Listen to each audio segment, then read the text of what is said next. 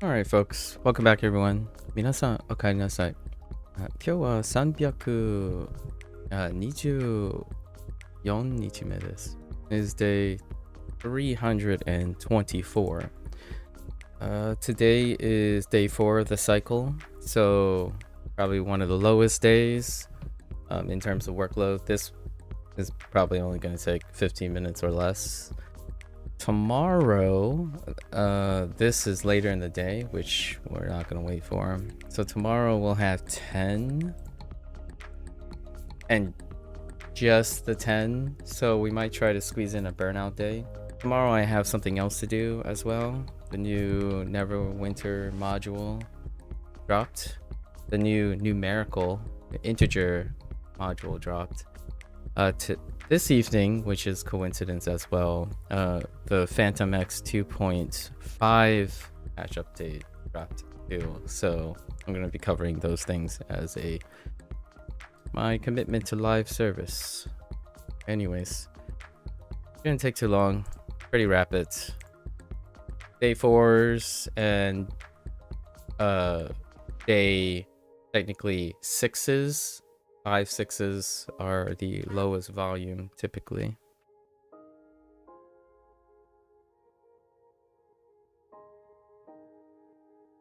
Makura.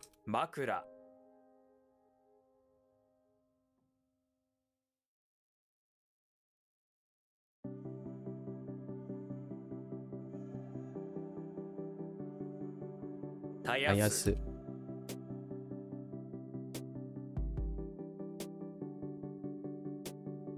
照らす。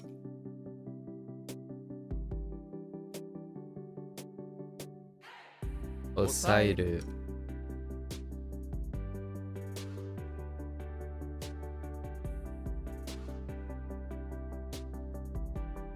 迷わす。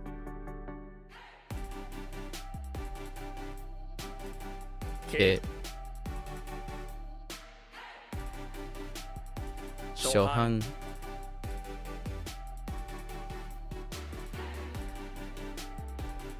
押す。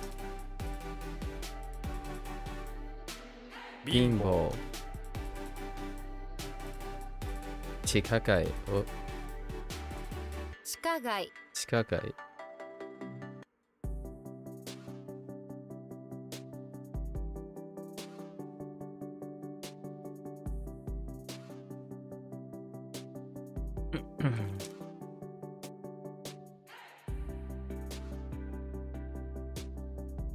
Oops. 壊れ物。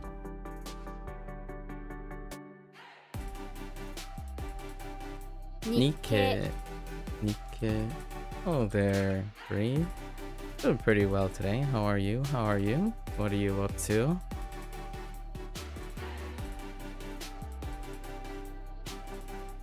Osu. 見つめる。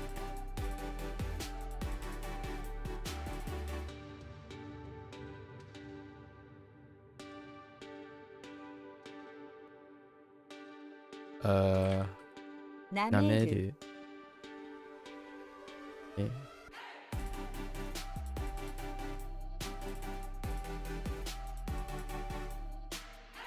我が国。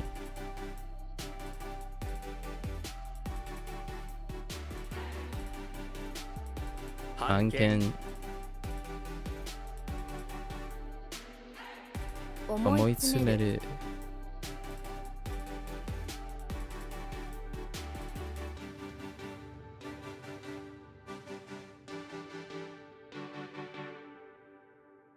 太陽系。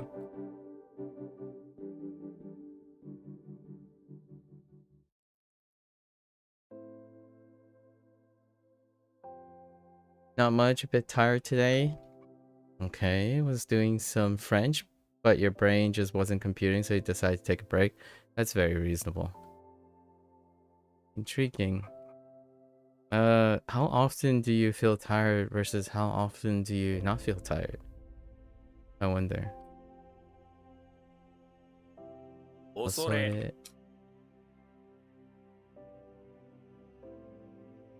lately. Not like for the rest of your life, but just lately. 催催促する。促する。推推しし。推し。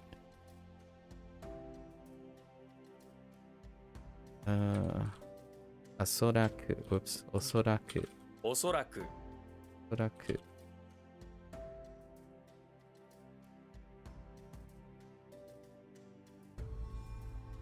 主主催催する。する。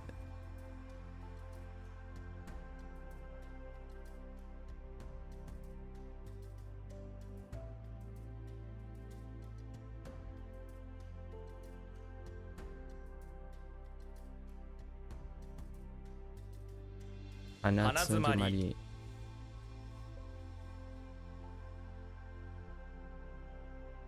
緊張する。伸びる。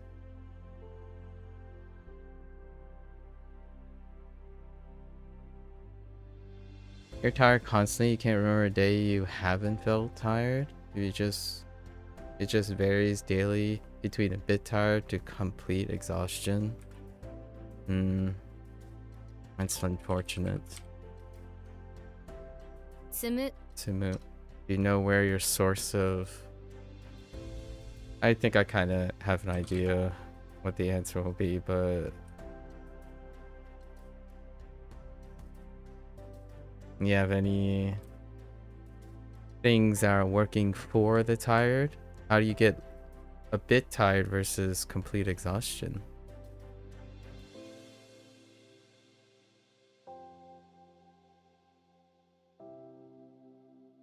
恐れる。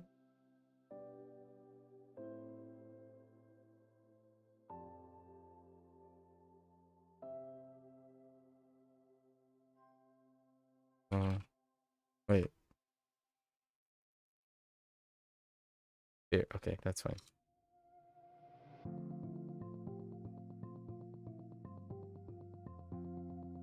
出版。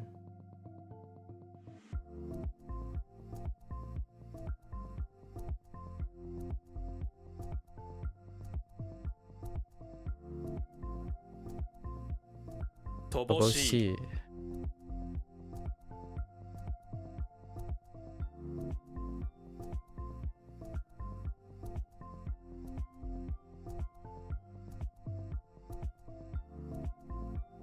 Oops. オス犬。オス犬。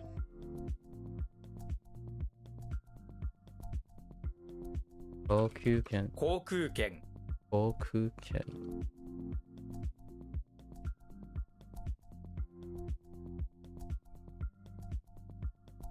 体系的。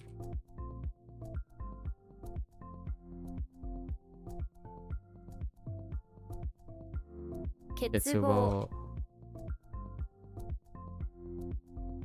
ためる。ためる。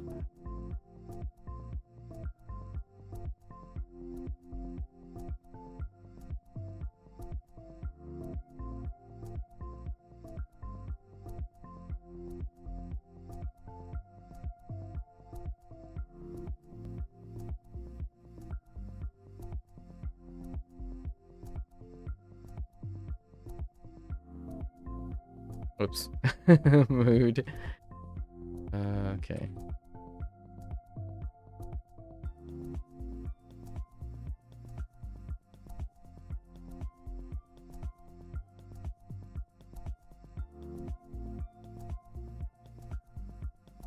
I'm 大臣。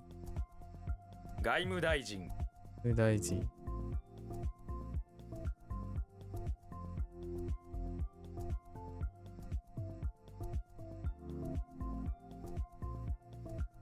壊れる。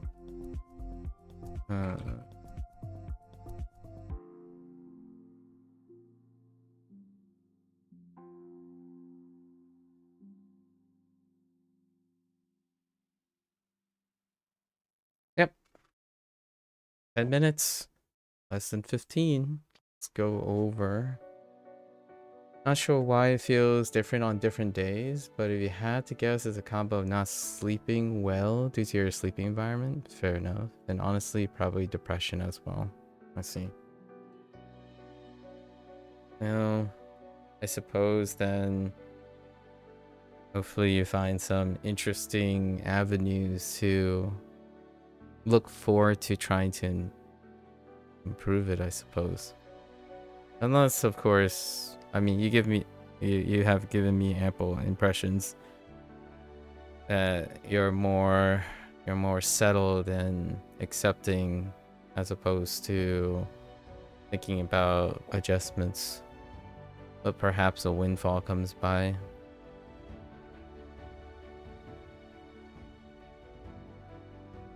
Alright, so we're gonna do our reads into our definitions. A, showy. Go, exceptional. Han, model. Bo, obstruct. Jo, exclude. Jin, inquire. Iku, how much. So, sweep.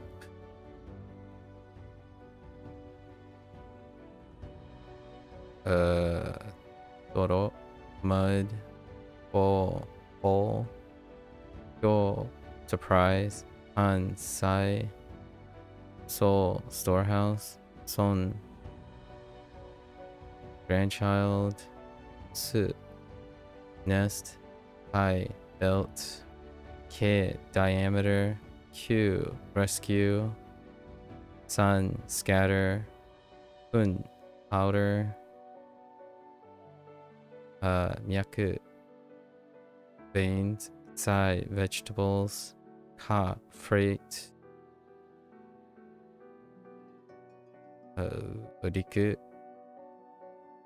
Riku, land. Ni, resemble. In. Oh wait, did I say keen or kan? In equal. Bo, grave. Fu, rich.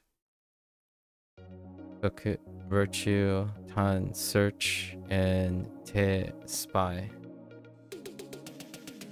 Alright, well, it's a quick one. WaniKani's day 4s are super rapid because we're generally most of the time responsible for the current unit. And short-term memory, right? Short-term memory, we got that in the bag because of the encoding process. So good encoding means it lasts for a week or so. We'll see it in another week at some point. Yeah, how it goes out.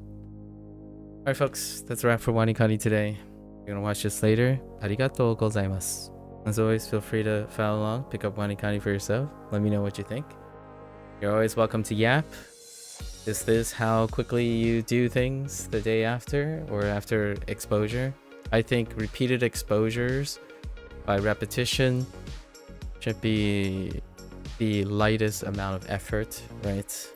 And it doesn't take 3 times, it takes like once, more or less. You can always try to test your rate of encoding and the quality of your encoding by seeing it through the first week, right? It takes about a week, roughly 5 to 6 days to test your short-term. And the short-term memory is often correlated with how quickly you encode the quality, like speed plus quality, right? So in this case, I generally have really never questioned my ability to remember something in the short term. And most of my efforts typically is focused on retention through application association for later. So the combination of the informations that I have, you know, whenever I talk about things and bring up anecdotes and stuff, while a bunch of it is improvised, I typically don't, my dominant way of practicing and outputting things is typically through application association, things that I've practiced consistently. I don't typically do improvisions. However, when one becomes very practiced and in a lot of information, you can start to intuit some improvised things. But for the most part, yeah, I don't ever question my short-term memory. Largely because early in life, if you spend a lot of time focusing on how you encode things, as in get the exposure, know the details, oftentimes I would say on average someone should be relatively strong after 4 or 5 repeated exposures within a daily process, or maybe even within the day.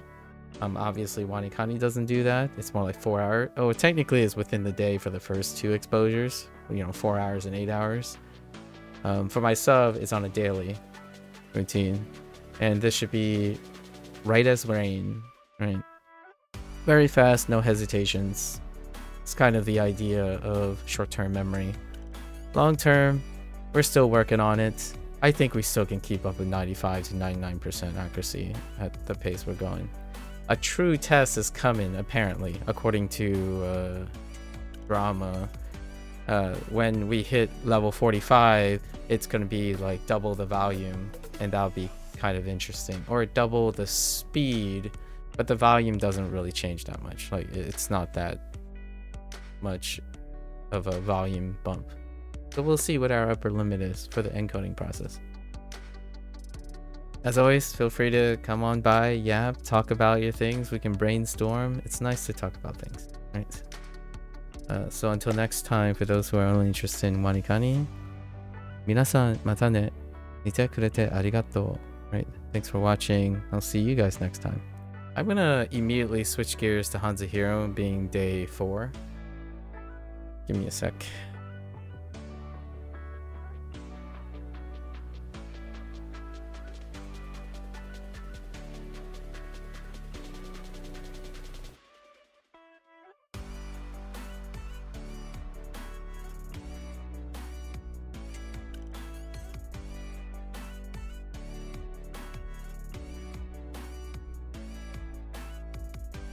Alright folks, welcome back. 欢迎大家回来。今天是第317天 is day 317. Business as usual. I guess yesterday was more of an average day. You're just at the point of not even being willing to try anymore. Fair enough. Spent years going to a therapist, trying different meds, different kinds of therapy. As none help. Most just made it worse, especially the meds. I see. Tried dozens of different med combos. The side effects have far outweigh your desire for happiness at this point. You don't think you could handle another round of bad side effects? I will leave it to your discretion, of course. That is very unfortunate. So I suppose there's a way of trying to improve your coping mechanism, if that is seemingly the case. I think people without any way up could pivot to management, right? But I wouldn't know what that is. Obviously, you stated that you've done all that is possible. I don't think any form of vicarious encouragement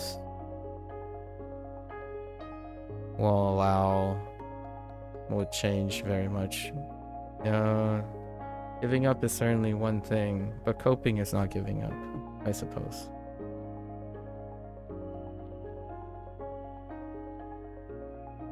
All right, we have 5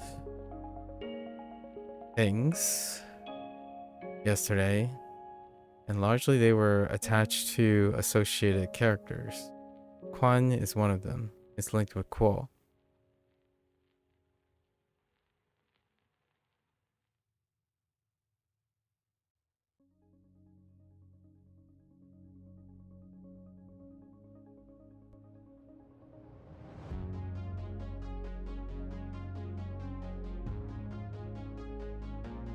Right, 1 for wide. Adjusted it a little bit. Now it's the Koopa coming in with a storage container of wide variety of flowers to see what he can get stolen flowers if you drop it off at a pawn shop. And we have dye.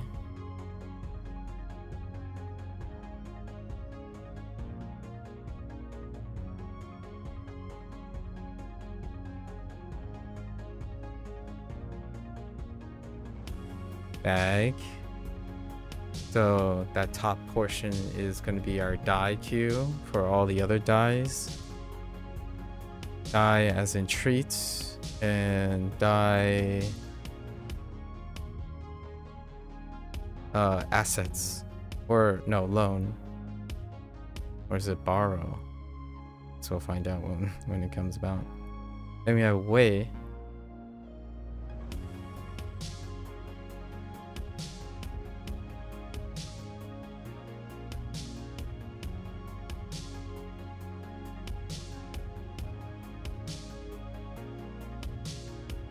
Which is not hello, call, which is kind of related to way, as in hello, and then they're paired up with their respective. So way for stomach is without the voice part, and then the other way is fear, which is without the voice part. And we have Hoang, which is linked with zhong, and shu, so horizontal and vertical. Hoang is yoko, which is linked with yoko.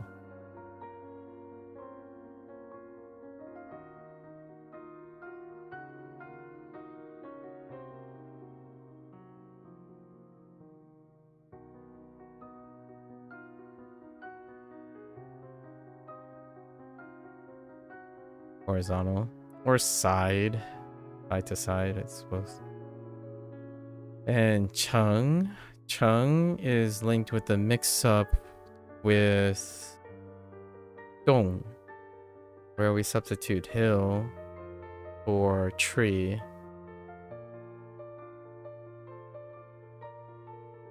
And womp womp, oh, bundle.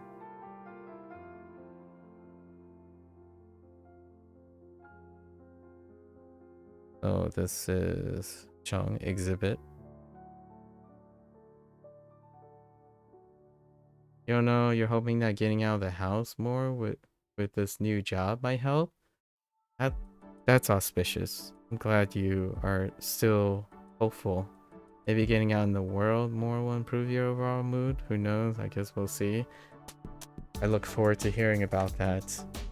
Both the good, the bad, the undesirable, the unexpected. It's good. It's good that there's some maybe obligatory. I know obligatory and not having control over when you voluntarily do things is going to be uncomfortable.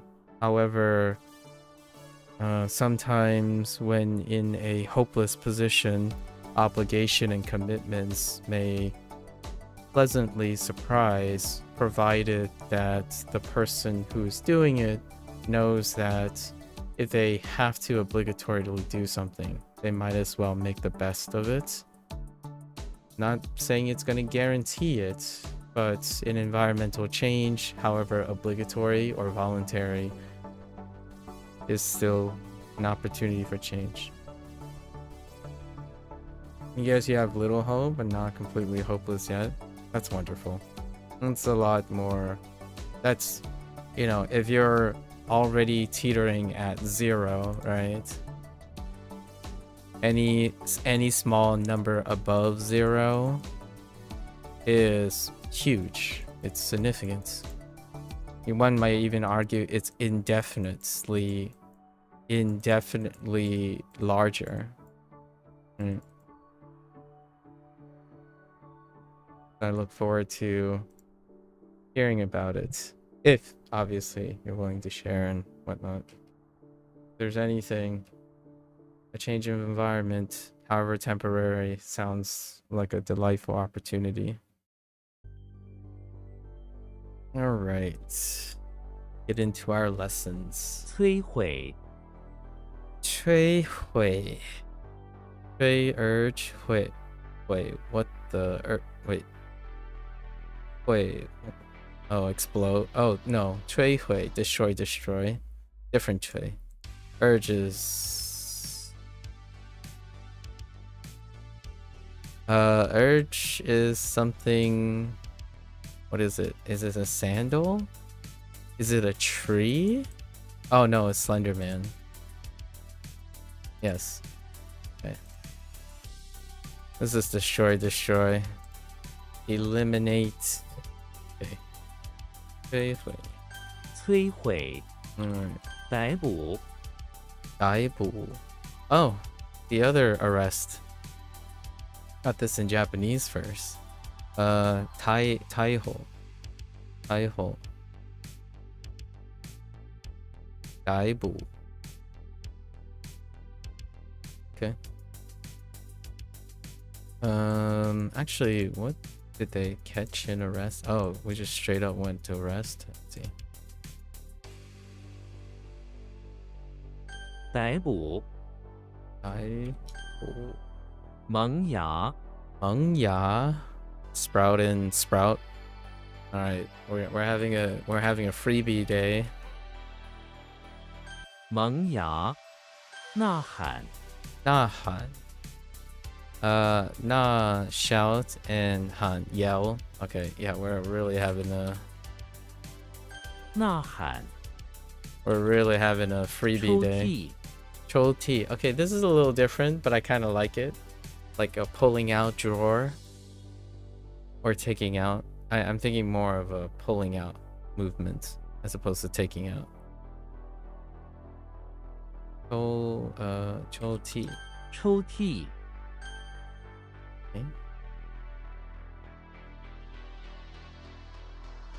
摧毁，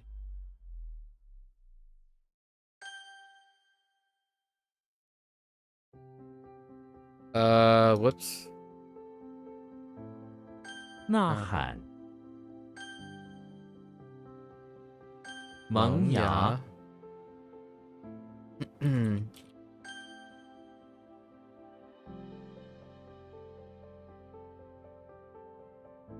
Wait.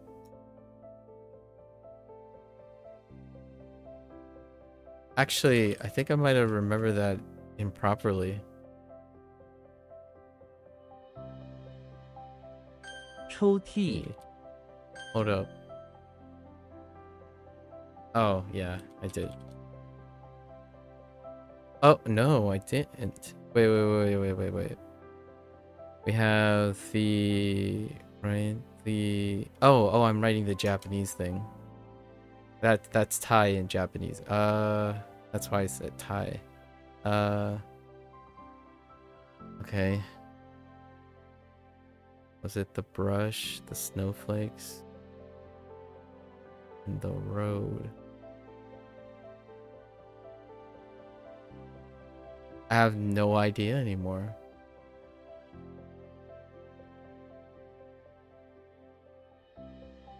Oh, right. 逮捕， Daibu. I kept typing 保佑 Thai because Japanese. It's actually, yeah. To bless, right? This is to protect. Bao yo. What was yo? The upright or no, blessed. Bless. Yes. Fair enough. 保佑，会晤， Wei Wu. Meet. Okay. 会晤，火焰， Or yen. Fire. 火焰，萌发， Mangfa to sprout out, which is still sprouting. Like to send out. Oh. Oops. 萌发，顺遂，顺遂 smooth, satisfying, which is still smooth. Something that's smooth is satisfying as well most of the time. Review streamer, huh? 顺遂，顺遂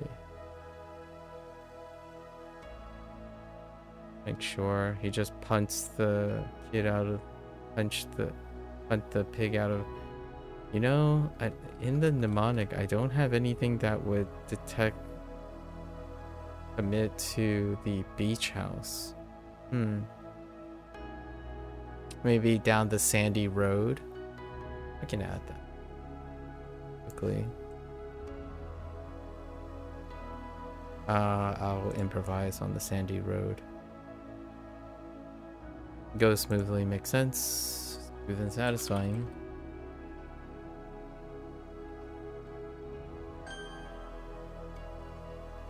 Okay.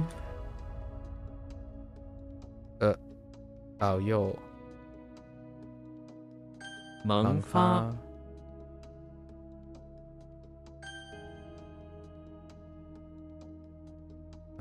火焰火焰，顺遂，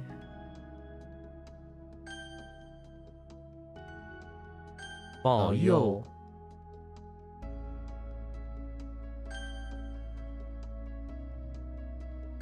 会晤，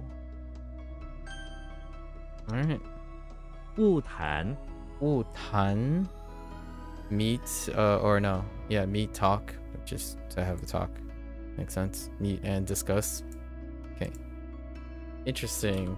Instead of just going usually this is good enough to say meet. Meet has a form of discussion. So you don't really have to say meet and discuss, but interesting.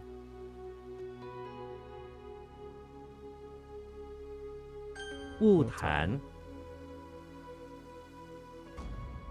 坚不可摧，坚不可摧 坚 firm but not of not destroyed, incapable of destroying, indestructible. Okay, I see. Firm and incapable of being destroyed. Indestructible. 坚不可摧，坚不可摧，也 just smelt. I wonder if this is gonna link up with 炼 也炼 or 炼也. Yoshi is in the basement of the electricity plant. Where he is trying to smelt a bunch of elbows. Oh no, we're using machines, so we have to rewrite this. Yoshi is in the basement of the electricity plant where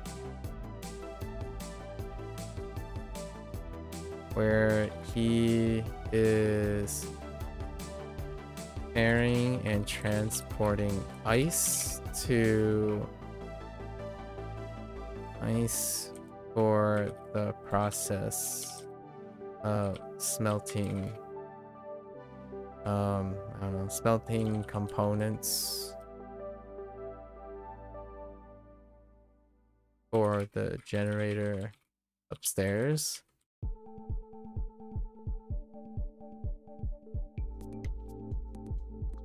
So that's what you meant with using... Oh, carrots? Yeah. Oh, well, this is a logic carrot. So logic carrots are not the same as... these are logic carrots for Chinese, but the other ones, like for Japanese, is to replace particles. That's my shorthand for... When I place a carrot, it's shorthand for pretty much anything that connects two things. So Yoshi basement electricity plant, where carrots tell me that there's something optional in there that I may or may not need to repeat to save time. Where he is carrying and transporting, right? Transporting ice for the process of smelting components for the generators upstairs. What can I need something to make this.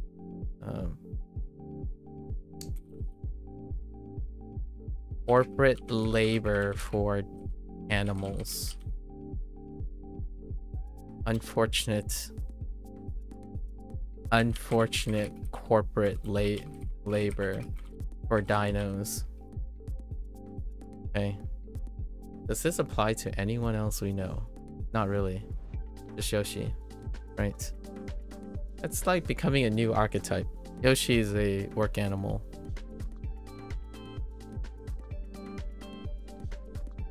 Yeah, carrots. Usually people call this a carrot, which is the exponential function, the power of, but I don't use this very often unless emoting something like this, but I don't do that in text or note form. Yeah. Right, generator, machines. Oh, I've got to add machines. Smelting machine component. Okay. Metallurgy. Interesting. Yejing. Makes sense. Smelt metal. Ye lian. There's lian. The smelt. So we knew Ye lian would be one of them because we already know the character for lian. Which also means smelt. Xu. She. Wow, you look like who? Okay, so historically, we also have the trombone. Oh no, just kidding. This is the trombone. I mean, classically, we also have the fur ball. The fur ball gets locked up with this too. So this is who versus she. Do you look like a she? Do we have anything that look like you? If at all, you look like Ding more than she. Grass. Gasp. It can line up with yell, and actually most of these things deal with the mouth. Like, deal with sighing, yelling, calling, speaking, thinking, or speaking, meeting on the left side like this. We mostly see you use and one other, I believe. Interesting. For these, I only use that. I use quotes functionally too. Quotes deal with ambiguity. So if I'm quoting anything, it's ambiguous. Ambiguous. And then parentheses is substitution. So quotes is for ambiguity. Parentheses is for substitution or displacement. And then commas are for analogies, metaphors, and similes. Hyphens are corollary. So these are all my shorthand notations. I don't only use two, but I guess if you notice them, you notice them. Quotations is for ambiguity. Hyphens are for correlation. Parentheses are for substitutions. Comma is for addition. So usually like a simile, an analog, or like a metaphor. And sometimes it's used as a list, but that's just traditional use. We're talking about things. And then carrots are for, actually it's largely specifically for note taking. which is logical leaps, which is very similar to correlation, but I use this I use hyphens when I'm talking to someone. And then we have ellipses. Ellipses is causal and consequence.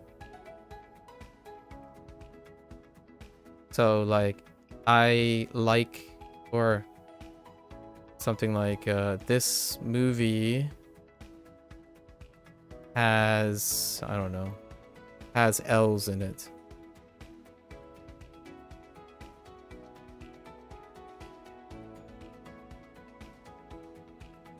Dot dot dot. I like this movie.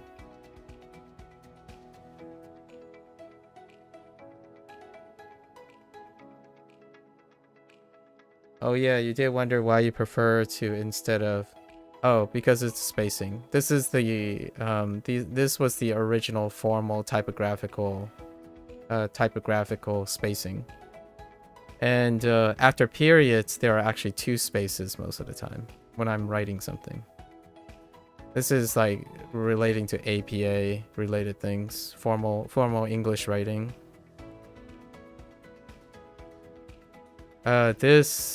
The dot dot dot is convention, so it's more like traditional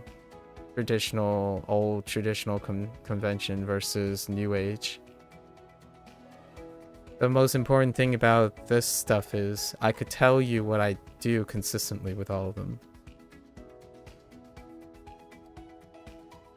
Yeah, this is what the ellipses is to me most of the time. Not the... how do you feel about and versus both? Formal. When I'm typing something formal, you put a comma at the end. You put a comma. When I'm talking to someone formally, you use this. When I'm talking to someone casually, I omit the and. In fact, there's and versus not and. So there's the comma, and then there's also the comma and. This is casual, this is formal. And you'll know what I mean by comma and, or and comma, or and situation. And situations are when someone says a compounded verb phrase. It's a very common pattern where you do like I am sad and depressed and watching a movie. This is the and format. You could say like I'm watching a movie and sad and happy about it. So this is the and. This is the casual and situation. I know so much about grammar. I know the grammar that I decide to use. Some of this is not actually grammar. Like some of this is not actually how the grammar is being used. The thing that I'm trying to illustrate here is I do these things. I know I'm going to sound like a broken record, but I do these consistent enough that I can explain what I mean by them. And then if I do them consistent enough, people figure it out. Like you're going to see me put quotations consistently applied to something. So these types of punctuations and whatnot becomes functional. They are related to English grammar. I don't know if they're still true now. Like you just said, you just gave an example of colloquialism, right? Colloquialism versus formal. And then colloquialism of the ellipses. So these things are going to change over time when typing and whatnot. The goal that I typically do is I learn how to be appropriate in the environment. So if you're talking to me, I can explain what I'm using. However, when I know someone, if I type to someone long enough, what I do is I adopt their typing convention. when they're talking to me, I do things consistent enough that they end up learning my typing consistency. So over time, people use words that I use consistently, like fair enough, to mean something. So I would put in quotes because fair enough doesn't mean anything until they know how consistently I use fair enough for certain things. Like what I mean by sorry, for example. So all of these things are quotes initially, and then the quotes start to fade when I've talked to someone for a very long time. So these punctuations start like quotes, ambiguity become less ambiguous. So over time, when I talk to someone, the quotes end up going away. So whenever there's new information that I assume can be ambiguous, I would put them in quotes. So the more quotes we have is an indicator that there's more and more ambiguity in our conversations. So after time, people understand what I mean in text form. When I'm talking, I would use something else. I would pause and like discern there's ambiguity in my voice and my pace. So whenever I read these punctuations out loud, I also have a verbal indicator of all these things. And that's to create consistency in my speaking with my writing at the same time. But writing has a different convention than speaking. Yeah. Lots of conversations between us have 50% of message with quotes. Yeah. Because it reminds me, and hopefully it reminds the other person at some point, that there's a lot of ambiguity between us. That doesn't mean we shouldn't have conversations. Naturally, those ambiguities would go away. And the quote is, I adopted the quote because in this way, largely because conventionally, it's very well accepted that when you're quoting something, there's some form of feeling of ambiguity. And that has become one of my go-to ways of conventionally making the writing obvious, and then being able to communicate with people who vibe things and those who are analytical. So the quoting is pretty much one of the more common conventions. Carets, and these carets, right, these greater than signs end up getting replaced with hyphens. Hyphens and ellipses are what I use for typing when I'm speaking to someone. And these represent like leaps of logic, which is concordant. It checks out consistently with other people's writing conventions. So whenever you see a hyphen and a ... it means put the fries in the bag.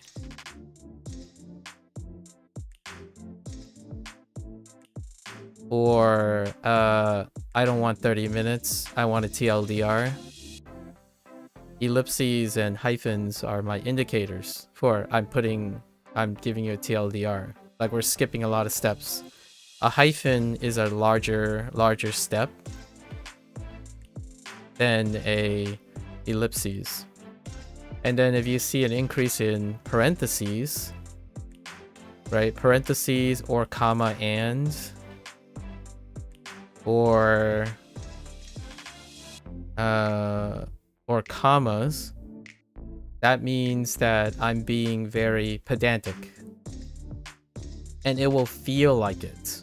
It will feel like I'm over-explaining. So these are the patterns that I'm testing or using to intuit, to help people intuit my intent. And I train this.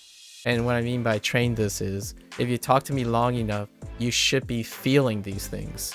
If I start using ands and commas and parentheses, it's gonna feel like I'm constantly over-explaining things. Because I'm choosing to over-explain. Like, oh, if you know this, then technically is also this, and therefore it's this, and oh yeah, and these many things that are the same-ish, but not same but different. And then when you see this, it's gonna feel like I'm being short with you.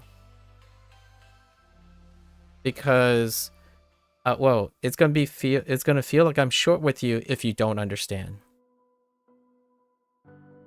It's gonna feel like you know everything in between, and it's I'm, like, you know, saving time.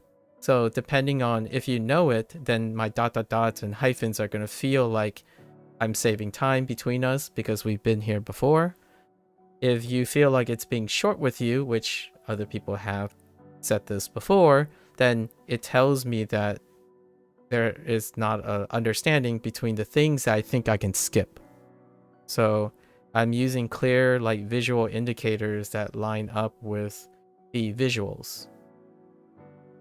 Right? So this means, no, well, you don't know. You have to know the A and the B. To, like, you can't like these punctuations without context. The idea is that the context between A and B would elicit a question. If it elicits a question, that means that I'm being short. Short is not a bad or good thing or something to like or not like. It's, if it elicits a question, then there's something in here that is missing. If I skip over it again, and it would be like understandable or gotcha, I am eliciting a trust that they know what I'm talking about when I'm saving time. So oftentimes this stuff shows up more frequently after a topic repeats itself. The reason why I chose to do this is because when someone hears a repeated sentence, it may not be conducive to their state of mind, like their emotional state, because it can come off as nagging if that person is not ready to hear it. So I deliberately put in ellipses and hyphens to not sound repetitious. And that's not because it's a grammar thing. It's more a visual thing. If you see me type, I said this before, followed by what was said before, or some copy pasta, right? Copy pasta, or we've said this before, over and over again. This, in my opinion, from experience, have been a little bit more comfortable. So I space out. I deliberately space out what the person is seeing and reading. Deliberately. It's intentional. Most of my dots and hyphens are incredibly intentional. It's to remove certain things so that it doesn't sound like I'm telling you the same thing 16 times over within the same day. It's very fatiguing. Especially if someone is trying to follow you and already fatigued in a mental state. This is a way to alleviate seeing the same thing again. It's kind of like paraphrasing your textbook after a while. In your head, you're paraphrasing. So like A equals B, so B equals C. So in the future, if you see it again, A equals C with a dot dot dot in the middle. The dot dot dot is, yeah, you're gonna skip over B for the time being. You might steal the grammar from you at some point. That's fair. This is, to me, what I think can communicate visual behavior. And this is coming from artwork, or how people interpret English, basically. literally seeing words over and over again rarely tests if that person is reading the stuff. So if they're not reading the stuff, it might be from a point of disinterest. So these are optional. What's in between the lines may be optional. To be honest, you just personally avoid hyphen because people say it's too GPT-like. Well, if you're avoiding something, right, that means it's no longer functional. And that's perfectly fine. Whether it's too GPT-like, that's outside your control. Avoiding it also means it's going to be outside your control. I use hyphens much like bullet points as well. So technically, you do use a form of hyphen because you described your note-taking. I guess you might want to get rid of your bullet points as well. I don't know. Avoiding things mean one less tool. If you are unable to manage that, then avoiding is an option. It's an option to use, right? Yeah, to ChatGPT, this is ChatGPT. This is what makes ChatGPT like. All the things that I've discussed here is what makes it ChatGPT like. Because it's consistent.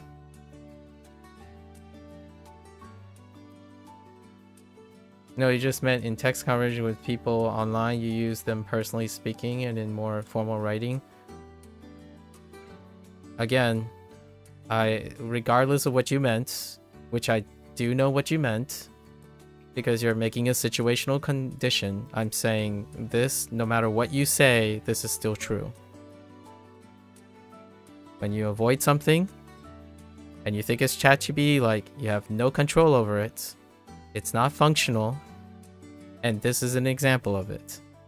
And I'm not saying you're doing this in education. You're finding conditions to make an argument, and I'm not making any conditions. I'm giving you examples on which you can consider or not. Situationally, if you don't care about this in casual conversation, I don't have control over that. I'm not referring to that. To me, that's what's considered cherry picking. Which, if someone called me out and say I'm cherry picking an example, I would agree with them. Changing the conditions so that you can cherry pick to counter argue, we are not talking about the same thing anymore.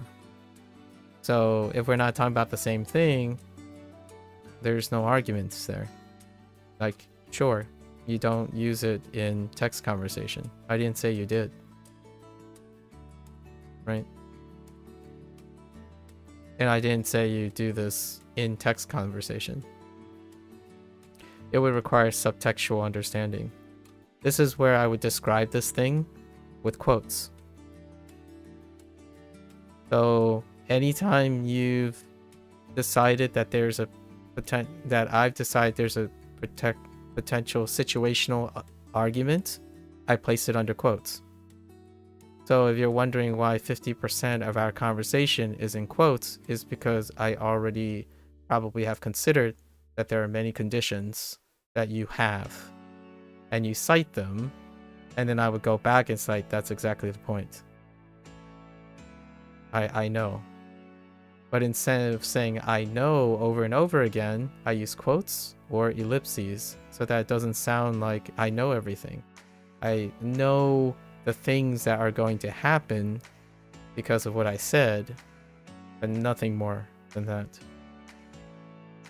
So it doesn't sound like I keep saying I know this, I know that, because I really don't. Once it happens, then it confirms my suspicions. Yeah. Situational. This is a good situational marker. Like, depending on what you think, hyphens can be useful, right? Hyphens can be useful. And I wrote avoidance in quotes. Because avoidance can be both positive or negative. And I shared a possible way of suggesting it might seem negative. Right? Pretty much it.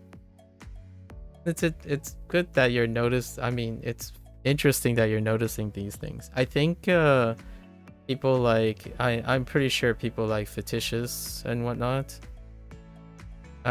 They simply know over time, and that's it most of the time. So you can test these things by doing them consistently and then find out how the person responds, right? I don't want to give you the impression it doesn't work consistently the other way around. Like, you can't control someone else's experiences, right? Someone else might respond to you differently, but you have to do something. You have to do something in order to get the response, and then learn from that response. So I'm working on my consistency. So then I can interpret other people's response in relation to my consistency. I talk incredibly consistent in order to learn how other people respond. You more so notice it due to being different to most people you talk to? Exactly. Because whenever you say most, it's this blanketed a generalization based on what you know. That's not what. Most of the time, I make myself consistent and then find out what other people know.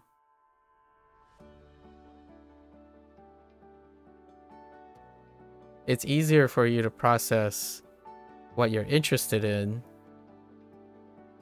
based on what you know.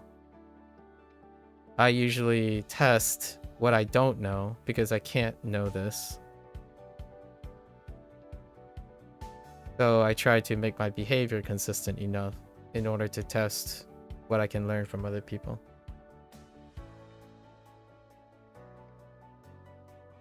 In my opinion, you have to see the differences in order to learn something.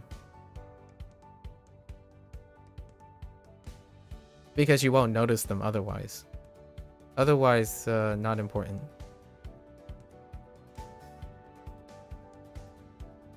And that's a fair way to manage time, by the way. It saves a lot of time.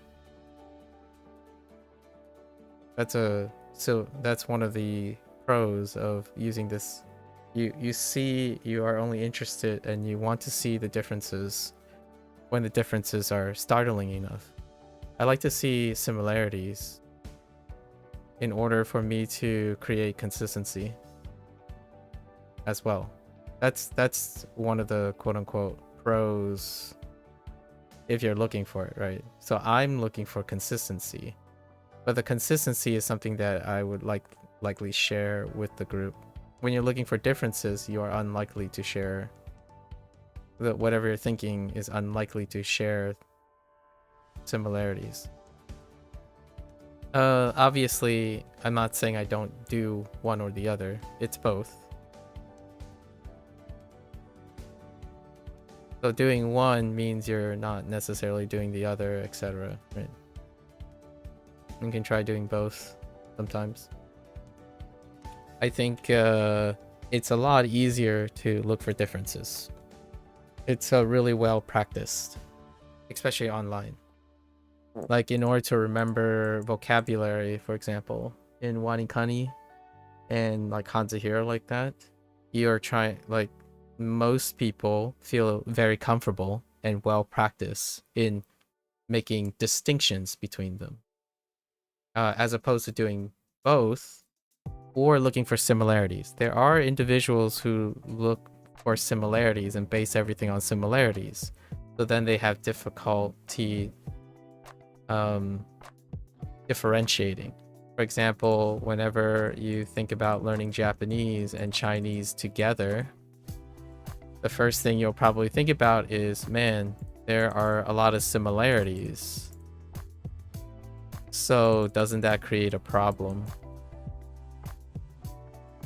And the answer is, ironically, well, there are similarities.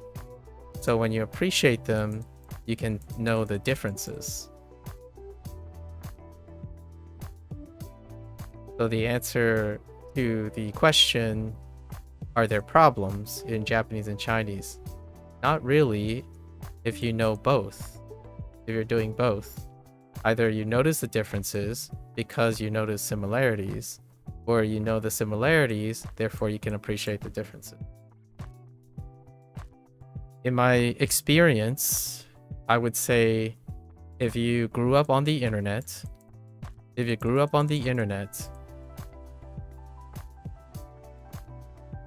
either look for differences or look for similarities. Rarely do you integrate, rarely do people integrate both of them. So what I'm saying is, people who grow up on the internet can do both. They can do both. The problem I typically see is, how do the two relate to each other? So for example, when you see something that's bad, it can't be good.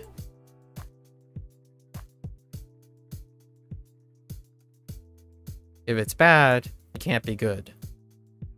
If it's right,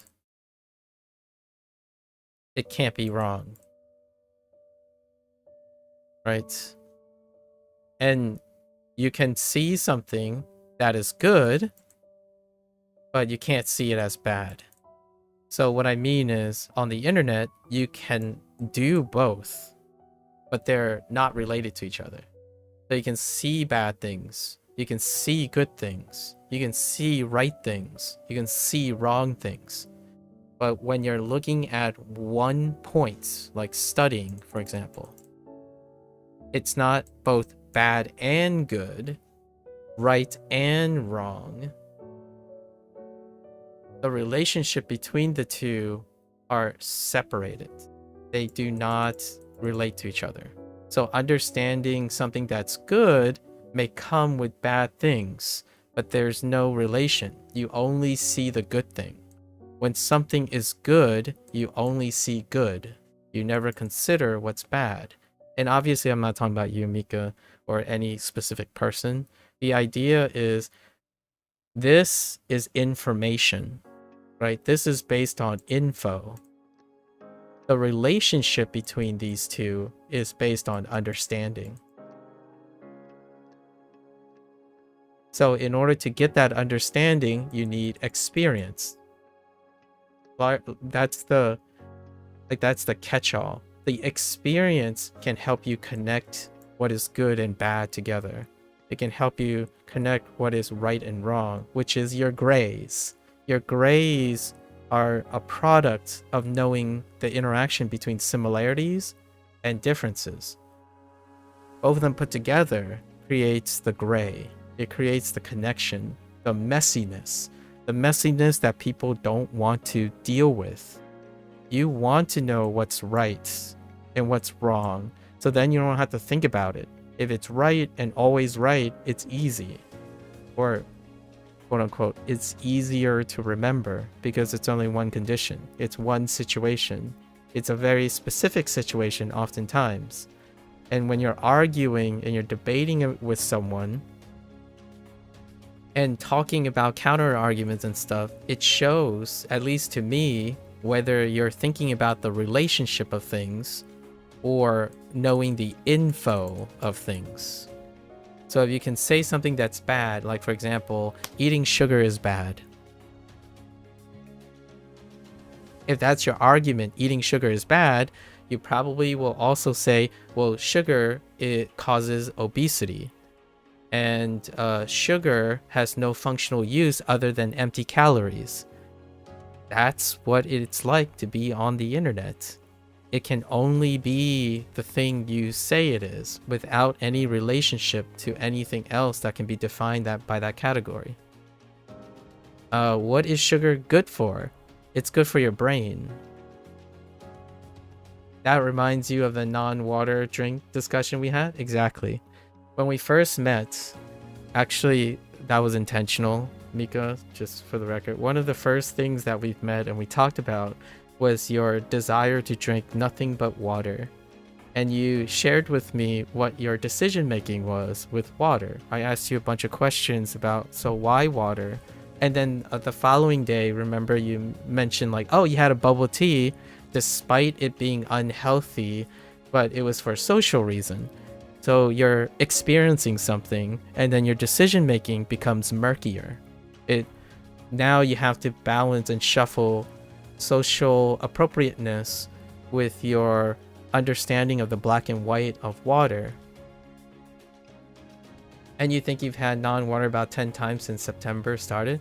Yeah, so hear me out, right? And you regretted it 1 out of the 10 times? That's experiencing something and then having data to understand your information, right? So experiences are really transformative. So whenever someone says they avoid something in order to solve a problem, for example, you have no control whether that problem comes up because you have avoided it. And experience can lead you to understanding other things that you haven't considered, that isn't black and white. And oftentimes when it comes to specialists like therapies, have I ever used the website LinkQ?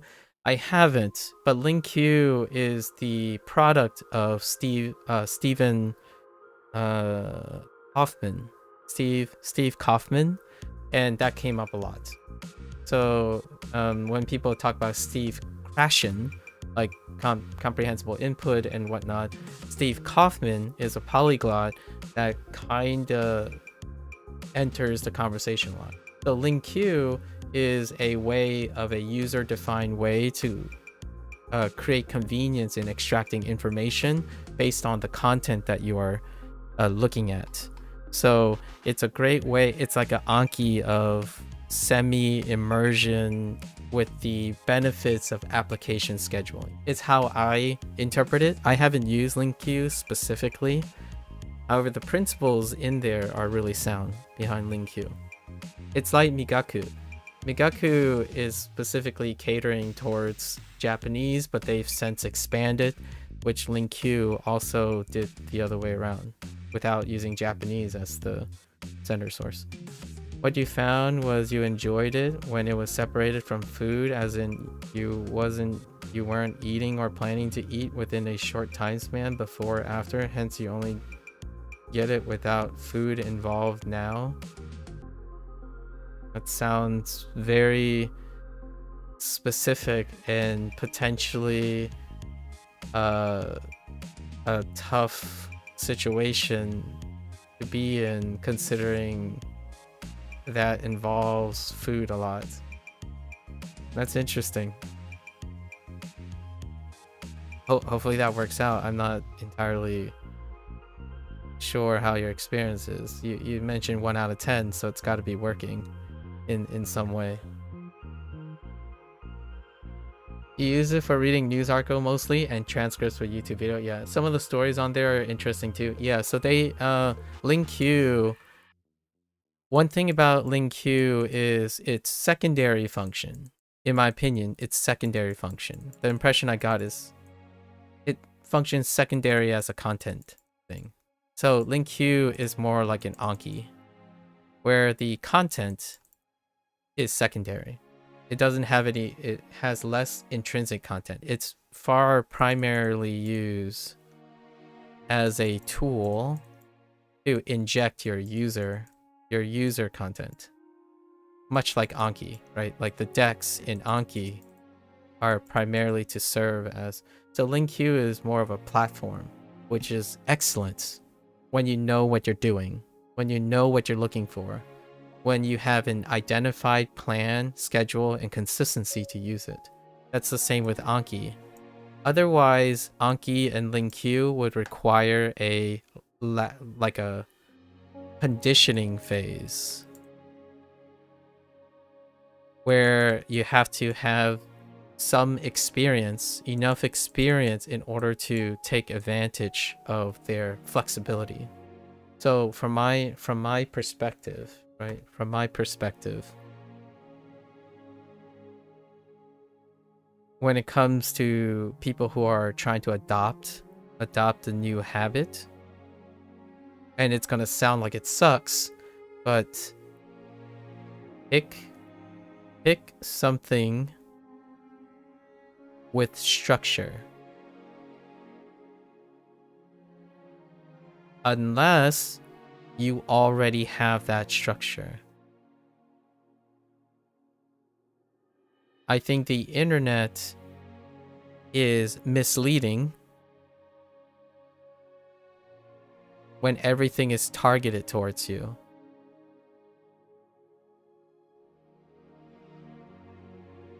Trying to adopt a new habit is built upon a structure you already have. Otherwise, finding apps that forces you to develop a structure is a great place to start. And I think that's one of the big deals about language learning at a later age. Language learning, the later in a life cycle, in my opinion, is not necessarily dependent on the lack of capacity to learn. In my opinion, we're talking about like A is greater than B, B is greater than C situation, lack of capacity to learn. It's more habit formation. There's so many things you already do as an adult, and does the tool complement that or forces a new structure? Adults are great at forcing themselves to follow something because they have a lot of experience to know if they can or not. If it's complementary, then oftentimes it will work no matter what. Largely because you already have the stuff to do so. And one of them is how the internet makes it seem like you could do anything, because the only things you're doing are the things you already know how to do. Like collecting information, for example.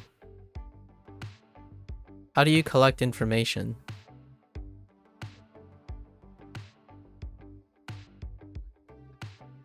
When you collect information, it's probably 99% of the time the same way. Right? How do you understand information? On the internet, specifically. Probably the same way you've done it the last night. And it's really early, by the way. The internet is so good at this.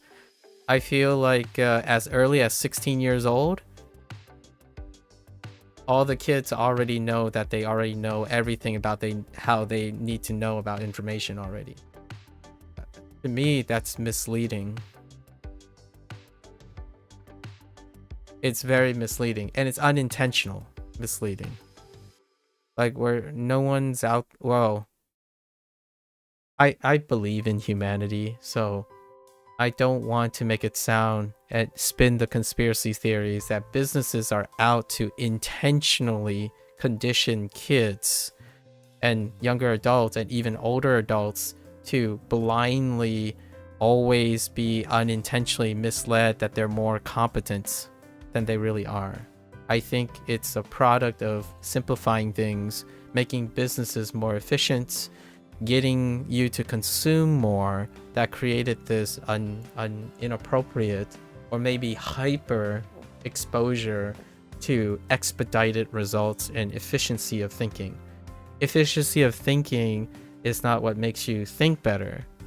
It's often tackling things that are inefficient and making them efficient is what makes you a more conducive thinker, right? Because you're not thinking anything if it becomes efficient or is efficient already. You have no reason to. There's no need to do so. Automation removes any need to use your noggin.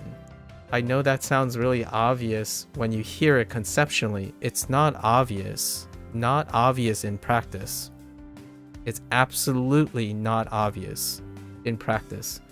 It's to the point that it's so not obvious that formal education is not the root of individuals who lack critical thinking. It's the internet competing with the need to do critical thinking. So, like, there's this prevailing narrative that formal education is getting worse. And honestly, I agree. But how? When you're asking, how is it getting worse? Is it something that formal education is doing? Or is it something that formal education is not doing? Because what it's doing is the same thing. It hasn't changed. It takes a really long time for formal education to adjust. It's to provide challenges. It's still doing that. But what is it not doing? It's getting worse because it's not keeping up with the internet. What does the internet do? Give you every reason not to take on challenges.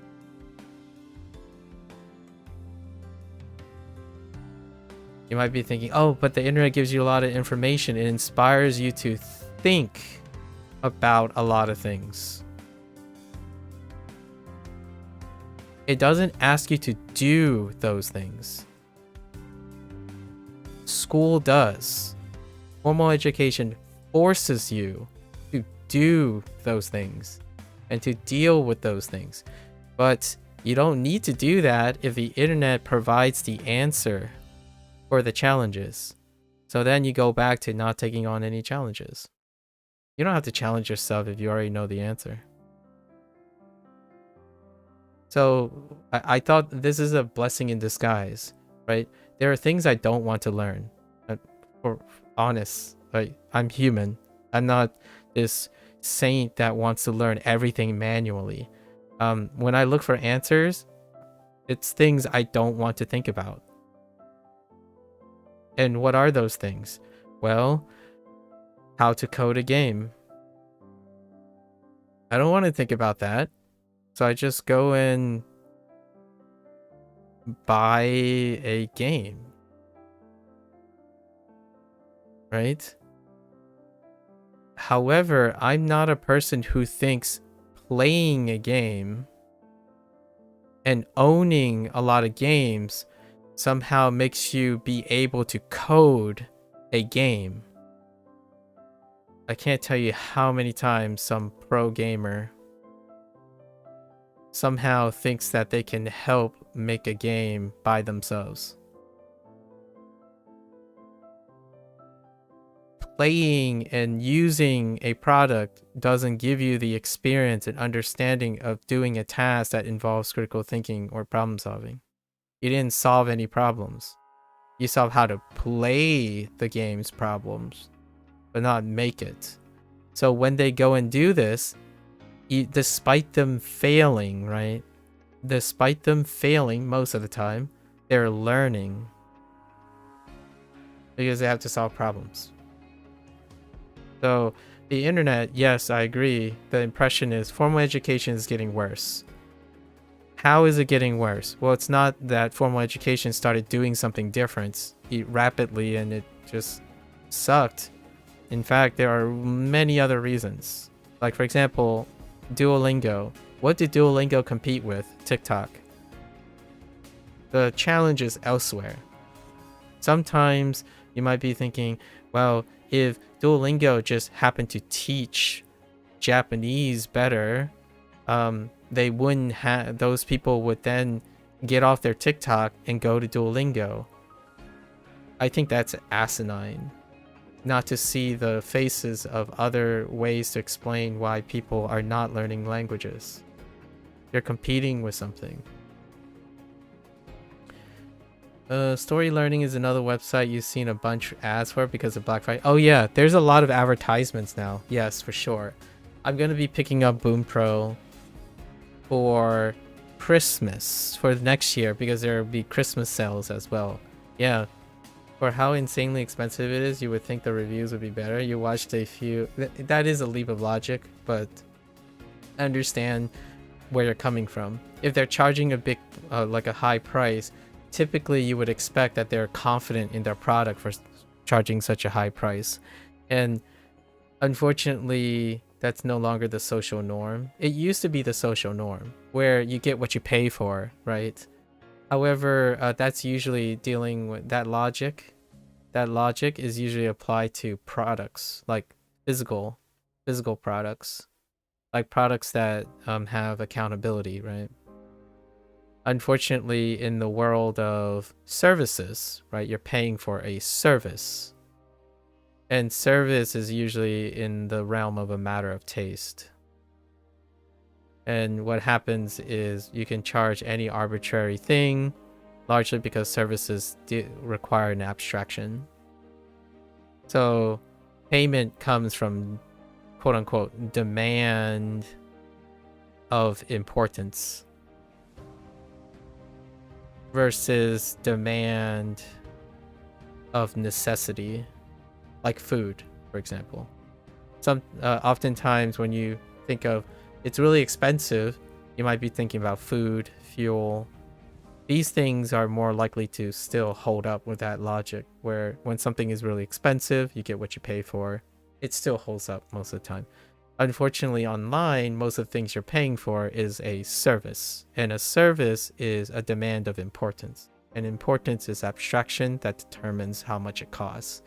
So if there's a demand of importance, like for example, immersion, then you can jack up the price. How can you tell when someone's selling your product based on importance and not content or its validity, its apparent value? When you listen to someone, are they playing up a need versus explaining what it does and the pros and cons of it, right? Someone can charge you really high by saying immersion is the only way. So they created a demand of importance. There's also another way to demand importance. You can use deterrence. Deterrence and fear-mongering, which is what happened to the internet generation, in my opinion.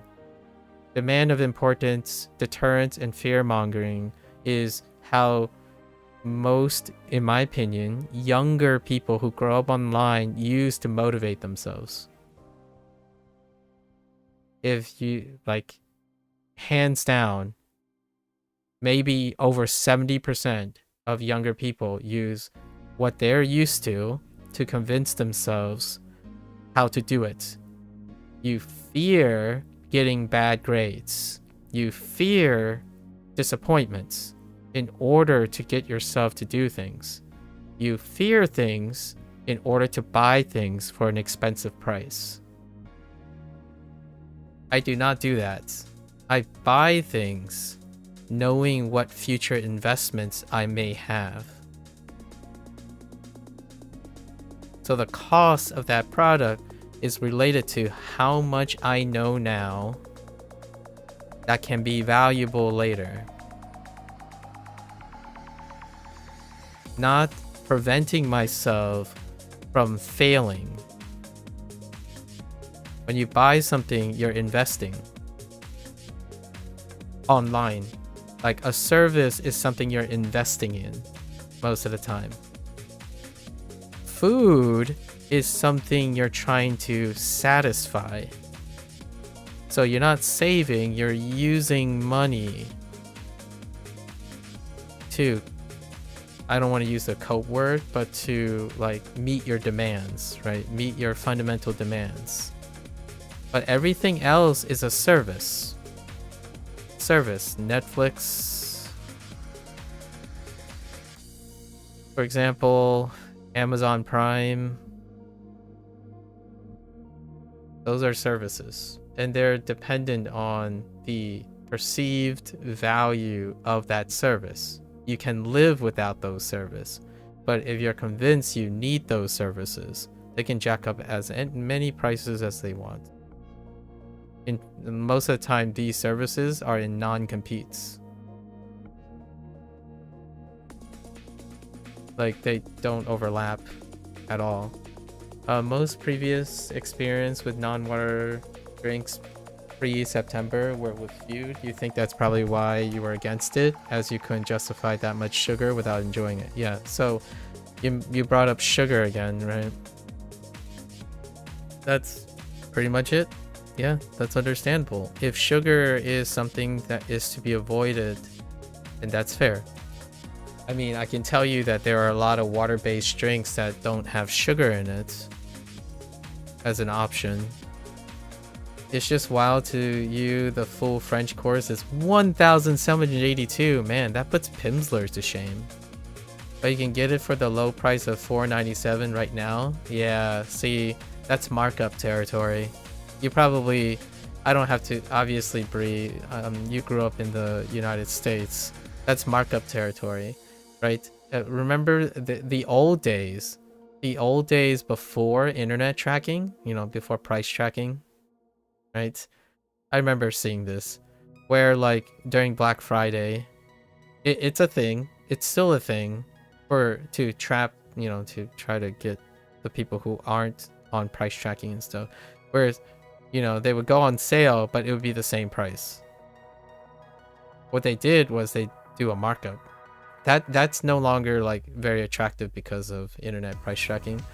But say something like, oh, it's normally $1,000, so they changed the MSRP to $2,000, and then on Black Friday they sell it for $1,000 at 50% off.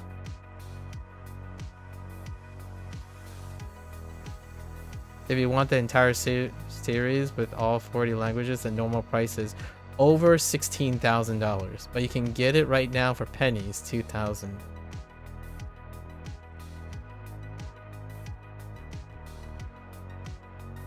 Service. And hear me out. I could say I'm a saint. I'm not. So I'm not a saint. But I know that I worked in services. And what I'm going to say is because I understand the reality of services. Services, customer first.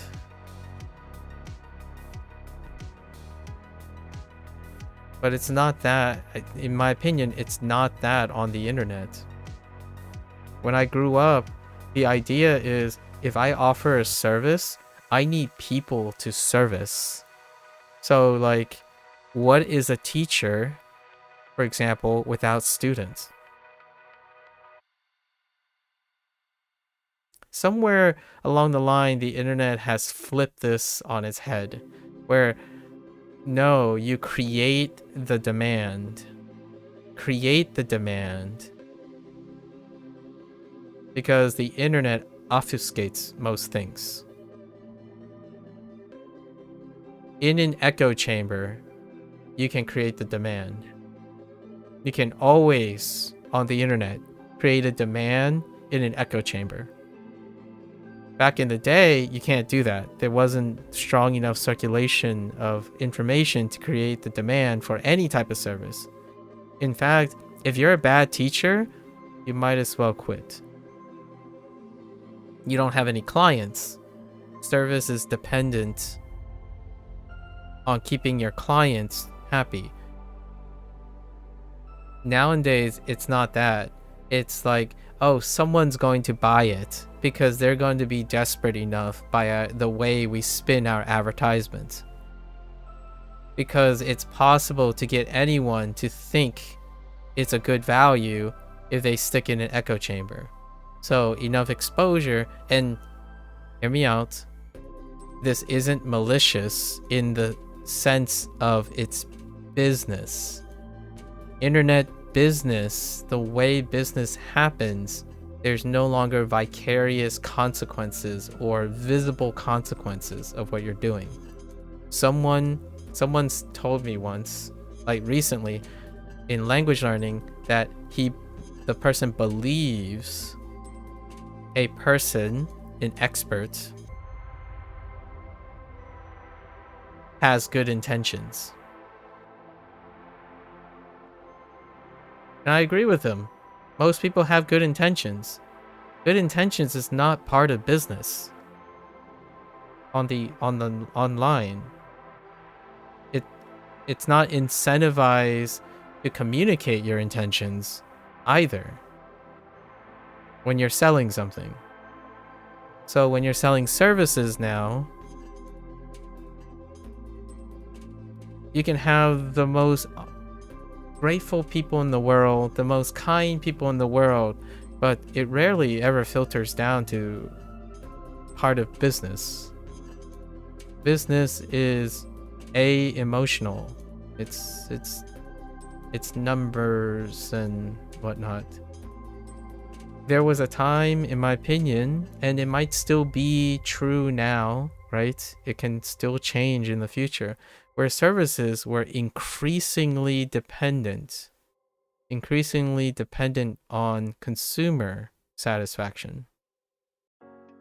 And you can kind of see that happening slowly, very slowly. If you want a gaming example, Call of Duty, Black Ops 7, or AAA titles versus, or no, AA titles versus AAA titles, right? I just want to throw that in. It's very topical. Call of Duty, Black Ops 7, the current situation with that is a very example, because it's coming to a critical mass where eventually now the services provided to the consumer greatly exceeds the echo chamber. Basically, the echo chamber is kind of it's working against the service, not for the service, and it's big. It's like a slingshot. So I hope it doesn't bring back, at least in my opinion, it would be like a mild version of the cancel culture, right? Because cancel culture was, you might be thinking, well, cancel culture still exists. At the peak of cancel culture, it brought all the businesses and people at the mercy of the herd, right? And then that was pacified. It was like largely inundated by creating echo chambers and confusing and making infighting among echo chambers. So then businesses can do whatever they want. There's no unification or critical thinking involved in addressing heightened prices. Like, for example, GPU prices and the AI arms race and the 300% increase in DDR5 NAND-based memory, any type of NAND-based memory.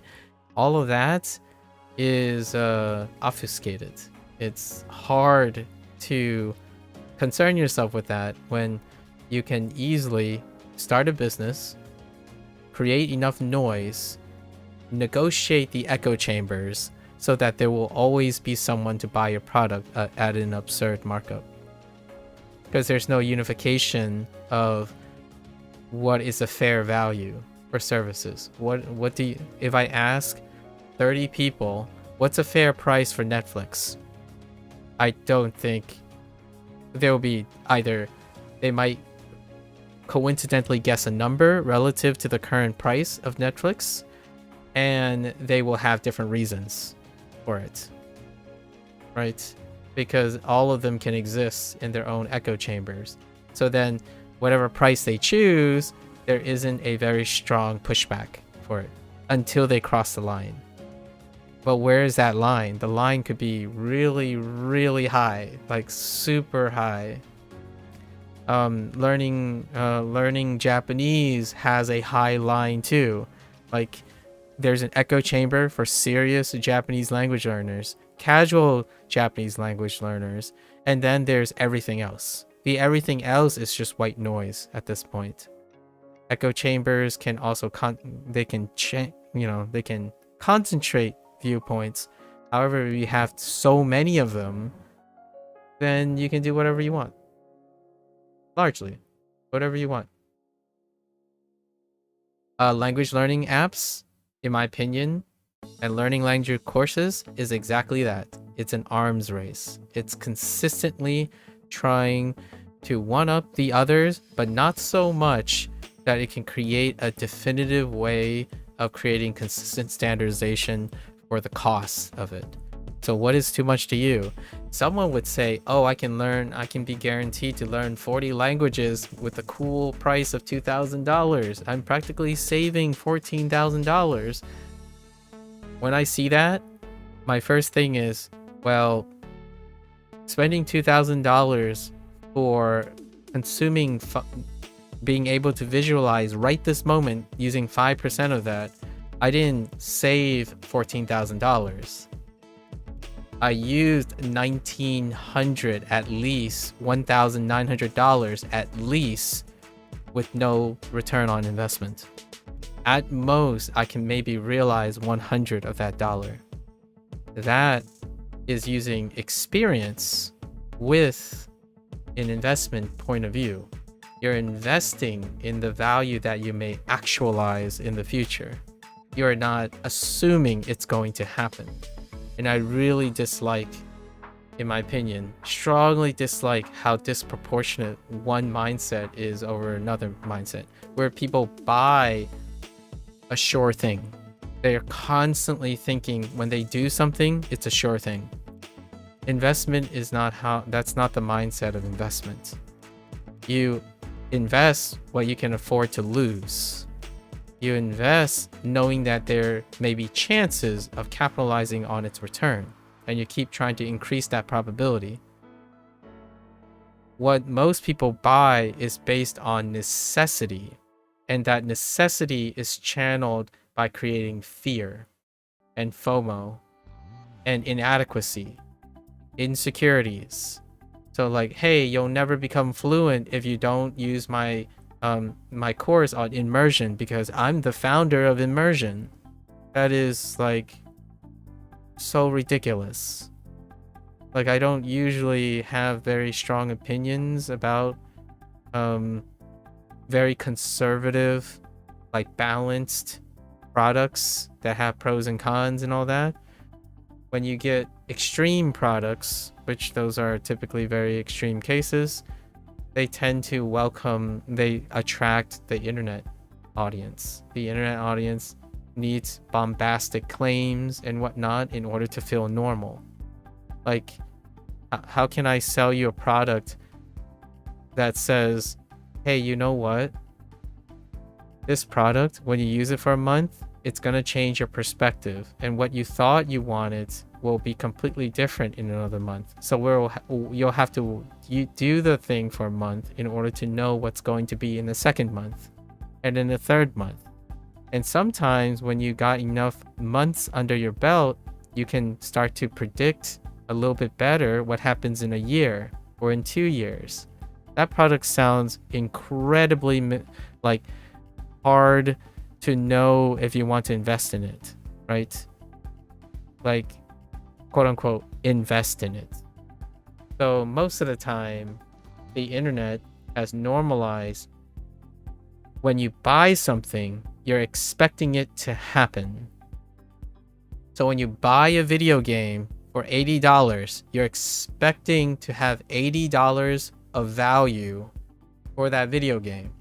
And in order for that to be really, really not a problem for business is to inundate the optics of that $80 and make it so that everyone disagrees with what that $80 is supposed to be. Because then it allows the business not to lose business if they say we're charging $80 and then everyone fights amongst themselves. Like, oh, I think it was worth $80 because I got 80 hours out of it. Oh, I think it was $80 is fair because my Switch is $400. Or I don't think it's reasonable because Steam is free. There's so many ways and so many noises, and they're all kind of strong enough because of their own echo chamber. So businesses get free reign. Now, my big, granular, gigantic pile of salt that I'm going to offer is that I don't think there was a mastermind behind this. I think it's an unintentional interaction with a lot of things that have happened online. Things moved fast. Lots of things happen, and right now it would be wonderful if people slow down, right? Or businesses slow down and ascertain what's going on. Like, there are ethical and moral concerns and whatnot, but if you move fast enough, you don't really have time to process that. So is it ethical to sell a service that can be gotten somewhere else, but you're misleading people, but still not really intentionally misleading people because the people who are selling it believe that to be true? So there really is a moral dilemma where the situation is not everything is transparently malicious or opportunistic. It's competition. Competition creates blind trust too. So like, oh, this is better than that. It's like, I'm not so sure. That's how I go about it. And then there's like, but it will work. It's like, I know it'll work because when I buy something, I'll make it work. Right? You're the equalizer. An independent thinker, a person who's able to problem solve and critically think, is the equalizer in their decision.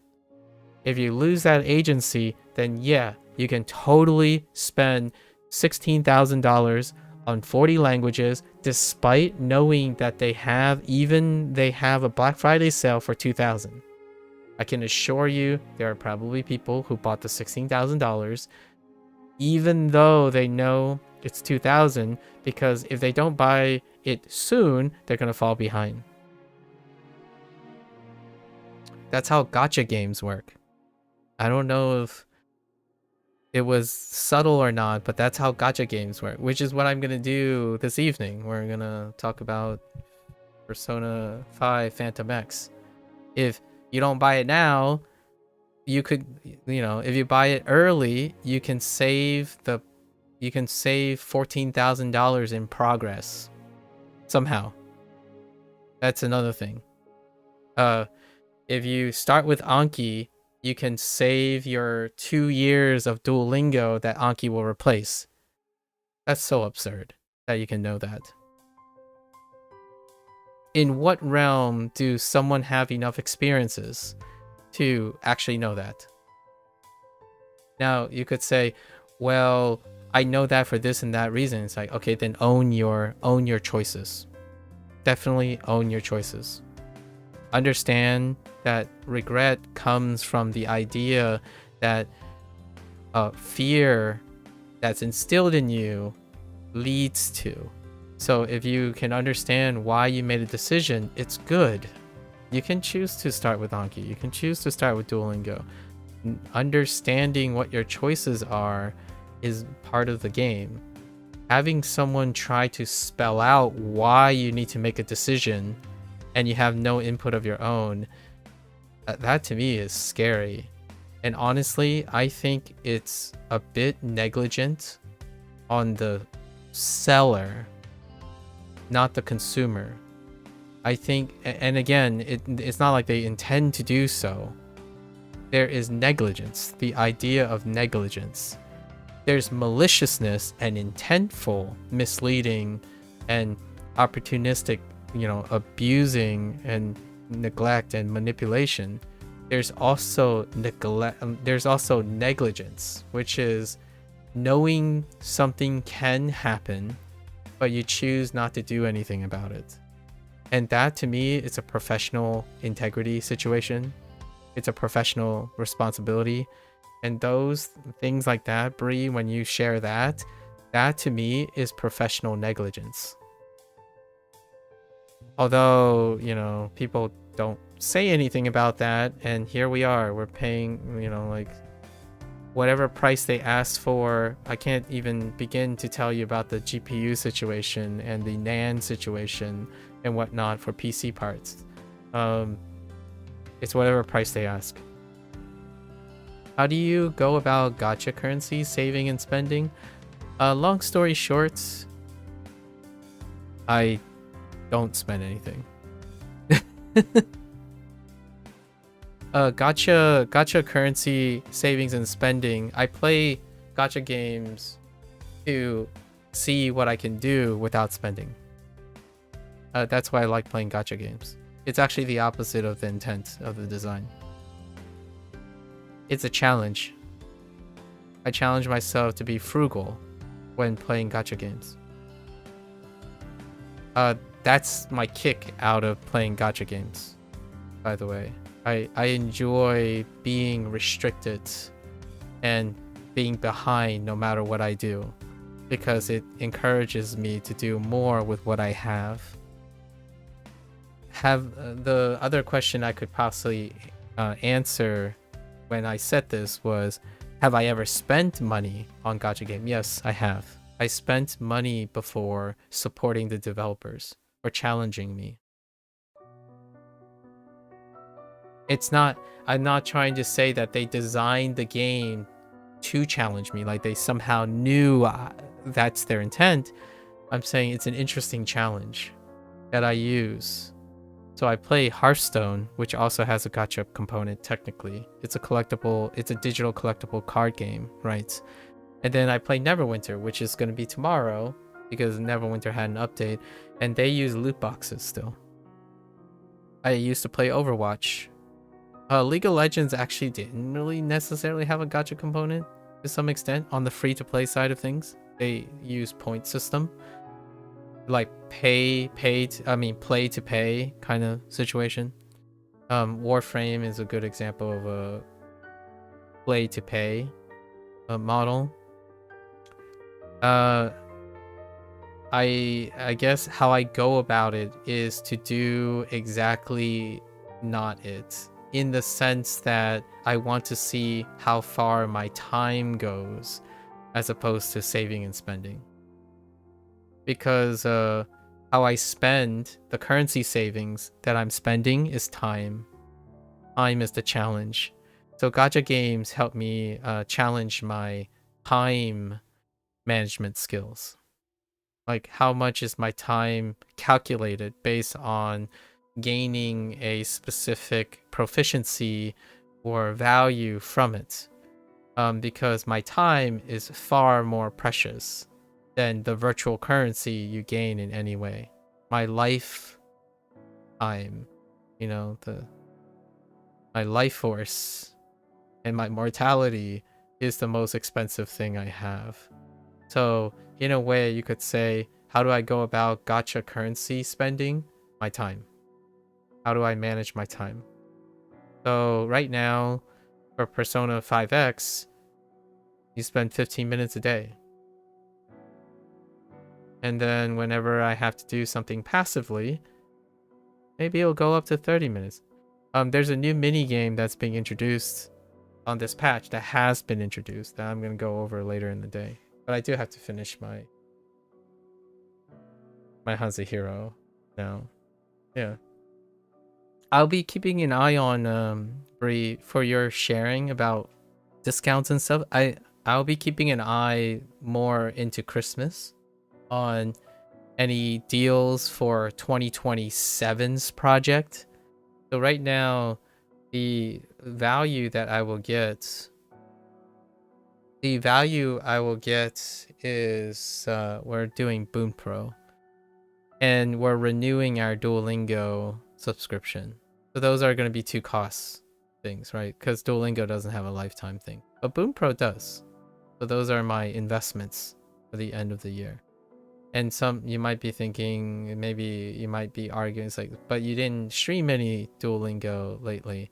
And yeah, and then you might not have used all your values of Duolingo.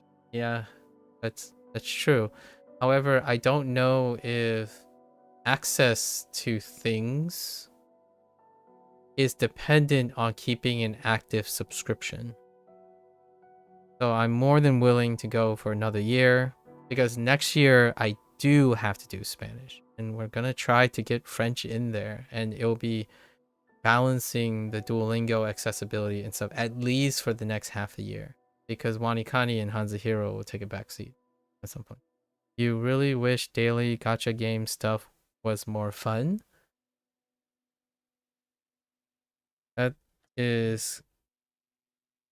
That's something apparently you don't think you have control over. That statement tells me you don't have control over fun. So yeah, maybe a gacha game stuff will change in the future. Then does it cease to be gacha? I don't know.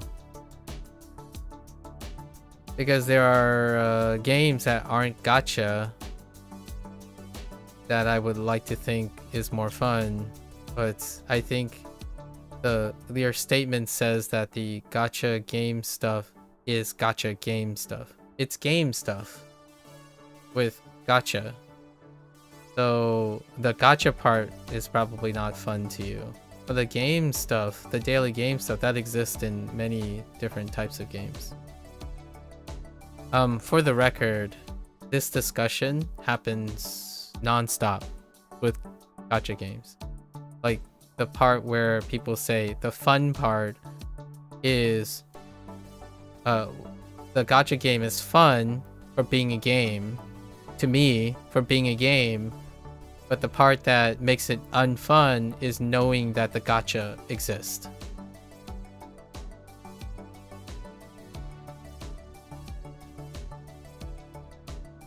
Like people logging on to League of Legends and like Fortnite and Minecraft, I don't see the difference as much as other people think they do. The daily quest or equivalent is what gets burned out from, and when you just leave for a while and return, it feels like a while ago. You don't mind the gacha. What you just describes pretty much everything. You don't like the daily routine. So take it for a learning lesson. You didn't describe the game. You described daily routine. In my opinion. You basically described daily routine. It goes much deeper than that. I don't mind the gacha either. It's for whoever has the money to do so. The thing that I said that I play gacha for is the daily routine. So if you get burned out on that and then you say you just leave for a while and then come back, that sounds like a reasonable way to deal with a routine you can't keep up, right? If it's unfun because it's a routine and you burn out from it, avoiding it is a way to prevent yourself from being burned out by that thing again. It is also how you approach most things as well. When you try to study something and the daily quest is to do your reviews and you eventually burn out on it and then you leave for a while and then you come back and you have a renewed vigor to do the exact same thing, you have your answer. I don't get burnout doing the same things every day. In fact, I try to do them better a little bit each and every day because they stay the same or they stay very similar. That's what I'm practicing with gacha games or live service games in general. I like being able to do passive things while seeing where I can squeeze. So when I first played Persona 5X, for example, it took me like 2 or 3 hours a day because I was really hooked on it or something like that. There's a lot of things to do. Then it became 30 minutes. It gets grind down to 30 minutes. then 18, then 15. It actually takes 10 minutes. I can tell you exactly the timing. The daily quests and the weekly things take an average of 10 minutes every 2 weeks, every single day. But I said 15 because there's a literal timer on a task that takes 15 minutes. So in order to create a routine, I log in and I queue up this task and it counts down from 15. And what I do is I do everything I can possibly do in that 15 minutes, and I will still have 5 minutes left over. And then the non-daily quest equivalent thing that is also part of gacha games, which you did not mention, is when it gets updated every so often. So today would be one of those days. 2.5 introduces something new. So that is also part of live service and gacha. Like a new banner that you said you didn't mind, that's still part of the gacha game stuff. So when you bundle it all together, the daily gacha game stuff is part of the gacha system. Duolingo based on what you're saying or suggesting is a gacha game. Because the daily stuff that you can't seem to not burn out with is in Duolingo. Maintain your streak, for example. Your Anki, every time it's telling you to go study, that's the daily game stuff. It's the gamification. Space repetition is a game mechanic. Memorizing things is a game mechanic. It can be associated with it. You might not find that very useful right now, but some people, I'm not going to say a lot, some people use that as a way to keep themselves motivated. So like I can't make this stuff up. In HanziHero, there's a new person. It's going to be the same question each time. Like there's going to be a person there. A new person did the trial, right? And they ask, is it worth investing in this in HanziHero to get to a goal? Well, this person used it for like however long now, and they haven't even considered the aspect of time. They simply said, if I buy this, would I get to the goal? Nothing about like, oh, I've spent this so long to do this so long. That right here, yes, burnout material right there. There's another one every so often when this new person becomes a vet. So someone who's like used it for 3 months. And it's probably going to be the same person. They're going to say, hey guys, I have a burnout problem. I'm not motivated anymore. Can I add like a streak system to keep myself motivated? Can you guys like add a streak system so it reminds me that I'm doing something? Gacha games. Live service. Netflix. All of those things periodically update. Add more subsystems so it keeps the person motivated. I didn't make this up. It literally happened 2 days ago. And this literally happened 3 days ago. And I expect to see it again roughly every month. Largely because I feel like that's the trickle rate for HanziHero. Maybe you'll learn to like routine someday. Maybe. I don't think you have to, of course. I'm not trying to say it's not a good thing. The nice thing is to have both. I think the take home, the TLDR from all this yapping is everything I said and everything. If you have time to invest a little bit in different options, it will feel like you're getting to choose how to spend your money. When someone sees prices and they see, oh, why does it have to be so expensive? That is almost telling me that they want the thing, but they can't afford the thing.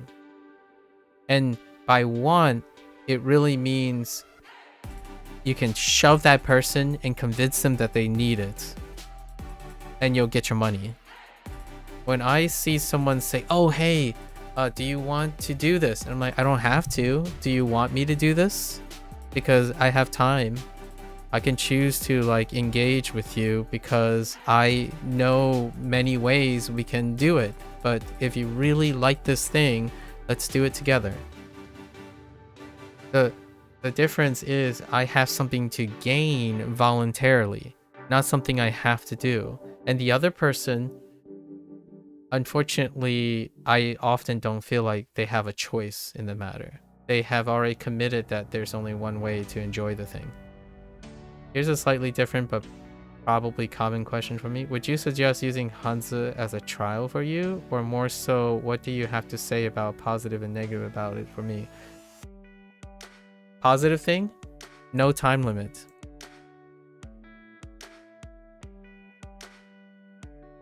HanziHero's trial period is not a time limit. It's a goal. I know that's a little bit deceptive because that sets up the person to think that if they bought and subscribe, remember that this is a subscription-based service, unless you buy a lifetime. The difference here is there's no time limit on your trial. So you're not forced for time management. There's no time management involved. Like bigger time management. When like for WaniKani, it's 1 month. Now, if you're thinking about the pros and cons, what is the difference then?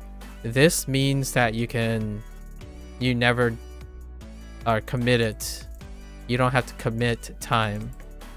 So it's easy, but it doesn't tell you how to manage your time with HanziHero. It doesn't encourage you that. So when you buy a sub, your time management is going to go out the window. So they will likely make more money this way. Now the thing is, they also offer lifetime. So lifetime is a one-time purchase. And this trial, without the time limit, would complement that. For WaniKani, for example, it's a 1 month trial.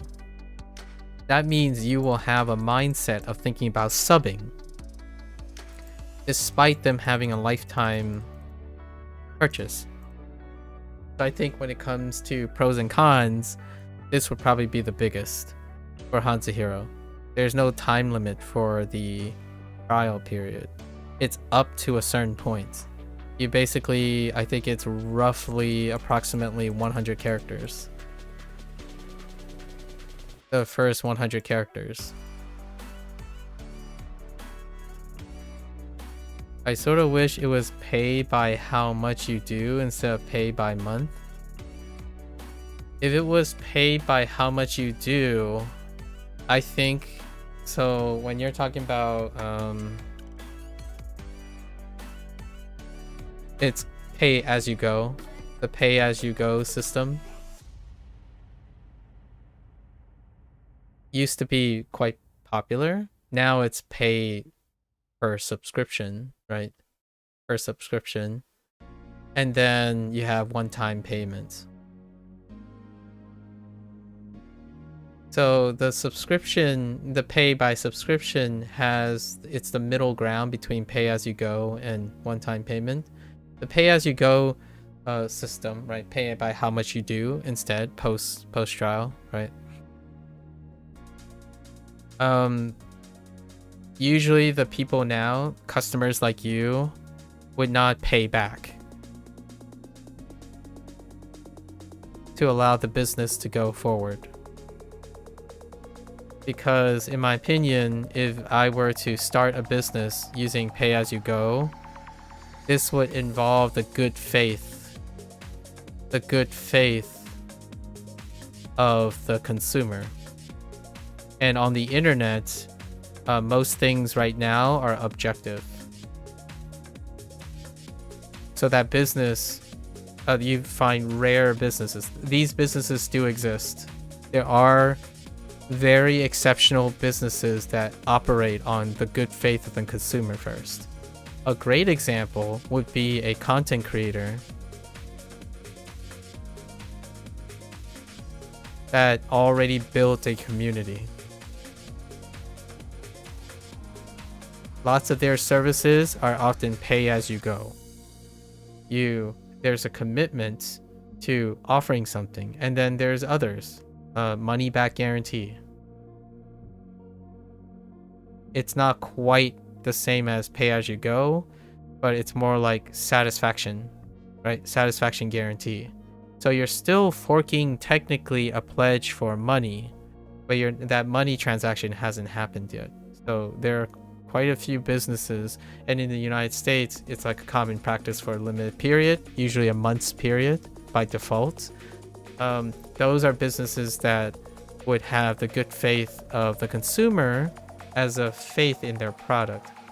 Now, these do not apply, the things I'm describing don't necessarily apply to services.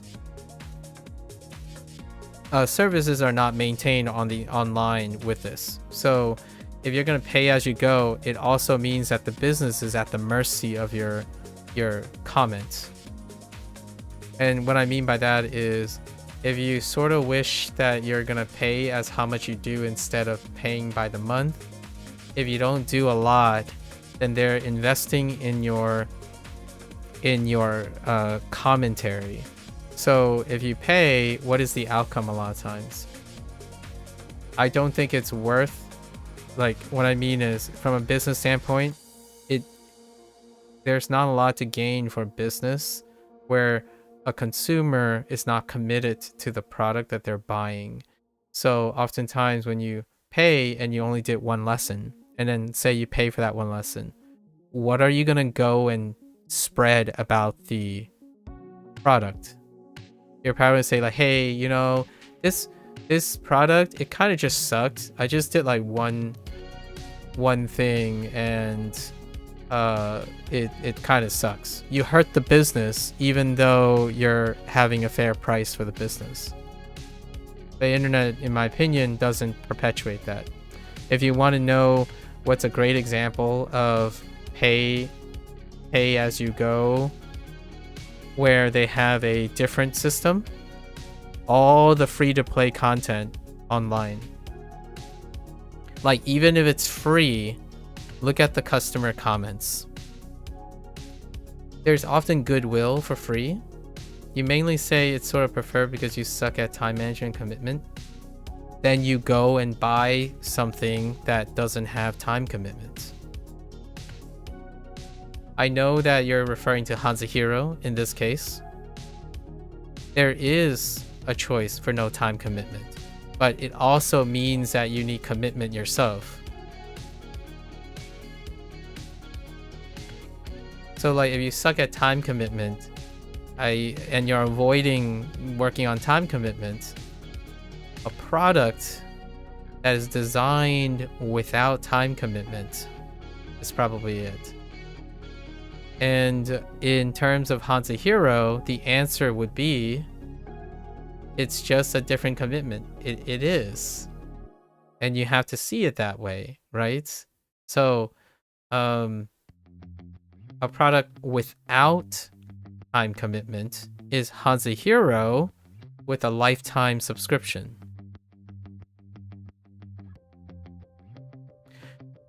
And just so you know, if you believe that it's just a different commitment, then it also is just a different solution. If you don't believe it's a different commitment, then you would apply the same solution to them. So when you say pay as you go, that doesn't correlate with commitment that you're talking about. Pay as you go means no commitment.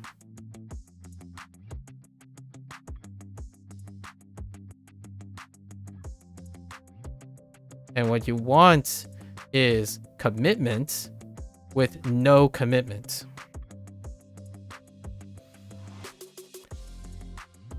Lifetime forces you to make sure you do it at some point in a way. That's exactly the point. So you keep saying things as though you want the cake. You want the cake and eat it. You literally spelled out what I was saying. You want something that has no commitment in order to commit something, but you didn't commit anything, so you'll never get a value out of it. Like, if you're saying you're going to do pay as you go, then pay as you go means that the bar is non-existent. And in my opinion, objectively speaking, from a business standpoint, that is horrendous. So if you want someone to sacrifice that, someone else is going to have to create the commitment for you. And that's how free-to-play models work. You have no commitment, but someone else is committed to supporting this. So I tend to think of it this way.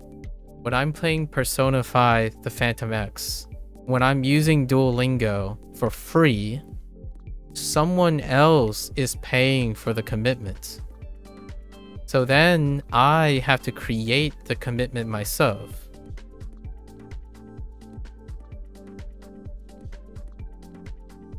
So if I was thinking pros and cons, of course you would think, of course, based on what I know about you so far, you would want to pay as you go. Because it requires no commitment.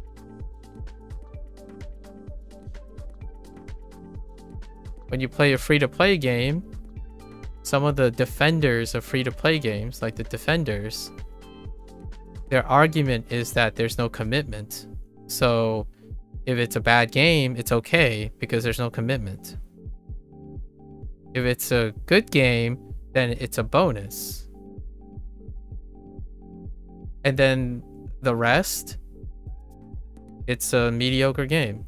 Mid-game, not worth investing.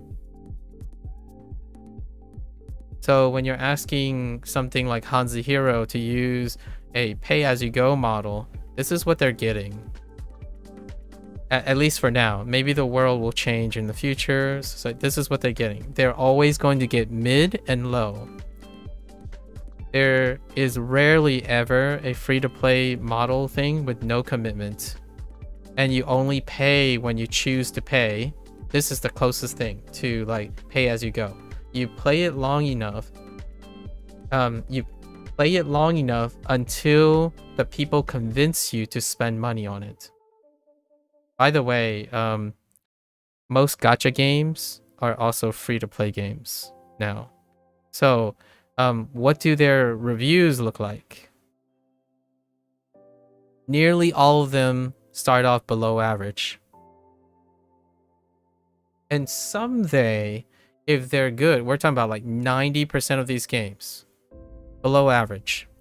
And someday, maybe 7 years down the line, it may become above average. Or they would have closed down already. These are the facts. Like, these are statistics, right? That's what happens. So whenever someone wants no commitment, for the business, the developer, and the publisher, they are the commitment. They committed to their vision. So the developers and the publishers, who are human beings, will go through and commit for you. So they have to trust their consumers. And there are good examples of this. I mean, I know I said I played Neverwinter. Neverwinter is 12 years old. And despite the decline, the constant decline, someone, some group, some publisher have handed it off multiple times and it still exists now. No Man's Sky is a even different one. It's a combination. There's a commitment up front, but also a commitment by the developers. And the neat thing is they're going on to make another game finally, and all that committing may guarantee that their game is successful.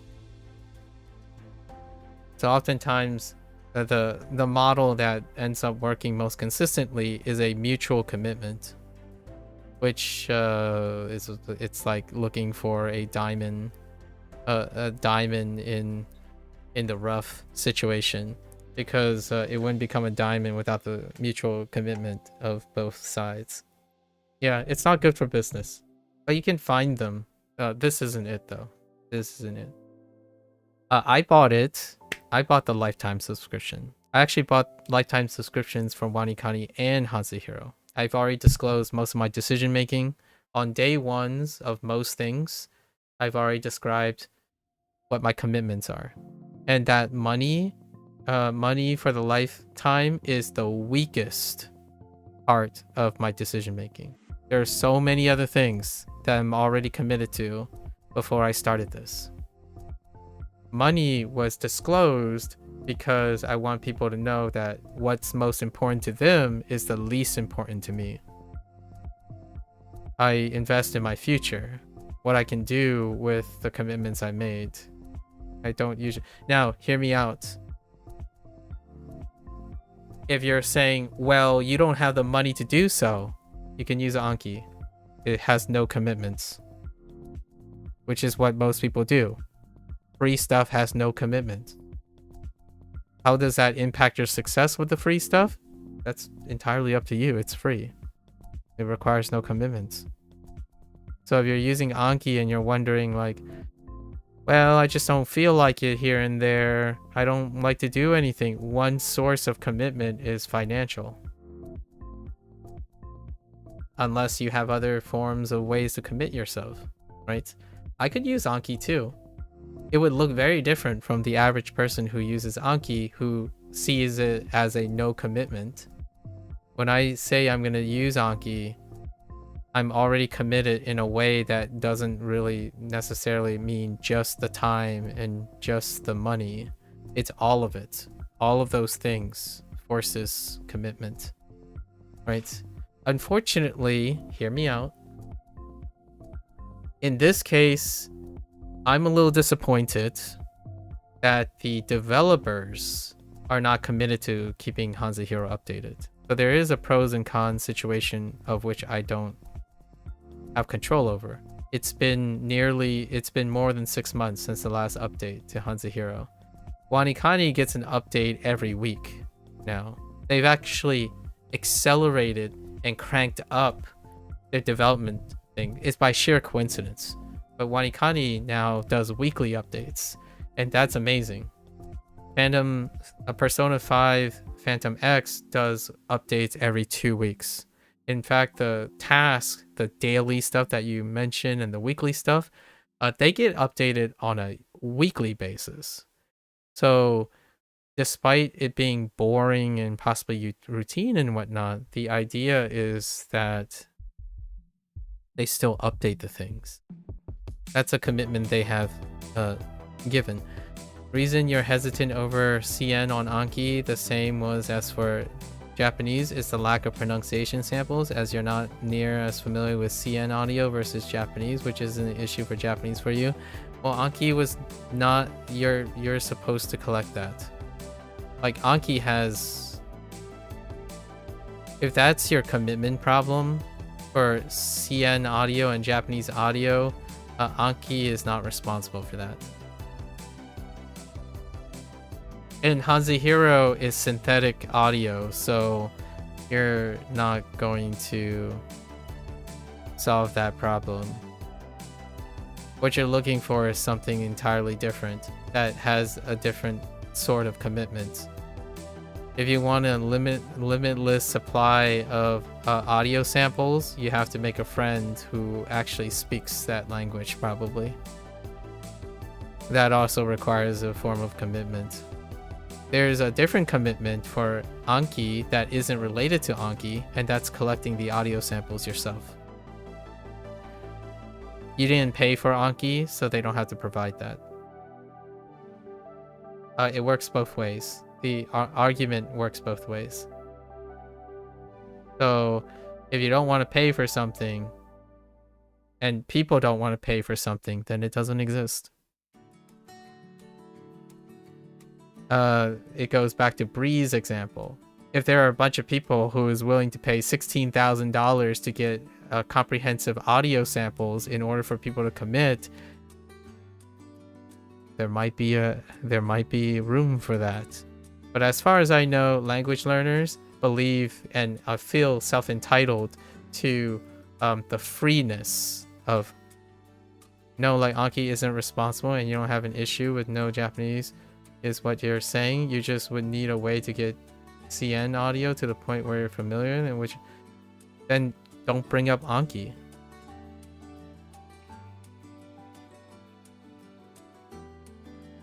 You said the reason you're hesitant over CN on Anki.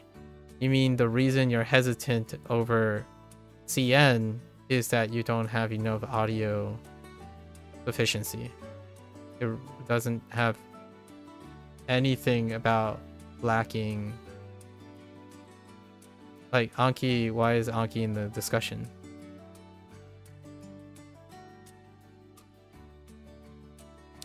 Maybe like finding a source of CN audio would be great. That's what you're looking for. Not whether it's on Anki or something, that's besides the point. Anki is a discussion because it'd be hard to have audio, I guess. No, it wouldn't be, because it's not related to Anki. You just said Anki isn't responsible and you don't have issues with no Japanese audio, is what you're saying. So you either have an issue or you don't. Right now you're saying Anki is in the discussion, so yes, you do have an issue. Like, I'm trying to be, you see what I mean? Like, is either Anki is an issue or it isn't an issue. You could have said something that didn't deal with Anki. It's perfectly fine. If it's too hard to find audio for Chinese, I think the one thing I can offer is that well, actually, maybe this is a better question. You live around people who speaks Chinese. You're in an environment with people who already speak Chinese. So when you're thinking about not having sources of CN audio, is it a question of committing to getting that audio, or that there's actually not a lot of examples of CN audio? Okay, you'll be okay with CN on Anki, but handling Anki the same way as you currently do for Japanese wind work is because audio would be needed? Are you telling me like Japanese audio is something that comes based with Anki? That's kind of hard to believe. You technically get CN audio on a daily basis. IRL? Yeah, you technically. We're not talking about immersion or passive. We're talking about recording audio, right? You're looking at recorded audio. So things are hard. Either you're not committed to it or you are, and that doesn't seem like you're committed to it. So you kind of have your answer there. And I wasn't aware that Japanese audio comes default on Anki. I didn't hear any Japanese audio when you were sharing it with me when you were practicing your Anki deck.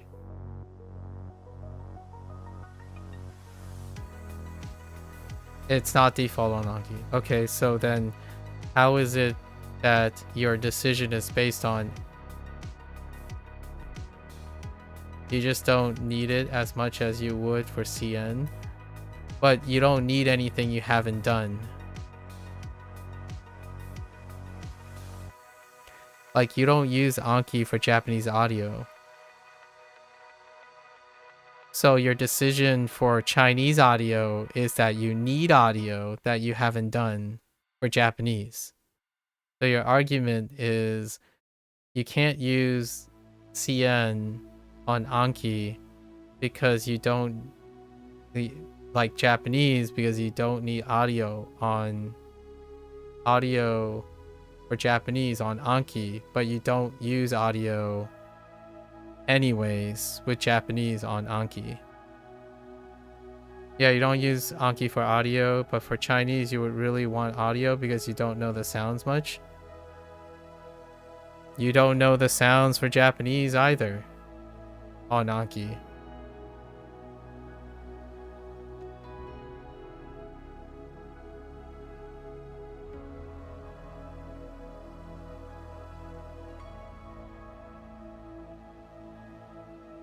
Like, I genuinely don't understand this line of thinking. Like, nothing is stopping you from using Anki for the same way as you're using Japanese. It is predicated on wanting something that you are using Anki not to use. It would be great if Anki provided audio for both of them. I would totally agree with you on that. Like, it is something people want. HanziHero does not have quote-unquote audio for Chinese. Duolingo doesn't either. WaniKani sorta does. There's going to be a lot of wants, not a lot of doing. I'm trying not to be as aggressive here, but I'm not going to point out why I can't understand that doing something, like trying to do something that you're not going to do, has bearings on what you're going to do. Like, okay, the best way you can put this is you don't know Pinyin.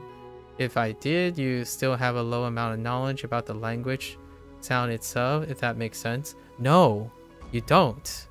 Because you're not reading the Pinyin in Anki. Like, you're not reading this. You're not hearing any basis for this in your Anki. Do you think that when you say re in your domaji, it's because re is coming from an audio source that's due to your practice? You're not practicing that. You're finding it elsewhere. So you're going to find this elsewhere.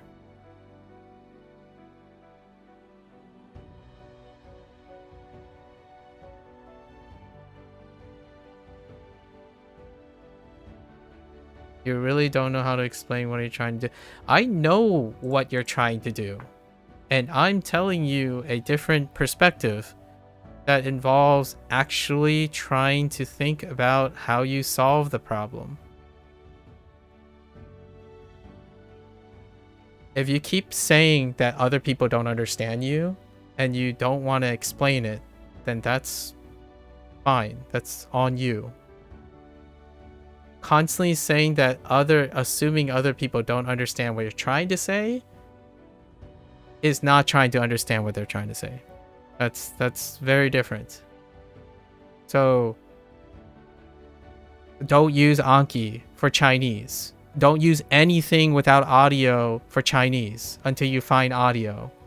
That is it. You somehow think that knowing audio and having the information is somehow available to you before you actually even do it. You like to avoid your problems and was under the impression that you wasn't clearing communicating and we're on a different page. We're not on a different page. You want something that will do the work for you. So go out and do the work, I suppose. Go find audio sources. The sooner you find audio sources, the sooner you somehow will use Anki to not reinforce the audio sources that you have spent time doing. Because if you don't want to collect the audio sources and you don't want to commit the time to doing that, because you're only going to find out in Anki, you don't use it. What I've come to know is that you can put those audio sources onto a deck. So you can choose to put audio of Japanese on your Anki deck, use that routine to go collect CN audio for the same purpose. That is different way of looking at it. You can solve your problems by seeing what's absent. So if you're saying you don't want to start CN on Anki because somehow you need a lot of passive listening for it, then you don't have the social skills to ask people I know for CN audio, well, then you clearly now you have a new task to do. Now you have to develop your social skills in order to collect CN audio, in order to put it onto an Anki without the CN audio. Or you're not going to use it for the CN audio. Just for the record, there's something that is beating around the bush quite a lot. You haven't talked about synthetic audio. You haven't talked about things of trying to... You want to run away from your lack of social skills? Well, then you'll never develop social skills. Probably want to get started on that too. If every problem leads to another problem, then continue to find that line of problem until you find something that you can commit to. No, like you want them to appear randomly. I know you want them to appear randomly. I know. You want IRL social skills to appear randomly. You want everything to appear randomly. You want a application that will come up with 0 commitments from you in order to magically teach you something so that you don't have to do it. Like, that would be great. That makes life a lot easier. Maybe slightly uneventful in the sense of accomplishments, but I think there are plenty of people who would love to have things land on their laps. Unfortunately, I can't tell you with like genuine I can't tell you honestly that's what's going to happen in life and in skill development.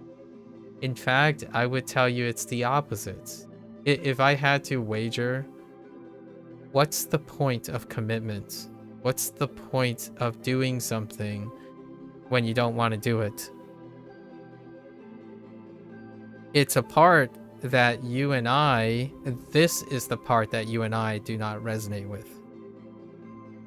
And that is the reward of being able to do it. Commitment breeds reward or delayed gratification. So if you don't like commitment and you're bad at it, no matter what I say, it's going to come back to commitment. So when I say something like, oh, you can try this, I don't want to commit. Because I'm afraid of commitment. Okay, so let's work on commitment. That requires commitment. And I'm replacing words, by the way. I'm replacing the context. With every single suggestion, there will be a question of commitment over and over again. I don't know. I can't do anything about that, obviously. At least in my opinion. What I can do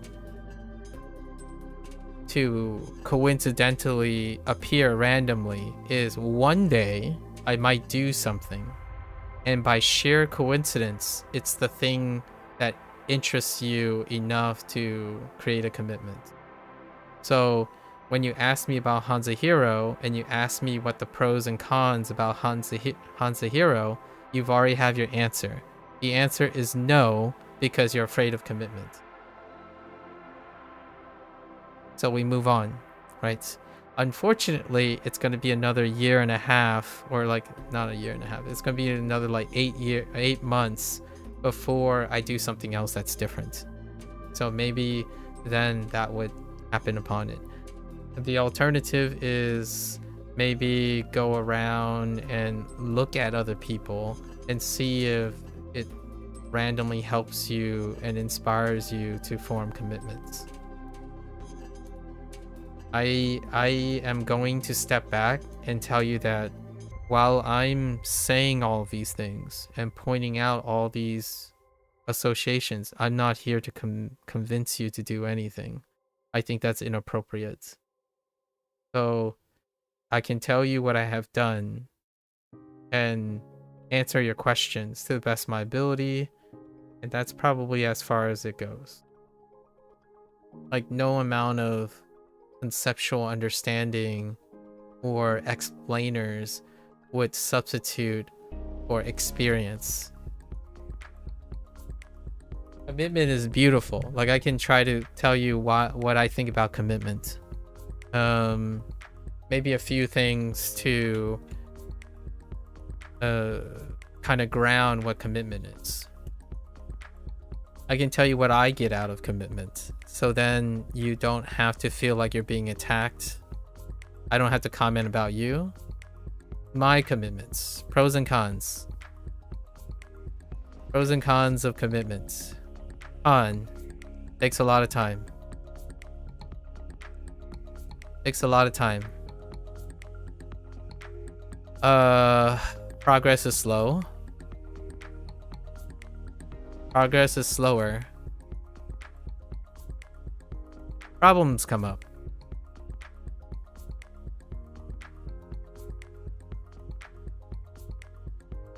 Let's see. Maybe costs a lot of money. That's kind of low ball one. You can fail.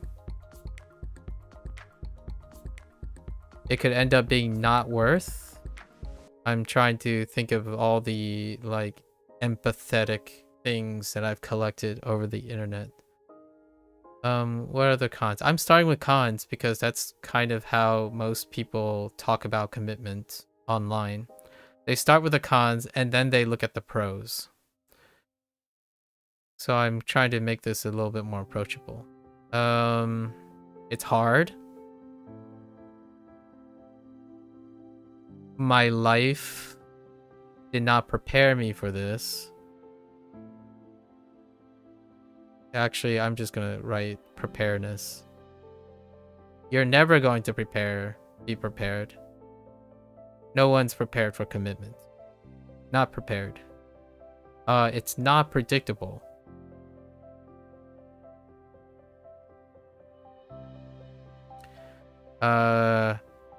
Probably lack of feedback.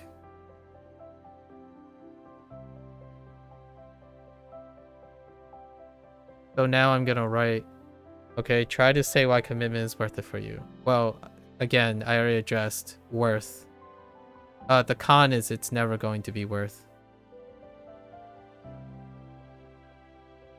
And I'll tell you why that is the case.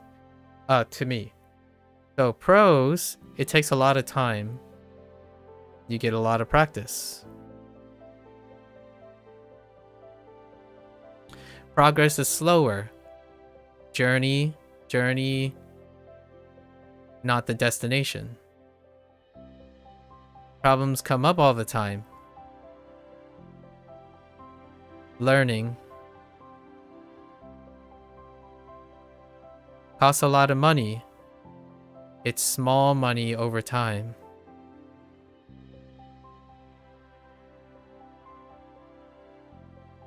Failure. Opportunities.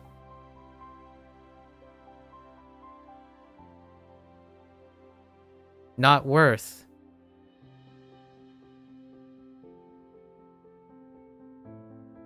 How should I say this? Sentimentalism.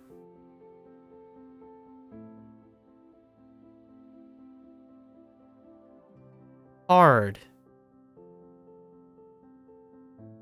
Committed. I know it's commitment, but we'll change hard to diligence or discipline.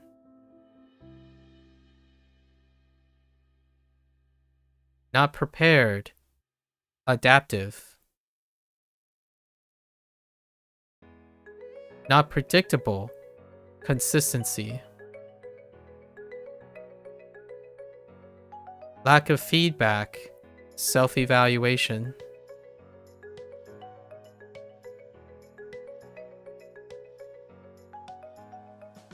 Oh, so this is goods and bad things from earlier, isn't it? Sort of. We're talking about pros and cons, aren't we? So now let's flip it. Let's flip the mindset. When I think of a commitment, I think of these things first and where I get them. I don't think of a list of problems that would come up eventually in order to think of things that I have to work on. So when someone thinks about commitment, they're thinking about all the bad things, at least in my opinion. They're thinking about all the bad things that can come up and the work they need to do. So if this laundry list is long enough, then you say the phrase not worth. For me, commitment is worth it because I get to practice, focus on the journey, learn something.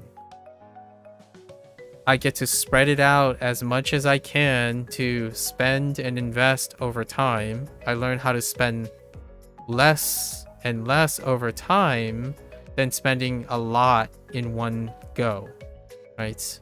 That's more like diversification, but it's fine.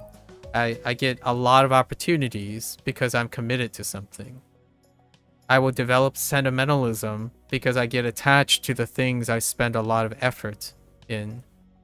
I have to develop discipline. It's an opportunity to see how disciplined I am in form of my commitments. I become more adaptive because I'm committed to making it work. I'm far more consistent because I'm committed to doing it regularly. And because I do it regularly, it offers me a lot of opportunity for self-evaluation. In theory, would studying CN work on studying tech improvement? Hard to know. Hard to know. There's no basis at the moment. The thing I shared here is my personal take. When I'm committed to something, I do all of these things by default. So when I told myself I wanted to buy WaniKani's lifetime subscription, I'm committed. So what am I going to do? I'm going to do all of these things. Have I done all of these things? I did. Every day in and day out, on a daily basis. I practice. I'm on a journey. I'm learning something. I'm technically spreading the money out over time because as I spend more time, the price of WaniKani goes down, right? Because if I spent $250, as my time goes up, the price of WaniKani went down, technically. So if I used WaniKani for 3 years, then I have spread the cost of this across 3 years. That's what I mean by small money over time. You're getting quote-unquote value for your time. And opportunities, we're talking right now. We're streaming, right? I'm talking, I've met Bree, I've met tons of people in the last less than a year. Those are opportunities. And yeah, I'm very sentimental. I'll tell you stories, metaphors from people I've met while I'm using WaniKani. Because without WaniKani or HanziHero, this stuff would not be possible. I envisioned making this stuff happen. Discipline, every single day, except for when I was at Otakon, every single day. Adaptive, I learned how to debate, argue, and talk about my learning strategies and habit formations whenever someone challenges me, because I have to be adaptive in understanding that. And of course, consistency is not just being consistent with WaniKani and HanziHero. And every 100 days, I do a form of self-evaluation. I usually do it every once a month, but I don't write any of that. Oh, or like, I don't record any of that. And each day, I do a self-evaluation at the end. It's like, I have a daily, a monthly, and a 100-day one. And then the 100-day ones are the formal recording ones. Yeah. So this is what commitment is worth for me. There is another way to look at this to contrast, but I'm not going to go over it today probably, and that's not committing. What are the pros and cons to me about not committing? And you can kind of allude to the same things. So, you know, a pro is you save time. Just to give you like a teaser. To save time, I don't commit. Right? What's a pros? No failure. Well, if you're not committed to something, you can't fail it. To some extent. Is it just the opposite? No, it's not. It's not treated equal. For me, personally, it's not treated equal. Because I have a bias towards commitment, not a bias towards non-commitment. I have a bias against not commitment. So it's probably going to look a bit more negative. So what I do is I focus on the positives. So now I'm going to write and tease how not commitment, which is a negative thing for me, be seen as a positive thing. You save time, no failure, no risks. Like, no failure is a difference. It's not the same as no risks. No failure means an endpoint.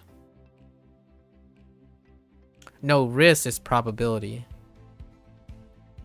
So there are no risk when you don't commit to something. That's one of the pros, right? You can kind of see that in the con situation, it's going to accentuate this. Maybe I'll give a few more. Like, not committing means other opportunities. Right?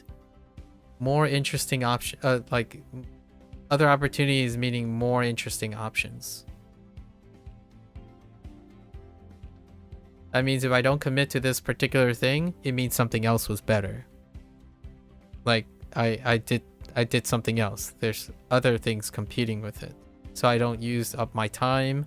I don't have to worry about failure of this, and I don't have to risk myself on this because there are other opportunities and more options than the current one. Quick, or like no decision making, as in I no longer have to solve the problem of weighing this. I don't need to continue working on decision making. You don't have to like sit back. It's quick, right? It's quick. No critical thinking.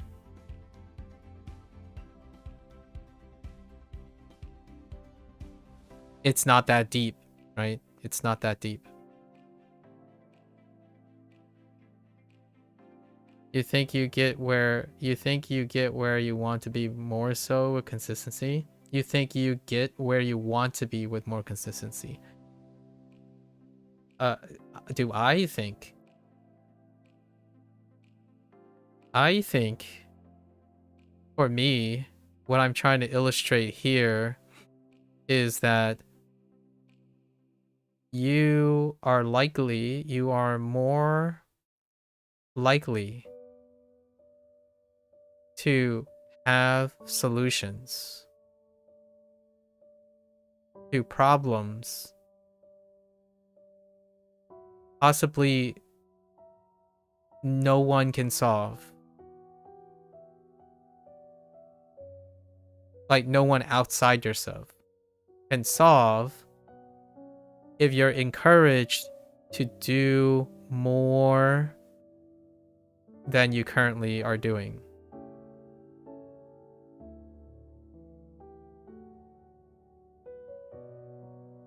So if you're a super consistent person, for example, which I don't think you are, you're the opposite, actually. If you're a really consistent person, I have a really personal friend now. It's been greater than 6 years, and he is the defining definition of a mid-20s guy who's super consistent. Like, he's so consistent that he rarely ever breaks the flow. And because he doesn't break the flow, he rarely ever gets new ideas. He's not upset that he never gets new ideas. As in, he doesn't want life to have new things. He wants always the same feelings. The same routine. The complete opposite. And what, as a friend, I tried to introduce some new things to him. Get him to want to socialize, for example. Like, he's okay with not socializing and being a Sigma and whatnot. So that's different. So since you're inconsistent, it is more likely that you will develop more solutions to possible problems that I and pretty much anyone outside you cannot solve yet. Not yet. With more ideas and more solutions to balance things out, you are more likely to have options. So the question is, does that mean that it will get you where you want to be? That's too hard for me to know.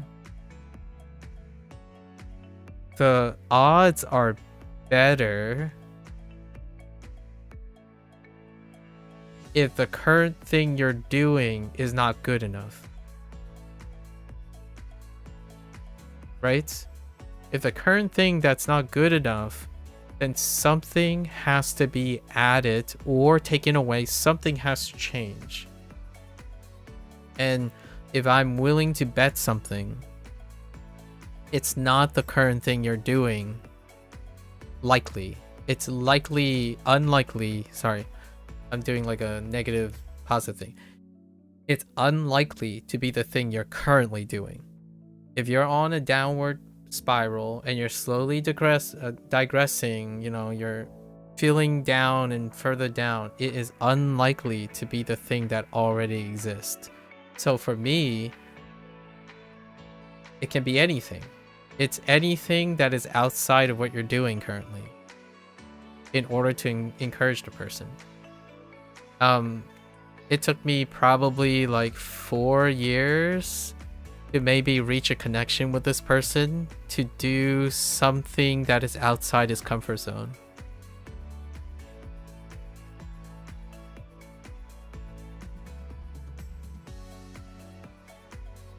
It is currently in upward direction, but also feel bored day to day.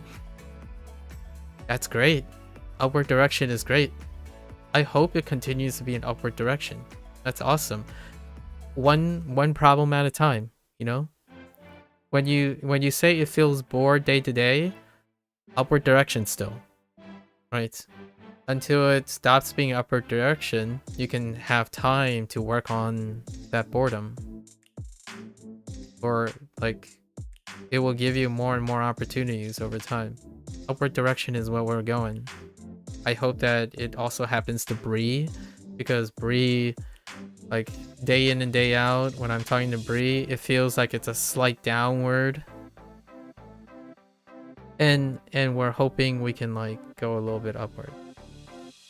Boredom is a very long-term issue, sadly, and a very long-term issue requires a very long-term solution.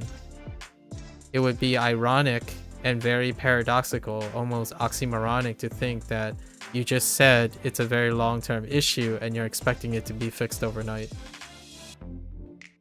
Like, you're saying one thing and you're behaving and being upset about the truth. For example, if boredom is a very long-term issue, then you wouldn't have a problem with a very long-term solution. At least logically. Illogically, you want the boredom to go away. You don't think that it's getting fixed in a short time span? Then why are you bringing it up?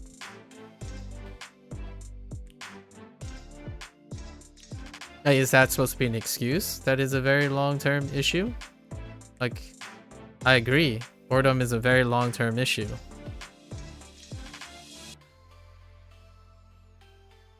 What are you going to do about it?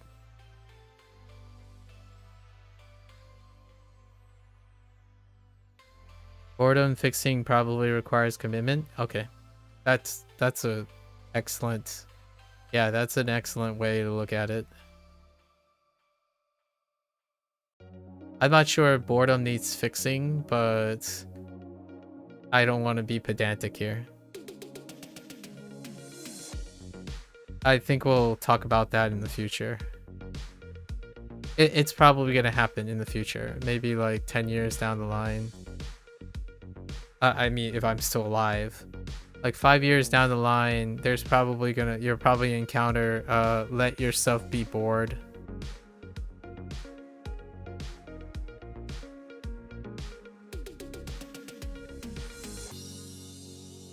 That's when people are too excited, too hyper-stimulated, and too excitable. That's the behavior you're exhibiting. So when I say you think boredom is a very long-term issue, you don't behave like boredom is a very long-term issue. You want a quick fix. This is the idea behind another provocative statement. Let yourself be bored. The idea is if you don't let yourself be bored, then you're always expecting things to happen very fast.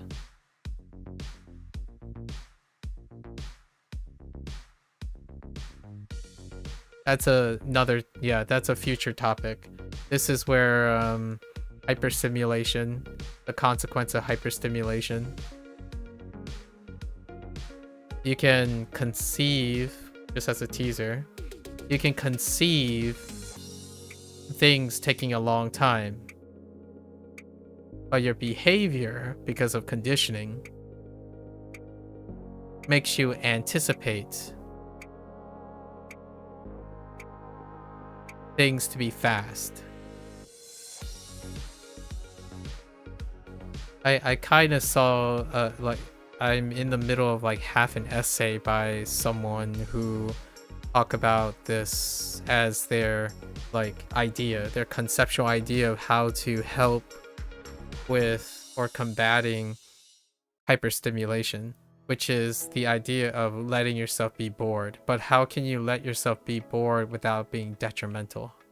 Or not necessarily detrimental in the sense of self-harm, but more breaking or like allowing growth is another great way to say that. Allowing growth. Like, for example, I hope I don't give you the impression that I'm never bored. Right. These states are not permanent. So like I get bored. I don't stay bored. It's very different. So I'm not always bad. I get good. and then I become bad again. So it's a time thing. Like, bored is not a state that is negative. Bored is part of the process.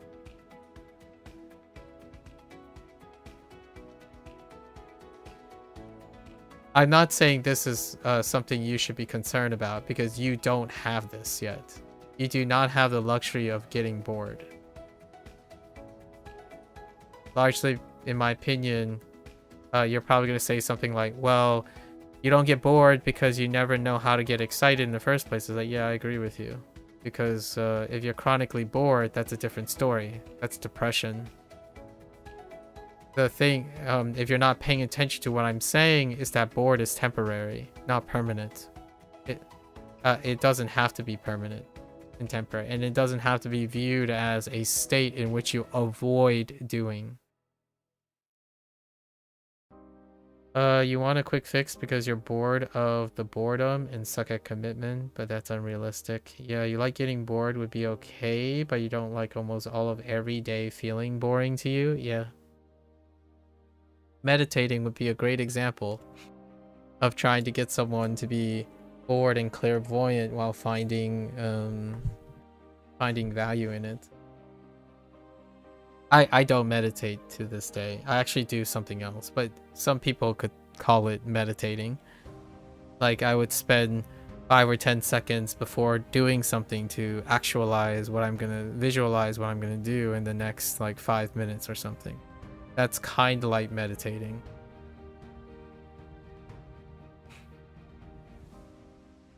Anyways, good talk. Good talk. I don't know when you're gonna go to bed, but I imagine, or I don't know how you're gonna sleep tonight and do your other routines and whatnot, but I imagine you've set time and schedule for that stuff, Mika.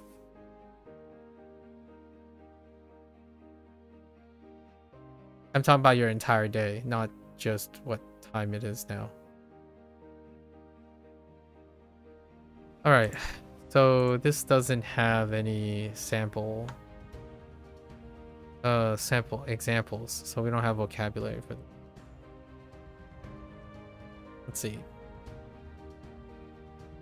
Professor X is in front of the house where he's playing the trombone. He isn't very good at it, so every couple of seconds has to stop playing and grasp for air with his mouth.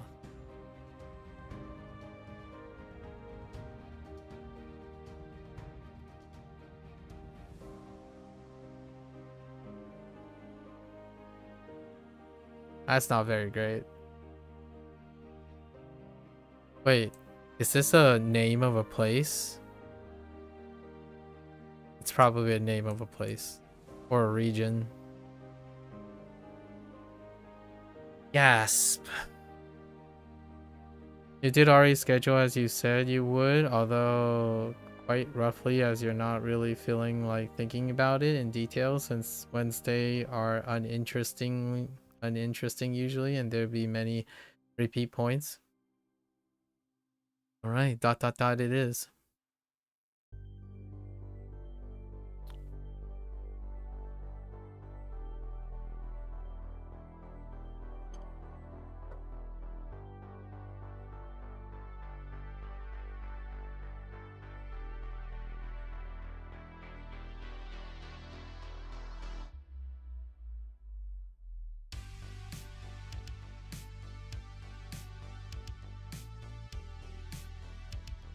Okay, so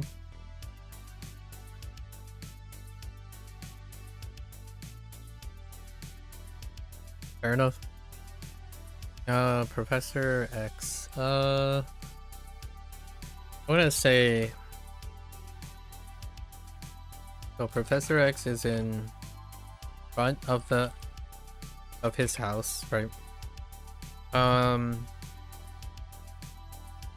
Where a mutant student is practicing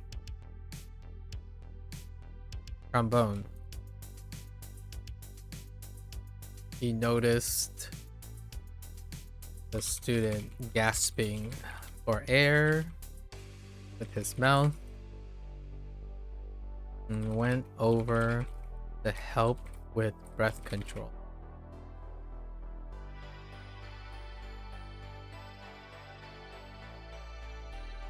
须 捆 Quinn, a bundle, not soku. Interesting. I wonder if this is combined with soku. What is soku? I actually don't have a soku yet. Or just standalone bundle. Like, what would be a good use? What would be a good use? Wake up at 7, use second period, free to study Japanese, use fourth period, free to work on math.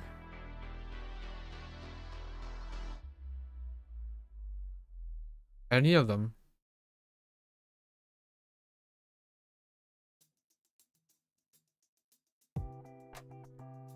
That's a pretty good use. Yeah, that's whatever it is that you want to keep consistent.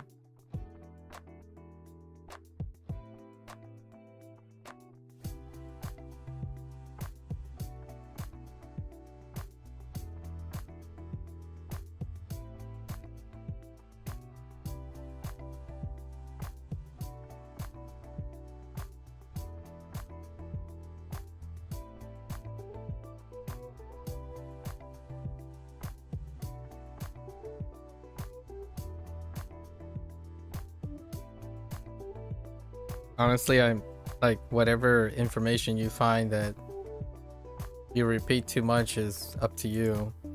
It also assumes that whatever you're omitting in the details aren't important to repeat anymore.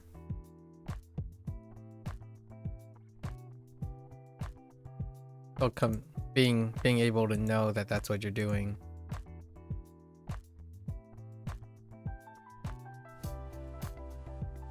I repeat most things to myself, so I don't know what it is that you do. But I tend to repeat the same things to myself as like a note-keeping gesture. No point for you to repeat when you leave to get food, and it's never going to change. That's fair. If you don't think it's ever going to change, then I'll make that assumption based on that. Oh there, Madre. You have no internal monologue person, so you don't know. I don't think that's an internal monologue. It's for record keeping purposes.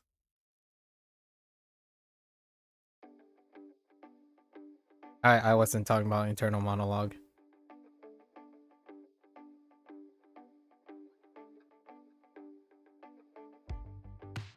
Like, can you ask me a question? Sure, Madre.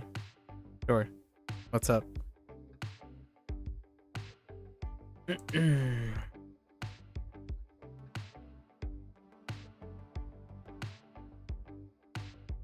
Alright, so Koopa. Koopa is in... Oh, actually, does that look like a Quinn? It does. Closest one is Quinn, which is the trapped. And you work in China with top tier English only? I have no idea. I've never been to China. According to many peeps, the answer is probably a no. But I don't have any professional background yet.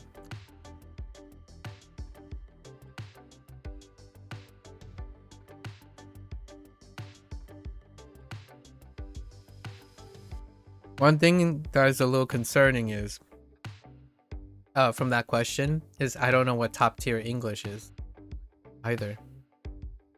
Like, I don't know what top tier is. The last time I checked, someone's proficiency in a language is rarely correlated with their success in professional career. so I have no idea.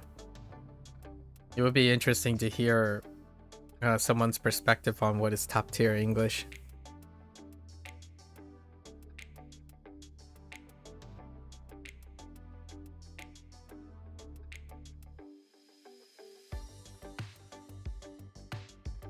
Personally, I don't feel like I have top tier English.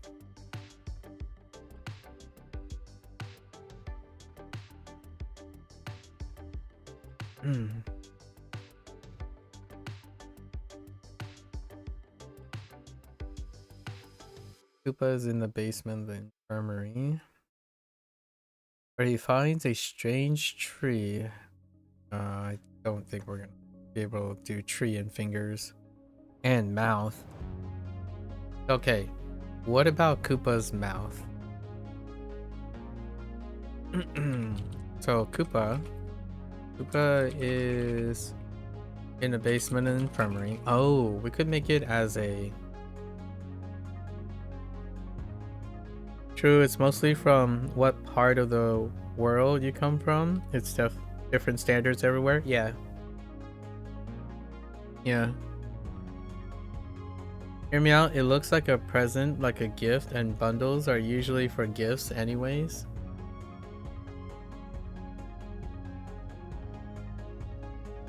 That is certainly one way to think about it.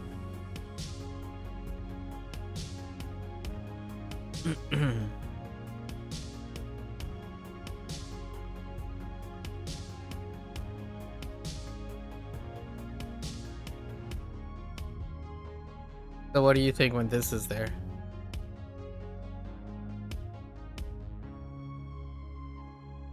And this one?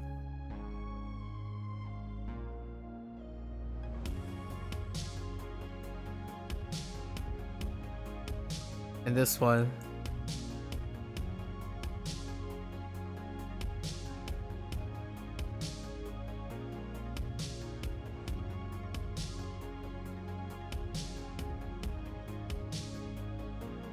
The reason why I asked is because what I'm about to do is to differentiate between all of them. The Quinn, those other ones look less gift ribbon-like. That's not enough to remember them, probably. Because then all three of them are just simply different from this one. It doesn't come from the middle. Probably not gonna be good enough. Yeah, I don't think so. Then what is this?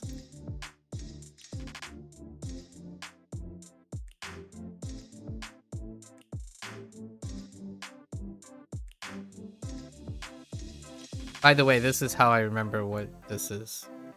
Or what I'm going to do to remember what this is.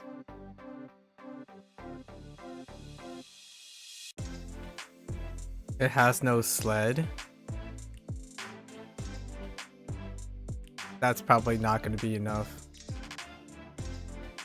If I have to tell you, you're like, the absence of something is rough. That means it has to be there before it's absent.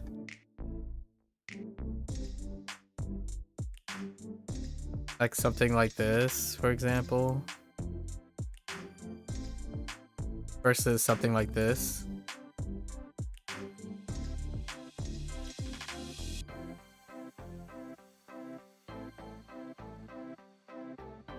For me, personally.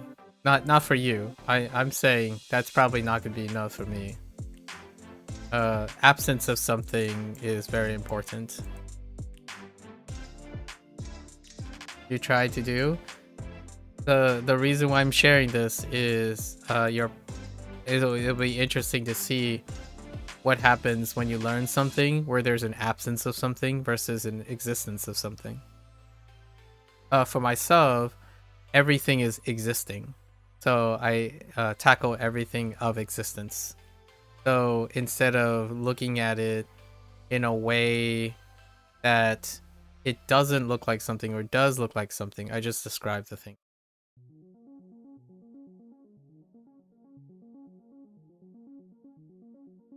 So you're trying to describe it as best as you can.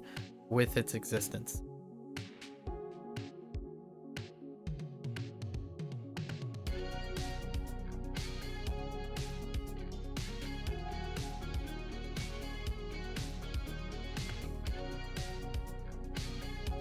Koopa basement infirmary, where he finds a wooden bundle of materials.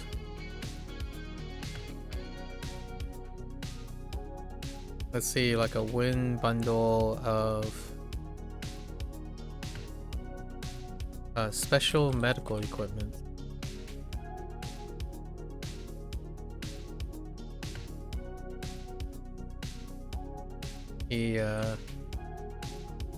He quickly picks it up, swipes it with his fingers to tell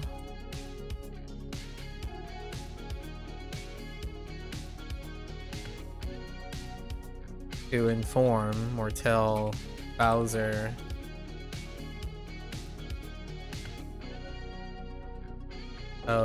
of his acquisition. To later tell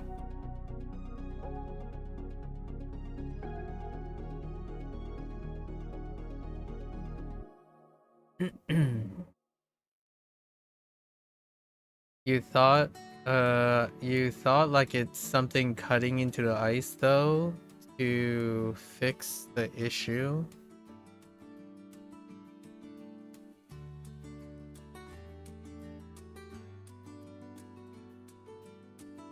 Okay.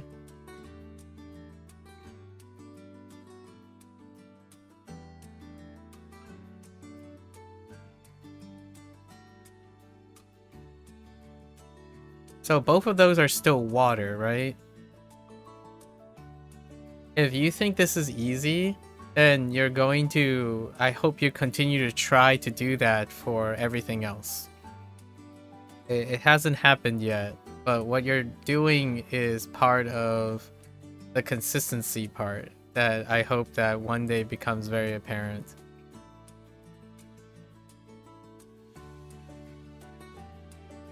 So, like, you have water, right?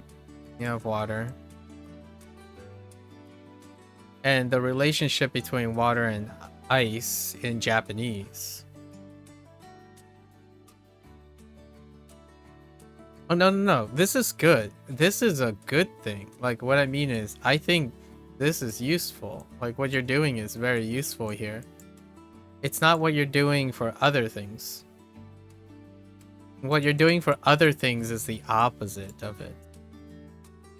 So the relationship between ice and water, right? This is still water to you. And then this part, all of this part is still water. So then you're imagining something with this. And the good news in this case is that these two are related to each other. And that's association. It's how to use, like, you know, your neurons, right? What happens is whatever you're using for water is branching off into ice. So the core foundation is water, which is excellent. That's how I'm doing it here. So instead of looking at it as neurons look like this, it's kinda like this isn't this would be the axon, like this would be the neuron, and the axon would be near here, and it would lead out, and then these are the dendrites. Like dendrites would be further away. Not someone that's good at bio. I wasn't very good at. This is neurobiology, and not too much. It's a generic way of describing a neuron. I don't actually... Neurons do look like that, though. In a generic way. So here... Shortcut. Quinn. This is Quinn.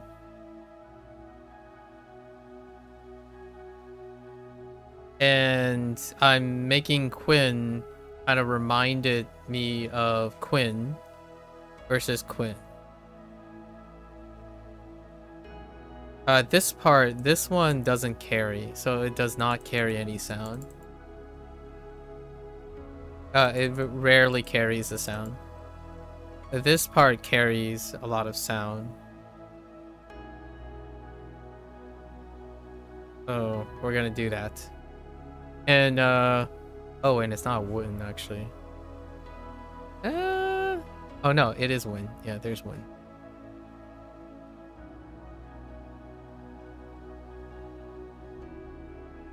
K is pronounced as Q.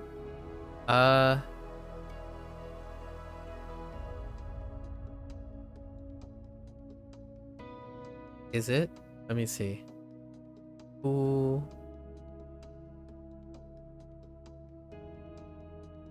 E. No, just in this situation.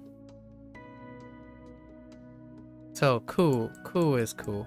Yeah, ku sounds like a Q. Do I have key? No, I don't have key. Oh yeah, I do. No, I don't have key. Do I have key?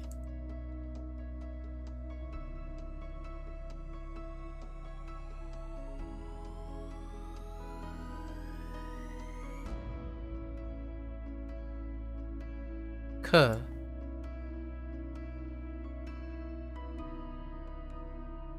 Ka. No, it just the situation. So far, I'm trying to think if there's a situation where it doesn't sound like a K.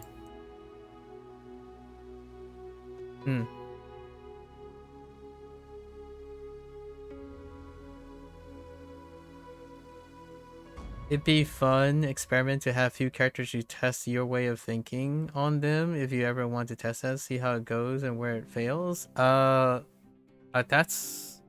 we already did that, or I've already done that before. What I mean is I've done that when I was younger. Doing a whole experiment around it would require someone to design something for it. Like what I mean is if there's an app out there that relies on that strategy, would be a great idea. I can't really do it intentionally in a way that doesn't fit the system. Like here, it doesn't complement the system. The way this is working is because of the way I'm doing this is the way, yeah. What is a way to do that? How do we do, like I just showed you an example of, oh no wait, how I'm trying to think if there's a game or something that I'm doing that uses that strategy. Oh, how often do you play puzzle games, if ever? So when you play a puzzle game, I haven't done this personally, but the example I would give is,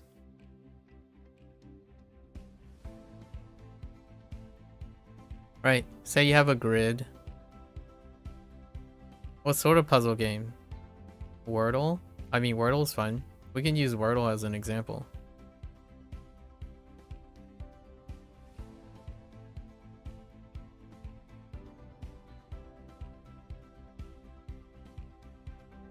You always just crane fight ploys? That's fine. That's not gonna be what we're talking about. So your style, let me illustrate your style for Wordle. So you're given 6 things, and it's probably gonna get you to that point. You said you always just crane fight employ, but we're talking about establishing your style. So like when you're starting off, how is a person gonna develop into that? So since you're gonna start with something and we're gonna start with English, usually English has an emphasis on vowels, right? Like when you have vowel systems. So oftentimes you're gonna guess and check. It's 5 letters. All right, that's fine. It can have 15 letters. It doesn't really matter. But thanks for pointing it out. So it has 5 letters, right? What you're gonna do is you're probably gonna guess the highest frequency stuff. So probably start with some vowels. So let's just say A here, right? You go through them, then you're gonna do consonants. And you're probably gonna try to look at whatever this is, if any vowels show up. And then you're gonna have the consonants associate with its position here. But what you're gonna try to think about is you're gonna try to be thinking about a particular word. Right. So if I wrote in, say,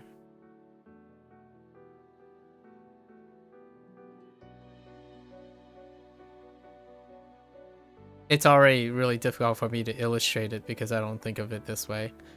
By the way, you're generally regarded as bad at Wordle. I'm not surprised, but that doesn't mean you have to stay bad at Wordle.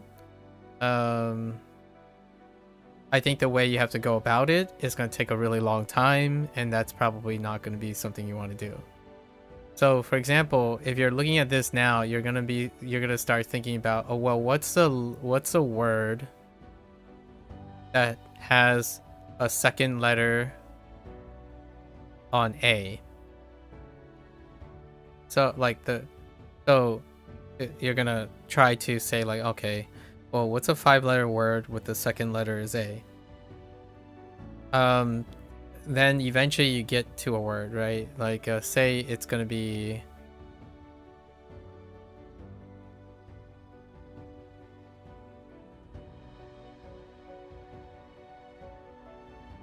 like basis, right?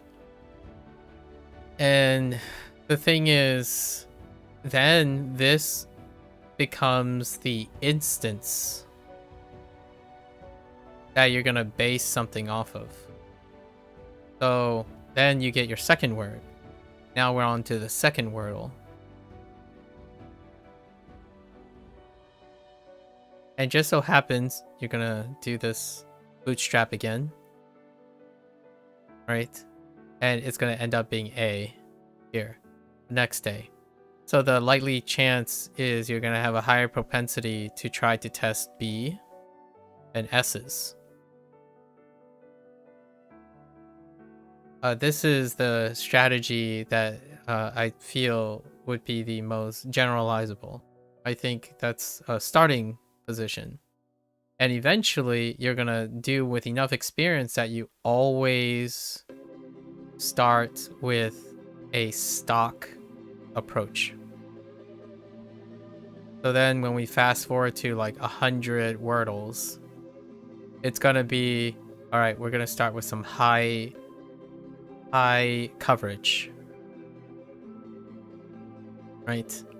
So when you do this enough, you still get to the point where this is where I'm thinking of when I'm thinking about studying and doing things. So to internalize this, say I get a wordle, right? I'm like, well, let's throw in a vowel. Okay. Well, it's an A separated by 3 things. I mean, you could think of it as maybe it could be something like a ket, right? Or a kit. Or maybe like a full, a tall. There are other ways to look at framing what the word is. Maybe the A is a separator between a consonant. Like this is likely a consonant. And then there's A's that are often associated with one syllable. What I'm suggesting is, what's fun about Wordle to me is that there are many ways to think about it. Yeah, like common endings, like asking how many syllables. So the thing about puzzle games. So now, why do I think puzzle games are amazing? Why do I feel like I was going to use a puzzle game? It's because it will challenge the way you think.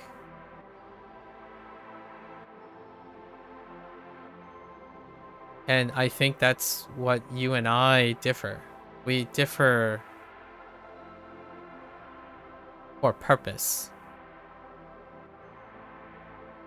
I participate and play things to challenge the way I think. So I'm collecting more ways to think about things. You're focusing on the task, the object, like the objective. So when you say you always just crane fight employees, is because you're worried, you're concerned about the task. I'm curious what happens if I don't start with crane fight employees versus crane flight employees. In fact, maybe we can even improve upon crane fight employees. Maybe like Acorn. Acorn seems pretty good. And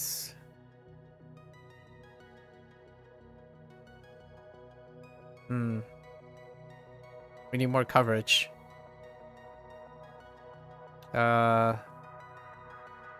Laos. Oh no. Then we have one extra here. So that's redundant. So we can use something else other than plows. Maybe plays. No, plays have a overlapping here. Yeah, so that's what I'm doing now is why I would play Wordle. Like the moment, like I'm already stuck on this. I'm actually genuinely really curious now. This is what makes me want to play Wordle. Now I'm learning the location and how I'm trying to solve a problem. So maybe we can use like gummy, but gummy has a double M, so we could use something else. Maybe like a grommet. I don't even think that that's how you spell grommet, but that's fine. You used to experiment, but one day the word was like, okay, and you just spam crane ever since. Yep, that's exactly it. Hear me out. Play today's Wordle, but use my 3 words and go from there. We can't do that here, but I'll pull up Wordle later then. I won't do it now. We would have to plan these things. But yes, what you're doing is something that I've already done. Like you're using the whole point of you using crane ploys and what was the third one? And fight is what consistency is. So at least I know that you can create consistency. But here's a big but. If you want me to give you a big but to work on, that consistency is locked on an objective. And that objective is static. So that means there's no room for improvement.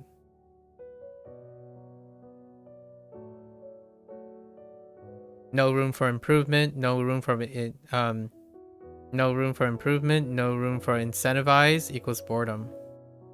Intellectually. At least for me. For me, that's boring. So basically you use consistency when you shouldn't and vice versa. It sounds like it. Again, it's like, you know, we haven't known each other for a very long time. You use consistency in a way that it fuels your boredom. So you want things to be quick and simple, which is good. Like you want to become efficient. However, there's a lacking incentive to break out of that boredom. So what is very efficient, what is very efficient makes it immediately boring. So how do you solve that problem? Sort of. You take on a challenge that is slightly good enough to solve, but consistently outside your range.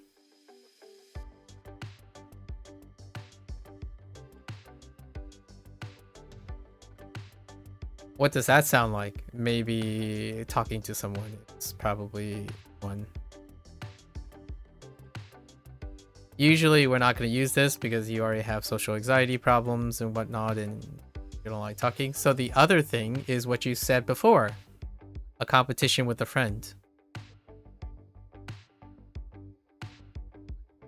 So I'm lining up the stuff that you shared with me already. So this is where when a friend is a competition, a friend is a moving target. So when they're a moving target, the things you are good to solve doesn't stay the same. It is unlikely to stay the same. So then you're consistently outside the range. So having something that is consistently outside, your friend don't really share interest much, and honestly, you don't consider most friends. So that's besides the point. You're situationally turning an argument to something you that is not relevant to the current thing that I said. You basically picked an excuse of convenience to diminish what I just shared about the whole point.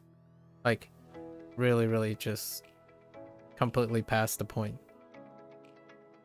Then don't rely on your friends. Play a puzzle game that adapts to you. Shooting people, yeah, more situational stuff. Yeah, like it doesn't have to be a friend. It can be a book. It could be a puzzle game, which is what we used, Wordle. The idea is you have to put something right outside your reach then. At least that's what I think could help. Constantly putting something outside your reach, but it's achievable, but not reachable at the moment. What does that look like is, I'm gonna be honest with you, it kind of just sounds like a daily quest. And what you're doing right now is pretty good. I mean, you made a schedule, you made a daily schedule, and you're kind of always trying to achieve it. And there's always something very dissatisfying about the schedule that you want to keep achieving. So maybe blending in this idea is to make the schedule slightly outside your comfort zone, but largely in your comfort zone, and then see where that goes. Every single day, your schedule is slightly outside your comfort zone, but savable and doable. And what I mean is, ultimately, it's doable. Like, you want to be like 80 to 90% successful at achieving your schedule. Not fill up your schedule until it's not achievable and you're talking about it's savable with a low odds. The concept of scheduling JP every single day makes it hard. Well, you don't have to schedule JP because Aki kind of dictates that for you, but if that's too hard, then you schedule less. It has to be slightly outside of your overall scheduling success. So keep it at 90%. You think Saturday scheduling will be hardest? Then make it easier. All of the stuff that you're saying is a choice you made. So either you make it easier because you think you either make it harder because you think nothing's too good for you, or you make it easier and you think you're too good for it. So if you don't make your schedule easier and you're gonna say like, oh, but then I'll disappoint myself and I won't be able to do everything that I wanted to do and get to where then your disappointment is stronger than your ability to make it easy enough for you to do it.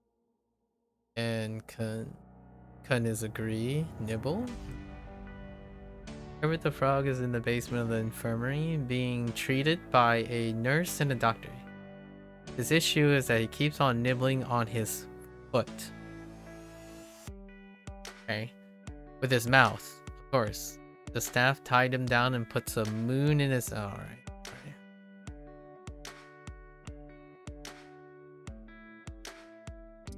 Kermit is in the basement of the infirmary, looking to find a solution to a nibbling problem. He has a habit of nibbling on his foot with his mouth at night. Just what the move. Although Kermit is also helping, so maybe he's helping someone.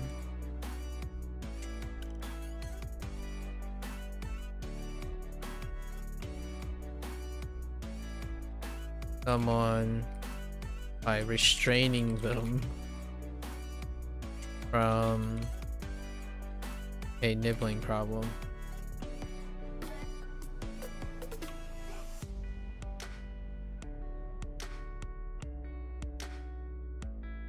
Okay. You go finish scheduling and get some rest. Good luck, good luck. Oh, looking forward to hearing what tomorrow brings. To live off one's parents. Wow. 很老. Nibble old. Wow. 肯 Good. 带 Die for idol. Oh, you don't look like a die. Oh, you kind of look like it. No, not really. It's kind of like a mix. Die and tie are kind of idol. Okay.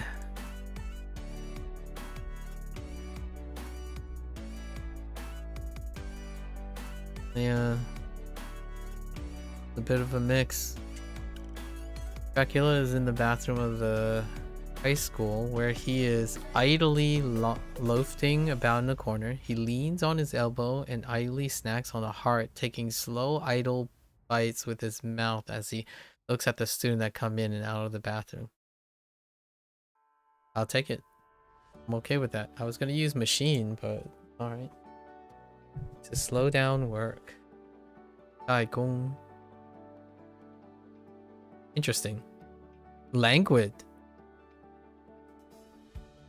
Chun Dai. Hired and idle? Okay.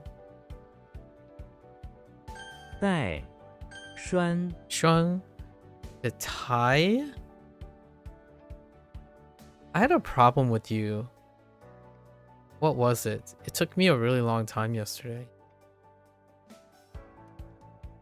It's this character on the side. Scepter and oh, it's plug. Oh, it is Shun. Oh, it's still Shun. Okay, that's fine. So both of these are Shun. I was thinking of this. I think.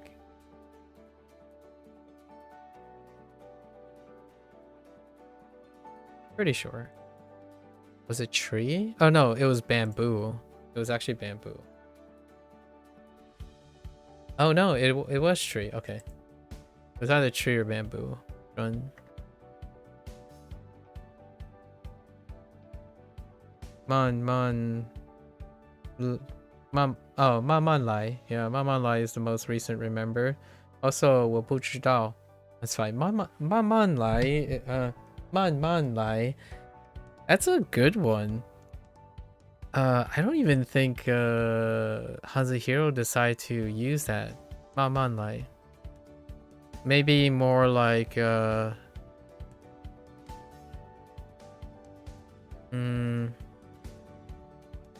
慢一点. as opposed to 慢慢来. They both mean kind of like slow down or slowly do something. But 我不知道, that is a stock. 我不知道 is good. Very very versatile.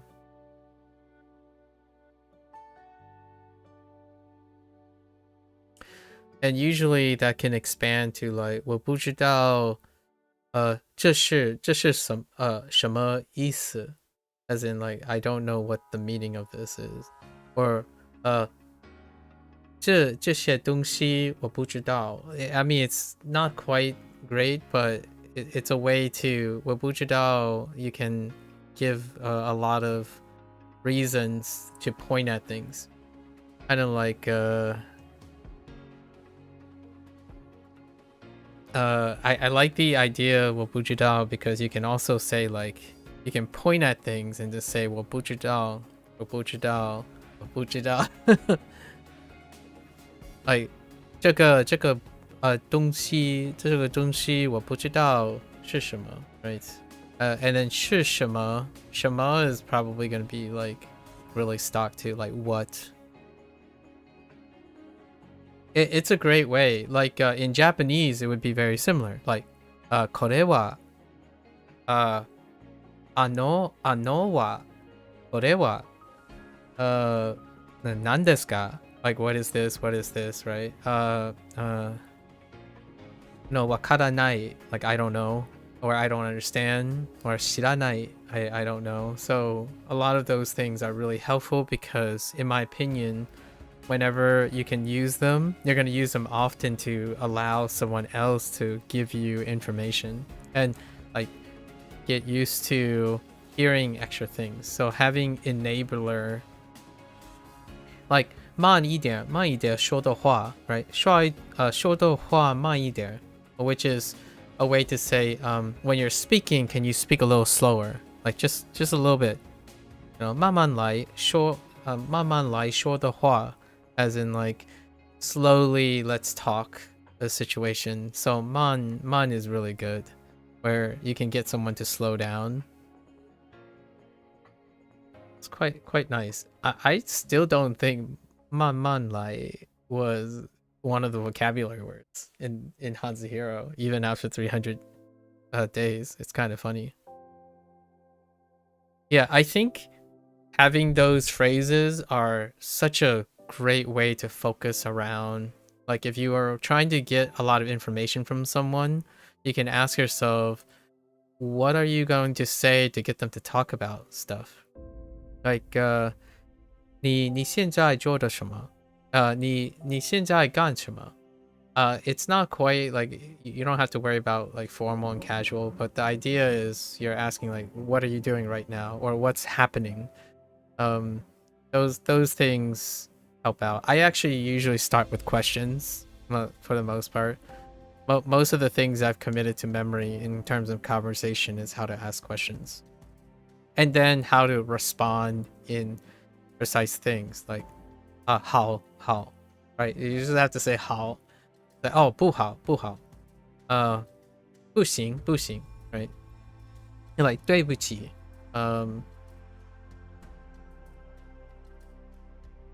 请你 something.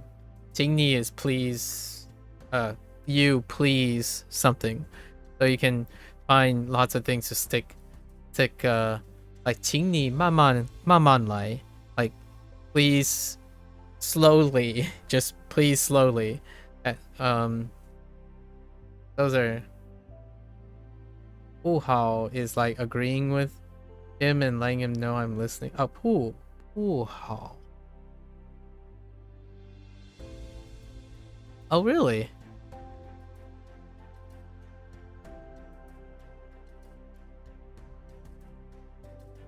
I don't know which one that is.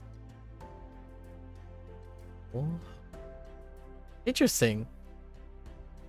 Oh, you're not asking. Oh, okay.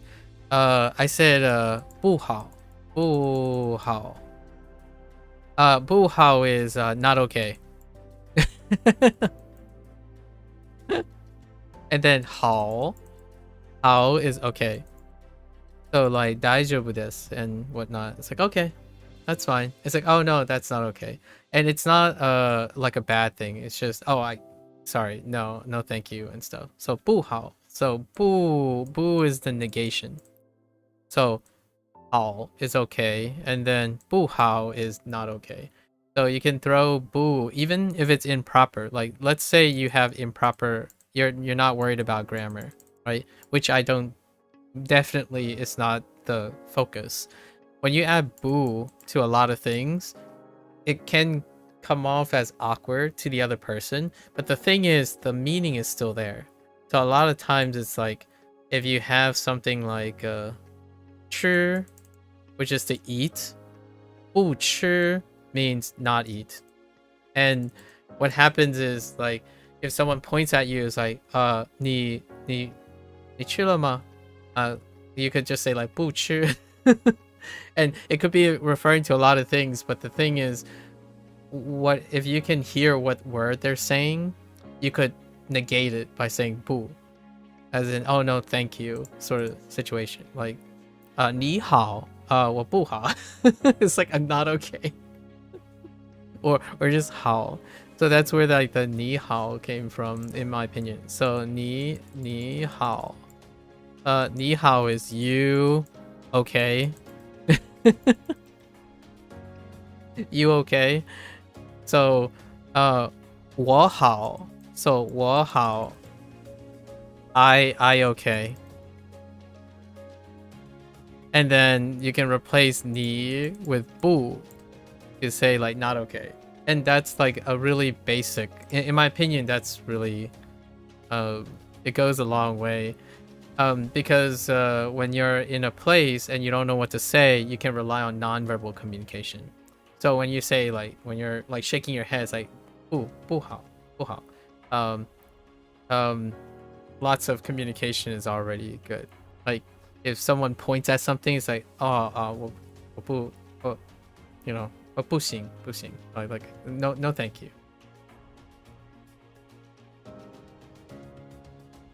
Kind of neat. How are you learning Japanese, by the way, Madre? Not Japanese, Chinese. How are you going about? Are you learning Chinese at the moment? And how are you going about it? Sherlock is in front of the pawn shop where he is trying to tie a second-hand umbrella. Okay. So a second-hand scepter. Sure, he just bought in the pawn shop because it is raining. He thinks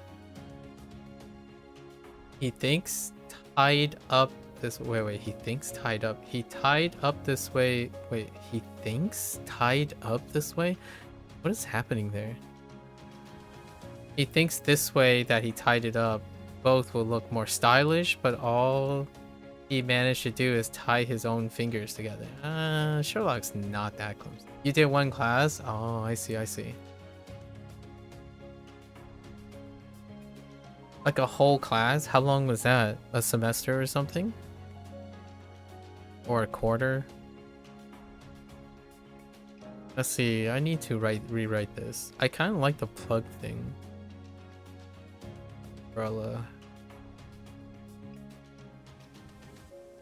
Your second class is tomorrow. There's only one course of Mandarin in the country. Oh, okay. So you mean you're starting? Nice. Excellent. Well, I look forward to hearing what your class is like each day in and day out. I was illiterate from 2 years ago, so I can't read. Right? I wasn't able to read. However, my parents are Chinese. So when it comes to ear training and matching some of these characters to the things, it's kind of a review on things that I listen to a lot. The idea is like you still have to learn everything again and link up all the characters and ways to represent the sounds and meanings again, right? Because I didn't learn it this way. I didn't learn Mandarin by connecting English meaning.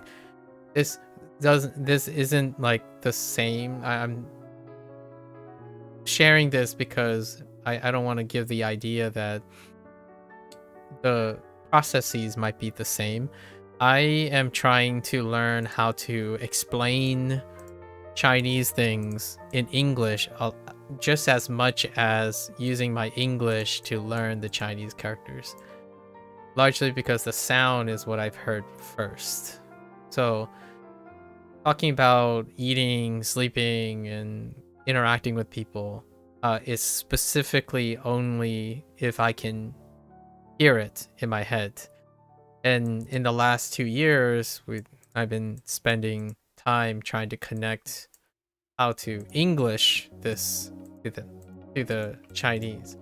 And in a way, it's been helping me try to understand how to explain things to people to my immediate family that speaks various versions of Chinese, or various versions tied to Chinese. So we're talking about things like Cantonese and Fujianese as well. So it's been really fun learning for more than one purpose. I am not a person who believe that languages, like for me personally, believe that learning and finding ways to encourage people to learn and consistently remember things is by separating the languages. Largely because if you're not in a place where you get to use the languages habitually until you get to that place, like moving to China or something like that, usually you can encourage a person to use the language despite not having a native interaction. So for me, that's how I am more comfortable in saying things like that. Like when I was reading your Pinyin without the phrases, is because I'm comfortable in talking in multiple languages most of the time, as opposed to talking in very specific language or always thinking in a specific way. I think that's something that most people don't like to do because they're in a hurry to learn the target language, as opposed to learning the things that will stick with you for the long haul. So I permanently learn things slower. However, I don't go over the same things because I have forgotten it. And that's kind of my spiel here. Like if you learn 我不知道 and you can remember 我不知道，你可以用新的字 right 新的字 and for other reasons, right? You can, every time you learn a new character or a new word, you can find a way to use it to learn the next word and the following word, and then you branch out from there. So everything you learn is connected to your use case. And when you connect to your use case, the chances are you will remember them instead of having to learn them again in case they become disused. So for myself, I typically say, like, if you learn something, talk to someone else about it. Talk to a classmate, your friends, your family. Even if you're using English, if you're talking about something that you have learned, it is more likely remembered and permanent because it will be tied with your memory of whatever is happening. Most of the time, people who are rushing through things and trying to get as fluent as possible, they actually don't have enough time to do that part. In fact, that part is the boring part, the part that they don't like doing. And then oftentimes they become so well versed. Like I would ask someone, "Oh, 你的中文很好，是不是 or 对不对?" Right? And they would say like, "Yeah, so can you give me an example?" And they would sit there and like, "You're gonna have to give me an example of an example." And I'm like, isn't that your job to do that? Like I thought you were gonna give me examples because you're well practiced, right? They're usually not well practiced. They're very well learned. So what happens is they spend a lot of time cramming a lot of information, which is good because that helps you pass exams. It helps you pass exams. It gets you like accreditation, so then you can finally move to a place to get that experience. I don't plan on moving to China, and I also don't plan on moving to Japan. So I use the things as I'm going most of the time. And if it involves using English to talk about it and encourage others, and then others will tell me how to use these things, then I'll remember those things. And that's kind of where we are now. For those who are in a hurry, it's understandable. So if you're gonna go to your class and you learn something and find something interesting, describing it to another person like myself will allow you to remember it. And then, you know, interacting with other people about remembering it is like what you're supposed to be normally wanting to do. Like I have no, like, asking someone who's so well studied and they say like, oh, you know, I'm not very good at talking to people. I'm a little shy and I have social anxiety, or I have communication issues, even though they're learning a language. Like, so why didn't you use your language before? For myself, communication comes first. So if you're learning something, you should be excited to be talking to someone else and using that information. And this doesn't just go for learning a language. It goes for watching a YouTube video. If you like crocheting or underwater basket weaving, when you learn something and you share it with someone else, you're more likely to remember it immediately because you use the knowledge you had, and doing it after you learn it is fantastic if you have the time to do so. And that's kind of why I learn Chinese this way. Whenever someone's like, oh yeah, what did you learn yesterday? Well, I learned this and you learned that. Let's talk about it. It'll be very hard to forget it then. And Mika and I, the one that was talking earlier, we're kind of trying to figure out what is her approach to trying to make things memorable. She has no problems remembering it for the short term. It's more like being consistent on how to remember it for the long term. And that's kind of the rough thing. When it comes to Chinese classes, if I had $1 for every time someone said they spent like 4 years learning Chinese and then they didn't use it or didn't find creative ways to use it, and then now they don't know any of it, probably maybe like $50, 50 USDs. I think I've heard like 50 times this year. It's very neat that you're taking a class. When you ask top-notch English, do you want to go to China sometime? I haven't visited China, despite my family is from China. I was US born and raised, so the closest connection I have are my parents. But maybe in the future, I do want to become literate. Before then, being illiterate is kind of a weird feeling. Sometimes, you know, whenever we go out and we go to a Chinese place, maybe the menu would be like, oh, you know, maybe like Hakao Xiu Mai, that kind of thing. It's like, okay, go to a dim sum place, right? But that doesn't mean you're looking at the menu and you're like, I mean, it's translated in English, but still, I don't want to read it sometimes. We would love to visit, but you're more interested in Mandarin business-wise? Ah, yes, business potential. Mandarin is a business thing. Yeah. I met someone recently who... What were they saying? Oh, they kind of disagree with me in a way, but they were studying... I think it was French law, and they're going into like business law, so to speak, and they had an interest in Mandarin. I'm pretty sure that's what we were talking about, Mandarin. Yeah, it's a big market. Mandarin business is a big market. Oh, and for the record, I don't know if you are gonna start this or not, What I'm doing here is traditional Chinese. There's not that much, like, it's not that dramatically different. There are like 20 or so, 200 or so characters that are different. But I imagine when you're saying Mandarin business-wise, you'll probably in your class be more exposed to simplified Chinese. So some of the stuff might be, they look familiar, but not quite the same.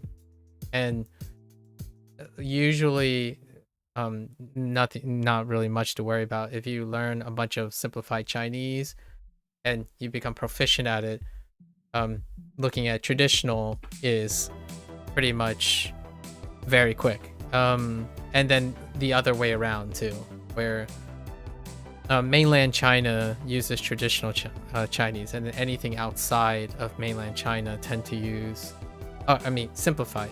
Mainland China uses simplified, and then anything outside is using traditional. So like Taiwan and on.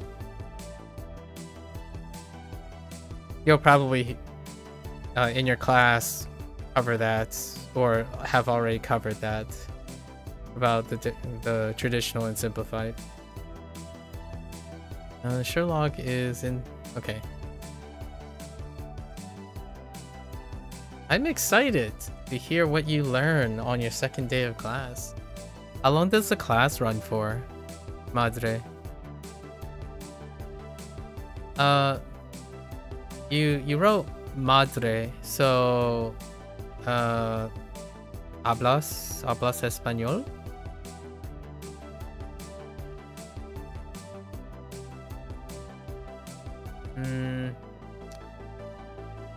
Hablo un poco español, but nada más. Hour and a half once a week. Oh, weekly class. Hour and a half. Dang, that's a long time for one day. Impressive.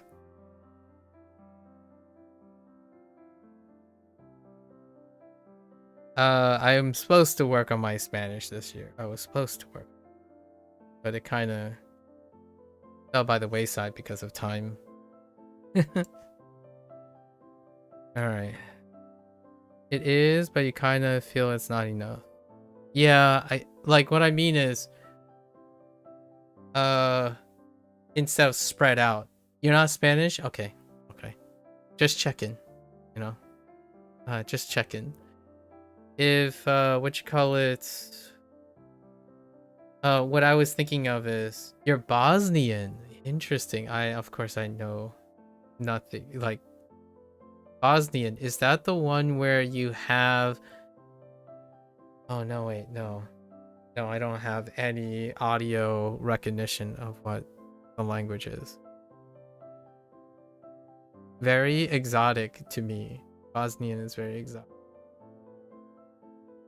What I meant about the an hour and a half is instead of having 30 minutes on 3 separate days, or like 50 minutes on 3 separate days, it's one, like, jammed into 1 week, and that's really long for a singular day. Oh, I have no idea.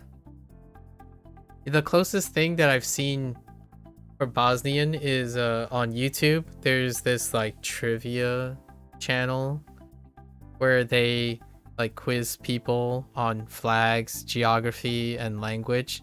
I probably saw an example like what you just typed that could be interpreted as Bosnian, and that's as close as I got.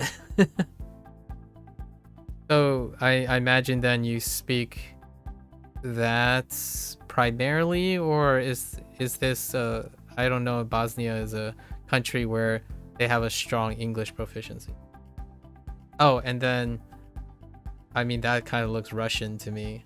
So does that mean two? Both?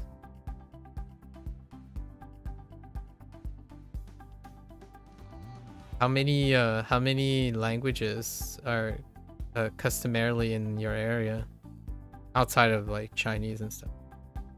Just like you're using those two at the moment on top of English? That's crazy.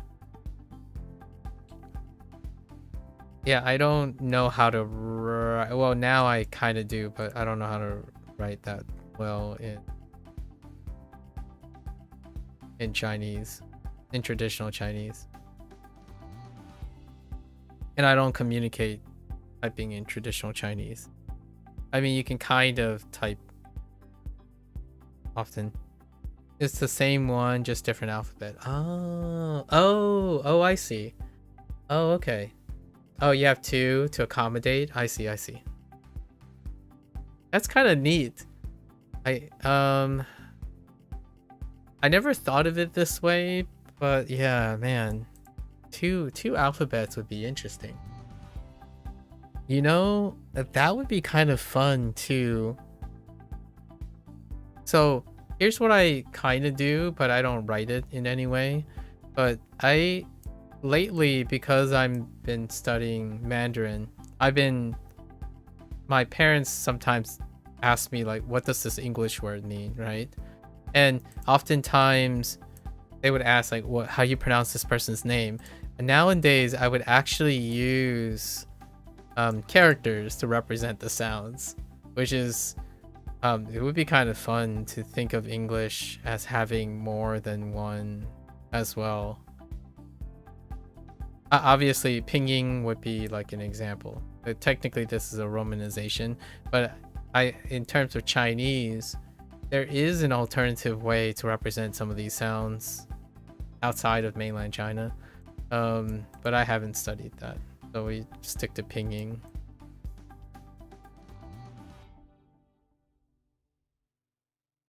Having two different alphabets, very neat. You're scared of that? This stuff? Oh, you're fine. It'll be fun. I do have a grain of salt because tonality, this stuff like tonality and stuff, I was raised on tonality, so my English itself is also tonal. I preserved my tonality in Mandarin speech because I speak in tones in English. Like I hear tones in English. Right, so right? English. So English.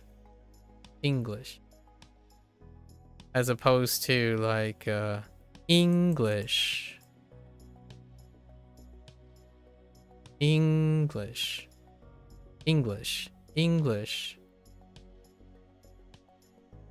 Like English, right? English.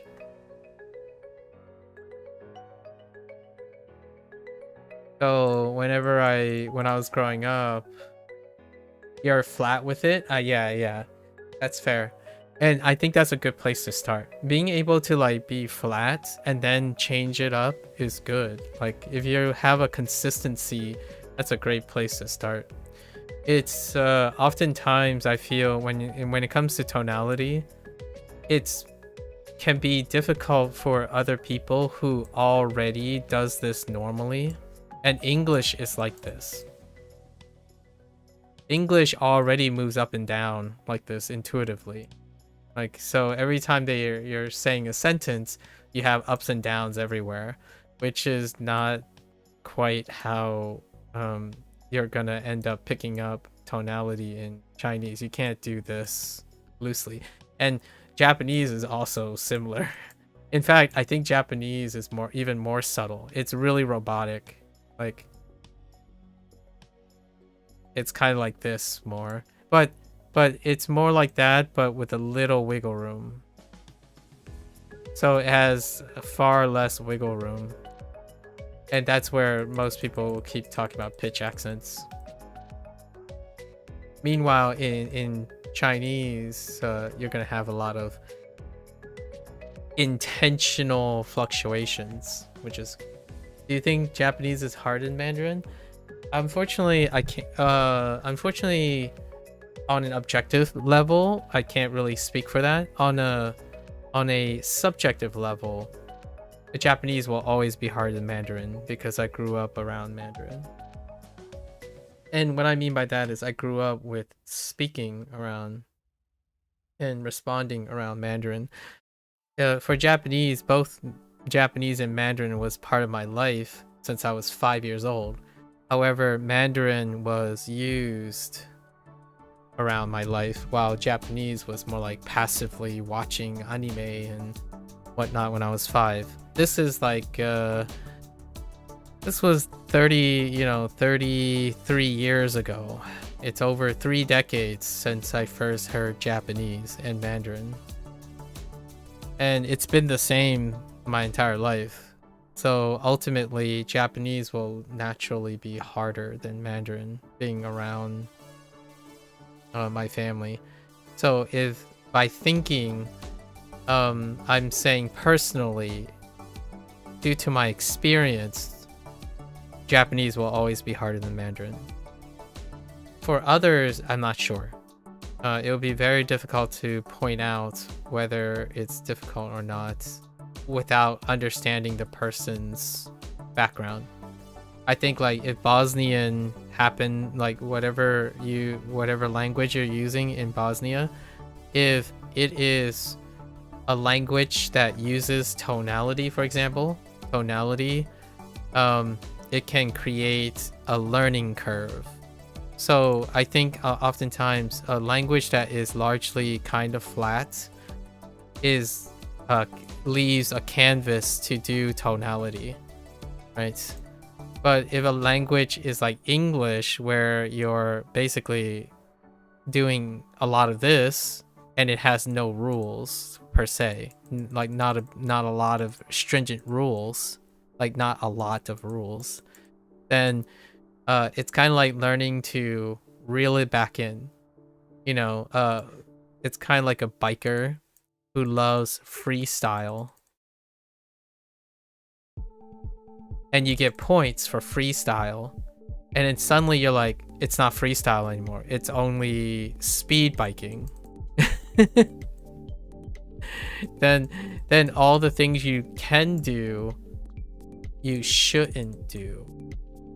And that's kind of how I feel is the difficulty part of Mandarin. The tonality part is scary because oftentimes we're talking about English speakers, and English speakers are unrestricted. There's less function for stress unless you're a public speaker.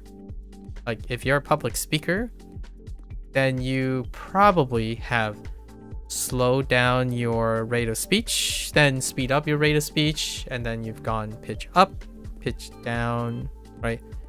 Down, down, right? So you can go down, going up, right? Down, down, instead of only being able to go down. Because every time an English speaker says down, they're gonna go down. But in Chinese, to be able to lean into Chinese, you have to be able to change your tone based on the vocabulary, not based on the concept. In English, I feel like it's more people intuit when they go down and up.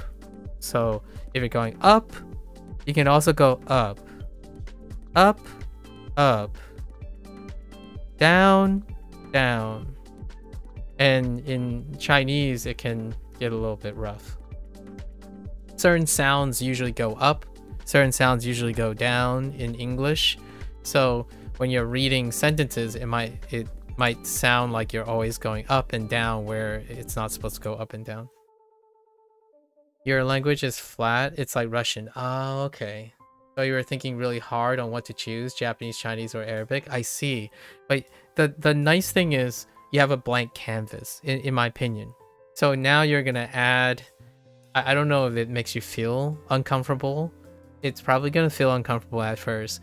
However, when you're flat, it means you're also really consistent. Actually, Japanese, one of the first things that people like to do for Japanese that they joke about, maybe it's actually a stereotype that is accurate to me. You have to flatten out first. So oftentimes, like the first year of Japanese, most of your speaking patterns start to flatten out, and it starts to have the same beat, same length, and flatten out. So it's the opposite of what English does. English, in my opinion, rarely likes being flat. If you are flat, it's going to sound really weird. Like syllable instead of syllable. You know, if you say syllable, it's like, well, what? Syllable. Like, it just sounds like everything's flat. It's syllable, you know, syllable. And elongation and beats. But in Japanese, it always feels like it's on cadence. So like, wakata, wakata. Instead of wakata, wakata. And so there's willy-nilly like length and stuff. But if you're already flat, it's a lot easier to be able to add bumps to them. So like ni hao, like, you know, ni hao, and then it's still really close. So in my opinion, in Japanese it's not. In Japanese, it's so subtle that you can sound really weird and very off, because there's like, for example, roll, like lo, lo and lo. Lo and lo are two different things, and it could mean the world of difference. This one, Chinese, not so much. Chinese doesn't have these like long, short, so there's no motor concerns. And then as long as you can go up, down, dip, and flat, you're pretty much good to go. So I really do enjoy that part. So if you have a lot of control, a language, a person coming from a language that has less control but more like flow,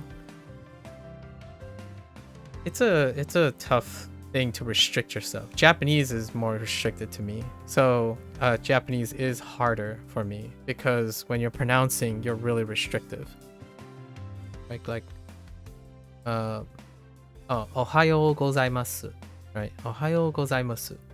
Instead of ohayo gozaimasu, right?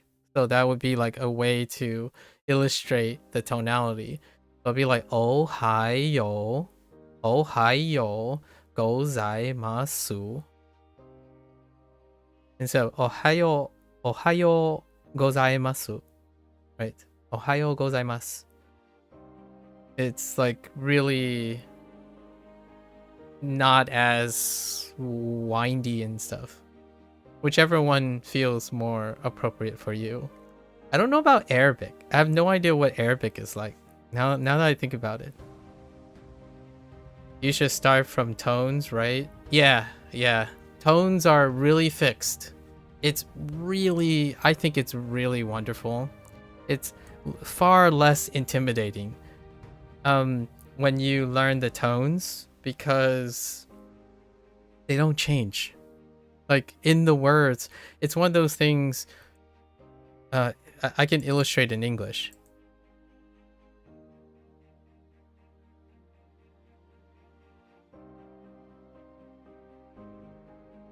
This is what tones sound like.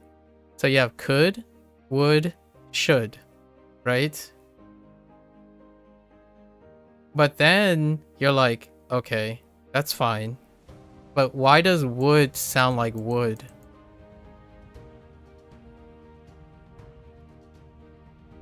And then why does would not sound like mood? What? So that's the English example. So there's no this. This doesn't happen. And this doesn't happen. It's once you learn the tones and how they sound, that's it. And then the rest, you feel it out. Like you feel it out in a way that wouldn't interrupt your meaning. So that's something that I think English, like people who do speak English, would kind of like. It's actually simplified. Now the thing is though, then a lot of things sound the same. So then lots of things sound the same. They're like the same. So like you'll have a lot of Xuan is a lot. Xi, she, so si, all of them like kind of is everywhere. In English, there's like, you know, this wood is not the same as this. I don't know. Like, what is this? It's not wound, is wound. Instead of like, it's not wound as in like bound. It's more like boon. Right? Boon and boom. So that's kind of the one of the things that I feel at least those who use English will find it. If you learn and invest in tonality, the tones are what separates the that gives the dimension of extra words or extra sounds, and not the having to guess what it's supposed to sound like, you know, bad and sad versus like this isn't like, for example, this is sad, but this is sadist. Like, so it's not sad and saddest, it's sadist. When this is shuang, right? Shuang, and then you add another thing like May. If you remove this, it's still shuang. This is still shuang. Like, shuang is shuang. Shuang will always be shuang. It's not gonna change based on the context of its opposing words. And then the characters will stay that way. The characters will stay that way at all times. So you're not guessing. You don't guess things. Pretty much. Most of the time, you're never guessing. This is all going to be strong like 80+% of the time. There's only a few much less exceptions where you have to remember 2 different sounds for the character, but they will always sound like that. They will always be legible and understandable that way. Arabic is really hard in your opinion, and you have been involved in it since young age, so that's why it's one of your options. Oh, okay. This is in my opinion one of the a good thing that happens over time for Chinese, where when you start reading this, oh, I need an example. So like when you're looking at a sentence, like May, this is probably May. Or maybe not. Yeah, so May Bei, right? Like here's the pinging, right? May Bei. May will always be May. Bei, Shuang Zhu de Gao, right? So Gao, De, all of these characters will stay and retain their things. So you might sound a little robotic at first because you're not leaning in on the stuff. Like I sound robotic there because I wasn't sure if this was May or not. As long as you execute on intentionally saying May, Bei, Shuang, Zhu, De is neutral, so it's just like De, and then Gao, it will always be that way. So once you learn how to say these words or say these characters, they plug in together. No need to say, oh yeah, but it sounds different when these 2 sounds are next to each other. It's a new word. It's not a new word. It's 2 characters put together. I'm not sure how Arabic forms their things. I know that Russian is like contextually with its characters, and English is too, where when you're combining characters, it doesn't guarantee to retain their sounds. So at first this doesn't seem phonetic, but then it becomes phonetic. When you learn enough characters, everything you read feels phonetic. So you can read sentences without even knowing what their sound what you learn to read sentences. If you're good with ear training, you can say sentences without even knowing what they mean. You can read sentences without knowing what it means because it's very, very regular what the letters, quote unquote, letters are. Very neat. It's a good feeling.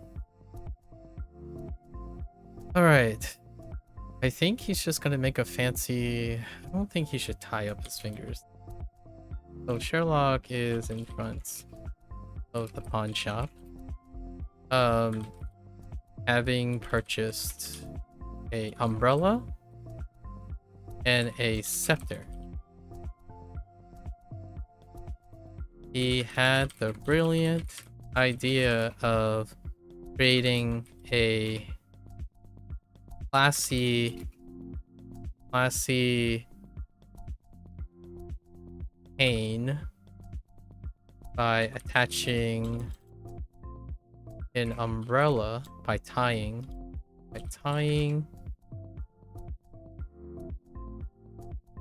an umbrella to their scepter, to a scepter with his, I don't know, his dexterous hand. This is starting to sound like James Bond a little. Fine. Alright, dexterous fingers. Well, thank you. Today you will try to memorize the water and ice symbol difference and non-verbal verb and communication, as you said, repeated what I learned. Yeah. Awesome. I look forward to hearing what your classes are going to be like. Feel free. Anytime. We can talk about it. You can tell me what you learned. That would be kind of fun. Or like what your... I would love to hear what your teacher in Bosnia... I imagine you're still in Bosnia. What your Chinese teacher... Like the person teaching Chinese or is a Chinese teacher. I'm very curious what it's like from your region. I'm curious what your English is like, honestly. I didn't even ask how you learned English and how Bosnians maintain English. English is different around the world too. So feel free anytime. Thanks for the company. Appreciate your time. 窗柱 to tie up? 窗柱 really? To tie and dwell? Dang. Okay. 栓 what was it? Style. 鸠 Jill. You look like a Jill. Not really. The whole type. Jill. She is Bosnian, but she studied Mandarin as a major on a university. Also, the China is the investor in the course, so it's free. Oh. Well, that's interesting. So that means it'll be even more interesting. Like, hearing what you learn from a Bosnian woman who studied Mandarin, that's interesting. Like, I haven't ever, like, heard or interact with a Bosnian woman who has experience with Mandarin. I think that's what why language is so interesting. It really is different when the person's principal language and what their background is with the language that they are also teaching and also have learned. So that would be pretty cool to hear what her thoughts are. And for your English, you just watch a lot of cartoons as a kid? Dang, that's some good cartoons. Those are some good cartoons. Your English is really, your written English is fantastic. You even put periods when most people don't put periods. I really appreciate that. Very excellent English. And thank you for being able to use that English, obviously. I can't read the your other language, unfortunately. There's only so much time in the world to learn a language, but it certainly makes life really interesting. Yeah, good luck. I'll see ya when I see ya.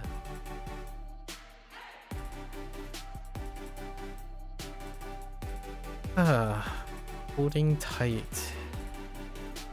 Chill.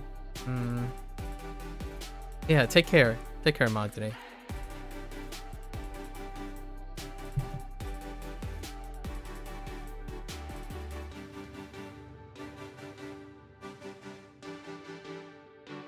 What's up with that fire? Actually, how many things with fire do I have with Jimmy Neutron? Yeah, Hua is the base. Fun. I think this might be the first deal. It probably is. It is. Okay. Alright.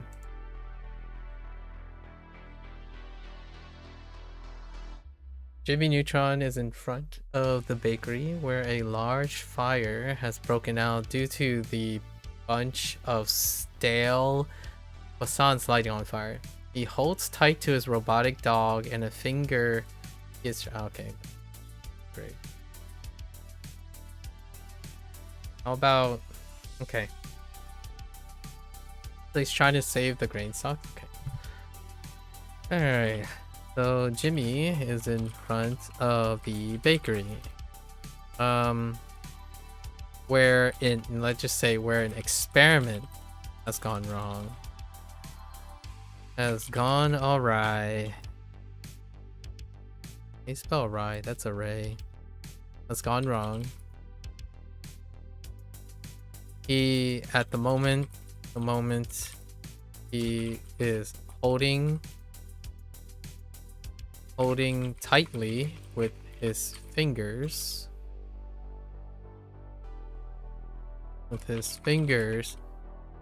to a priceless grain stock ingredient, baking ingredient, right? Baking ingredient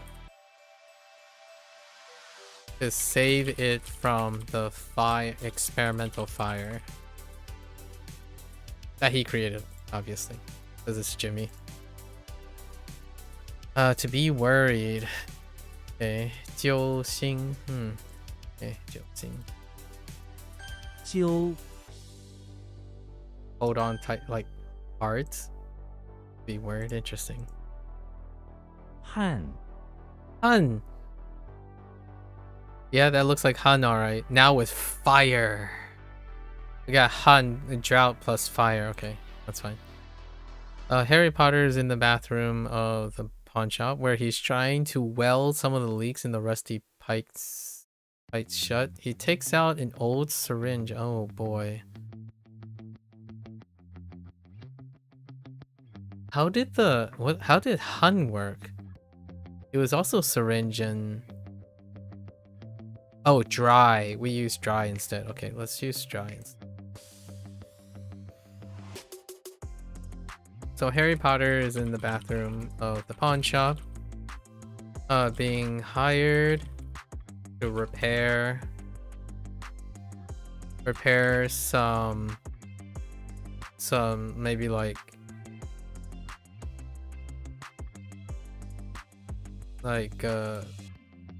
dry, like some sun damage from the dry environments.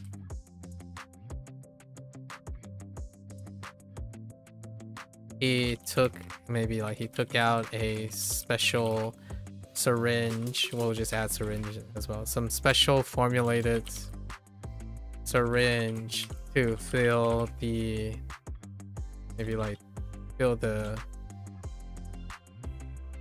heat damage to weld the heat damage.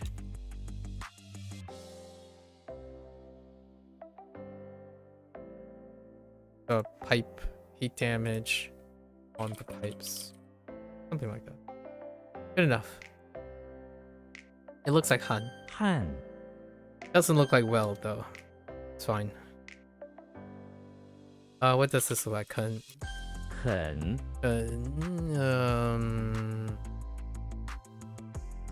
with the foot nibbling? 汉 Uh-huh. 栓 Shren. You look like Shren. Don't look like Tai. Did we use machine? No, we didn't. It was... Bummer. It doesn't look like it doesn't look like a tie, but it does look like a die. 带 Right, he's munching on. Oh, I don't know how the elbow thing works though. He's munching on some hearts. I have no idea why he's munching on some hearts. We might have to redefine this. Idle. Oh no. He leans on his elbow and idle stand. We'll come back to this.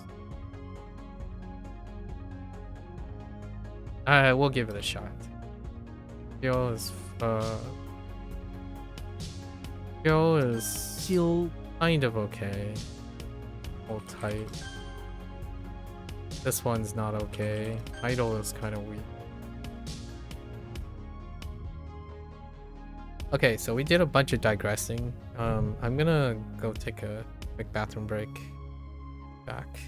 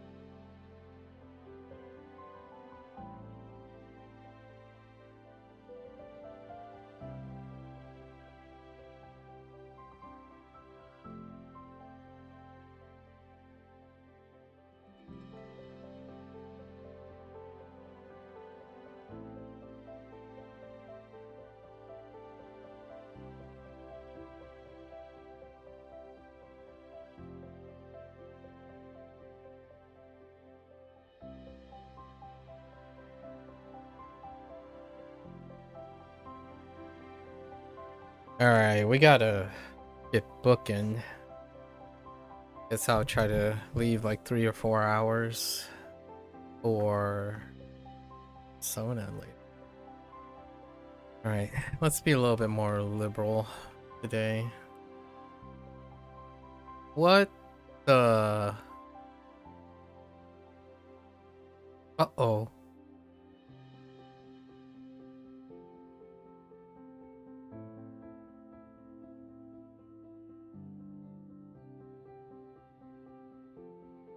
What the swim fins and Slenderman? Baohu. No, Baohu.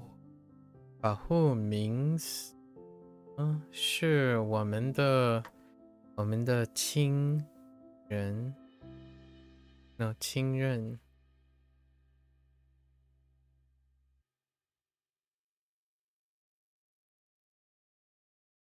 Is it Swintons though? Did I use Swintons with it?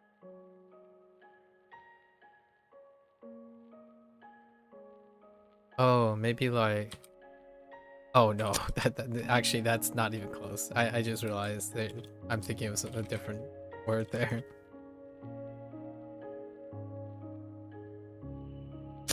What? Oh, this is no good. No bueno. Oh no.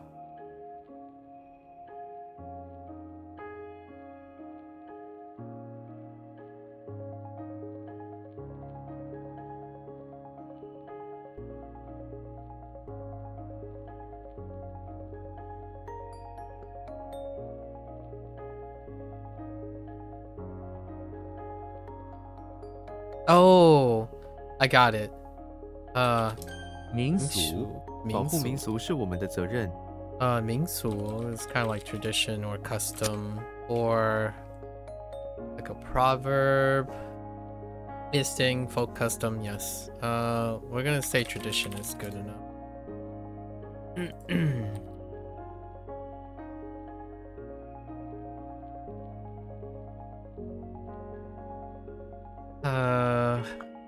All right. How tall? What? What? Oh, 稻草。家人他们待我如家人。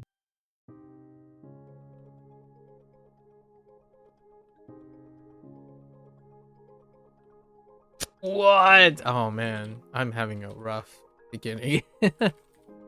油井 It's okay. 我是一名油井工人。He'll pick up, right? 稻草他们用稻草做成一个人偶。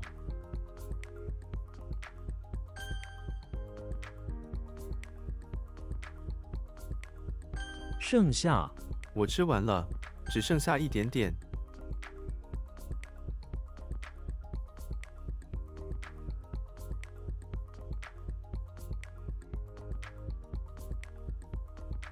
What?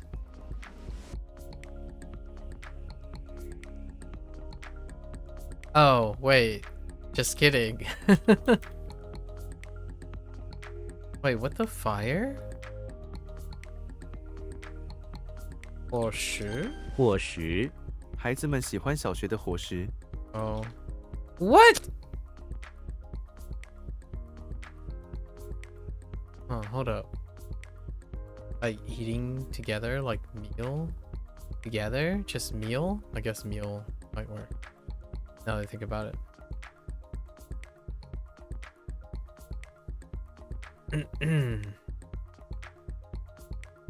赤红秋天的叶子变得赤红。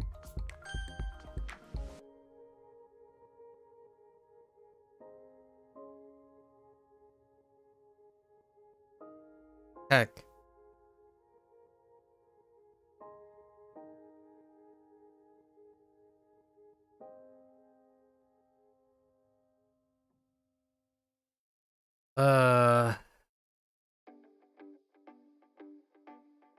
Hmm. 每逢每逢他遇到问题，都会向我求助。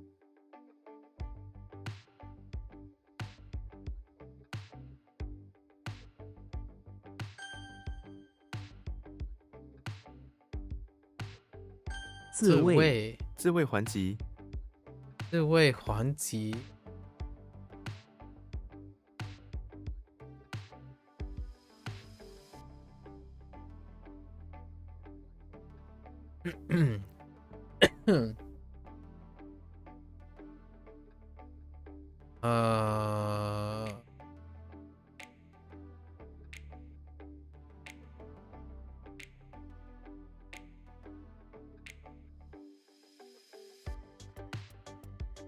How do you like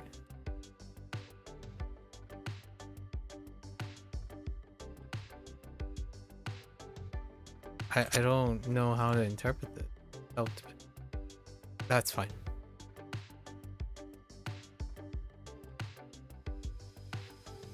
Actually, I might want to change way, huh?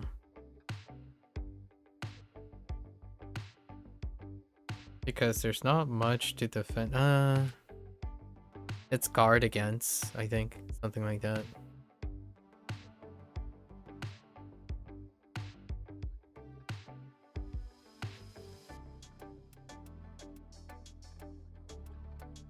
I really thought this was...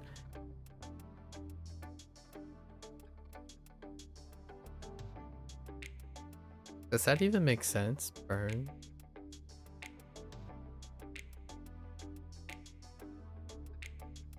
Yeah, like... 焦点.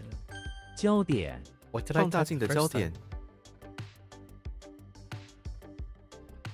放大镜的焦点。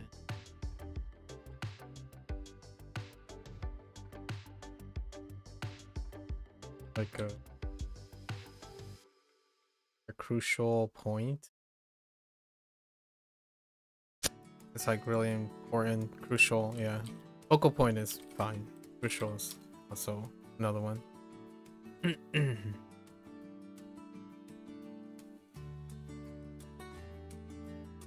母鸡，那只母鸡下了100多个蛋。 That's a lot of eggs.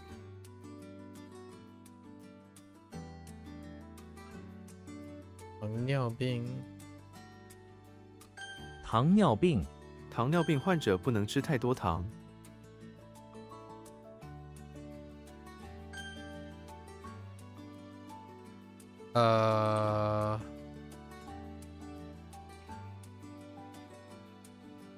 That feels okay, right?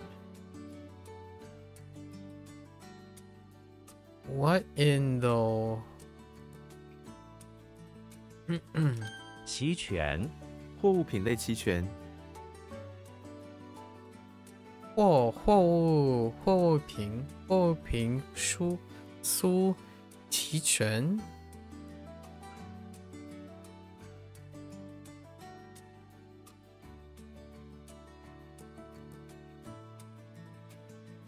Like prepared or completed? Okay. Yeah, whole and neat. Okay.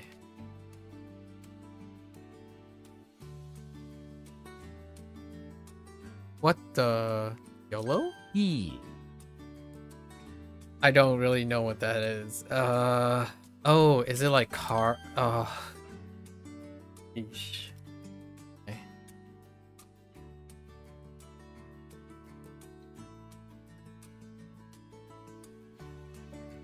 That doesn't seem right.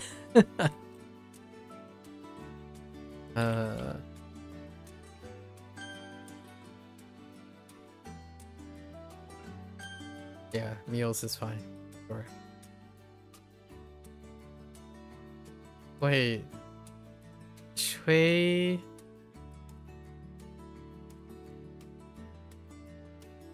Yeah, that's definitely Trey.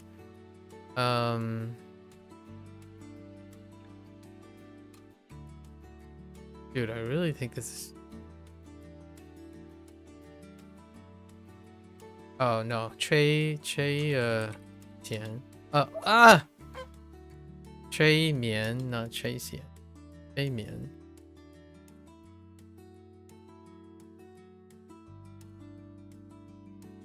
盈利，这家公司去年盈利很高。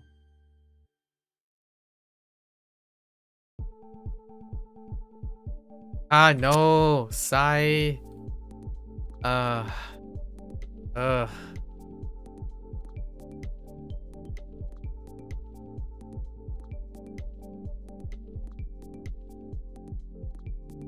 避免，我想避免吃糖。我想避免吃糖。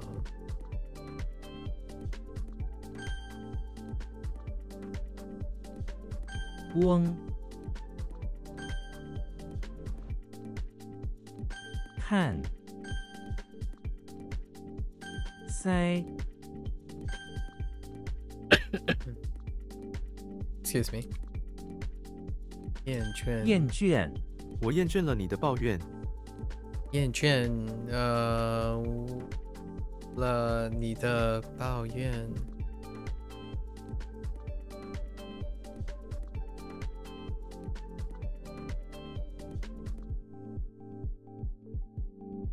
Are you detest like tired of or to be tired of something? 进，分， I'm gonna say,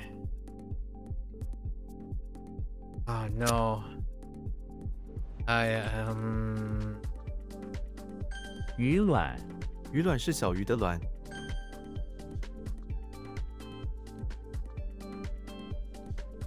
节日，节日过得很快乐。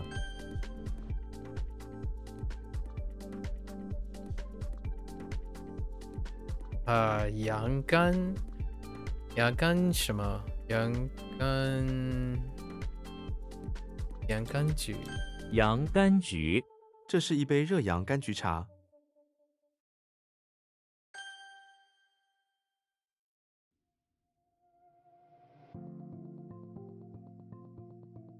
山谷，这个山谷非常危险。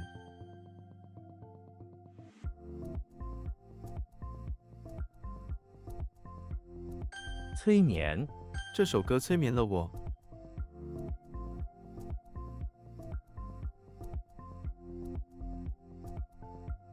币船。What the? Wait. Oh no, that's Lu. Not Chuan. Wow, that was really off. 裸， That was really off. Oh no, I guessed and it didn't work. What is that? Okay. 蒸，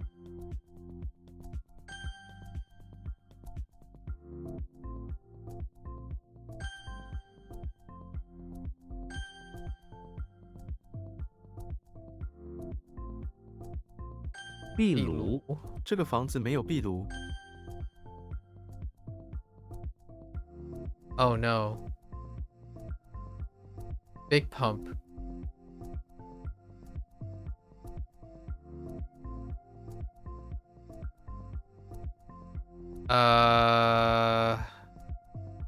But that's not, I don't think it's, 天， oh it is. Okay. Oops. What? Oh. Wait. What?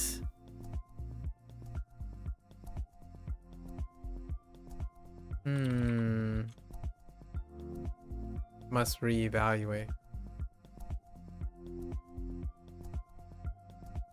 Oh no, wait. That's veins. My. 树林，孩子们喜欢在树林中玩。溪，剧，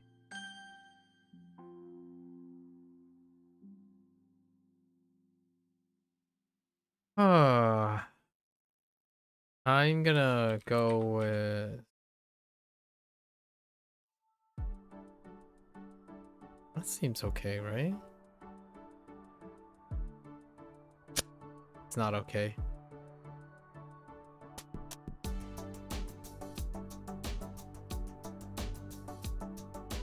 Hoang,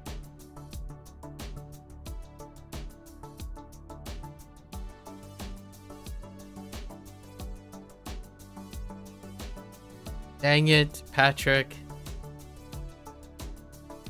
No.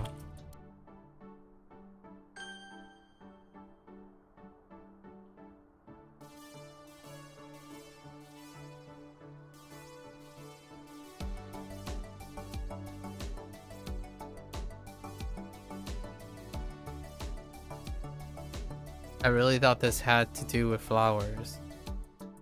Or is it like...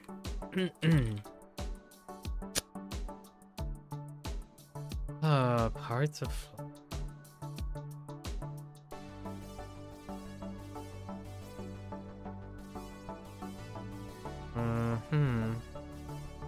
That's kind of disappointing.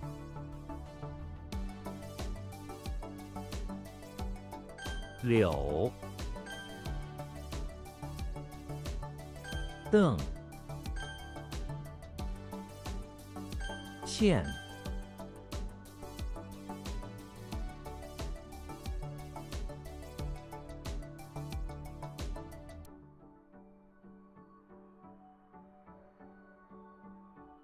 他应选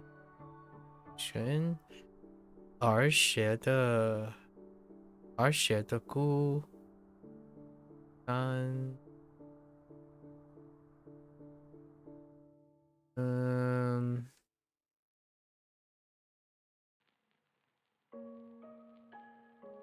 I remember what you are.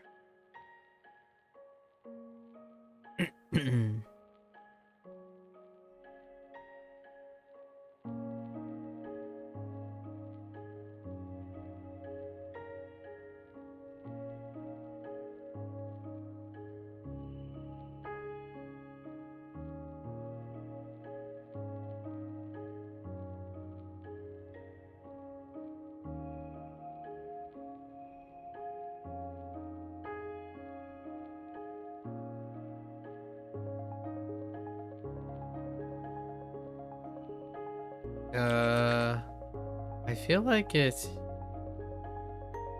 乡愁，他因乡愁而觉得孤单。 it's kind of like worry or homesickness. Yeah, fine. It's what I think it is. But I don't remember how xiang worked. It's fine. It is what I think it is. Good enough for now. No. That's fine, right? That's not fine. I have no idea. Panic. Pick a nick. We need to pick a nick now. 眉毛，他的眉毛很浓。 Okay, so what is the deal with this? All I got is part and flowers. Not great.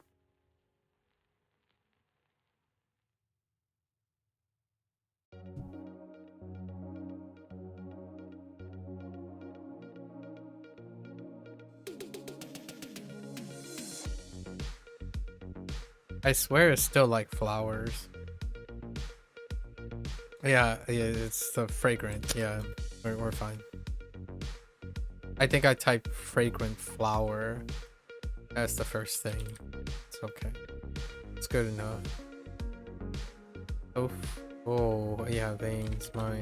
动脉，心脏向动脉供应血液。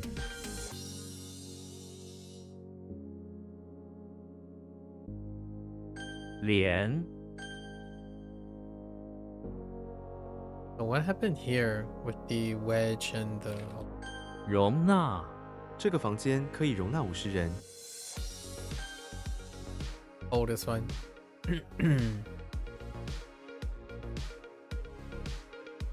购物，我还要买一个购物袋。 Or shopping. Purchase this one. Purchase things. That kind of thing.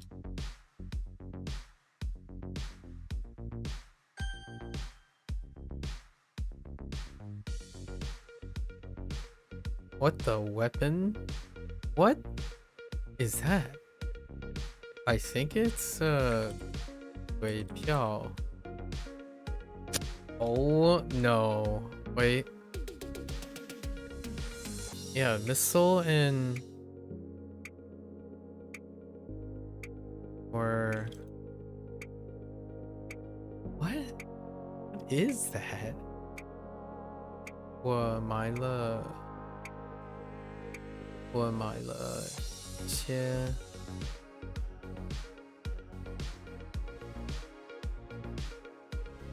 It's kind of like a... Or like a scratch ticket or something, eh? Or is it bonds? Oh no.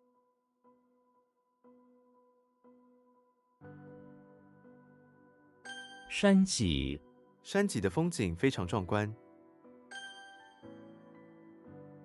干， Pretty sure that's Chang. Or Chang. No, Chang. Hi. 常态，一反常态。 It's like regular, usual attitude, yeah. Normalcy is actually pretty... I was gonna say like regular attitude, which is kind of...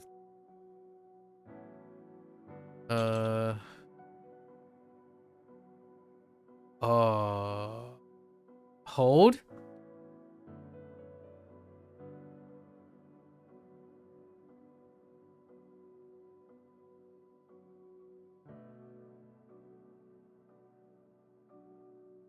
What is that?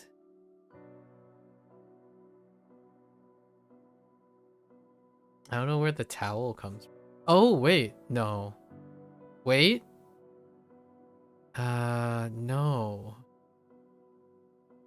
YOLO this. I think that's a lost cause. That one's definitely looking to be a lost cause.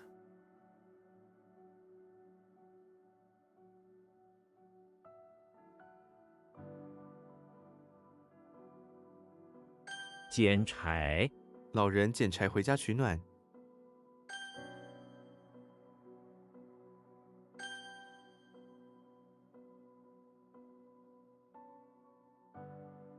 Whoops. 3.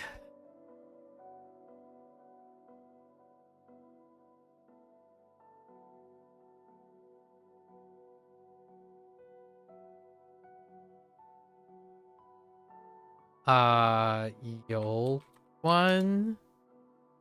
Dang it.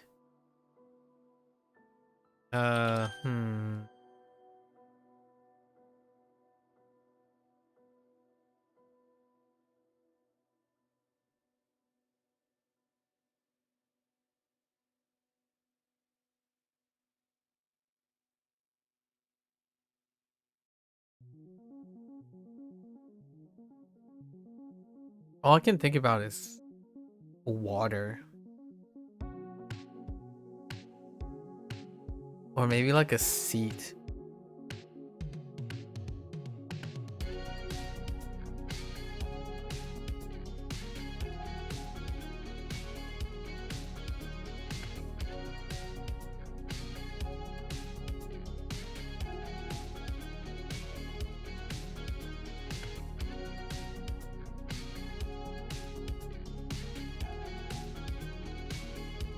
I have a bucket, a towel, and a shack.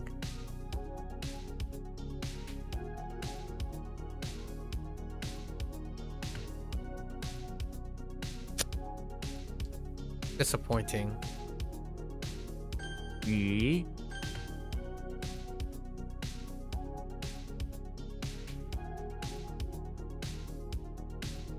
蛙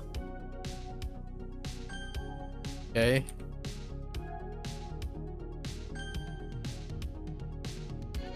密码 这个密码太简单了。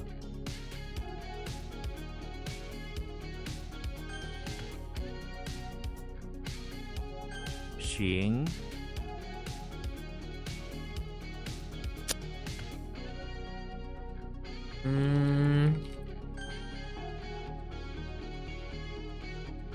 Pretty sure this is yo.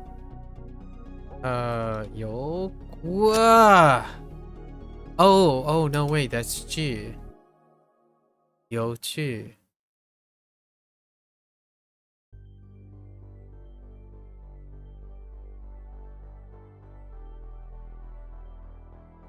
What?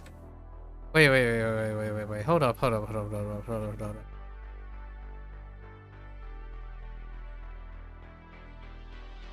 Oh, that's Japanese.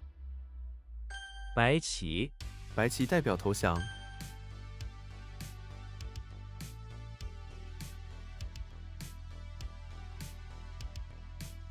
赌场 澳门有很多赌场。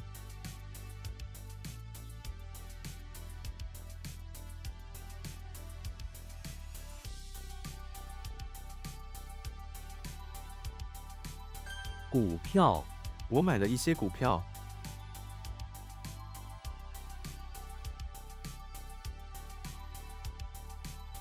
I swear it's something like... I swear it's something like a colorful lottery ticket or something. Oh, stocks. Okay, that's fair enough. I think we're okay. I'm okay with that. Yo. It doesn't make any... It actually doesn't make any sense with 股票, like how the 股 and the 票 come together. It's thigh ticket for stocks.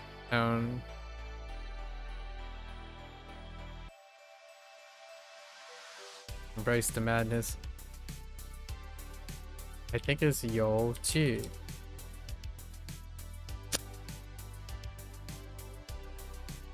How do you get bureau?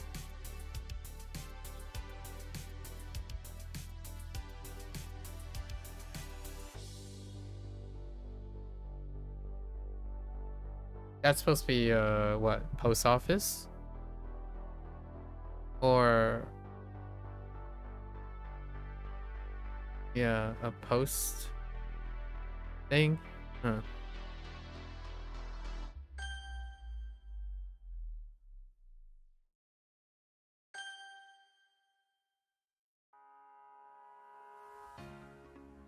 Oh yeah. 或曰或曰：幸福不在于金钱。铁定铁定的事实。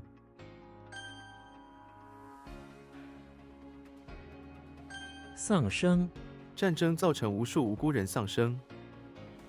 It's to lose one's life or casualty. It's okay. What the? 忘记你忘记答案了吗？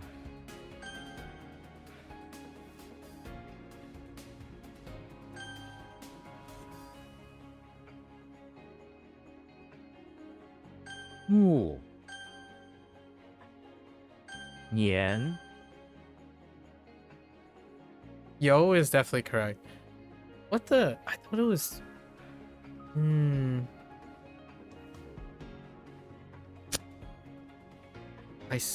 It's not Guan. I don't think it's Guan. I think it's Chi. Oh, I messed up. Wait. How does that work?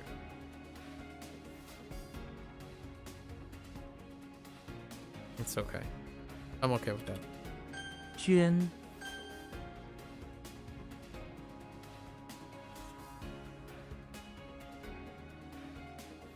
Asa, what the,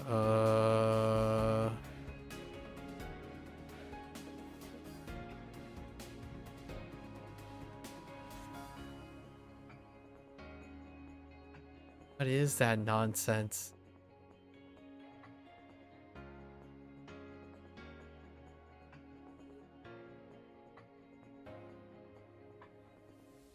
All die. 朝代汉朝是中国历史上最重要的朝代之一。 Actually, it's the sentence that helped me out. Yay. 接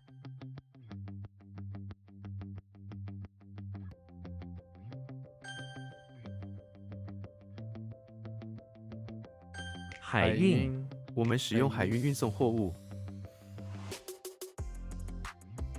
Sea transportation. 邮局邮局在这附近吗？ Yeah, it's fine.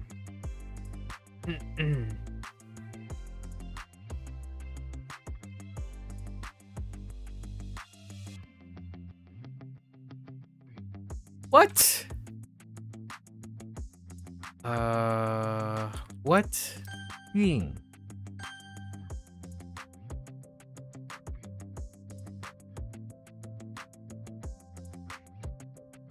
礼拜我整个礼拜都不会在家。堵车上班时常常遇到堵车。累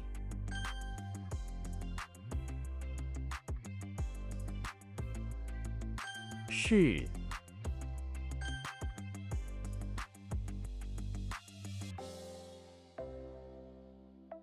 低温今天晚上会有低温。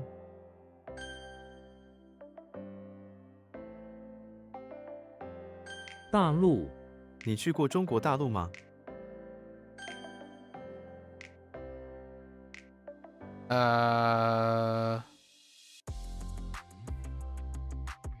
Heck! Wait, what's going on there? I still don't know what you are. I keep thinking of Yort. That's not the that's the WaniKani way. I like a seat. At least I thought it was like a seat. Or is it supposed to be water? Sheen. Sheen is that, right?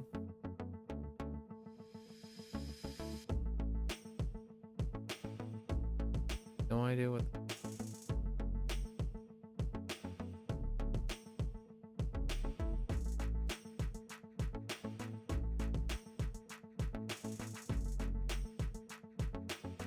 I don't think the bucket and the towel is a thing. Or the towel and the shack.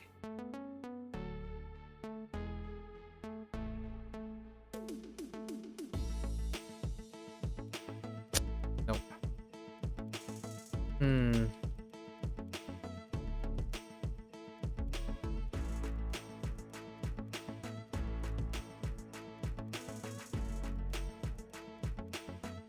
Uh-oh. 怨气，他对 Okay. 老板满腹怨气。 Alright.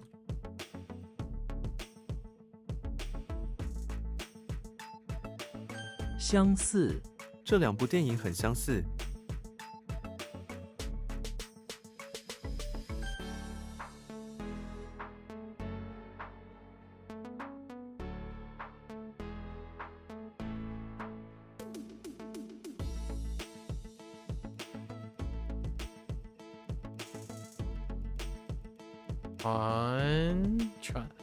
传什么？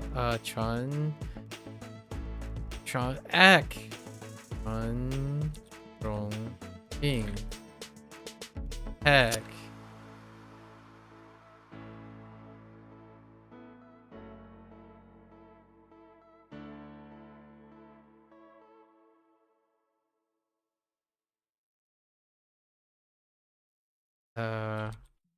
肺， lungs is bad. What? Oh, that's lung.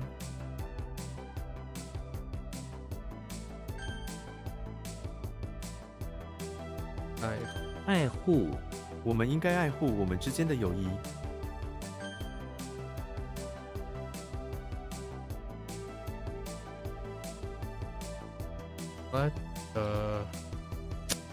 What the? Oh, that's pie.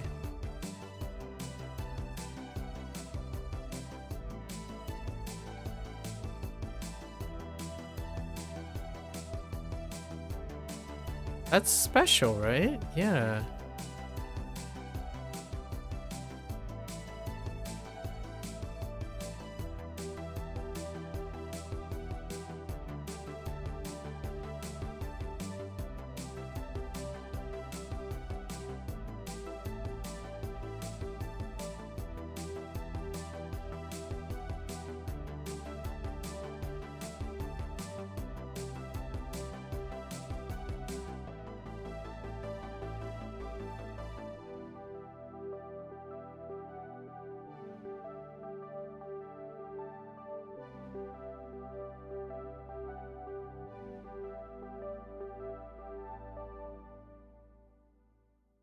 传染病，传染病可以通过空气传播。 Like it's an infectious disease. Okay. 厌，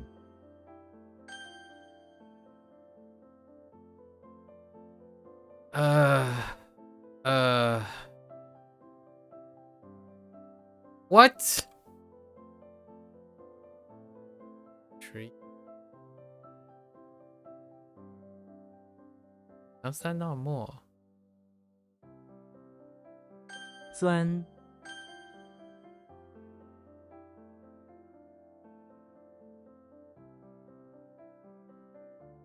What? Oh, that's a sorry typo.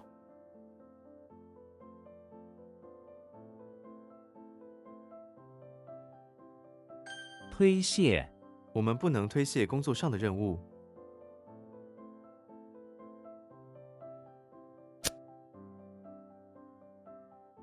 It's like carry. Oh no. I'm thinking of something. It's fine. I was thinking of something else entirely. There it is. Yeah.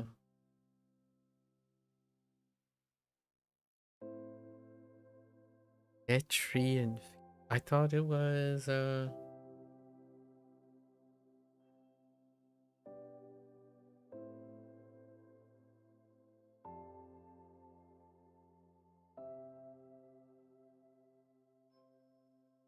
it's not that. I really thought it was more.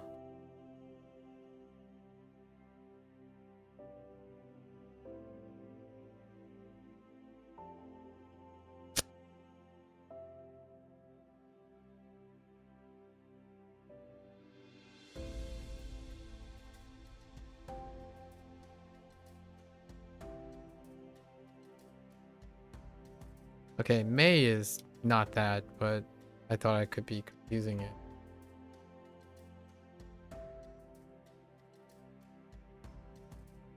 Oops. Typo. So confused. That word.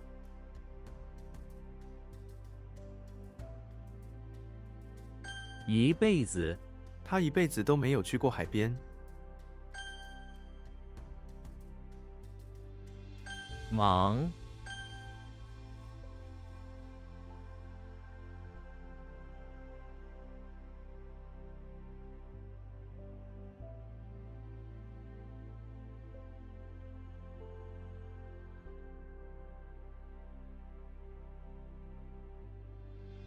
Yeah, this is foam.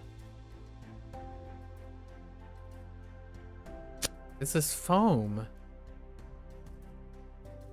Oh no. It's not. Oh, okay. That's fine. I'll give it a pass. That's a pass. 凳子 我坐在凳子上， I'm using end, not dead blossom, like not dead tree. I'm using end now. That's an adjustment. That's okay. 怀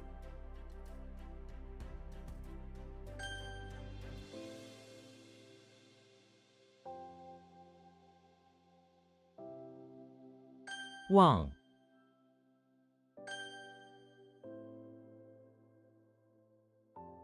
只在 这场活动旨在宣传环保意识。 抹 White gloves. White glove. White gloves. 缺 White 憾 gloves. 这是我们共同的缺憾。 White glove. 罚款 违规停车要罚款。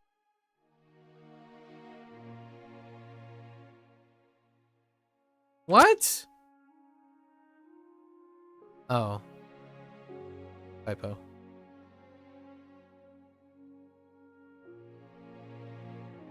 Excuse me? Oh, typo. I still have no idea what this is. Are we giving up? Like, there's no tether whatsoever to this. I have no tether.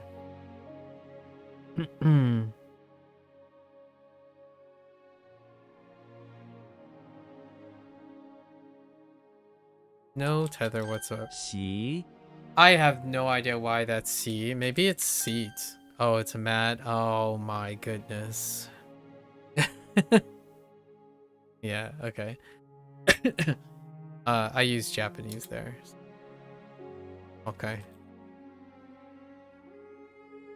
I think I need something. We need to redefine this. Yeah, she was sitting on a towel mat. She sits in a small shack that covers her and additionally has a bucket placed over her head. Yeah, the bucket thing. Not doing it. Maybe a placemat on the bucket?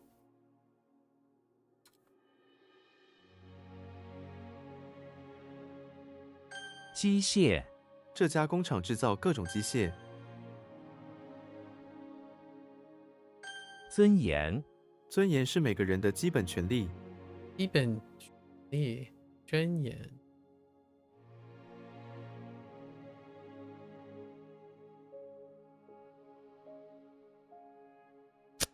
like strict decorum, dignity. I think prestige.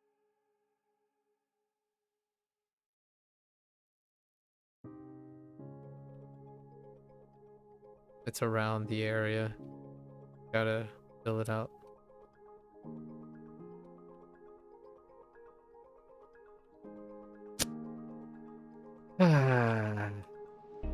Not completing things. 血栓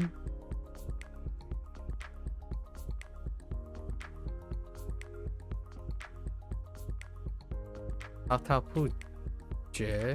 滔滔不绝 他滔滔不绝地分享自己的经验。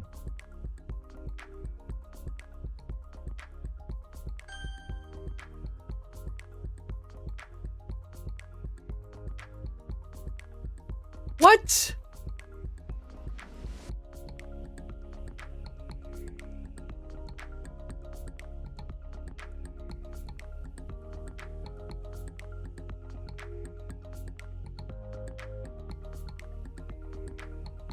Oh. Twin.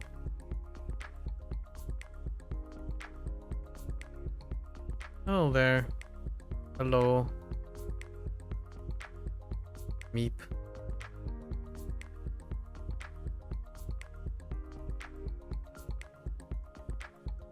Hello, hello.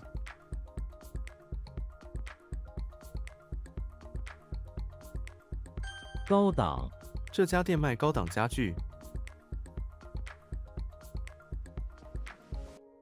这家店嘛，高档家具。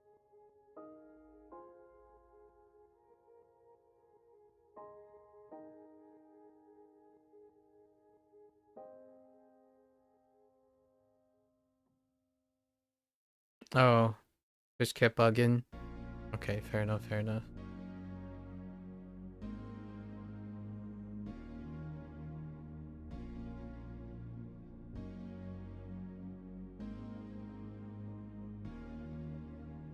What is the wood?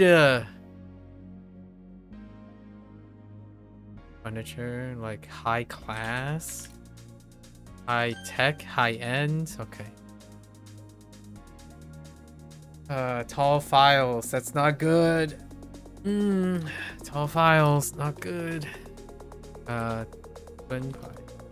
What? Oh. 盾牌 骑士有一面白色的盾牌。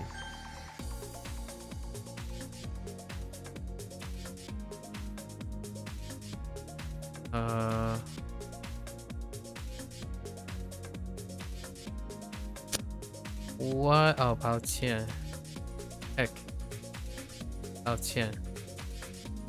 Had some dinner, tried sushi for the first time. That was an interesting experience. What did you eat?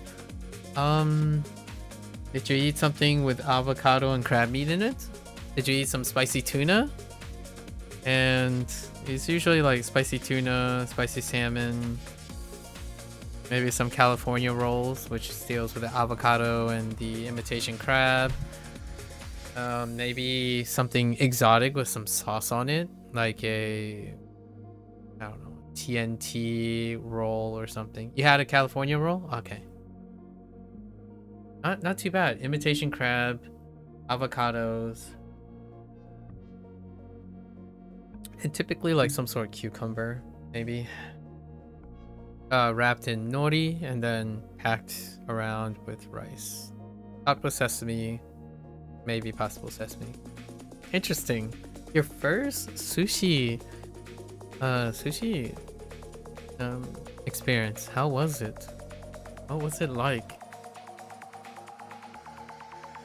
Usually the first comment people talk about is it's not filling enough.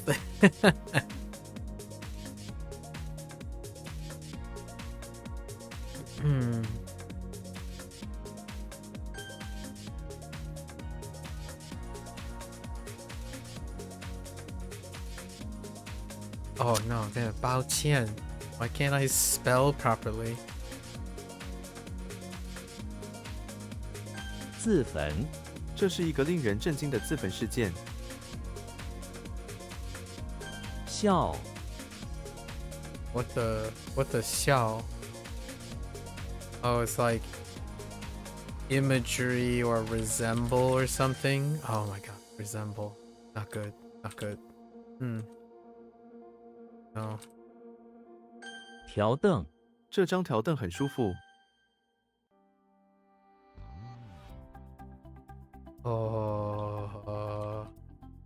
惨白，惨白，惨白。他吓得脸色惨白。 What prompted the first experience with sushi?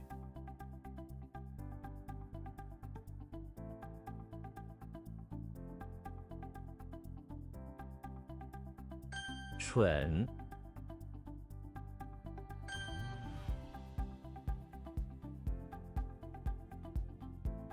作废，如果不签字，文件会作废。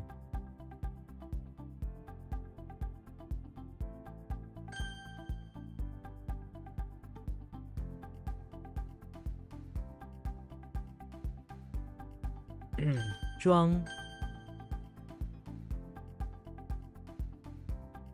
What in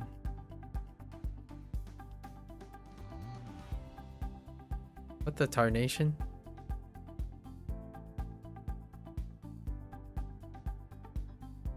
清晰，这张照片的细节非常清晰。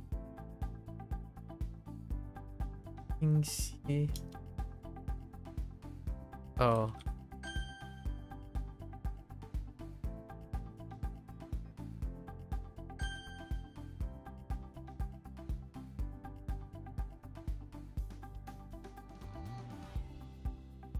横扫，台风横扫了城市。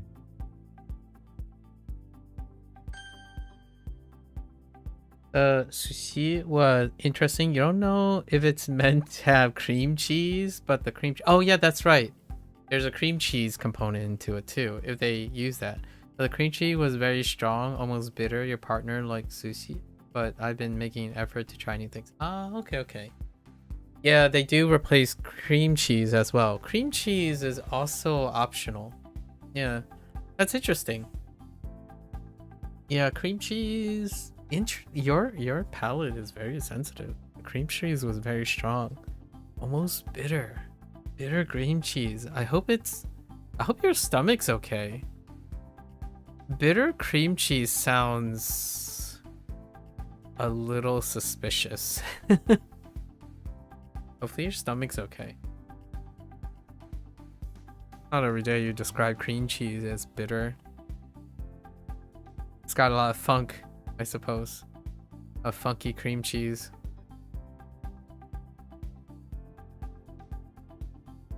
抱歉，这是我的错，抱歉。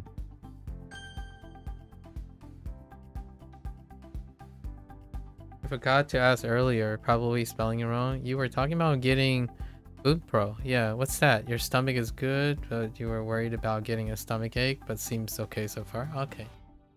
Boot Pro is Bunpo. Bunpo is the Japanese word for grammar. It's a grammar source. It's an SRS grammar source for Japanese. We're gonna do it to see what all the kids are raving about.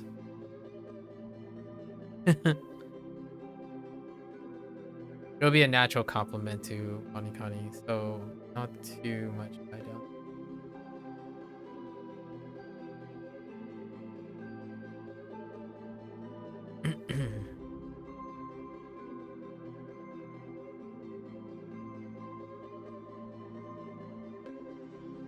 What am I looking at? What am I adding flowers to? Am I using add here? Probably. Add flowers.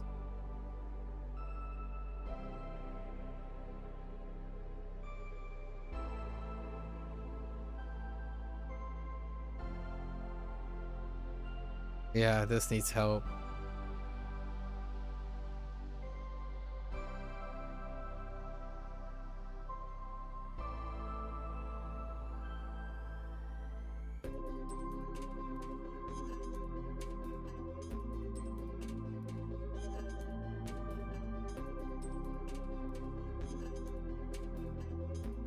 I don't know what I'm adding flowers to.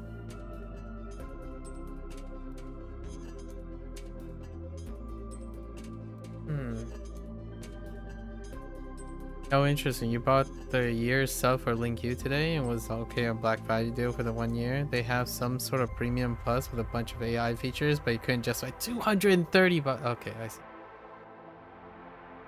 That's a pretty hot price.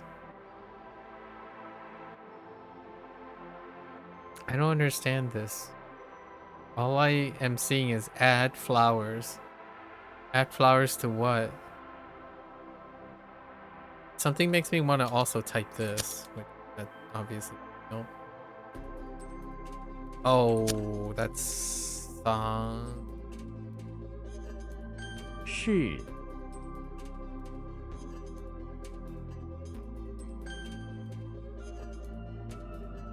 桑 Song.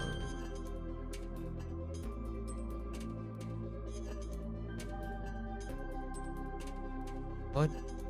The finger with the... Oh no.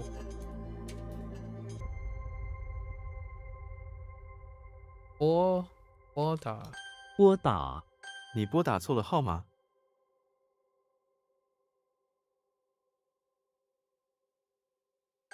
匆忙 他匆忙地收拾行李。 It's just really hurry. Hasty. It's fine. Hmm.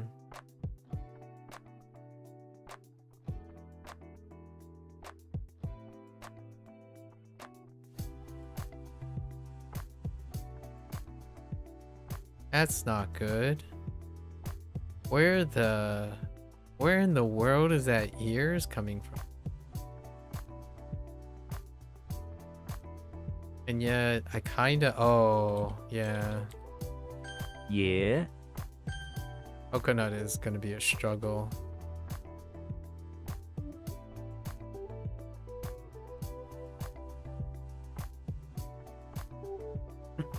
This is kind of a struggle.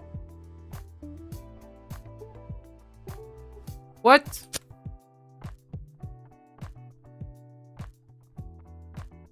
Oh. U and O backwards.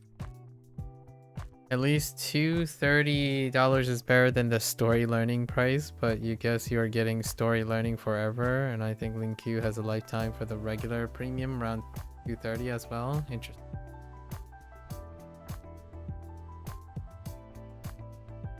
Hopefully it'll be encouraging. Seems funny to you that the lifetime premium is the same price as 1 year premium plus. Wait. So the... Oh, I see. I see what you mean.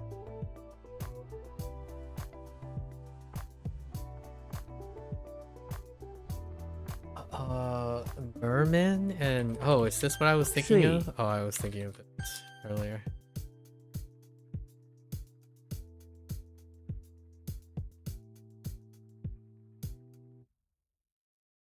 What the bearster?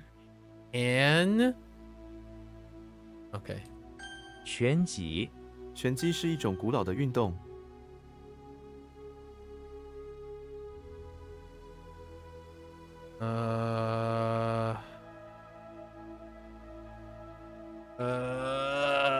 牵扯请不要把无辜的人牵扯进来。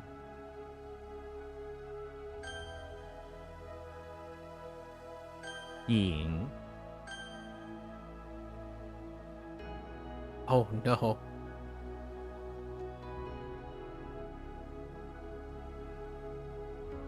Okay, loaded. Okay. Welcome back, Bree. On the other side of the world. The digital world.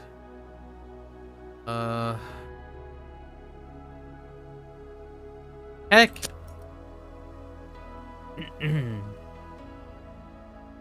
What in the world is that? Oh, I'm gonna take a jab at this. Ah! I don't know what that is at the moment.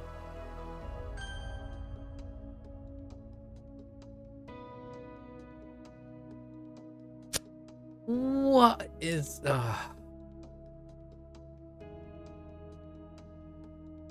At least on YouTube you can see super tiny pictures of your cat sticking her tongue out while she's sleeping. True, true. 数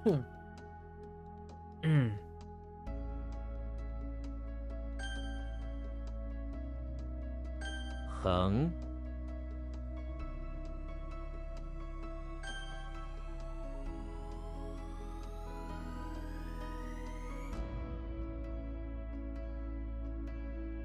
眨眼 小孩在眨眼时笑了。 Yeah, there's no chance. This is not going in. Yeah, oh my eggplant. No, this needs help. There's I had nothing for eggplant. You know what? We might as well throw coconut in there too. Eggplant and coconut, yo.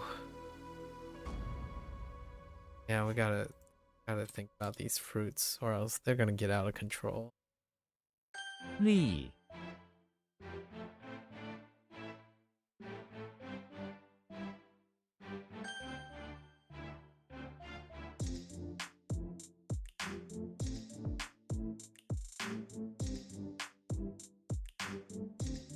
冒昧 他冒昧地提出了意见。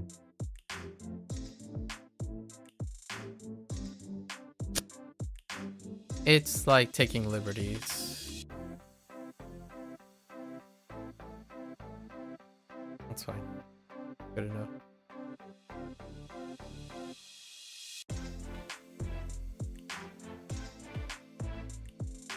What? Wait, am I getting this mixed up with something else?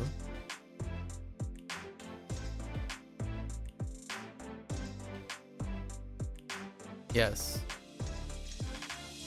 Oh, I am. Okay.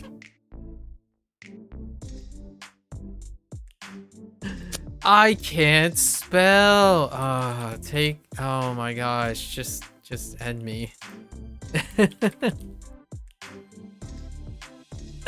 We should just stick to presumptuous. I assume you were chatting Makuta as per usual. I figured you already be done with. Oh yeah, we were chatty today. We need to get. Yeah, we are pretty late. Tomorrow is a low volume day, but I still kind of want to stay on top of things.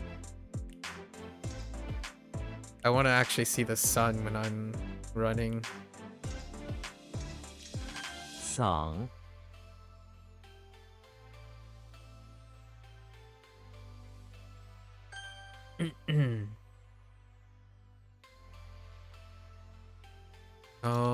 Oh, what?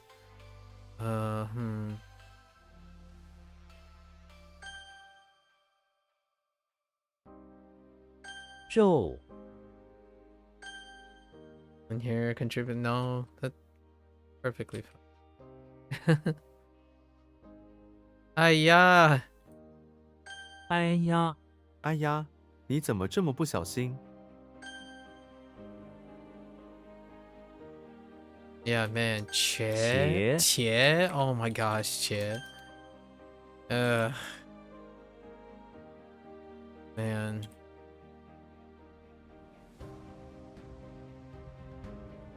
一眨眼 时间一眨眼就过去了。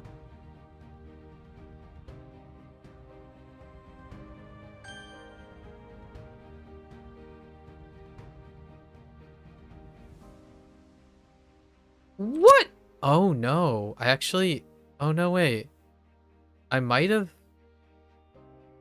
encoded this incorrectly yesterday. Because if this is elegant. Oh no, it's not. Just kidding. I'm confusing it with something else. I don't know what it is yet. I'll find out. 巫婆 巫婆正在施法。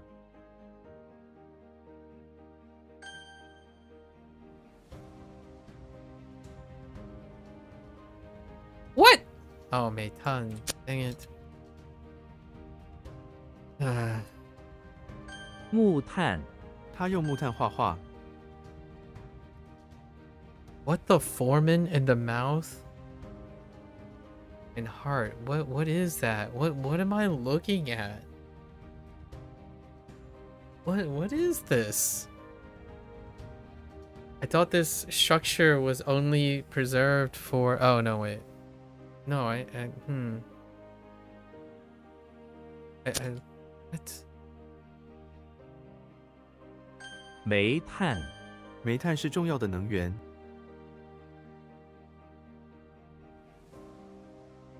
丙、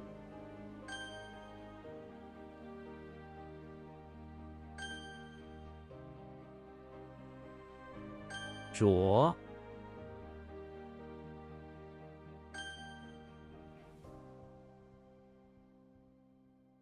胚、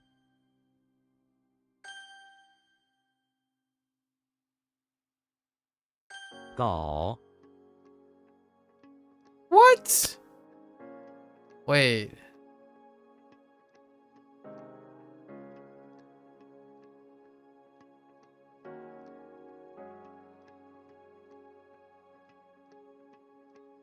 Wait, what?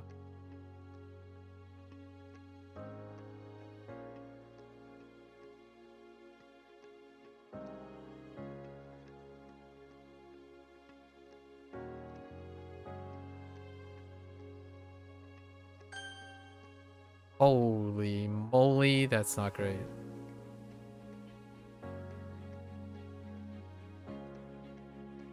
What is the other gall?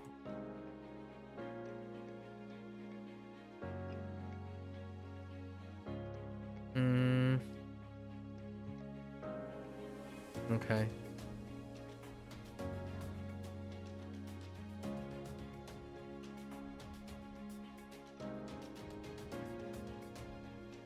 侃侃而谈、这位专家侃侃而谈，解释清楚。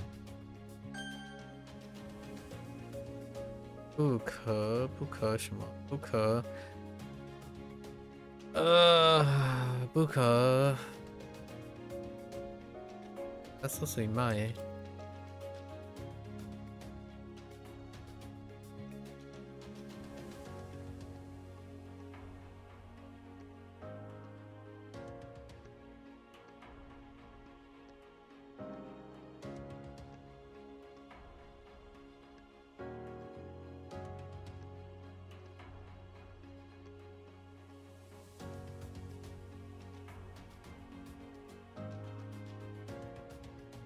I'm just gonna go for... I don't know.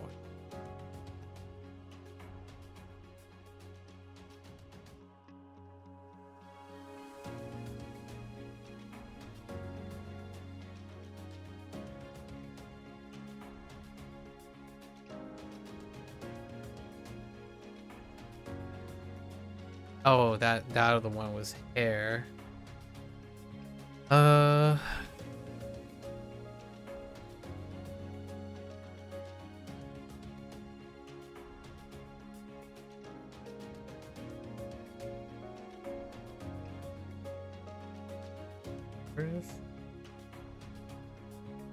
Where is it?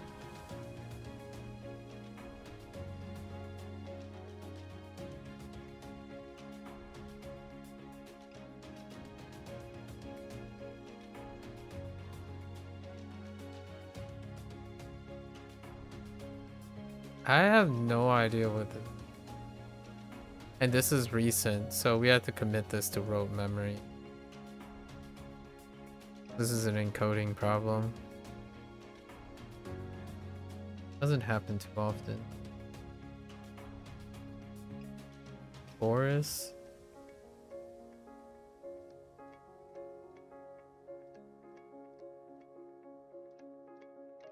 Oh yeah, this sucks. This really sucks. 燃、 Greedy or greedily. That sucks. Oh, and then this was what I was thinking. 冰、 Choruses are kind of sucky. And if I lose that one.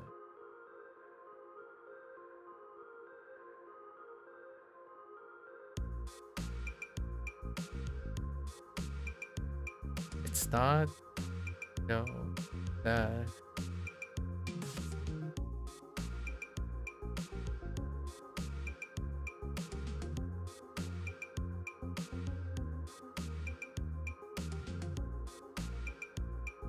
Pay tribute.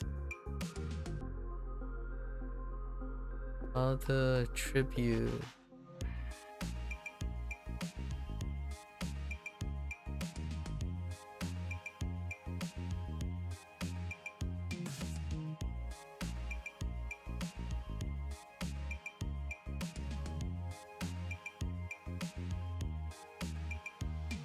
May. Oh, enumerate. Oh, did I put my? Oh, heck. My is Japanese. Kind of try to fix May. Let's look at May. Not sure. This is not the first time. I don't know what I. Yeah, the small items doesn't work. Doesn't kind of scream. It doesn't scream Mario at all. Oh, wait. But I think I added Princess Peach to the thing. If I didn't, I can add Princess Peach to the 巫 idea. 师 And what happened here? I really thought it was like no.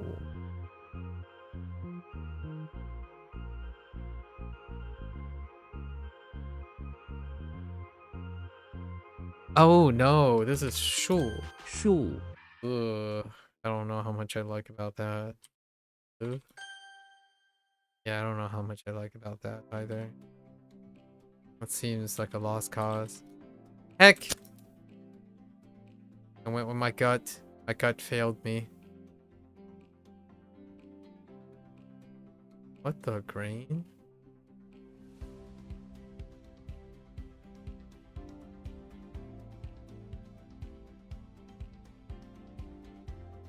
I just went with it.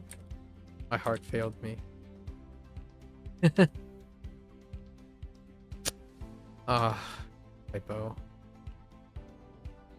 赢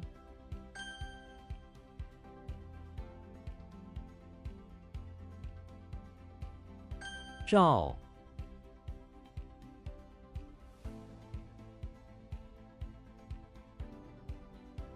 How do you... Oh, cause? That's bad.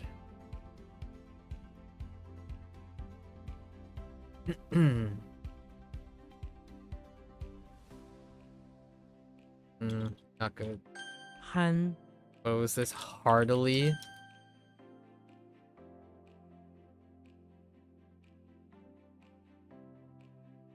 What the stairs?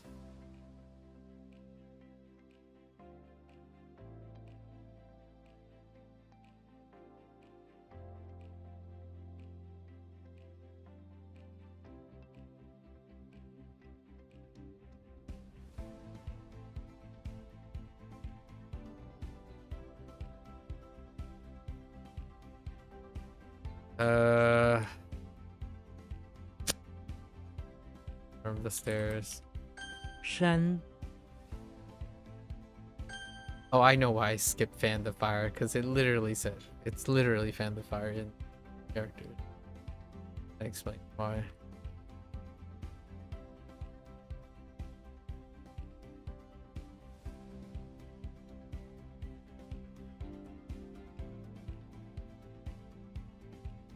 Dao That's rough.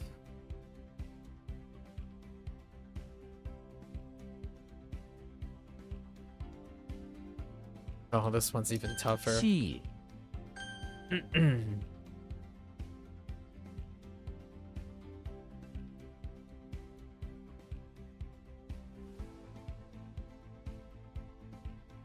Oh, this one's pretty tough too. 这 It's just okay. All right. Where did I lose the stairs?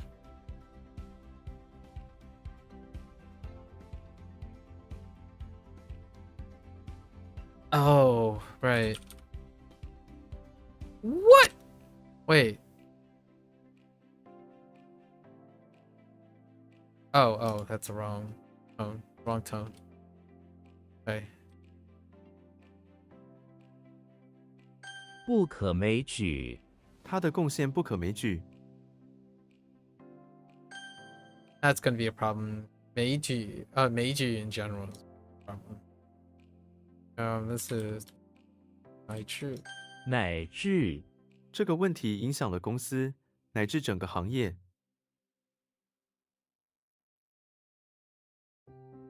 It is. It is like to be in. This phrase is. So May is what? And coconut. What's coconuts and eggplants? Okay. Let's get to this. Got some fun little activity to do today. It's been a while. November has been kind of rough with all the extracurricular things. Oh, excuse me. Oh, excuse me.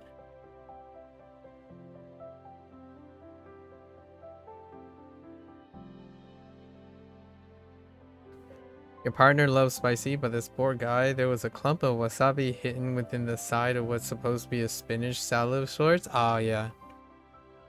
Spinach salad, like seaweed salad? His poor face turned a shade of red that you didn't even think was possible. Yeah, wasabi.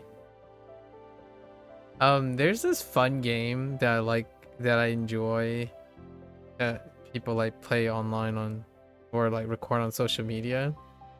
It happened in one of the documentaries with James May, where you put a bunch of wasabi in sashimi. So sashimi is those like big pieces on top of bed of rice, and one, like, you get like you order like 20 sashimi, and one of them is gonna have a big wad of wasabi. I mean, you could use other things, but you know, it's one of the things where you pick and you take turns until someone hits the wrong thing. I kind of like that idea. Kind of cute, and at the same time sounds delightfully funny. I do enjoy my horseradish. Like the specific one that we're talking about is horseradish. A neon green horseradish. Fire. Brainstalk. We have teal.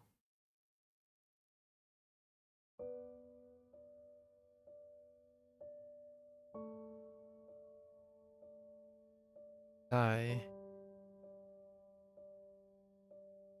Han. Seaweed and spinach mixed. Oh, interesting. They put spinach in it. Huh. That's definitely a different take. Intriguing. I wonder what that tastes like. Haven't had seaweed and spinach put together.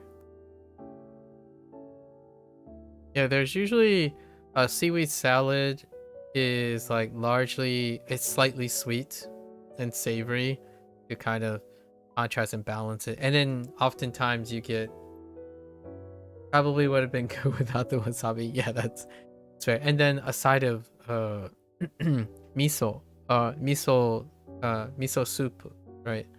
Miso soup, seaweed salad, and then sushi is like your balanced meal.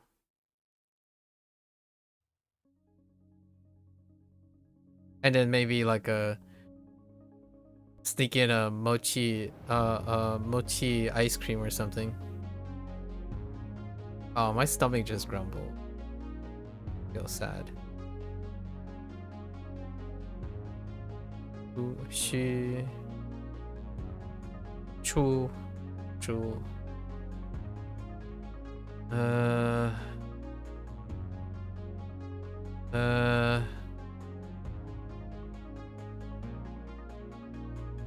Yeah.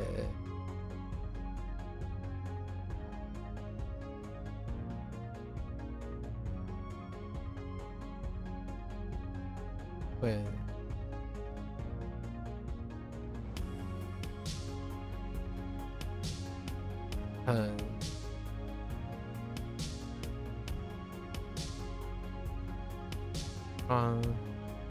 fun. Okay, okie doke. Next one.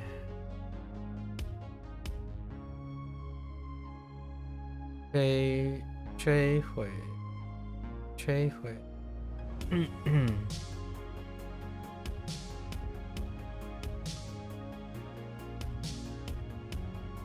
Nah. Nahan.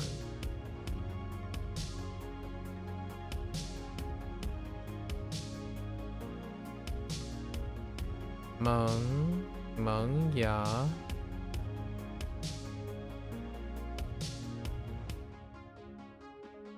Chou 什么？秋地哦。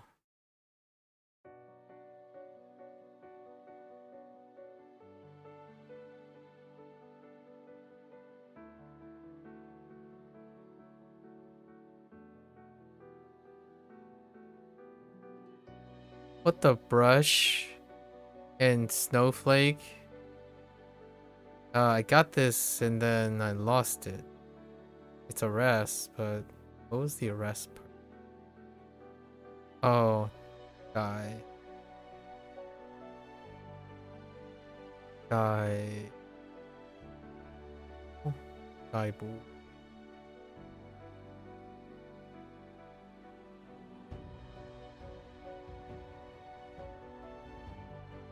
Fa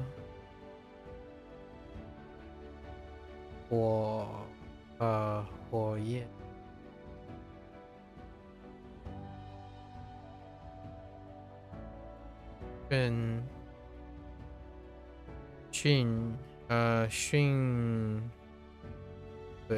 训税保什么保佑会务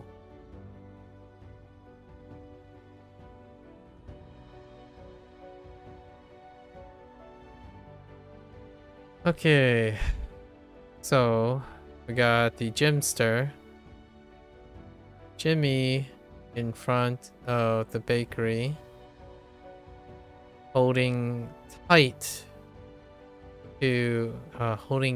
on to some priceless grain stock in his fingers because he basically set everything else on fire due to a poor baking experiment outside.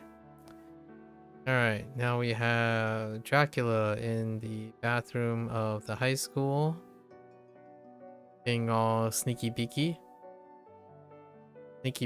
idling in the stalls, hunched over on his elbows while munching on some hearts, unbeknownst to the high school kids. And we have Harry Potter in the bathroom of the pawn shop. Why are you there, Harry? Because he is fixing some some sun damage that caused some fire damage to pipes, right? He's welding it together with some secret sauce syringe stuff that he's been working on. Or is this supposed to be Jimmy? No. Harry Potter. It's absolutely crazy to me that it's almost 2026. Have you thought about what your plans are? Yeah, we already did. I know we talked about it a little bit, but it's just scary to decide anything specific. Well, Boom Pro has to happen. And then there's we're doing a Persona Legacy thing. February, the beginning of the year is pretty much locked out. The first half of the year is locked out, right? WaniKani and HanziHero is going to take all the way till June, ideally. And then Boon Pro will be overlapping with that. Meanwhile, the month of February is Like a Dragon. March, April, and March, April, and May are Persona months, barring like no crazy video game stuff. And then there will be video live service, all that stuff in between while it's happening. And eventually past the halfway point of 2026 is start really strongly considering LLMs. LLMs were supposed to happen in half of year this year. Didn't end up happening. So then we get into like June and July, which could introduce other things at the moment. And then October rolls around again. Then it's Inktober again. And then not too much after that though. So we're gonna try to squeeze in Spanish or French or something like that in there somewhere. But the beginning of the year is pretty much set. Largely because Like a Dragon games come out every February, apparently now. It was true this year. It was true last year.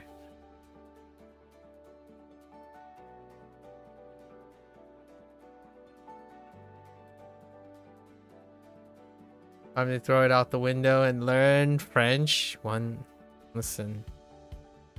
We might just have to decide how to do that sometime. Professor X is in front of the house where one of his mutant students, right? One of his mutant students is trying to play the trombone, develop his skills, but he keeps gasping through his mouth, so Professor Xavier goes up to help the little kiddo. Even mutants need to unwind with some musical skill building. Alright, we have Yoshi, who's in the basement of the electricity plant, being serviced as an animal, right? A dino. He's busy carrying and lugging ice around for the smelting of machine parts for the generator upstairs. And we have Koopa, who's in the basement of the infirmary. Sneaky beaky. Just happen upon a wooden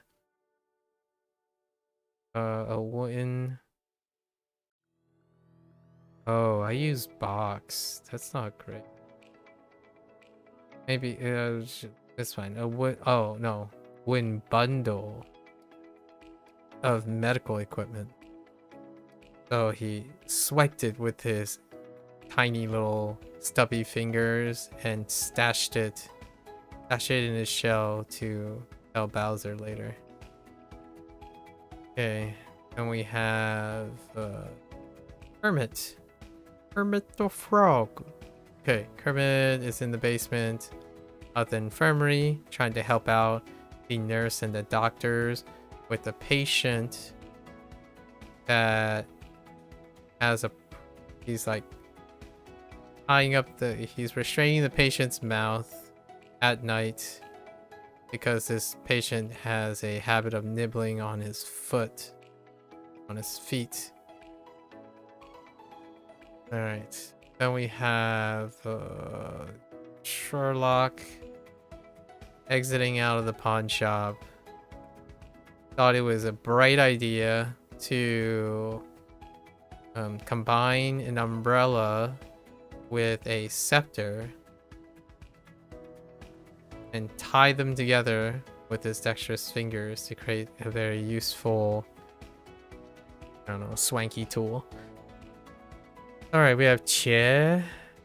All I had was flower and add. And it wasn't add beforehand. We didn't use add yet. So we used a muscular person. Maybe I will continue to use that. I did remember it, but I couldn't attach the muscular person to flowers. Okay, and then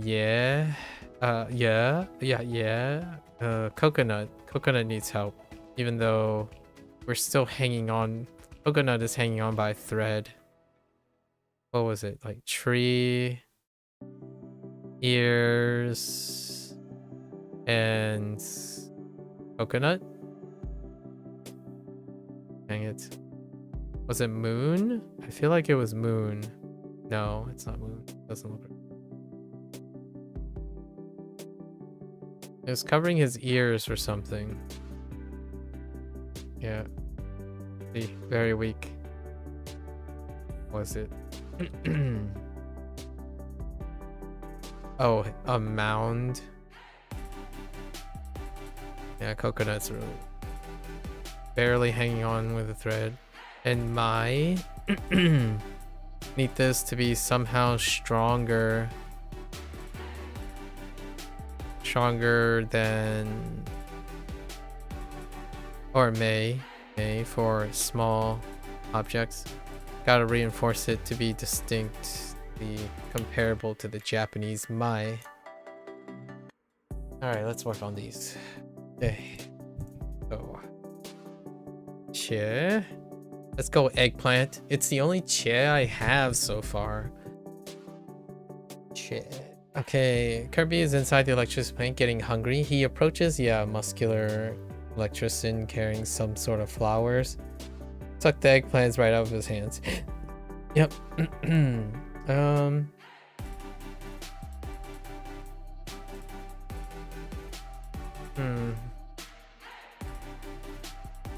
Eggplants don't typically come up. That's the problem. So we might have to keep them. Let's combine both. So it's working electricity plant. Obviously, Kirby is once again hungry. Notice a guy with some muscular arms, electrician, right? With it, notice a technician with some muscular arms. We're gonna use all four muscular arms, and muscular arms taking a break for lunch.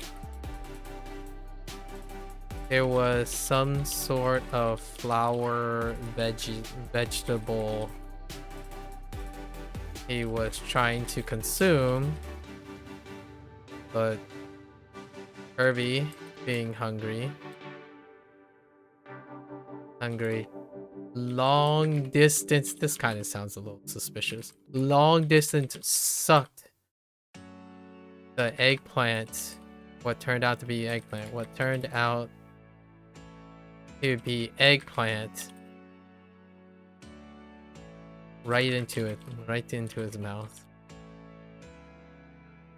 Not sorry, just Kirby things.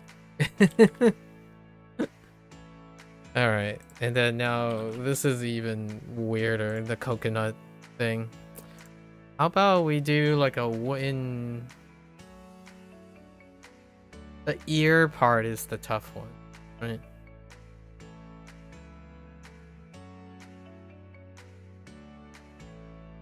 Alright, so Yoshi is inside the electricity plant, same as Kirby. Meanwhile, while Kirby is sucking the eggplants, oh my gosh, that's so sus.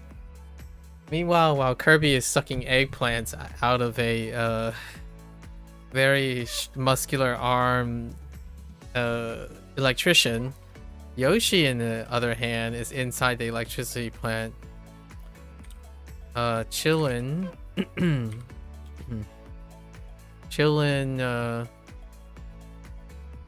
Oh man, the ear part.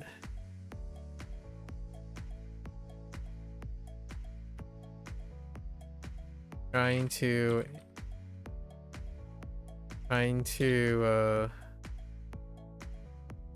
yes.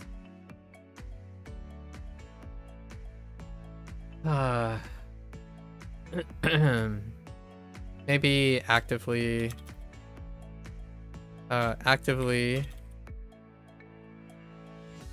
working on dragging hills or piles, right? Hills of coconut tree wood over to the generator to burn for fuel. He happened to use his tongue to consume some scrumptious. Can't spell scrumptious. How do you spell scrumptious? Scrumptious coconuts as well. Okay. Alright. The lollygagging.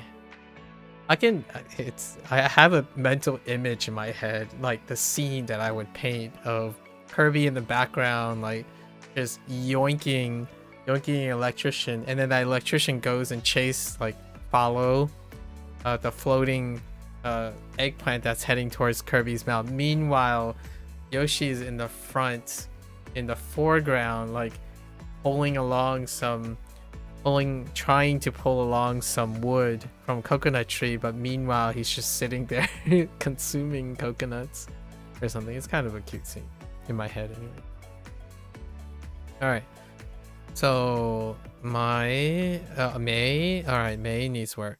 Oh, I didn't add anything. Okay, so we're just making everything about Princess Peach now. Mario is inside the beach house, organizing and cooperating with his foreman pals, collecting small wooden objects, maybe collecting tree wood and small objects. Tree wood to make small wooden trinkets in order to impress Princess Peach. I think this is fine as long as I don't use it too much with Link to impress Zelda, because I don't think that's usually like they kind of have very similar things at the moment, and so does Legolas, or like an Elvish Empress. So some of these things are kind of starting to overlap a little. There's nothing really distinctively Mario about it. Maybe like yeah, we're kind of thinking more like Mario Sunshine at this point. I haven't played any of these games. I'm just inferring. Alright, folks. We're good. Did a ton of yapping, right? We had, what, 5.5... It's like over 6 hours. 6 hours and 15 minutes of HanziHero today. Anyways, that's the end of our HanziHero session today. If you're gonna watch this later, xie. As always, feel free to follow along. Pick up HanziHero for yourself. Give it a try. Let me know what you think. You're more than welcome to yap, share, discuss, brainstorm, right? Today we had multiple conversations. Mika was asking, the pros and cons of HanziHero. And one of the things is HanziHero's trial period does not have a time limit. It's based on when you reach a character limit. I think it was like 89 or something. It's close to 100. And the pros and cons about commitment, right? Commitment versus not commitment. Offered some of my personal takes on things. I typically focus on the difference between investment and need, right? Bree brought up the fire sale that is corporate United States during this time of day. I haven't looked at a lot of deals actually in some time. I'm in the market for some. So I made a comment about, what is it? The echo chamber, right? Echo chambers, the high noise, but also unintended consequences of expensive services. And those services typically are marked up based on, largely in my opinion, fear-mongering, right? FOMO, that type of thing. So take careful about understanding how to exercise your critical thinking skills and decision making. Services nowadays, unintentionally, maybe intentionally, takes advantage of the inundation, the lack of nuance between discerning features between a plethora of services. So it's very difficult to standardize and estimate what is a value these days, especially for services that are otherwise kind of nebulous in nature, and a lot of them. So hopefully we can cover that, and I'll get an opportunity to cover that in the future, maybe in a little bit more detail. I am looking for a new service by the end of the year. It's already pre-planned what those services are going to be. I also had the pleasure of meeting Madre, which apparently is a Bosnian who is taking a course on Chinese in future, looking for business practices with Mandarin. Wow, being educated in a class by Bosnian women who have studied Mandarin. That is very interesting. And that kind of makes up for most of the stuff. On top of that, we were talking about how conceptually, focusing on learning versus focusing on objectives, right? Services tend to nowadays on the internet offer you objectives. When you're buying something, your objective is to get to the thing that you bought in order to realize the value of your purchase. It's highly different from, I was trying to draw some comparisons. Most of the time when I'm interested in a service, I'm looking to take advantage of that service immediately to realize the value that I'm willing to invest. In no way do I heavily weigh on what is promised to me when it comes to services. Investment is an idea that you realize the value and hope to exceed the value in which you invest in.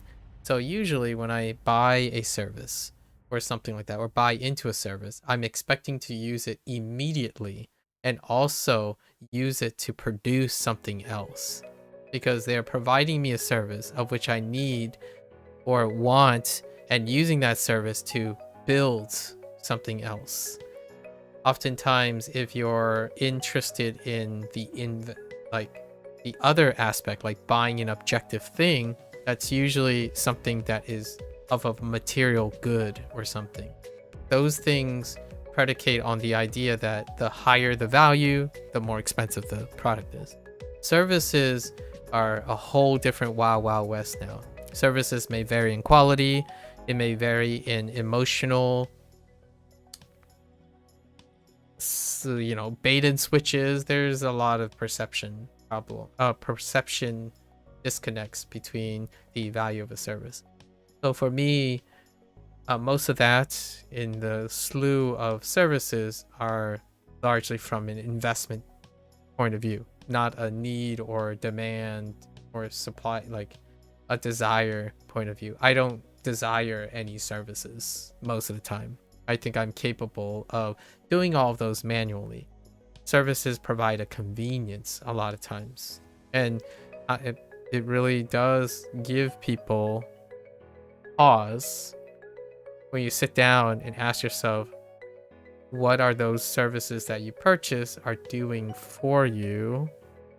And is that convenience a skill that will be transferable or non-transferable, or how often will it occur? And for myself, when it comes to needing services for learning, my entire intent is to learn what they are doing for learning. I don't have to teach myself to be successful at learning complicated things. If I were to do that, and my entire goal was to do that, I would probably use none of those services. Like, I wouldn't use WaniKani or HanziHero if my goal was to learn based on what I've already learned, like how to learn, right? So it would come down to the raw volume and the content, which is what people focus on. despite not having the capacity to have a solid learning strategy in the first place. And what underlies most of these fundamentals is the ability to be consistent, which is the main topic we talked about today. The lack of consistency.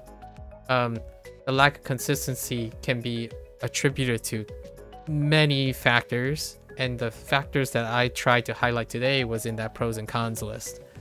Diligence, sentimentalism,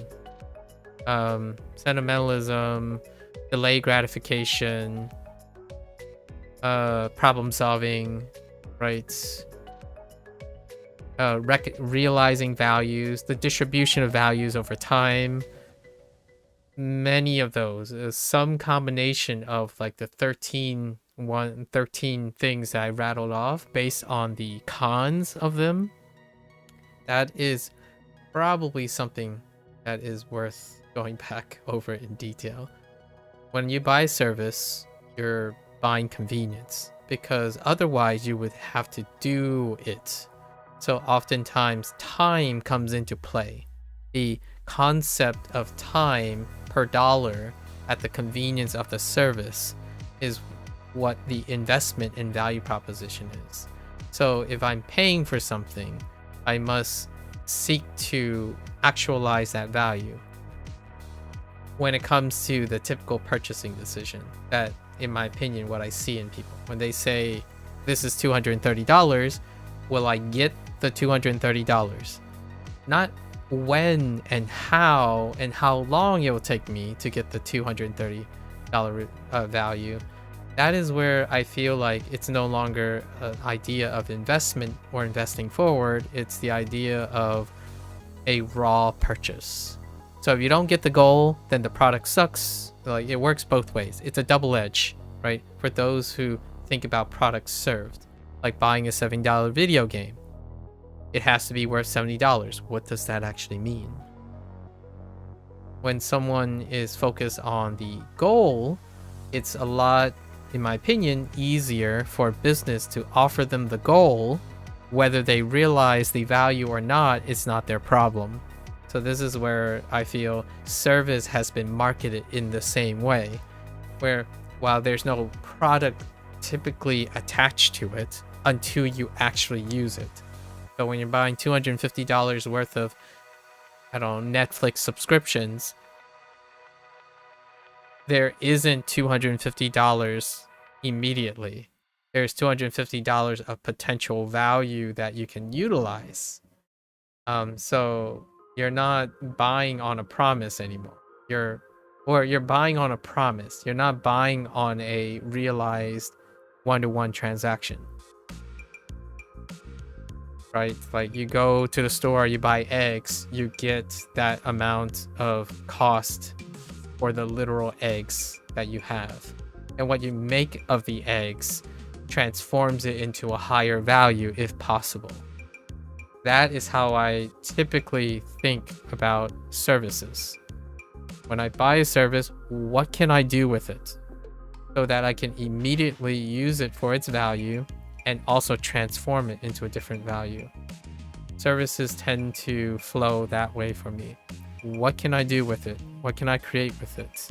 If I can do that, I gain value immediately and focus on value propositions than trying to realize the value that was promised to me, because that is not guaranteed. You buy one subscription of Duolingo, it is not guaranteed that you will get that one year's worth of value in Duolingo. It's the commitment to use it to realize that value that is the strongest part of gaining your value back. And right now, I'm in a kind of a dialogue with someone who they want a zero commitment approach to a lifelong solution to many things.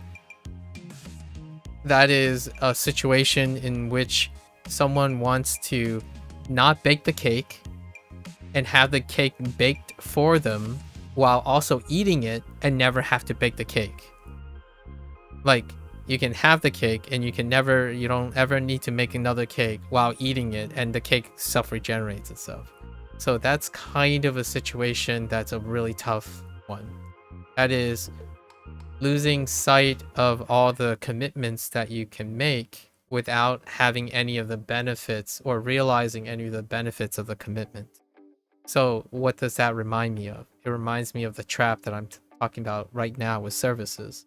When you buy something for $200, for example, like pretty recently purchased LinkQ, if you're not going to go immediately use it and recognize the value of it, then later down the road, if you're not comfortable with that idea of using something and then looking back upon regret, that is the situation you get settled in, where you buy something expecting a value, but because it's assumed that when you buy something, you're also committed to using it, that gives you that higher chance of getting the value back.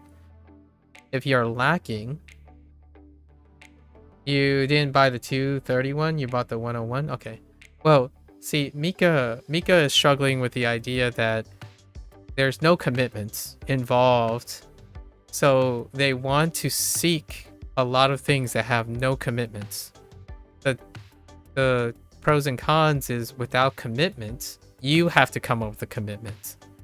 So one of the habitual things is that's kind of how the internet works in one way, and then the internet works in a different way. One is the internet convinces you to create a monetary financial commitment, and that could drive you to produce the results that that product demands of you. So in a way, it's difficult to know if it was the financial commitment that led to the success of that product, because no one really knows the actual values of these things anymore, these services.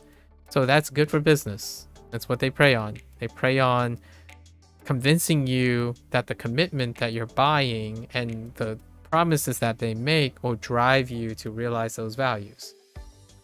That's one side of the equation, right? There's still a lot, but this is one dominant one. And the other side is zero commitments up front. So you can't blame them for subpar products or ineffective things, and using that as a way to hook them into a commitment based on habit that is unrewarding, grindy, and burnout over time, leading to a excessive amount of regret. That regret then leads to the habitual impulse buying of products that are far more expensive and has to recognize with a commitment. So now we have that storm where someone wants the no commitment of like free to play services or free to use services without the ads and all that stuff, without any form of convincing to commitment. And because of the lack of commitment, one is also not consistent enough to realize any value in buying high premiums.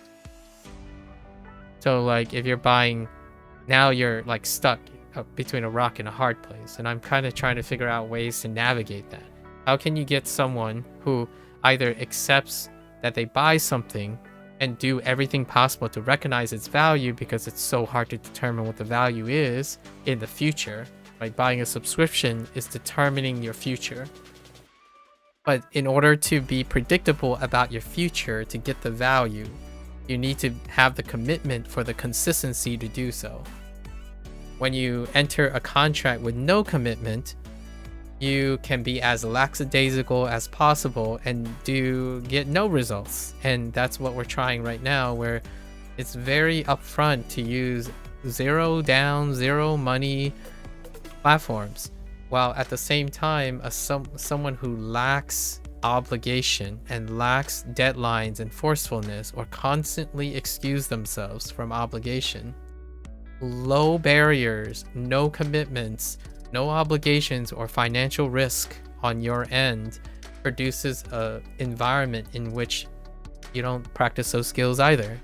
Like, oh, you know, this game was free, or I'm language learning as a hobby, and the hobby and the passion itself is not sufficient to promote obligation or commitments. So it's not a hobby. It's more like a drifting and vibing without purpose. And that's kind of a tough ask. So the goal in that sense is to encourage the person to find that purpose, find that hobby and that passion. And that involves encouraging them to develop at least some sort of consistent habit to enable them to determine if something is worth it or not. Without any barometer, it's like you can be convinced to buy anything. And without any barometer, you can participate in anything and never find it worthwhile. Like, that's kind of that phrase that people use, like, is it worth it? Like, what's it worth it to you? Most things that you are committed to will end up being worth it. The downside is, in order to start doing that, you actually have to do that. Things go up in value when you commit to them and like invest in your time, right? It's so difficult to it's a concept that is felt with experience. It's not necessarily a concept that is very transferable through words. You can see people, but you can see the happiness. Like when you watch a person do an artwork and they spent 7 years of their lives painting a singular mural on a wall, you can see it and kind of vicariously feel it, but it's not transformative when a person does not have that experience themselves. So it's very difficult to tell someone like, hey, you know, it's boring right now. You're doing it every single day, but keep track of it. Write down the stuff. One day when you look back, that commitment becomes an indescribable feeling of pride and arrogance and all of the good and bad stuff that makes having commitment the opposing balance to instant gratification, lack of commitment, and easy come premium purchases with no realized value. Like, I can't tell you how often I come and someone say, oh, you know, I bought like $300 worth of this stuff. Yeah, eventually, I mean, I feel happy. I have it. I'm like, okay, are you going to do anything with it? Are you going to commit to something so that it is a breathable part of you? No, it's buying things. And that's one of the dangers of materialism. Like, I have knickknacks on my shelf, but these knickknacks represent something beyond their actual material goods, right? Like spending $30 on a thing will get you that instant gratification. Committing to using something that is $30 and transforming it into something else is priceless. There's no upper limit to the value of human commitment. And it's been very tough. It's kind of tough going lately.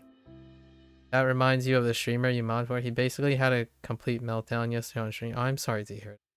It was rather sad, actually.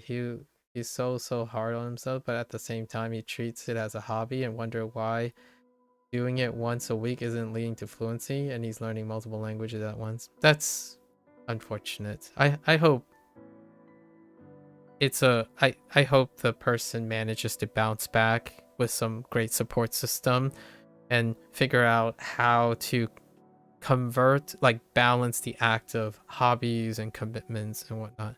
Like this, I think language learning is my hobby too.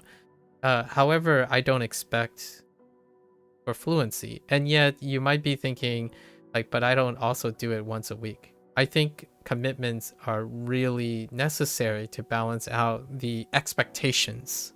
Like one's expectations require experience. So oftentimes you have a lot, I've entered so many conversations where someone would say, oh yeah, you know, I've had this problem my entire life. And I agree with them. I know they can see this. I know they are aware of what they're saying. They understand the concept that when you have a lifelong problem, it will likely take a very long time and lifelong ways to improve upon it.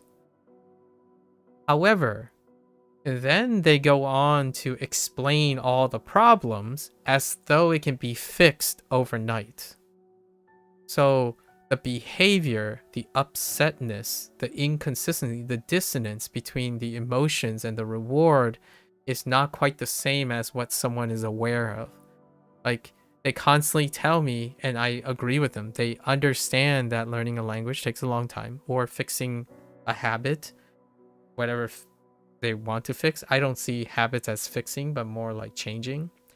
And then trying to learn how to time manage, right? Communicate, overcome social anxiety. All these things are persistent in the people that I talk to's lives.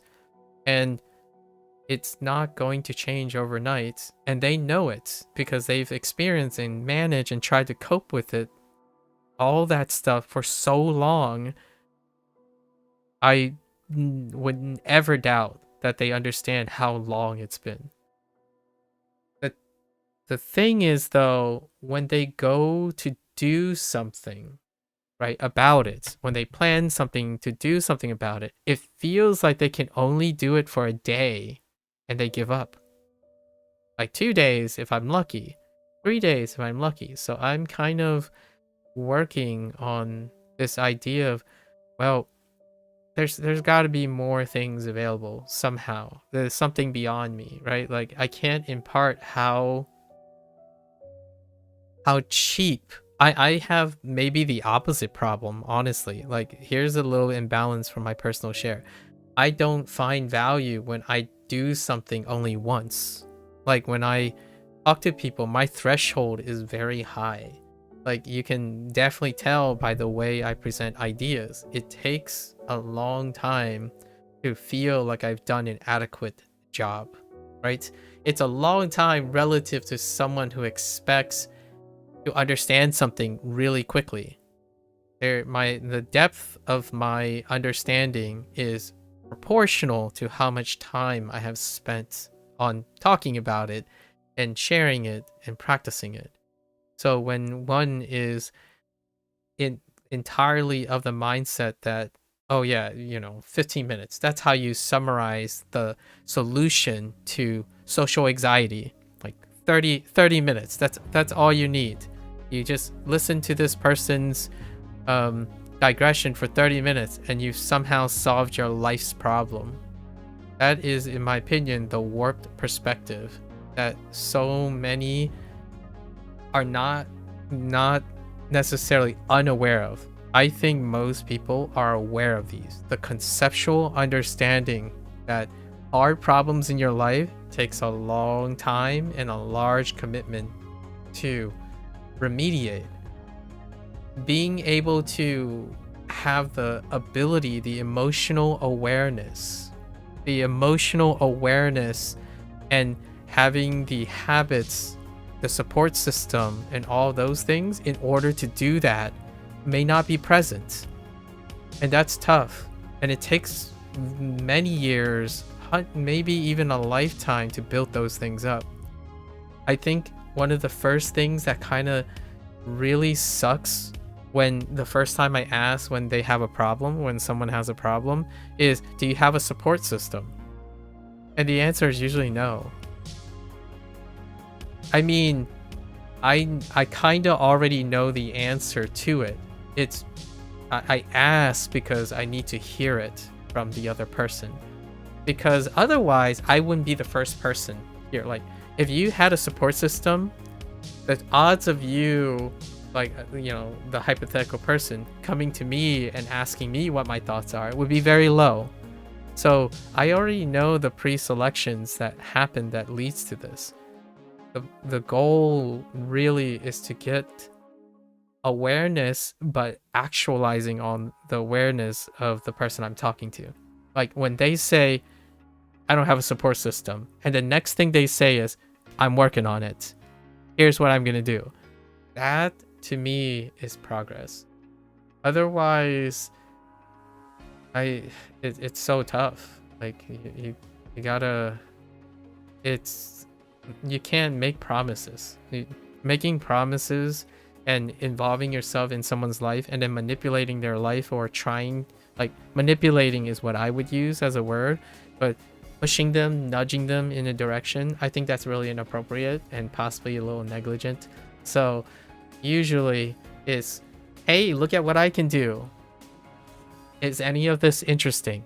You know what? I'm gonna do something else soon. how's this? Like, is any of this you find interesting, right? Being as electric as possible, contagious as possible, engaging as in many life building skills as one can do, in my opinion, is what a stranger can offer in a parasocial way, or possibly even in a conservative, discreet stranger relations. Because ultimately, support system, these are people who are around you, who can be there at least most of the time, where you have enough overlap in your support system where you're not left vulnerable, and also trying to figure out how to ask for help, right? Like, a great support system often involves in a way that when you're in trouble, you don't even necessarily have to ask for help. That's kind of the one thing. And it's really disheartening when that's not even present by the time I get like the pleasure to spend some time with, right? Like, he fully breaks when he makes a mistake, calling himself stupid, hitting himself. That's really alarming. I hope he finds some like potential outlets for that. So sad. All the milestone that mistakes are part of learning. Like, when you're learning something, you're expected to miss things, because otherwise you wouldn't have things to learn in the first place. But that just seems to upset him more, because you think at this point where we just don't know how to help him anymore. Yeah. You even did one on tutoring session with him for French. I see. Made PowerPoints and everything. Dang. You do what you can. He only did 2 sessions and guess that was enough. I think he wants all the benefit of fluency without doing anything. It can be tough. It's got to be like, you're searching the desert, right? In my opinion, you're searching for the person in the desert, like the figurative desert, and you're hoping that they find the oasis that they're looking for, and that oasis leads to a transformative event. Like, that's kind of what you're looking for at this point. Someone who is trapped in their own desert and prison, their metaphorical prison, is looking for a breakthrough, right? And breakthroughs, I can only imagine what it's like for a therapist to have a breakthrough. And I don't think they see it for years. Like, years of constant, consistent obligation and commitments in order to ever see a breakthrough. So I wake up never, like, I don't even entertain the idea of making that such a monumental impact. I think what I can try to do is spin the wheel and see if we hit the jackpot for inspiration, something like that. And I don't, like, for full disclosure, I did try to look up how I could like pursue officially this stuff, but it does involve going back to school, getting a second degree, which is a master's or even a PhD in something, then getting like licensing and stuff. But that's not happening. I don't desire to self-aggrandize myself that much. I think this is a really wonderful medium to try a different approach. And one of the approaches is show how commitment feels good, how commitment has so many rewards or benefits, and also pitfalls, of which leads to rewards. So that's kind of what we're doing here. As far as I'm so tempted to go into the fast-paced life of editing a 20-minute video into a 5-minute segment, into a 30-second segment to demonstrate that this is commitment, I don't think that gives the accurate impression of what a commitment is. It's great and it works well for people who have a healthy relationship with themselves and people around them. It's so much more difficult when you can't see that stuff and you're looking for that stuff. You're looking for how each day is filled with exhausting actions, but you go back to bed and you wake up and you feel happy and satisfied again, right? Anyways, I'm droning a little bit too long. We got to get to our last segment, our Persona 5, the Phantom X, and watch me talk sourly about a gacha because we have to do a limited poll today. So, again, more than welcome. Follow along, yap around, share some stories, have wishful thoughts, hopeful thoughts to all those to balance their potentially negative thoughts, right? It's still really a work towards progress when you can continue to stay vigilant for individuals who seem like there's no path to a brighter outlook, right? And it's for balancing purposes. I don't usually bump into people who are super successful to tell me how miserable I really am, so then I can learn to balance out their arrogance and their positivity. That hasn't happened yet, because if they were successful, they wouldn't be here, right? So most of my balancing is often the other direction, where I am the person who I am incredibly grateful. It's Thanksgiving week. I'm eternally grateful to everyone who was more successful than me, who was more educated and had better experience at the time than me, and they were able to help me grow as a person, right? And that's what I'm trying to reciprocate as well, investing forward. So that's kind of the idea.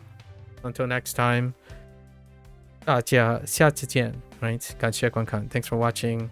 I'm gonna get up, stretch, walk around a little bit, and I'll be back for Phantom X. Thank you.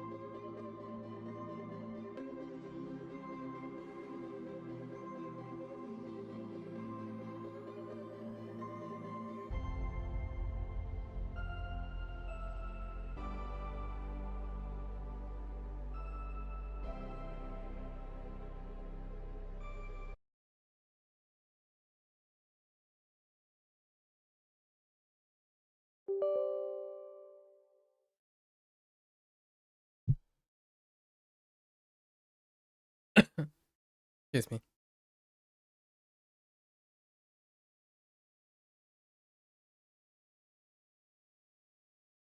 SEGA アトラピーストブラック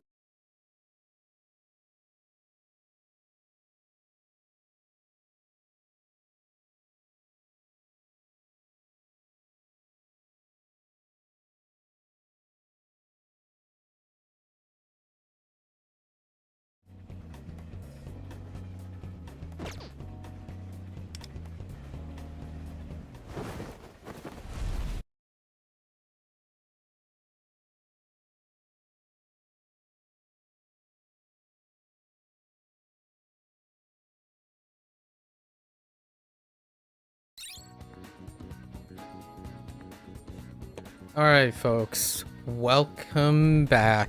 It has been 2 weeks? Like 1.5 weeks, maybe. 1.5 weeks, 2 weeks.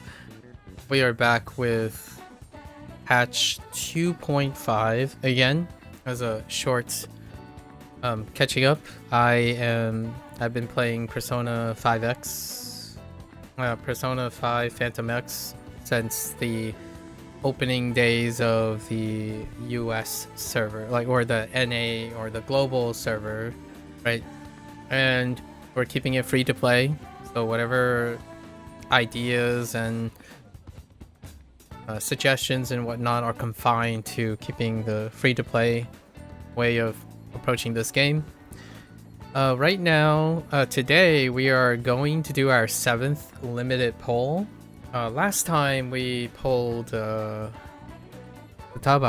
right? Futaba the Oracle. And it was the first time we did the 110, guaranteed most wanted. We actually saved on 5 draws. I think it was less than 5 draws, or maybe, yeah, I think it was saving a couple draws. I mean, maybe like 5 or something. Still feels really awful. It's gonna continue. I don't think that's ever gonna change. That's part of the gacha life. So we're gonna start with the gacha today because I do want to have this character, and then we're gonna skip the next 3 characters. Actually, that's probably the plan. Unless something dramatically changed and we're super lucky today, we might draw the next one, or we have to get lucky in order to draw more. Otherwise, the next like 2 or 3, we're basically not talking about the gacha or anything like that in any way. This is largely due to the nature of how aggressive the polling system is in this game. And I don't want to draw too much attention to that, largely because it kind of mars my preference on what I think is enjoyable about this game, which is outside of the gacha properties. There are, in the algorithm, there are quite a lot of individuals who the only part that they show about this game is actually the gacha component. And that makes for very great short form content. I don't really do that or focus on that, so as a take it with a grain of salt. I secondarily prioritize these types of things. It would be great if the gacha component is really about the edge you get by encouraging people to double up on it. So buying for the edge, not buying for accessibility. And I think that's one of the biggest concessions I can do for this game. Like, it is terrifyingly aggressive in promoting a game that requires horizontal access to characters, but it is aggressively gated by its monetary system. So for myself, I was at first thinking I would be able to invest in this game monetarily, but I think that investment is going to go towards playing Persona games by the end of this year. So whatever I could have spent on this, echoing other people's sentiments, I will be investing towards a Persona legacy. So for this, we just play by ear. I really want this character because this character is pretty much the only second guardian, and I like the characters that are like strategists and have interesting effects. I typically skip over characters that are straight damage or amplifying damage characters, which is the next character, which is Haru, like Noir. Noir is psychic damage, so not too exciting to me. So that's what we're kind of prioritizing. So let's go over what 2.5 brings, which brings a new quality of life thing. So we're gonna go into it, right? So Sword and Roses. This is the character that was introduced last patch. I wish I remembered his name. I'm gonna say I have no idea, but his persona is Cherish, and he likes flowers. He goes to a different school. No, he goes to the same school. He's 1 year older than your character, and he's socially awkward. He's very kind of isolated and tense in a different way. Maybe socially awkward in a disconnected way, and it's kind of neat. I mean, honestly, I do see a lot of myself in this particular character archetype. I see myself less in the character archetype that was before this, which is Futaba. Futaba is the shut-in gamer, socially anxiety, awkward thing.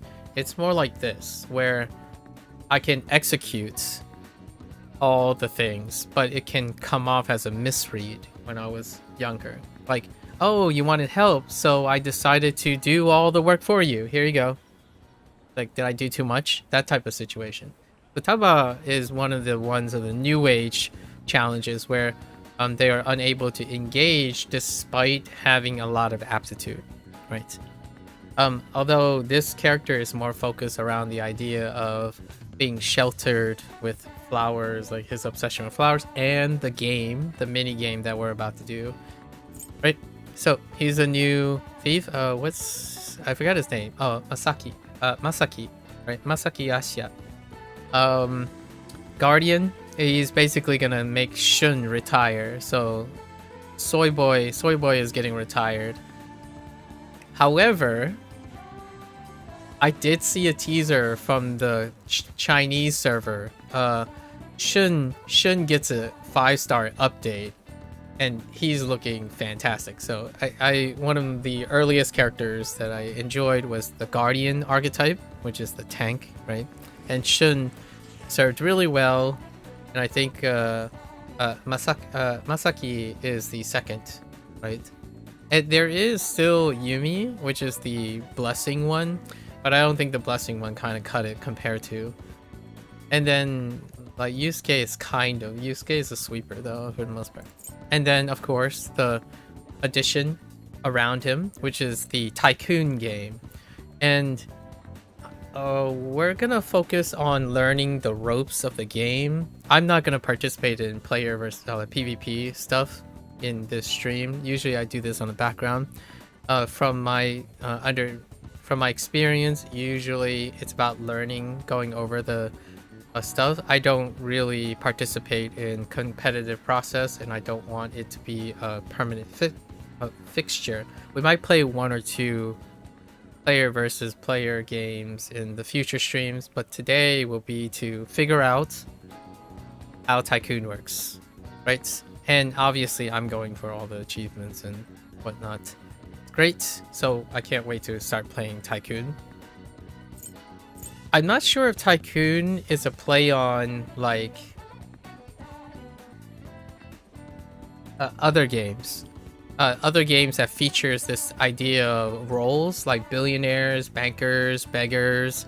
I think it's probably very similar, like millionaire, who's the richest, and then you do like pairing to get out. I think this is a play on an existing card game. I've played quite a lot of card games based on the 52 card deck before, and then Jokers, right? So we'll see how Tycoon compares to the other games that I've played around the world. I have played quite a lot of like Japanese and Chinese variances of the 52 cards. So I'm guessing this might be an application of that. And I play a lot of card games. And what I mean is that go beyond the 52. One of my basic foundations of game theory and stuff were card games. So quite a lifetime filled with tabletop games into the digital era of deck builders. So this is right down my alley, and it's a really fantastic way to add replayability to Phantom X. This is what I like to talk about all the time. Not the gacha stuff, this stuff. This stuff is fantastic, and I hope they make all of whatever is being added here, makes it its way into Persona 6, right? If and when that happens. I mean, I feel like the years of 6s is a big deal. Like, you know, GTA 6 is next year, maybe. It got delayed again to November, but Persona 6, I don't know if that's a coincidence or not, but we'll be talking about Persona 6 in the same way maybe GTA 6 will show up, right? And then we got our next character, Miyu Sahara. Miyu Sahara looks like it's our new character, right? This is part of the Phantom X world, and she will probably be a little bit down the road. She's actually not available for a while, I think. So the characters we're skipping is not... Oh no, wait. Oh no, Miyu... Oh no, Miyu is already available. She hasn't been in the universe yet. She is one of our early contracts, right? Isn't this Miyu the same one that uses shields? Oh, that kind of makes sense. I think Miyu is the shielded, our second elucidator. I gotta double check. That's probably her. She's just not in the universe yet. Yeah. So that kind of confirms that she's not from a previous game because I wasn't sure, right? And that kind of makes sense because the idea of this theme of this character is shielding. So I'm guessing the trials and all that stuff is going to be around shielding. You're going to use shields to gain benefits. So that kind of makes... Oh, yeah, she's being updated. I see. Oh, I was wrong. Wait, what was her story? Wait, oh, no. I don't think she was in it yet. Sorry, I'm losing track. Trials of Thorns is back, which is your usual cycling things. 2 bosses, lots of modifiers. I like this stuff. This is wonderful to challenge the system. It's kind of like a roguelike challenge system where you affect the modifiers. I enjoy this stuff quite a bit. So that's added on top of this stuff. And then we have new content as well, Velvet Trials. We've already since completed all our Velvet Trials, but it looks like there are 9 more. I'm guessing they're themed around the extra mechanics left, right? So, well, I don't know if I'm going to go over the Velvet Trial things. I can go look at it. Whoops. I didn't mean to do that. Alright, so let's... Right. We have to do our daily routine. We grab all our tasks, right? Put the 15-minute timer, right? I'll do my I'll do my bootstrapping, like what I do on my daily stuff as a demonstration, I suppose. Dang it. It's probably locked in the daily. I'm just looking to pick up something. All right. Alright, so I fill them up, right? And we have 15 minutes on the clock. So this is like the typical normal daily stuff. So we're gonna go and get three spending points, and usually I just pick a movie or a source of using 3 action points or money or something like that. And they repeat, right? This would be, yep. I don't think they add... Yeah, I don't think they add any new things to social life. Yep.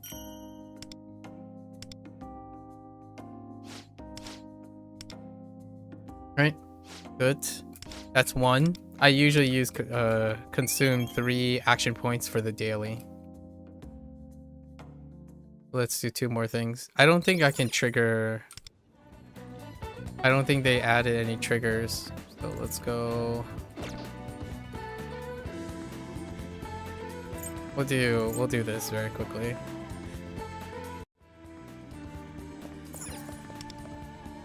At least 3 points, basically. Each day, use 3 points, and then occasionally use more. You recover like 5. I think it was 5 or 6 or 7 plus the extras, like 5 plus 2 extras. And the dialogue and whatnot stays the same. It's a Shoster life. Routine. Okay. So that creates, you know, we spent more than 3 points. And then now we're at 239, right? 239. And usually it's to use on these things, but I go to Enlighten because skills require a lot of stuff. So we're gonna roll 5. You have to use 120 stamina each day to hit the daily requirement.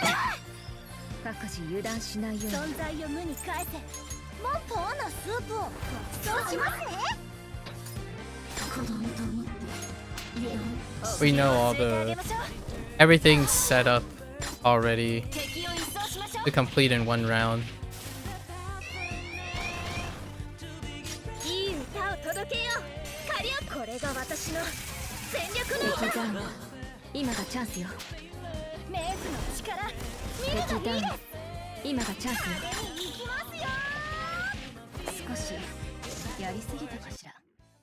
And then we roll 5. But actually, we only have to roll 4. So that's the 120, right? 120 for our second daily. The task is the 3rd daily. And then I do my maxing run on the recall. So we go here, we go over here. I've showed this once before. So I have a leveling party. A party of all people that can take XP. And we do this very quickly before 10 minutes roll over. Or 15 minutes. Every single day, pretty much. So you go over here. You hit this. Grapple. You hit this guy. Drop back down. Double back. This is to grab the free XP and the free gems every day. To cap it out. This equals exactly how much 1 over.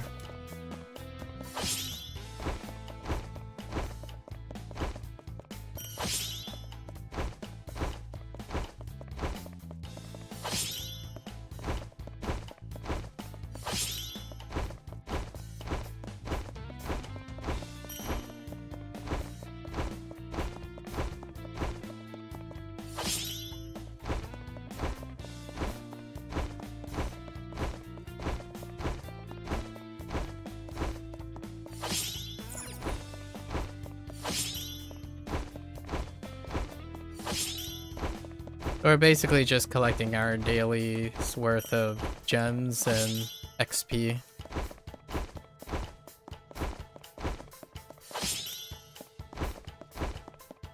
So characters that, contracts that I don't use yet, they're basically level broken and they just accrue XP over time. And if those characters happen to be useful for a trial or like the current Sea of Souls and or gated Nightmare Gates, then I would raise them and then open another slot to give XP. So I have exactly 4 members that can take XP without using anything. And this whole circuit takes like maybe 3 minutes.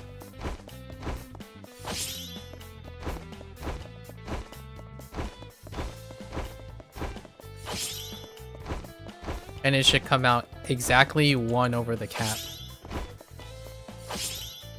So right here. So you're capped. And you leave. So like for these characters right here. 74, 74, 67, 65. That's where they get their XP from. And then everyone else are all the characters that I use are following. And then there are a few more characters that still need XP. So that's kind of how I wait out this time right here. So we still got 8 minutes left. And I've already done all my dailies. So it takes like 7 minutes. Tops. So basically by the end of 15 minutes, that's the end of my daily for the day. Other than hopping in when the stamina is capped. Or when the stamina restores. Hop in twice to do a very quick repression run or something, or whatever the event is running, and then you just max out, but pull down your stamina. And that's it.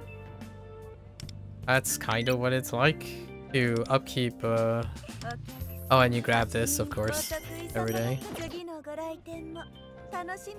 And then one day of the week, maybe occasional near the end of the deadline for Carpenio, like the gate, Nightmare Gate, and Trials of Sea of Soul. I do it like a day before it's up.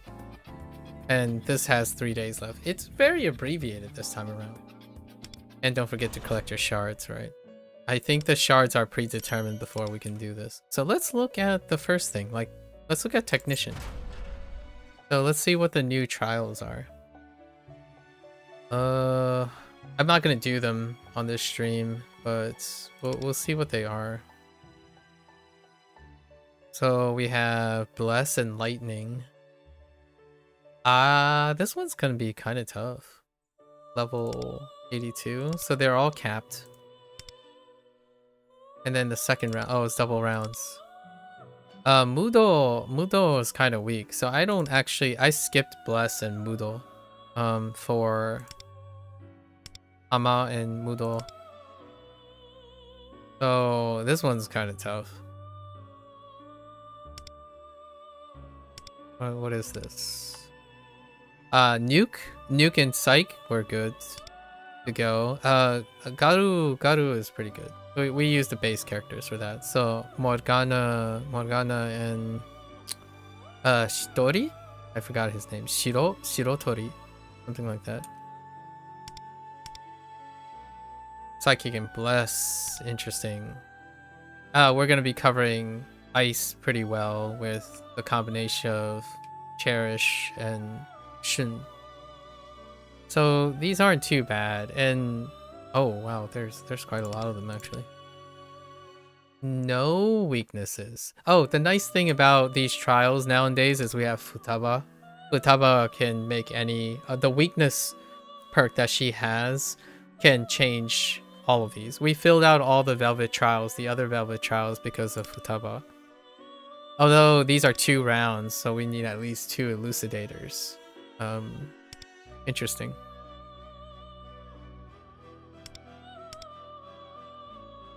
Oh, that's intriguing. Okay, so some of these are really neat. There's a bunch of combinations.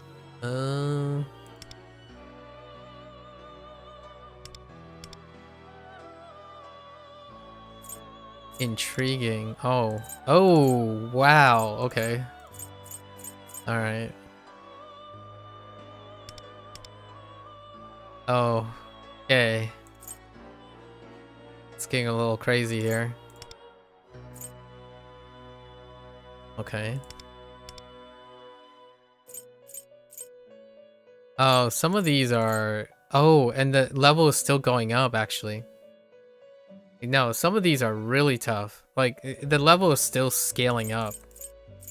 Like, you have to have a very... Oh my gosh, you have to have a very particular party. What in the world is this nonsense? Alright. Yeah, all the birds. All the burbies. Okay, this is really tough. What the heck, dude? Alright, well, I'm not gonna end up doing that for some time, but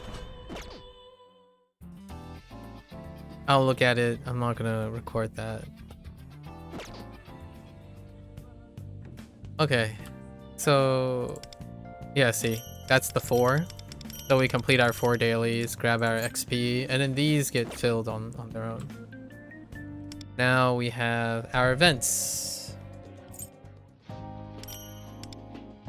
Let's see. Let's go and look at Cherish's Masaki's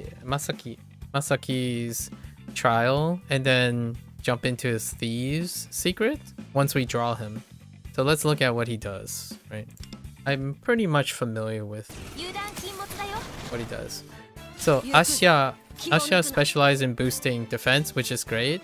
And he also grants shield, right? Increasing their defense survivability. It's quite important to have one of these when you're doing like trials and challenges. During the battle, he can use Night Protect to protect allies from damage and gain heroism to activate Garden of Promise. Garden of Promise strengthens skills and can increase the damage taken by foes. Yeah, so he can debuff, shield, right? And he actually has an ice AoE, so it's great. I think this character is awesome. Right, so here's his ice AoE. It's a single target, but have multi-target ability. Like, what I mean is it does primary damage to a main target, and the other ones you just want to graze them with ice, so it's great. And he scales out defense, which is really helpful because defense is multi-purpose when it comes to surviving. So he can do an ailment, right? And then he can strengthen. So he can buff, debuff. He can buff, debuff, and guard, and have a buffer. And I think he also has taunt, right? No, maybe not. Grants Knight's protection to one ally, right? Increase defense, buff. When this ally is above 60%, increase the chance of being target. Yes. So he also has a soft taunt. A soft taunt to manipulate enemy targeting. That's kind of important for some things. Like if you want to go like Ryuji and start like smashing face with physical things, having a taunt is great. And this, I don't have Yusuke, but this would combo with things like Yusuke and whatnot. And Shun I've always used Shun as a way to be the, because Shun needs to be hit, right, in order for his weapon to create an extra debuff. So if you have like permafrost weapon, you want Shun to get slapped, and then every time Shun gets slapped, he can use his physical attack to do a double defense down. So I don't have Yusuke, unfortunately. Again, aggressive gachaing, but it would be really awesome to have all three, both Shun, Yusuke, and Masaki, but that's besides the point. And in this one, it grants one knight's protection, which is the buff for defense, and it increases it, and it prevents you from being downed. That's, I don't know. There are certain places that most definitely this would be on the mark because they only hit once, and you really don't want them to attack again. So that's this one is, I haven't found the most use, and there's a one-time cooldown on this. But anyways, it's very utilitarian. I don't even know what his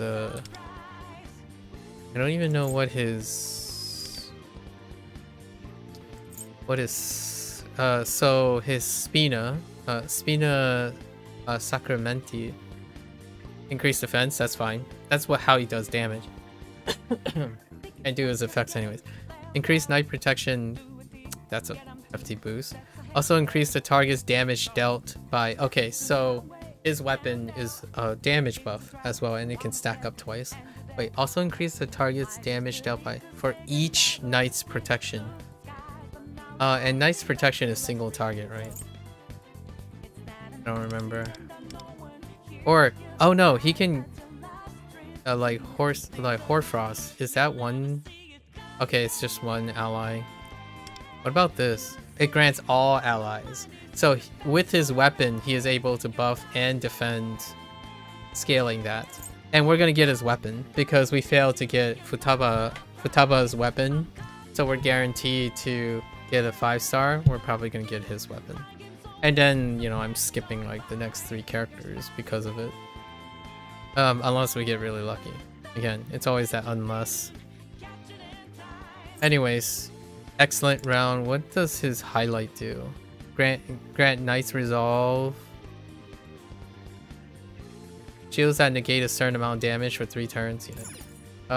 Equal to 55% strength, decreased damage taken. Okay, so his highlight is not offensive, so I have to keep that in mind. What's his talent? When allies have a shield granted by him, element resistance. Okay. Right. This is the Night Resolve thing. When an ally uses their element resistance to avoid a curse. Oh. Oh, I get why they brought back the trumpeter thing. Okay. And I doubt we'll ever get any awareness from a... he will be likely... You're able to get awareness on him because he is going to be a non-limited character. And I actually... That's a boon for me. Free to play. Resources invested in non-limited characters that are useful and utilitarian is probably the way to go, because since they're not limited, they're able to become awakened. Like, you can raise them with duplicates. Limited banners would not have that. You would have to full send it at the time and then wait till they come back. So that's also one of the reasons. Alright, anyways.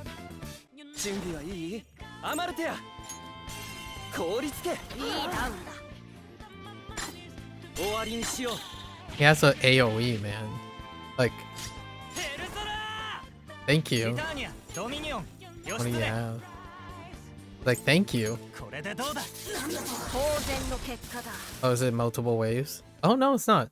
What the heck? That's no way to demonstrate. That's fine. Alright, so our 10 minutes are up, right? Or our 15 minutes are up. Let's see what we have. That's fine, we'll wait. Okay. Alright. So we're gonna start off with the gacha. It's gonna feel horrible. Like, it's so unlikely to feel nice. We're gonna start off with the gacha before we jump into, because once I start Tycoon, there's no turning back. There's no turning back after we hit Tycoon. Let's see. Oh yeah, now it's on the second page. Oh, that's interesting. So, a recap. We're gonna get this weapon. I think. I think I have enough. So this is guaranteed because I lost a 50-50 in this roll. Disappointing. I know. Weapon draws. This will be the last weapon draw I'll ever do. I think weapon draws are too aggressive as well. They should have it, in my opinion. But I do want his weapon. It would be nice. So we only saved 5 draws. And that also means that we're going to cross this extra reward. But I have to figure out if I can just not take this extra reward and wait until they update this. I'm genuinely curious if this automatically retrieves it or not. I have seen people have like 200 out of 165 or something. So if it's just going to stay, it's just going to stay. Because I think the extra reward is a way to gimp as well. It's already tough that the limited banner is 6 months after. This makes it even worse, in my opinion. I have 12.4, but I have enough crystals for another 10,000, right? And if we're doing the math, I can still fail to get the weapon this time around. And that would really suck. So we gotta get a little bit lucky. Actually, let me do the math first. So we have 150, let's just say times whatever that is, but 150 times 110. I automatically assume it's 110 because so that's 16,500, right? And then we have to 16.5 added to one. I think it was one. I forgot what weapons are. Weapons are like 125 times 70 plus what, 16.5. That's 25,250. But I have some tickets, so I have exactly enough to guarantee, almost exactly enough to guarantee both of the things in the worst case scenario possible.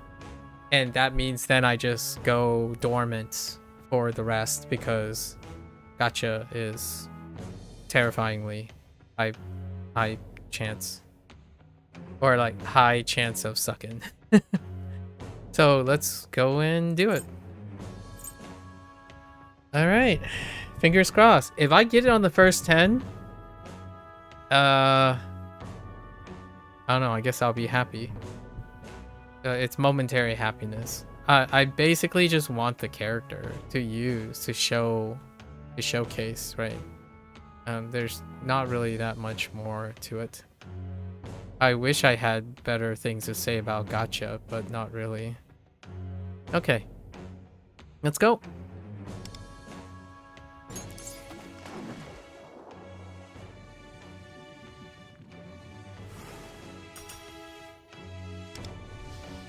I'll take it a little bit slowly just for the anticipation.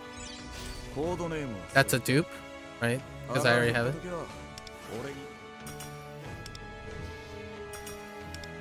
Give me at least 2 characters. 2 dupes.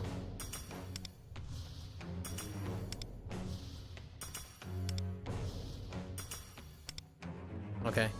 That's your average. Oh no, wait. Shun is not even the 3 characters. I kind of want more Riku. Probably want to max out Riku. I forgot to mention I just used 10 tickets. Persona 5 The Phantom X got nominated for best mobile game on Google Play, or like they got Google Play's best, and then they were nominated in the Games Award, or I forgot what award it was, and then they gave away 10 tickets. So there's that nice thing, I suppose. So there's that. Anyways, we're going back in. Shun was a repeat. What if it's this one? I think it's the next one. Yeah, he's already maxed out. I need Riku, basically. Riko, not Riku. Riko.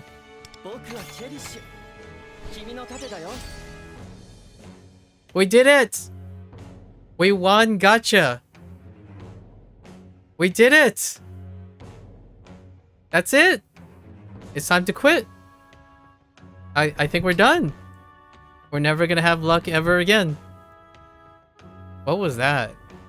14 draws? We won! We won life. I should have bought a lottery ticket instead. What is that? 0.8 or something? 0.8%? We did it! See, Cherish knows what's like. Masaki no, we meet eye to eye. This is like fate right here. A character that I feel that's great for resonance. Like this is meant to be right here. You know? This is meant to be. Now we gotta draw their weapon, but that also means I might be able to draw 1 extra character next time in like another 2 weeks or something. But we did it! Sometimes lucky. This happened one other time. It was for Sumi, and I like oh no, it's for Yumi. I like Yumi's character as well. It's Fiobi. She's a bartender. She's a bartender who had an unfortunate like encounter with a bad relationship in a way, and then being like underestimated, but she became a bartender. She wanted to be a dancer, and you kind of help her out to encourage her along the way to go after her dreams, right? And she's on the older side. She's outside of high school. She's much older, and that character is pretty sweet too. Actually, most of the characters in this in Persona is really wonderful. It's usually a slice of life game, so most characters, all the characters are written with some sort of insecurity or trauma, so that's kind of the name of Persona. And Cherish or Masaki is he's an incredibly urgently yes man. Like, he tries to be a yes man to everything, and it comes off too strong. So he always wants to be liked. That's kind of his thing. And, well, he landed on my gotcha. Alright, we'll see the rest. That might be slightly luckier than Yumi, actually. So that was miraculous. Absolutely miraculous. Here, I just wanted to show some characters, right? Like, I didn't update all this. So we have your concierge to the Velvet Room. She ended up finding a newfound enthusiasm for idol life. So she's an idol junkie. I forgot what the idol people call themselves, but she's an otaku. So she's an otaku. Yaoling Lee. I don't know if she has a Japanese Chinese accent, but she's a foreign exchange student from China who is adjusting to culture shock and like the nuances between Chinese culture and Japanese culture. So she's literally studying Japanese and talking about learning Japanese from you. So that's her.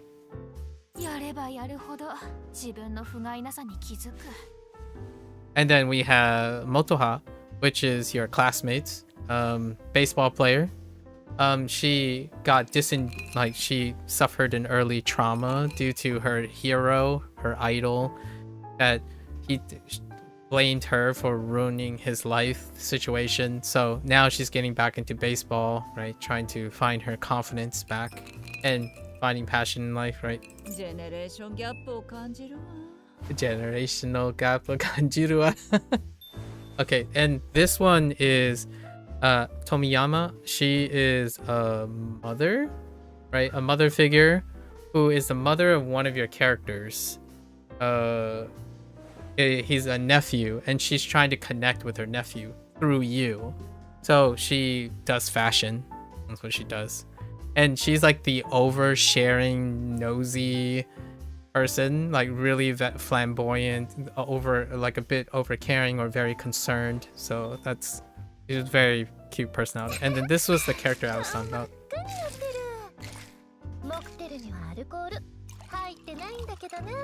Yeah, so Yumi, much older. She has a mixed past where she didn't go after her dreams of becoming a dancer. She ended up picking up bartending, and you're kind of like learning the aspects of why she gave up on dancing, which involved a pretty much a toxic, abusive relationship with some of her kind of surrounding people. Most of these individuals have some sort of lackingness. And of course, Tomoko Noge, she was a baseball player, and then she got injured by the same person that hated Motoha, so she can't play baseball anymore. So what she's trying to do is find a second passion on life, and that is to work her bone off and constantly work. So she's the worker. I actually ended up choosing her as the romance target for my character, so.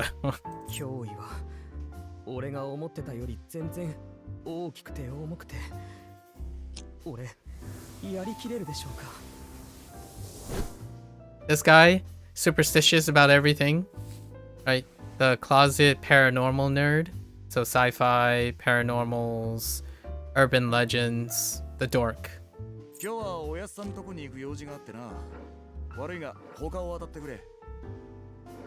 And our boy, soy boy, ramen, it's all about the ramen. Chef, you know, your bro. The bro's like, hey, you wanna go and Just eat some food and bro guy. The bud that you can rely on. 音楽を手放すなんて One of the newer 一度も考えた characters. ことがなかった。 So it's 初めて音楽に触れたあの時から self-explanatory. She in high school, like early school, had friends who like wanted to be musicians together, started a band, but then the other person stopped and she wanted to continue, so she's on her own and she's insecure about performing, lacking confidence in herself. So you come along and now she suddenly starts singing, composing, finding the confidence. Right, you got that character. あら、お洋服に土がついてしまいましたわ。まあ、この程度。パパッと払っておけばよろしいですわね。 So this one is still up in the air. I'm at the point where you play an online game, right? This is World of Warcraft situation. So you play an online game. It's called like Harvest World Online, Harvest Moon plus World of Warcraft plus like SAO all slammed together, right? And she serves as an avatar, but she overshares. She's over engaging and over committing to people over and over again online. It's not clear if she is a separate entity or not, but during the current storyline, you met someone. She said that she has a friend that wants to meet you, and you actually ended up meeting this friend who is very reserved, like had problems socializing, but there's a really high chance it's Yui. Like that friend is Yui's person. So this is your situation where the avatar, right, the online situation where online frees someone and makes them very sociable and whatnot, but in IRL you struggle with socialization. So that's her storyline. 白衣を着てみたい。予備ならある。 This guy is the newest one. He was added recently. This guy could have been me. I could have been like this guy, but I didn't end up being like him. Basically, he has a very blunt personality that's kind of detached from social skills. So he's like he's a doctor, by the way, and he's not in high school. So he's much older than you, and you meet him in the arcade. And what he does is he has a very like harsh, abrasive type of humor. But at the same time, his social skills are like charming in a way that it's very abrasive. Everything's abrasive. Like, hey, you kind of suck. I was just kidding. But do you want to like play video games or something like that? Like, so it's more of a kind of a successful adult figure, but the disconnect is due to socialization skills. Well, most of these characters actually lack some property of socialization skills. わしも And then of course we have our 勉強させて cute. もらっている。 And we haven't unlocked 何 Miyu でも yet. 言ってね。 And then we have our most recent character. So let's go over his details. This is what I was talking about. You can go through their profile. So yeah, he's third year. So the story so far was,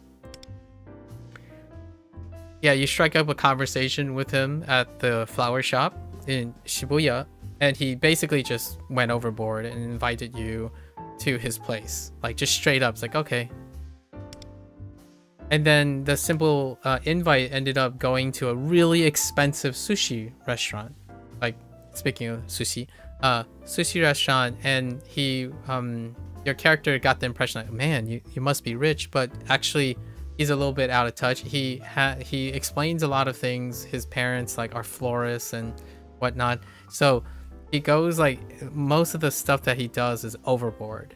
Like, oh, hey, you want to go to the movies? It would be like the best movie theater in town or something like that, right? And then he talks about the after the restaurant, he basically gave you a bunch of yellow roses. Like, here you go, bro.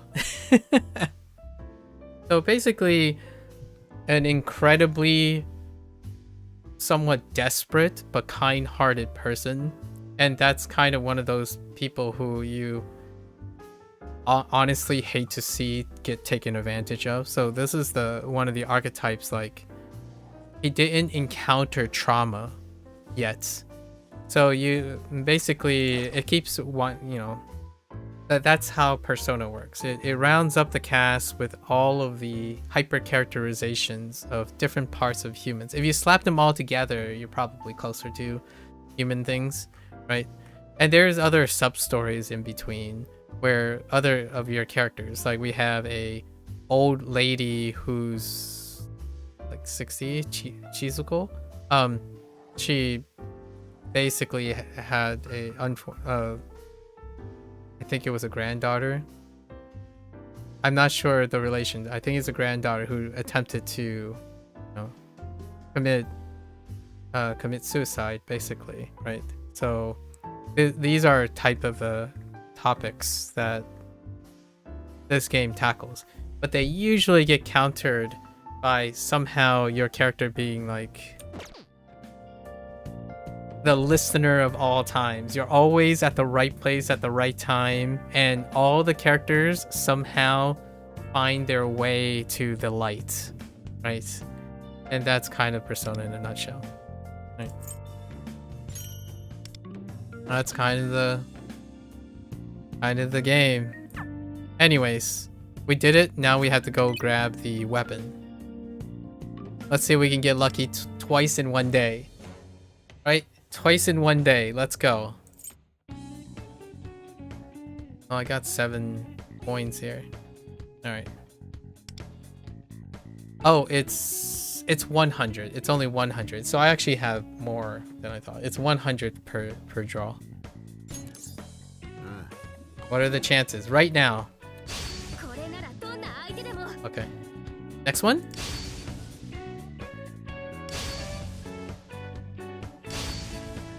Alright. I don't expect to get lucky twice, but that's...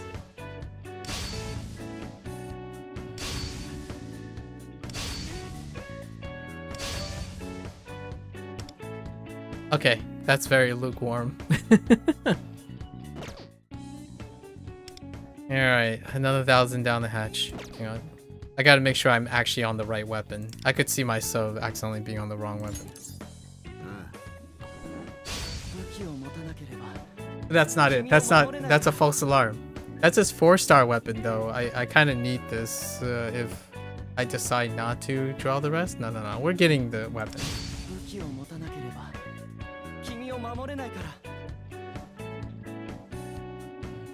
We did it! We basically won the game. That's it. It happened in the same way. That's it. We won the game. If only life was like this, you know? That's 13 draws each. Like, or like sort of. Somewhat like 13, 17, something like that. That's it. We won the game. We won the game of life. Wow. Oh, it's guaranteed too. Like, the next 5-star has to be this weapon. Yeah, the weapon's really pretty, I know. It's a really pretty... I like ice themes. Yeah, this weapon... I like this, like, crystalline thing in general. Let's look at it. Let's look at the character.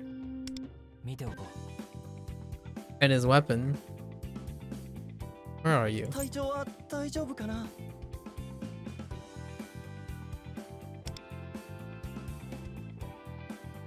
He's very regal, I would have to admit. His character is very, very regal. Something about floral things with... Yeah, let's put on his weapon. Yeah, something about the floral, crystalline, like frost-like flower patterns. I really dig it. It's nice. There's like another one, Shun, who is also crystalline and whatnot. And he has a new design that is very regal too. There's something nice about regal things with ice and whatnot, like flowery things. I have a soft spot for floral patterns with crystal. I think overall most of the characters are really like the new characters. We'll be seeing the other characters soon enough. Like this is Shun, right? I always enjoyed the way Shun looked. You got your standard cowboy stuff. And of course your guy with a big gun. And axe. Gun axe. But his weapon is also very crystalline. Right? Something about blue and crystalline is very glistening. Although I do have to admit, her characters, I do like the Japanese thing. Her character is a little weird though. Her persona is kind of weird. If I had to think about personas, which persona?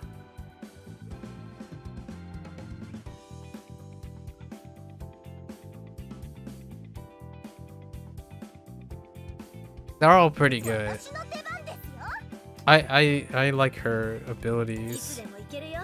Oh, this one's pretty.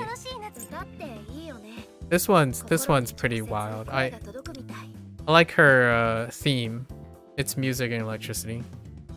So it looks very interesting. The boombox, like the, I forgot what you call these things. The membrane things. And of course you have pink overkill. We have the harp.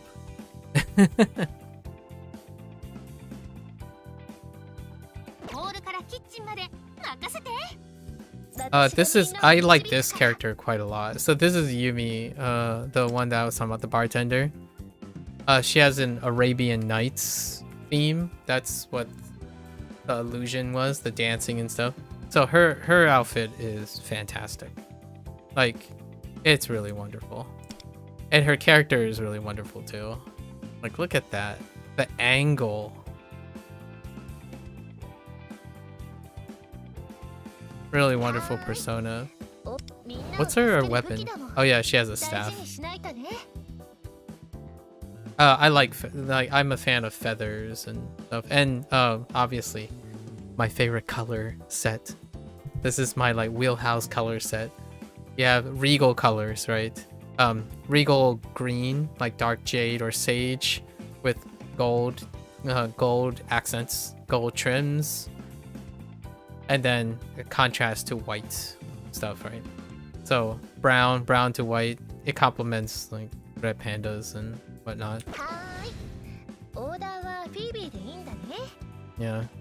Anyways, we won the game. All right, we do need to level him up though, and I don't know how many. If I have enough resources. All right, so let's train him. I'm pretty sure I can train him to level 80, so we're doing that first. This is the gacha speed. Right, this is what happens when you play gacha games, right, and live service games. You basically just save up resources until you can gacha something.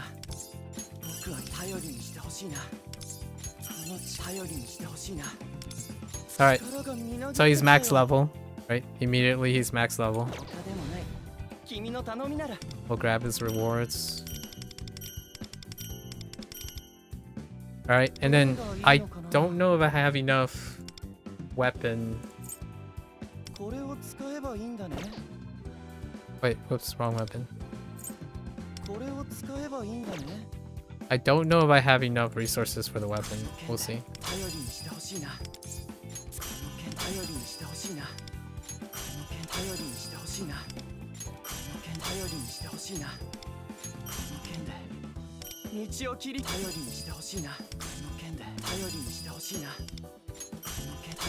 Okay.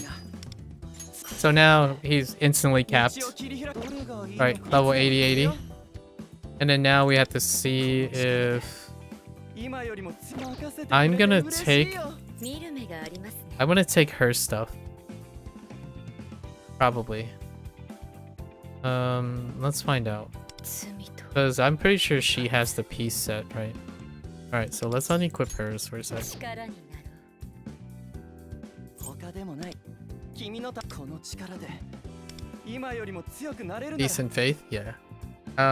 Defense 20%, shield 18. Each time a shield is granted, increased target. What is the other alternative? Interesting. Increase after taking damage, increase. Okay, I see. What are your major things? It's just defense and HP, and we got it. Okay, we've capped those.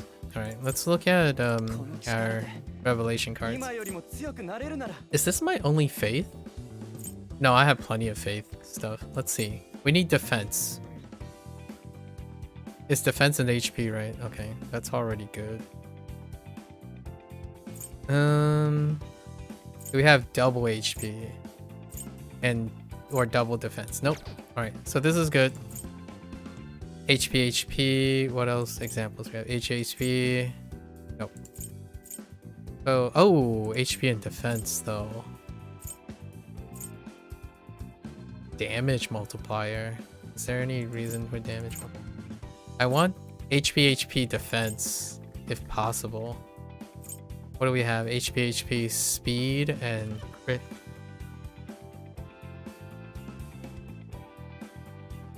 I think we want defense. Defense is where the... Yeah. So we'll take the defense. And then... What do we have? HP recovery. Wait, is that my only... Is that my only peace card? Wait, what about you? Oh no, I have plenty of peace. What the heck? Okay. We want defense. Attack defense. Oh, HP defense. Can I get a defense?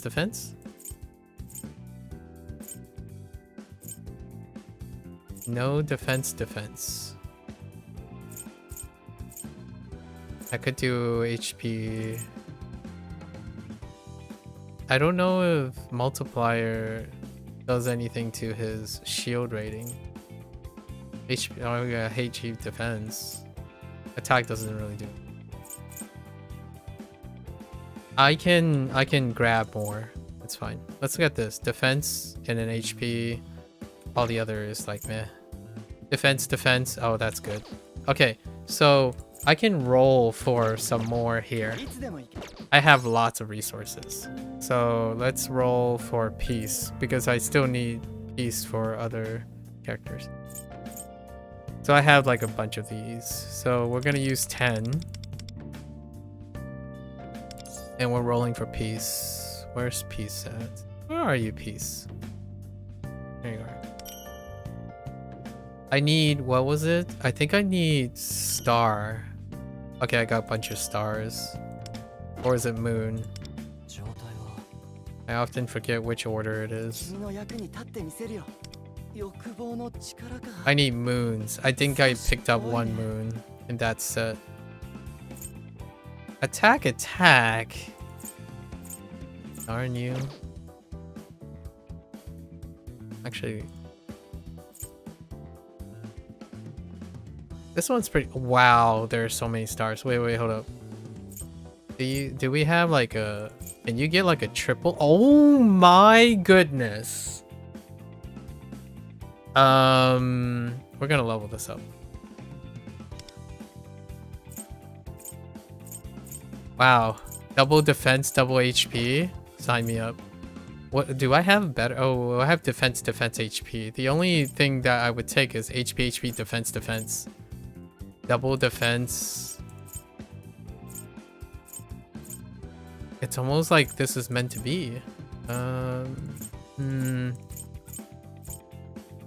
There's no guarantee that the last slot here. Here, HP, defense. What do we have? Defense, HP. This is good. And we already have 3 on the defense. So I'm still... did I get a new one here? I did. HP defense. I already have. Okay, let's do 10 more. 10 more cards. All of this is RNG too. Okay. I got a moon. Nice. And moons and suns. I got 2 moons, 2 suns. Okay. I will only try a couple times before we level. I don't want to use all of it.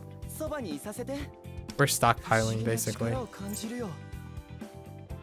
Can we get a double? Oh my goodness! What is this nonsense? Double HP, double defense? Alright, give me 1 double HP, double defense and we're good. Okay, I'll take it. HP, double defense. Alright. This guy is so this right now. Yeah, this guy is best in slot. He's nearly best in slot. Alright, now let's level this stuff up. It would be kind of nice, but we have HP and defense here already, so man. Alright, let's fill him up. Did we land? It's 1 across the board, it's fine. These ones are almost guaranteed. Triple HP, getting defense would have been better. That's fine. What about, let's see if we can get a little bit lucky and land on defense here. That sucks. That one kind of sucks. That really sucks. But I think it's fine because we're already like super overcapped. And then let's do this. Alright, we made it up with the double. So he's fast. It goes first. And he's way overstated. Just like up the butt, like maxed overstated already. So alright, we're good. Okay. Now here's the problem. I don't have enough things to raise his skills. Not this stuff, but I don't have enough to raise his skill stuff. So what should we prioritize? We don't need to prioritize this, right? We just need it to use for its ice attack. For the time being. Oh, wait. Gain 2 heroism stacks. I don't actually know how we're gonna play him. We're gonna use this. Most definitely. Grant all shields. Right, Knight's Resolve. Also, when would we use this? If we're doing a single build? If your target grants this effect. Oh yeah, it's for the taunting thing. Oh, At the start, grant 1 knight again to the same target. If Garden promises active, also increase grant. Okay, we're gonna level this first.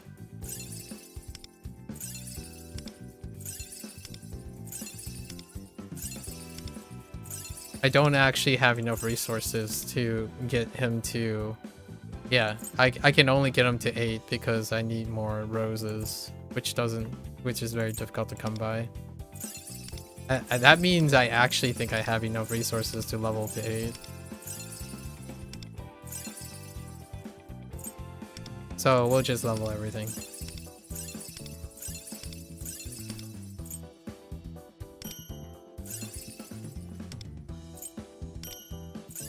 Okay. And then, yeah, might as well.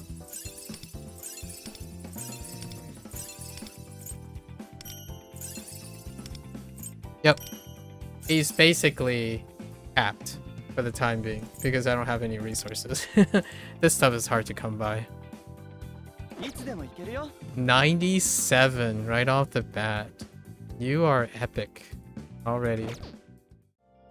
Totally worth. His avatar, right? So good. Alright, so we do have to do the Thieves' Secret before the day's over. And then also the challenges. So let's do our Thieves' Secret. This gives us the bonus. Oh, we have to include the other character too. So what do we need? We don't need any of these things, right? So let's check what resources. How much resources did I use? Pretty much all the leveling.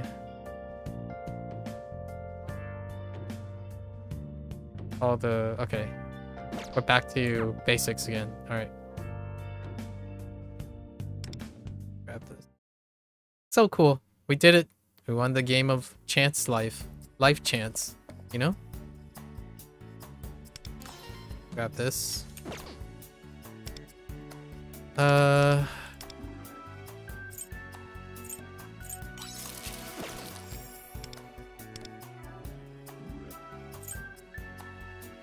Let's increase his stats for this stuff. Our wall of...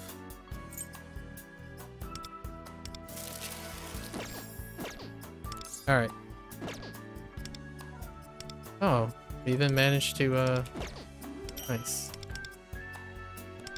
Grab our own stuff. Why do I have still more? Oh, the level thing.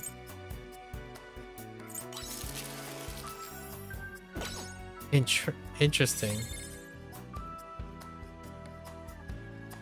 Okay. Alright. So let's go and grab our extra stuff for having him in our Thieves Secret. Oh, let's do these trials too. Actually, first... Yeah, let's do these trials first. Ice... So I guess naturally we're gonna go with...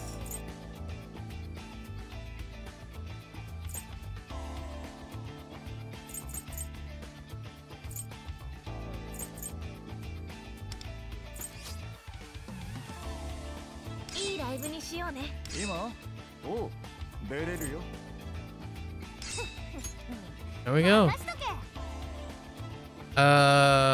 It's kind of funny, but I don't even think this is gonna do much for their damage source. They're not really a damage team.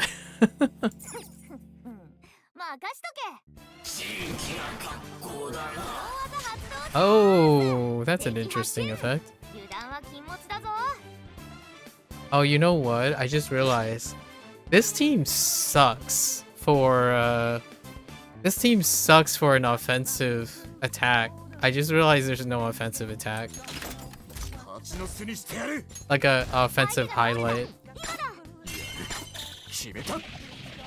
So you don't really need Ayaka. I just realized.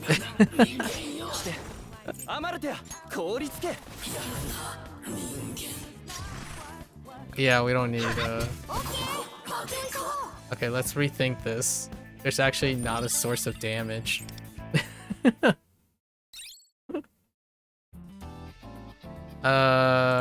Okay. Interesting.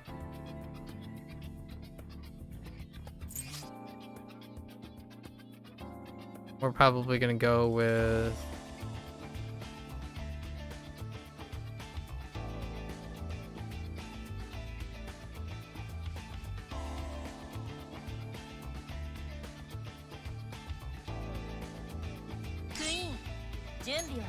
I guess that makes sense. And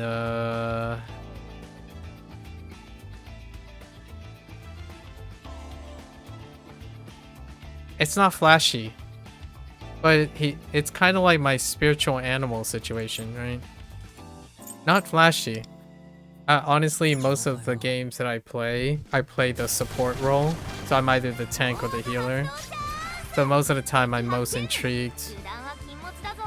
I just realized I don't have any sweeping power.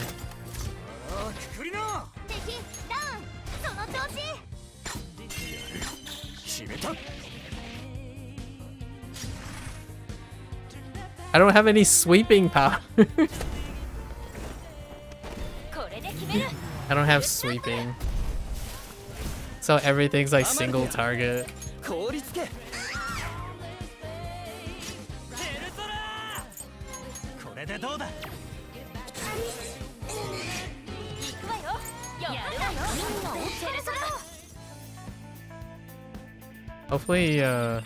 Wait, yeah, ice and nuclear is supposed to complement each other. Yeah, nuclear sources and ice supposed to, yes. Yeah. They're supposed to complement each other. 見ておこう。敵発見。出番だ。マンドラン。油断は禁物だぞ。敵ダウン。その調子。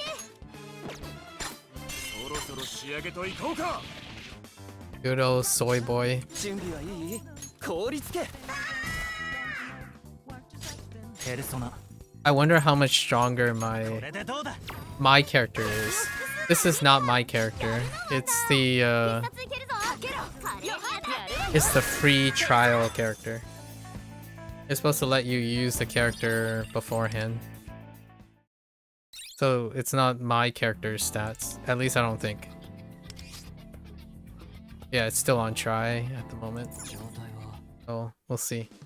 賊の侵入を許すとはついけるぞ。華麗にやっちゃって。敵発見。ああ、くくりな。油断は禁物だぞ。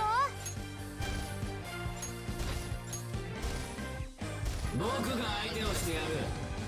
そろそろ仕上げといこうか。これで決める。フルスラットル。 Okay. 氷つけ。ペルソナ。これでどうだ。かけろ。やるわよ。みんな落ちてるぞ。 Okay. Can I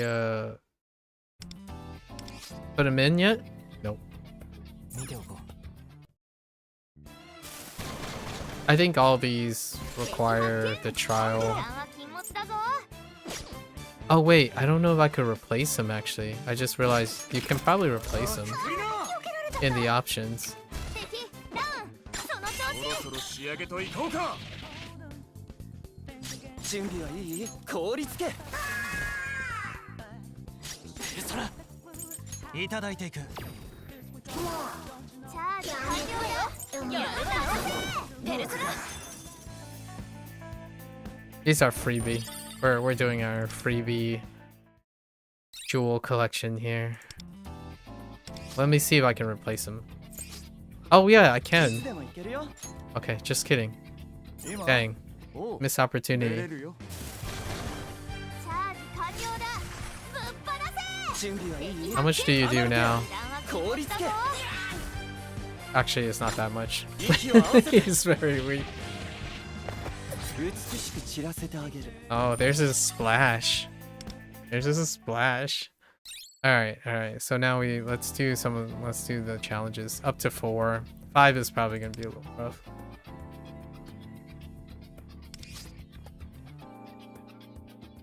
Okay. 行けってことだな。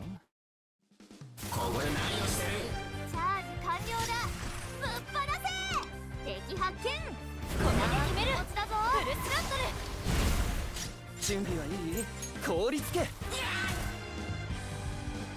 Wait, how are you guys still up? Oh, you have マンドラン。 no takedown. ペルソナ。 Oh, and you have Soul Link. Why are you so hardy for the first trial? What the heck? Man? ヨハンナ。やるわよ。みんなをペルソナ。 Let's go, next one. 敵発見。準備はいい？油断は禁物だぞ。氷つけ。行くぞ。僕が相手をしてやる。風穴開けるぞ。マンドラン。ペルソナ。大技発動チャンス。 I forgot what freeze does. Does it mean he deals less damage, right? 君は何様だよ。 Freeze, yeah, decrease attack. これで決める。フルスラットル。ペルソナ。受けてみろ。こっちの能力下げられてる。やるわよ。ペルソナ。当たんな。生意気な強さ。引くだろ。必ず守るからね。支援準備完了だ。 I have no idea what that means. Hold up. I don't know what that means.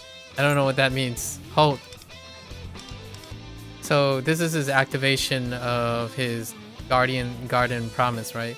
Apply additional effects to the next Frost Vines or Hoarfrost. So hold up. So if Garden of Promise is active, increase the main target damage by 2% for every 600 points of his defense, up to 8 points. We probably capped this already.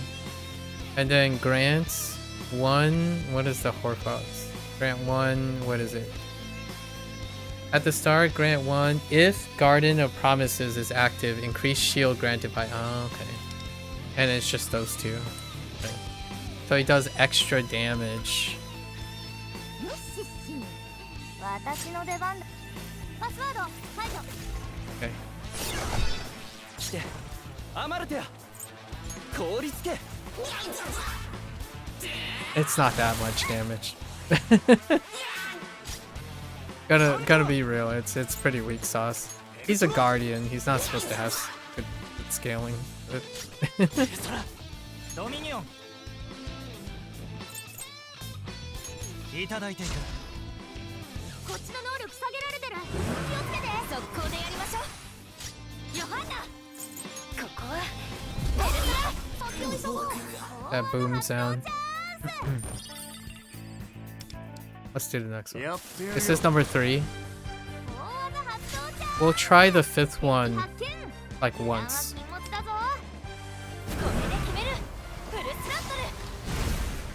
来て、アマルテア。凍りつけ。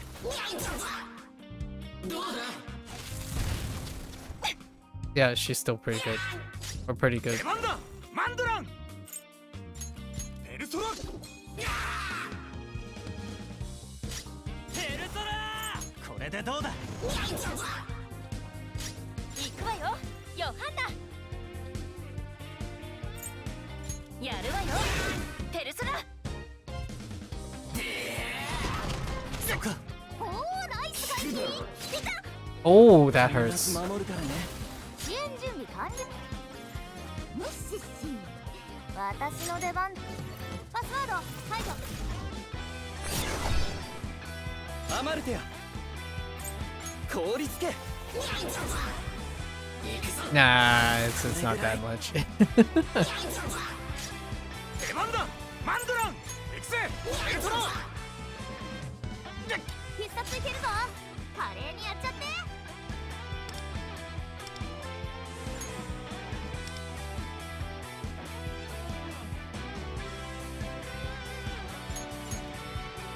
Let's look at what this looks like. みんなを守るんだ。 Neat. ペルソナ。受けてみろ。速攻でやりましょう。ヨハンナ。ここはペルソナ。 Dang. Those shields, though. That's some proper shielding. 私のバトルデータ解 And 析。 we can heal with Shun. 準備はいい？アマルテア。凍りつけ。 Oh, he got an extra turn. Oh, does he have counterattack? マンドラン。 That's awkward. 料理してるよ。ペルソナ。ありがとうね。ペルソナ。ドミニオン。受けてみろ。こっちの能力下げられてる。気をつけて。ペルソナ。そっちを急ごう。大技発動チャンス。 Is this number 4 or number 5? That was unusually... Oh man, that's unusually rough scaling. What the heck? Hang on. Those have different shore. Okay. Right. Cleansing deals heavy. Oh, might have to use...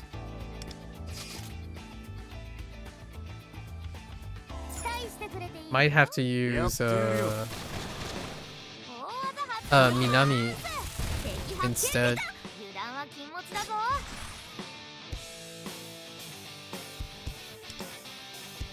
アマルテやみんなを守るんだアマルテや誰も傷つけさせない風穴開けるぞマンドラン料理してやるよペルトラ助かるよペルトラドミニオン受けてみろこっちの能力下げられてるやるわよペルソナ聞くだろどうしたビビどうだ That's a lot of damage. オッケーはっ That's a lot of damage. わパスワード解除 Okay.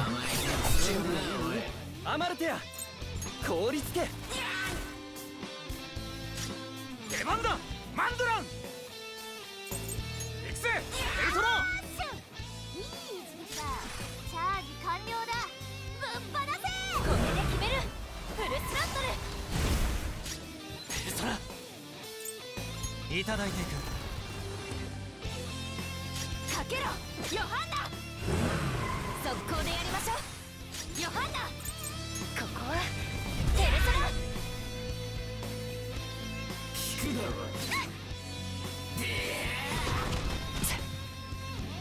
どうだ So he has 4. 必ず守る Oh, there's the trigger. タイムムッシッシ私の出番だなバトルデータ解析 And Futaba also grants shields, actually. 誰も傷つけさせないマンドラン料理してやるよペルトラありがとうね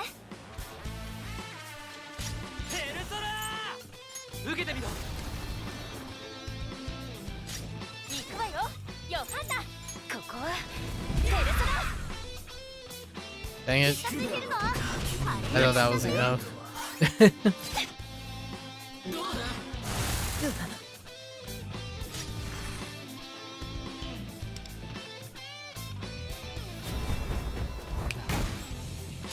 準備はいいアマルテや凍りつけ風穴開けるぞマンドラン行くぜペルトラペルトラいただいていくヨハンナやるわよペルソナ How are you still alive? Oh. Alright, we're gonna give one attempt. One attempt on stage 5. 守りは任せて I think they do too much damage without a healer. 油断は禁物だぞ That's a lot. 準備はいいアマルテや誰も傷つけさせない出番だマンド That's ラ a ン lot of shield, though. That's a 料 lot 理 of してやるよ shield. ペルトラありがとうねチャージ完了だぶっ放せ Hmm. ペルトラドミニオンいただいていくこっちの能力下げられてるよ気をつけてやるわよペルソナ聞くだろ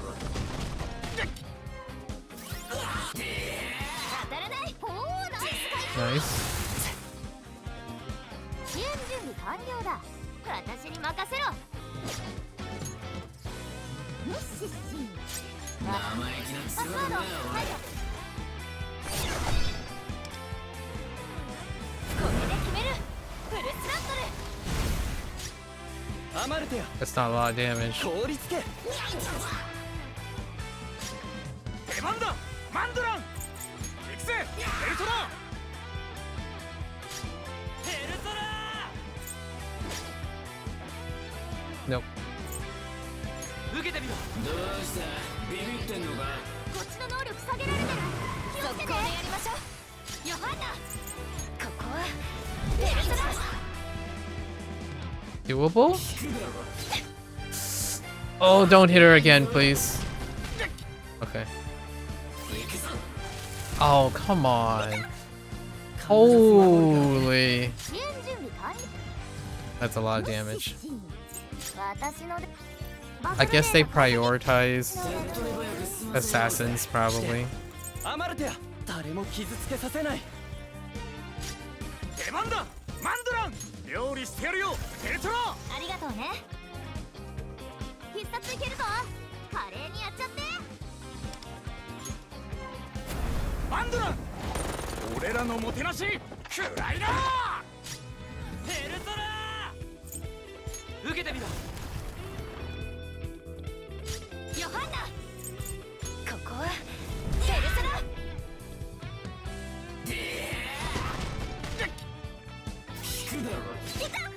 Stop hitting her, please. Okay.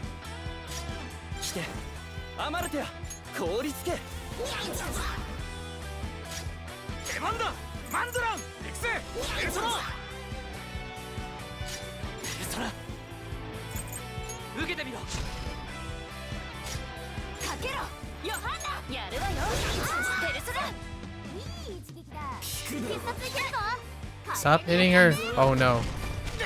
Don't hit her. Okay. Okay. 必ず守るからね。オッケー。ハッキミッシッシン。私の出番だ。パスワード解除。君は何様だよ。アマルテやみんなを守るんだ。 That's a lot of アマ shield. ルテや誰も傷つけさせない。出番だマンドラン料理してやるよペルトラ。助かるよ。こっちの能力下げられてる。気をつけて。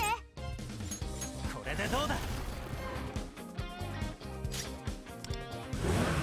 速攻でやりましょう。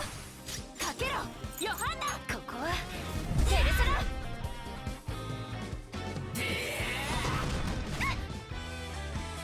エンズどうだ。やろう。ハッキングだ。ミッシッシン。私のバトルデータ解析。どれどれ。アマルテや Oh, he's out ア of. マルテや Oh, that's awkward. 風穴開けるぞマンドラン行くぜペルソナ。チャージ完了だ。ぶっ放せ。こんな Alright. に決める。 Defensive game is very, very strong. 受けてみろ。 Yeah, the defensive game is very, very strong. ヨハンナ。ここはペルソナ。 Wow, that hell scorched almost OTK'd my my Wanda. All right, we did it. Okay, nice. All right, now let's just pick the top one. This should be fast. Oh yeah, that's right.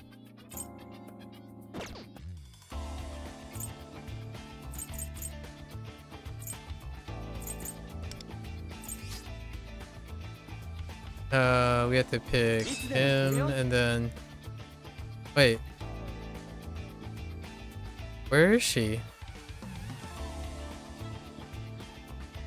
Oh, she's already in here. Just kidding. クイーン、準備は万全よ。 I'm like, where'd she go? I want the 50%. 任せてちょうだい。守りは任せて。敵発見。アマルテや油断は禁物だぞ。凍りつけ。容赦はしない。 Ah, it's pretty weak. ペルソナデュオ。 It's very weak. I don't have her kitted out, so she's like just there for the extra bonus. ペルソナドミニオン受けてみろ。大技発動チャン Oh, that guy's resistant. That's annoying. ス。ヨハンナ。やるわよ。ペルソナ。いい一撃だ。無駄だよ。おお、ナイス回避。いいよ。ほらほら。 Do I do this full time? No. Oh, well, yes, I guess. Yeah. Or what do you mean like stream? Yeah, I stream full time. I don't play Persona. アマルテや I don't play Persona Phantom X full 凍 time り though. つけ。終わりにしよう。味方ピンチだ。フォローお願い。ペルプシコレ。ペルソナデュオ。コ氷なさい。ペルソナディオニュソス毘沙門天受けてみろ。みんなお疲れ Thanks. Appreciate it. Oh, you can only do this one at a time? Oh, I forgot about that. 何者だ。 That's awkward. アマルテや油断は禁物だぞ。凍りつけ。容赦はしない。大技発動チャンス。これで決める。フルスラットル。イデオペルプシコレペルソナデュオ。盛り上がってきたわね。ペルソナドミニオン Awkward 受けて feeling みろ。 when the net damage of your team is stunted by having a guardian and a unequipped character. 必ず守るからね。オッケー。ハックハック。よしっす。わパスワード解除。なんかアマルテや凍りつけ。容赦はしない。イデオペルプシ That's コ awkward. レペルソナデュオ。氷なさい。チャージ完了だ。ペルソナバラせ。ディオニュソス毘沙門天これでどうだ。ヨハンナ。ここはペルソナお疲れさんの。 I don't think I have enough stamina for the last one. It's fine. We'll get it later. I just wanted to see. What is in the shop? What do we have in the shop for his stuff? Do we have yeah, 60 more stuff to stock up? Ooh. Wait. 300. Hold up. 300. How many days do we have? 10 days. So what? 150, 450. What is that? Hold up. Let me do some numbers here. 450 times 9. 4,000. Okay, added with so 40. Okay, so we have 4.5, right? 4.5. That's 600. 600, 1200. 1450, 1450, 1950. Wait, 60. That's 360. That's cutting it close. Am I crazy? 3600 plus 1200, 40. That's 4800. Okay, so I am probably going to take these while I can.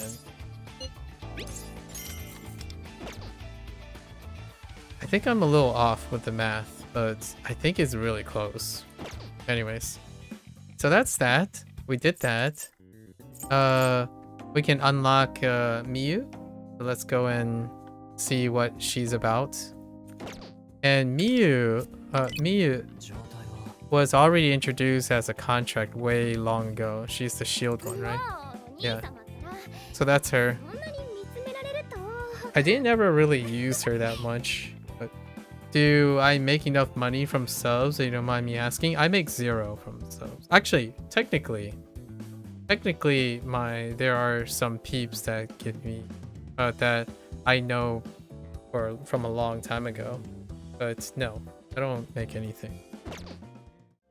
Yeah, I do this full time, but I don't make any. I don't monetize. I'm not actually making. Outside of like the 7, I mean 4 of them are personal friends. They just happen to. They're working people. So other than that, no, not enough money. Like I don't make money in period. This isn't a source of active income. 見て So let's go and meet Miyu.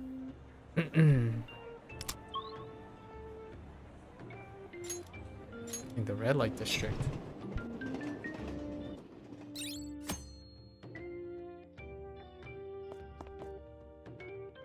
If I had to give like an actual number,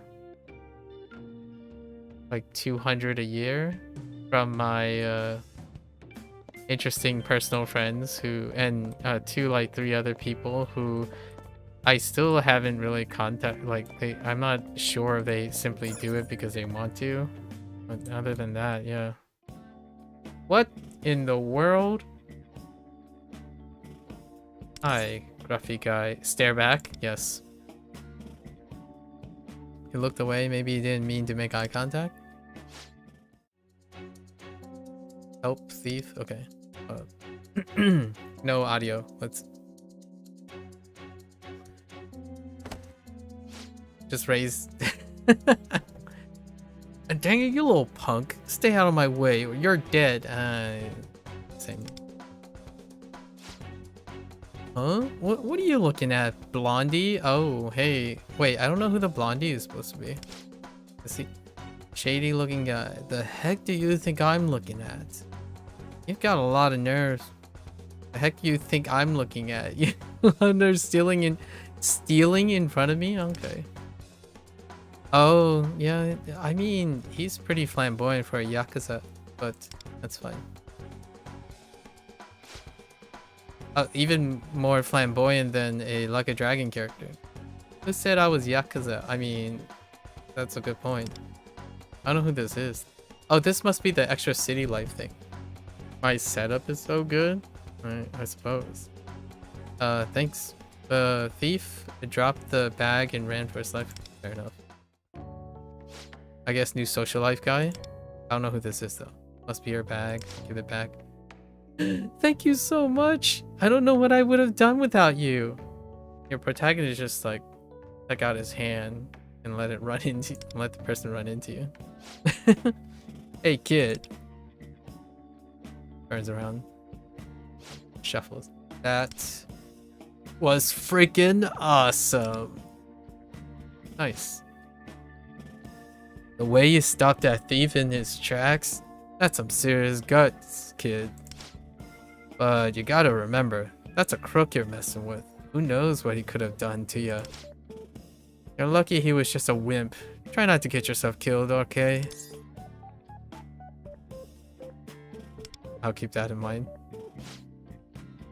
Well, ain't you an honest kid? That's right, you gotta listen to your elders. Oh, how much older are you, mister? But hey, at least you ain't hurt. Seem like a good kid.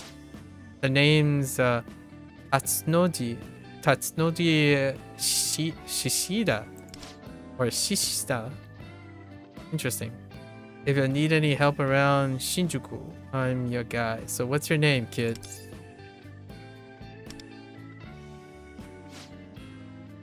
HanziHero. That's easy enough to remember, really. I doubt you have much difficulty remembering my name. I mean, how many other Tetsunodo Shishidas do you know? Actually, that's a very good point. I actually don't. That's a very uncharacteristic name. That's my real name, I'll have you know. My pop-pops. My pop-ups gave it to me. I almost feel like they're trying to go for like a Kansai thing. He wanted something old-fashioned, something with character. Is that? Yep. What are you two strutting here for? We received reports that a student was being harassed by a suspicious individual. And who should we find here but Shida? I had a feeling it was you. Huh? I ain't harassing this kid, I'm just chatting with him. Alright. Would you mind just coming with us? We have a nice long chat at the station. Fine, if I have to. It's not like we don't do this whole song and dance every gosh darn time. I mean, The idea is probably he's this.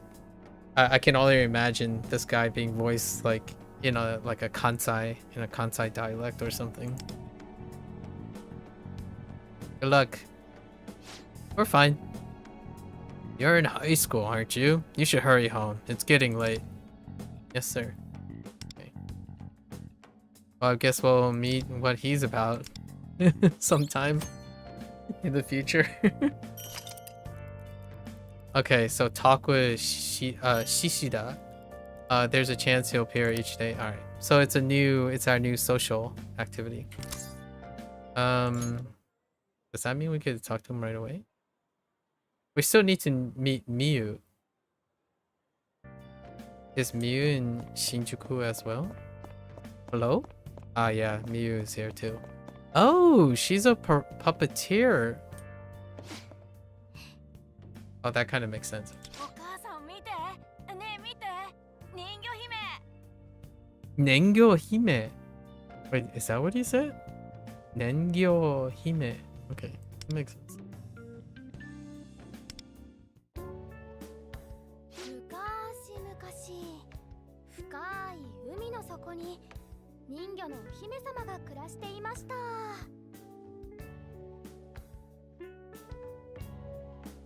Oh.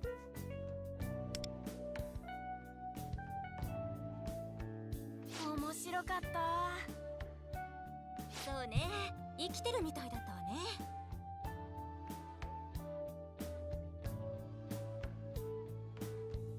そろそろ行きましょう。ピアノのレッスン遅刻しちゃう。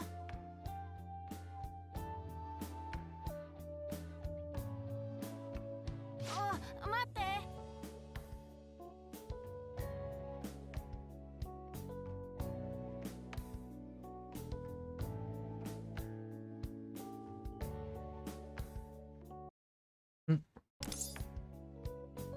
Oh, we just want to pay her. Here you go. What? そこのお嬢さん、ちょっといいですか? Oh no. この道、大道芸とか勝手にしちゃいけないんだけど、使用許可証、 Right, permit to perform. はい、取ってます。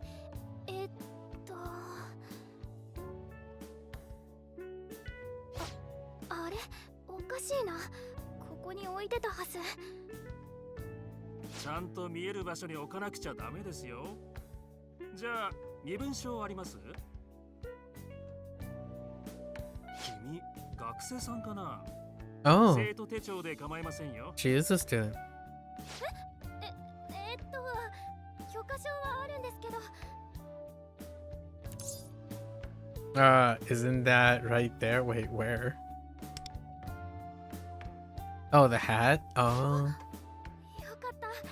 ありがとうございます。大丈夫です。君はこの子と同じ学校？どこに通ってるの？生徒手帳はある？いや、この人は。部活？ああ、下北の学校だっけ？はい。それで君は？ Miyu? What? Oh. 佐原美優です。あとこれ、許可証です。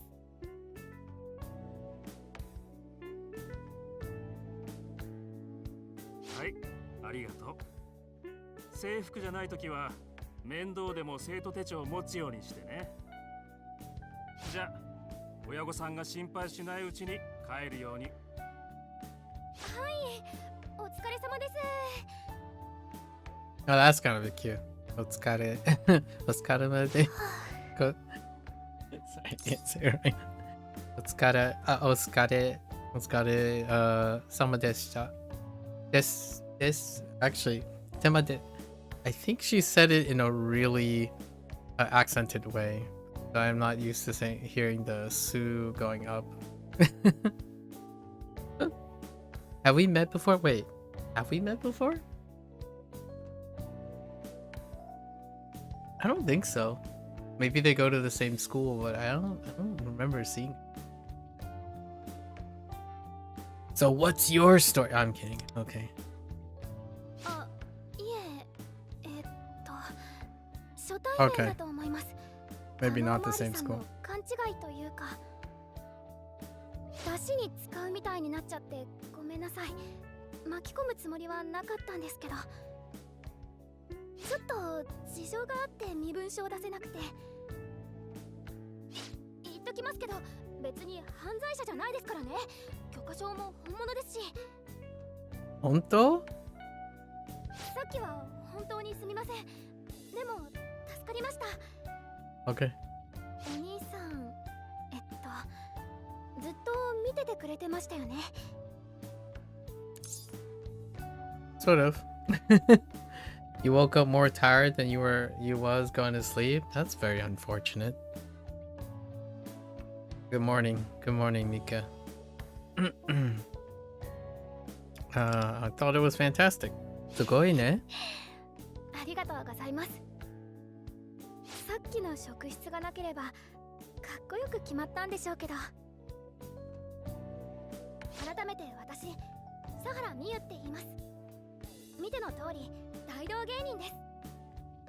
大道芸人。人魚姫のマリオネットショーやってます。芸人。Oh yeah, that makes sense.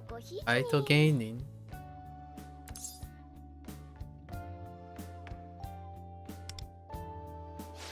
楽しみです。将来は超有名な大道芸人になりますから期待しててくださいね。うん。最近面倒なことが続いてて、ちょっとテンション下がり気味だったんです。うん。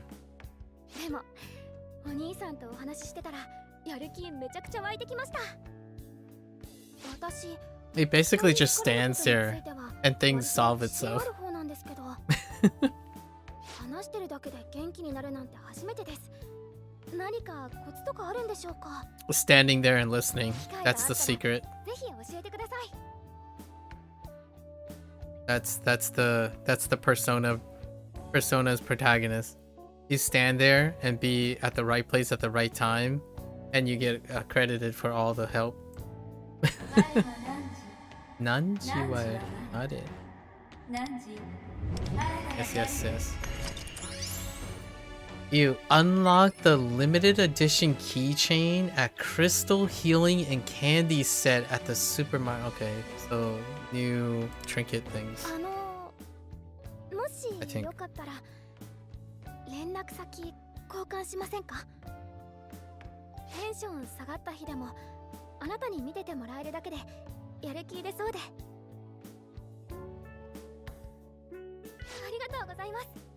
We still haven't found out if she goes to school or not. We have discovered that she's a street performer, and that's as far as we got. And she resembles a student. いつか必ずしますから。じゃあまた連絡させてもらいます。これからよろしくお願いしますね。よろしく。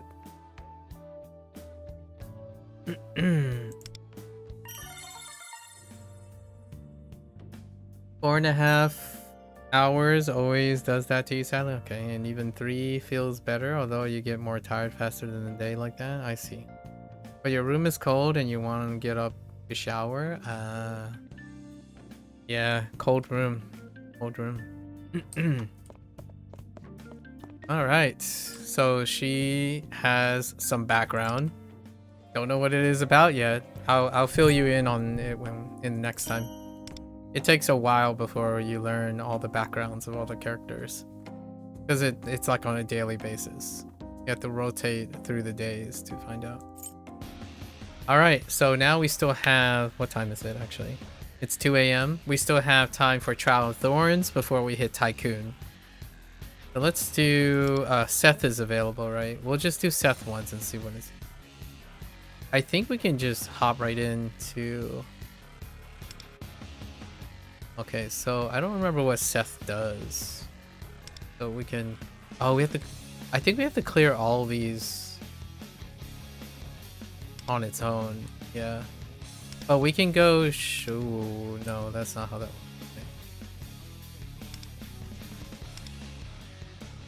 Oh, can I see the guy? Oh yeah, here we go.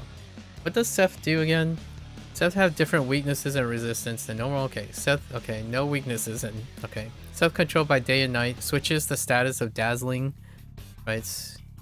When at the verge of death, Seth will defeat all shadows present and change to dire Seth. When it does, if Horus is present, it will change to always dazzling light state and summon Isis and Horus. If Horus is not present, it will change by it will change to always obscuring darkness state and summons Thoth and Anubis. Oh, so that other thing. Oh yeah. Persona menu always looks so lively. It's quite a nice way of stylizing. Yeah. Okay, so if Horus is alive, hang on. If Horus is alive, let's see what happens if we keep Horus alive. Always dazzling light. So he has Isis and Horus. What do they do? When dazzling light is at the final damage is increased. Okay, I don't already like that. It's decreased. Okay, so we want to take out Horus first, and he has no weaknesses. Right? We don't want Horus to be up. I don't know if we have to unlock. Where's the completion stuff? Goals. Compete challenges. Okay, there's a hard. We only have to complete hards, right? Oh, but we still have to unlock the nightmares of all of them in order to unlock the modifiers to get the thing. So let's just go nightmare. Use thieves or higher? Oh, yeah. Okay, that's fine. I better walk to setting a prefix, preset. Wait, no weaknesses. But what does Horus? What are Horus's skills? No idea. I don't remember what Horus's skills are. So we're just gonna go in and we need single target.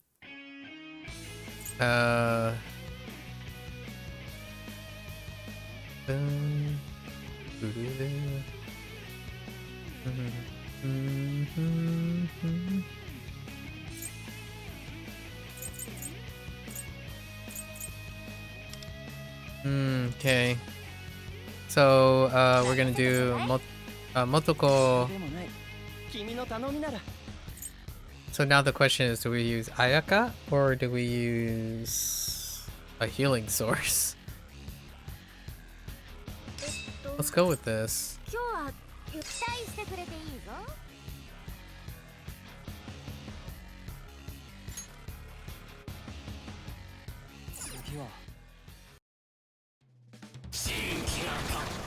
Oh wait, they're all live at once? Wait, I thought they...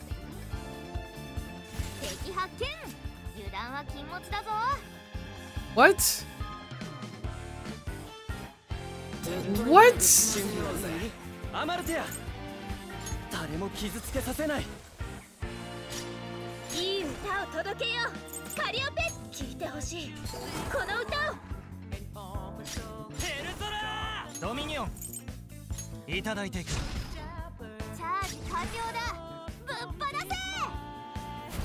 Surprise how many characters are? You thought the game started service quite recently? Technically, the game started a year ago in China. So this game gets updated every 2 weeks to catch up to China. So it's actually like, instead of every month they release something, it's every 2 weeks they release something. So nearly every 2 weeks there's a new character. And it's getting close to 6 months.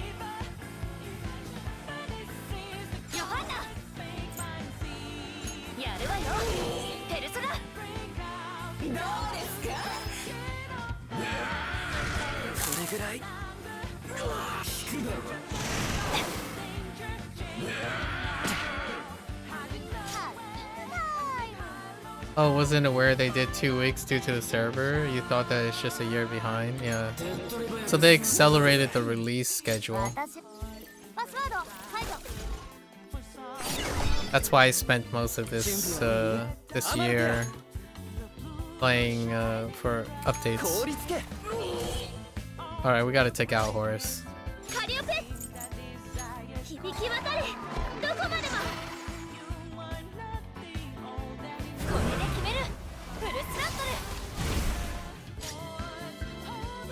Wait, I don't understand. So does that mean those guys are active all the time? I don't even know if that's intentional.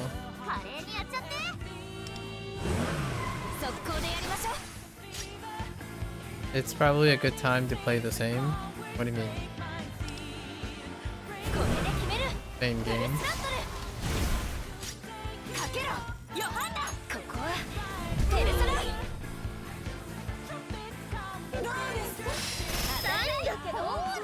I need Chizuko. Yeah, I need Chizuko for this. Or I try to insta-give the entire team. No matter what, we're gonna need Cherish for this.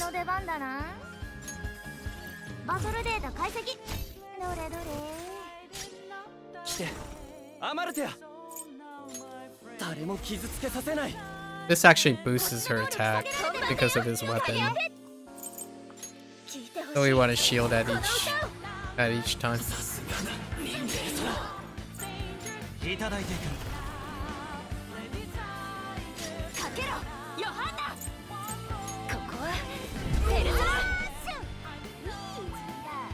Pussy. Okay. Oh, okay. You can't overkill. Okay.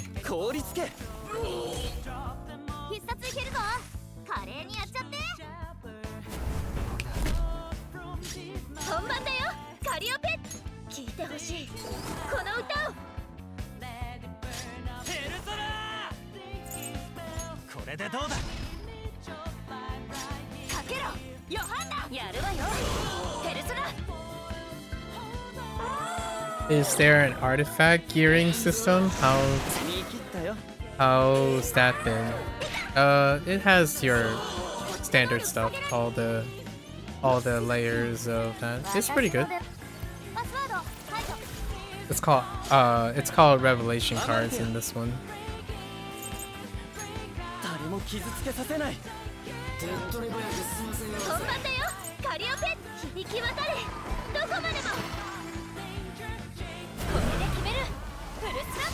If you take out Seth, does that end the battle?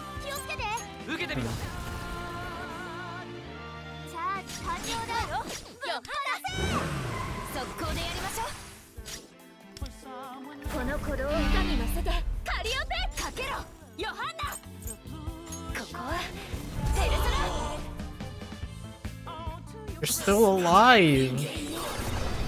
This is normal?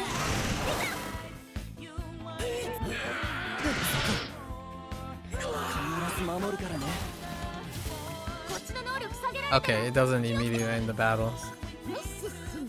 So we would have to take them out no matter what.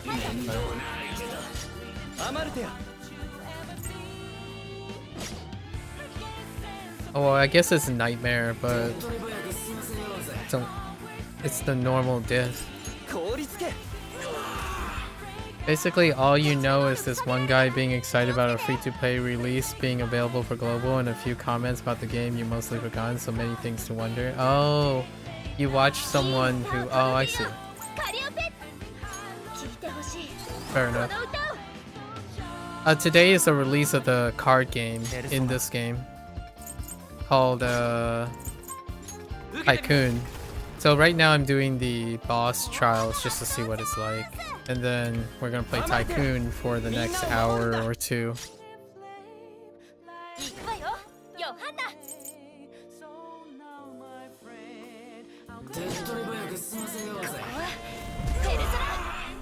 I'm pretty sure this guy is resistant. Oh, no.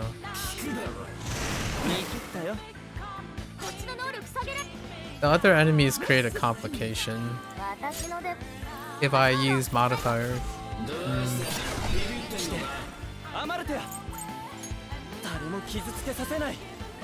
He's so good.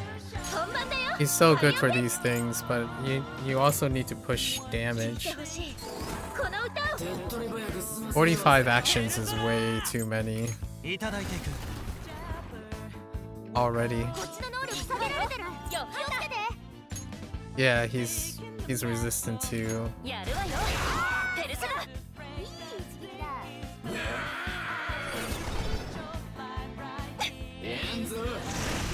ないんだけどナイス守るからねこっちの能力下げられてる気をつけて I don't have any other damage source.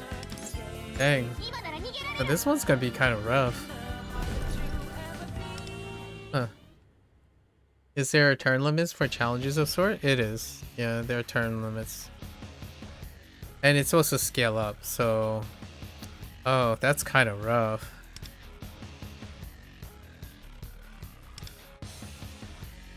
Let's look.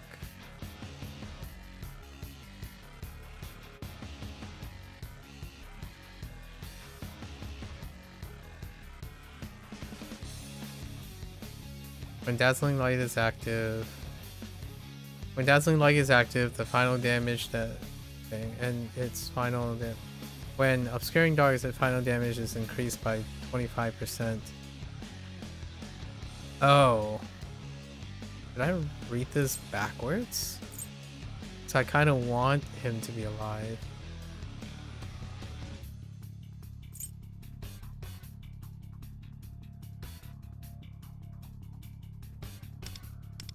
Alright, well, I'm gonna have to figure that out sometime.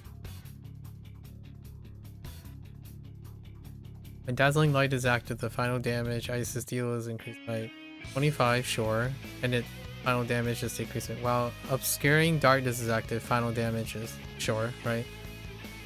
So I should take out the other guys first. I thought he summons these, but he summons these again in Dire. After being Dire. Interesting.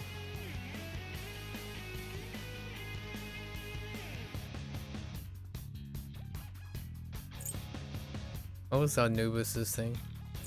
He summons Anubis and... Oh wait, did I do the opposite?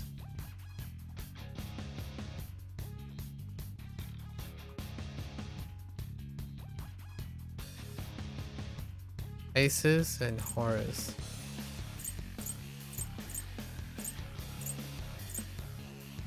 Okay. Interesting.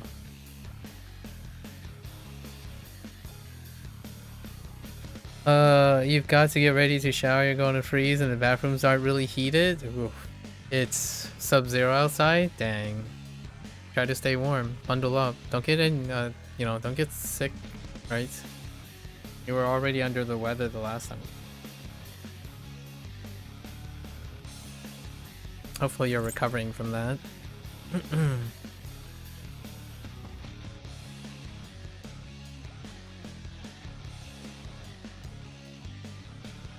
Oh, Curse of Annihilation insta-kills when it reaches 4 stacks and can be prioritized for removal.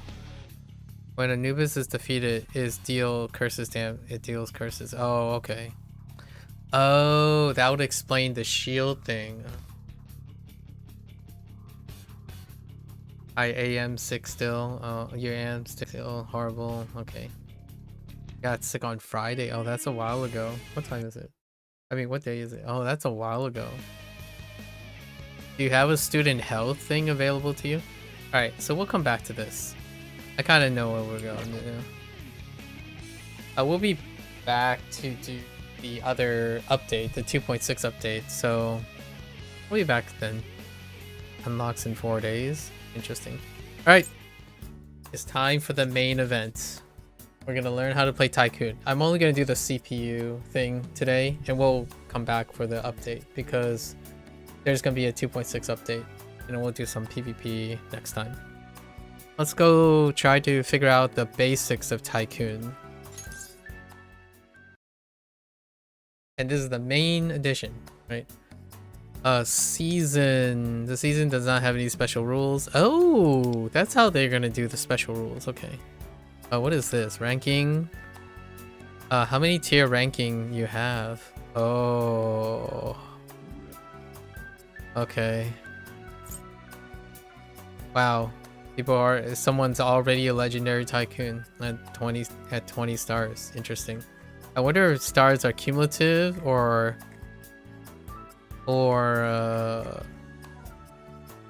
up and downs, because it looks like it's a tier system, right? And then ranks: staunchly poor, quite poor, ordinarily poor, somewhat poor, barely poor, ordinarily common, somewhat common, richly common, gorgeously common, ordinarily rich, millionaire, multi-million, billionaire. These names. You're getting a couple strepsils a day, but you're still going to be sick until around the weekend earliest, even though it's probably cold. I see. Stay well, right? Try not to make sure you don't catch pneumonia and whatnot. Sometimes complications can lead to pneumonia. Now, I'm trying not to be too fear-mongering. I'm sure you're used to whatever it is, that your lifestyle. Since it sounds like you're very familiar with this. My deck? Wait. My deck? What do you mean customize? Oh, customize the design of my deck. Okay. Oh, that's what those things are. Ah. Oh, that's cute. That's very cute. Okay. What's my look? Oh, I could choose which characters I'm playing as. Oh, okay. Wait, you have to unlock these? Oh, that's what it means by the tycoon thing. You can play as the characters. I see. That's what they meant. Okay. Interesting. Alright, we're just gonna play as this guy for the theme, right?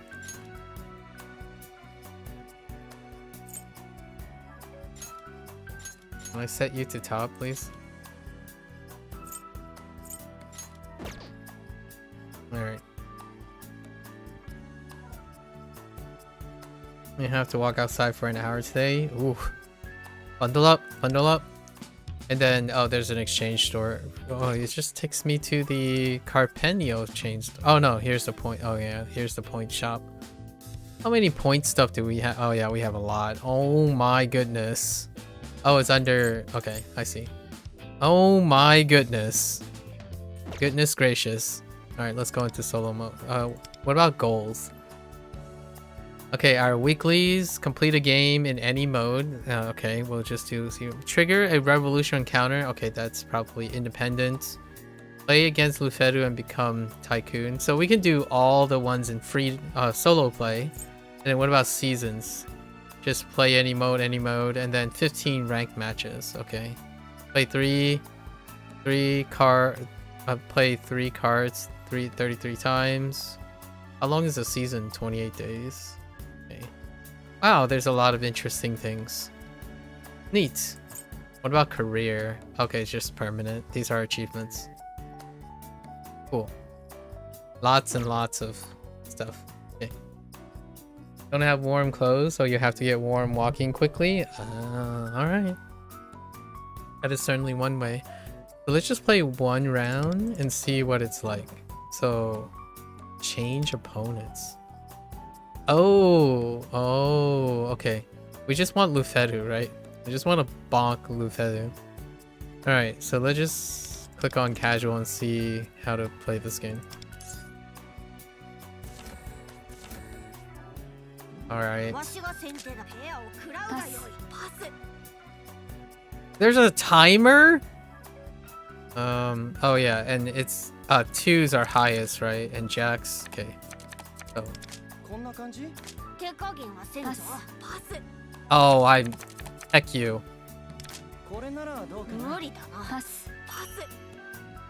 Alright, now I start. Single, probably single. I have 2 jokers, man. Oh, you heckin' 8 stopper. Oh, 3 is reverse, right? Wait, I forgot. Oh, 1 to ends instantly. Okay. Stop! Stop being a butthead! Oh, you know what? Heck you. 8切り9パスジャックキング Oh, you can't double up on the king? I guess we're...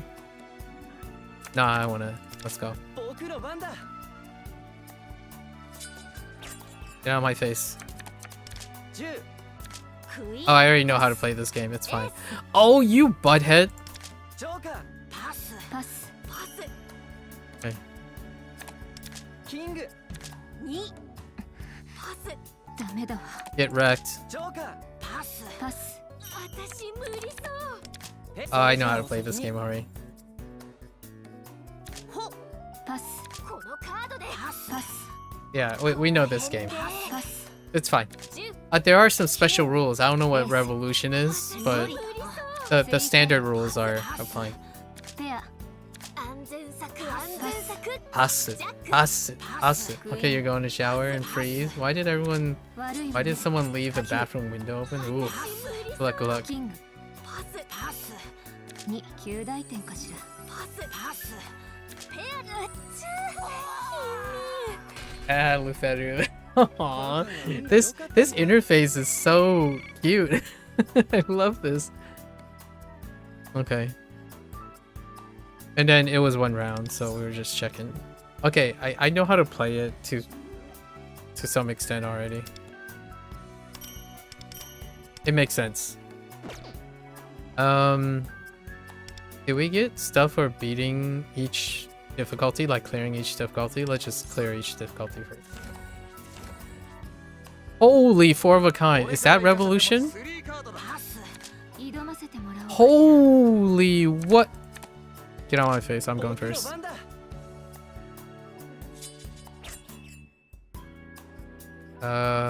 Let's... Oh wait, 3 is... Oh, 3 is flipping... Oh, 3 is Revolution. So we don't want to use up our Revolution yet. Let's do... Okay. ペア仕切り直してくるんだな Oh, you butthead. これしかこれに勝てる Oh, come on. Oh, wait. Wait, can I? Wait, can I put an ace on top? No, no, no, I was about to say. Oh, because of Joker. You know what?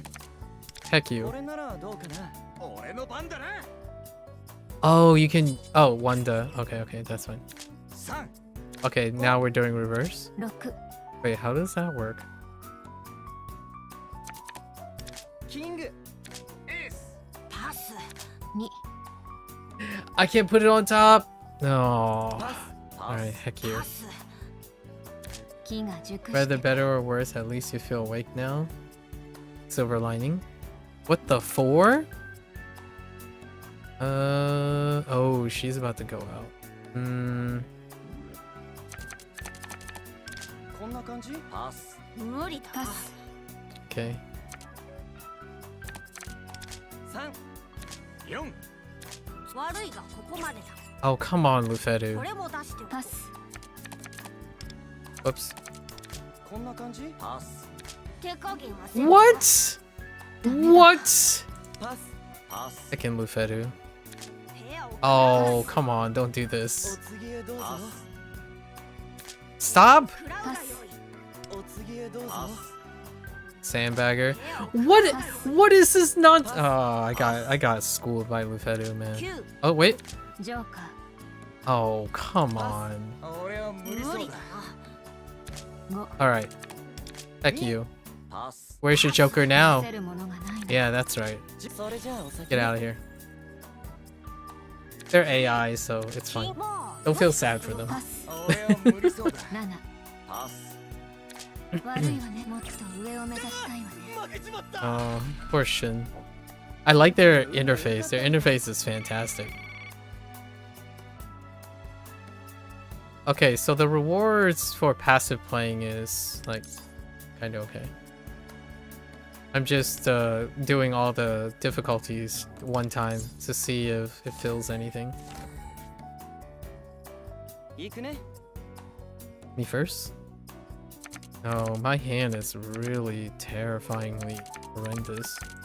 ペアやってやるぜ。挑ませてもらう。 Oh, rip my life. いっちゃうよ。パス。パス。私のターン Oh, だよ。 you butthead. 3カード。 What is that nonsense, Motoha? Please. ペアで行くよ。 Oh my gosh, you gotta be kidding me. これに勝てるかしら。パス。パス。 3。 What is this nonsense? 10。クイーン。キング。 Wow. パス。 My hand was... パス。パス。 僕の番だ。 Alright, here's hoping they don't have... ペア。や Heck! ってやるぜ。パス。パス。 There goes my chance. 3カード。 What is this nonsense? Yeah, you can't just lose by default. 勝ち切り。 You can totally just lose by default. Honestly? クイーン。 Oh, come パ on. ス。パス。パ I ス。 thought they were out. 7。 9。ジャック。 No ace, please. Don't you. 無理そう え だ。 Oh, come on. パス。 Motoha's gonna win this one. 4。 Yep. 私が大富豪だ。 AI, you know, AI. 勝ち切り。 And instantly, let's go. ペア。パス。パス。 勝ち切り。上出来かな。 That's... I can... Rico totally fed her. Okay, so you get less tycoon points and less tycoon medals if you... Okay, fair enough. Let's look at our goals, right? Okay, you play, sure, and then you instant complete. I still don't know what revolution is, so we better go look. Any game modes, right? Play 3 cards 33 times. Okay. Let's look at all our season stuff. Reach ordinary, reach... Oh, you gotta reach up to ordinarily rich to get the most in terms of rank. You don't have to go that high, so I'm okay with that. Outside of the bracket stuff. And then we have to become tycoon using... Oh, we have to become tycoon using those peeps. Interesting. Rico and Arai.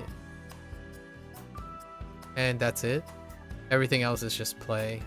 That's pretty reasonable. Very reasonable. Do you have access to those? Yes, you do. I see.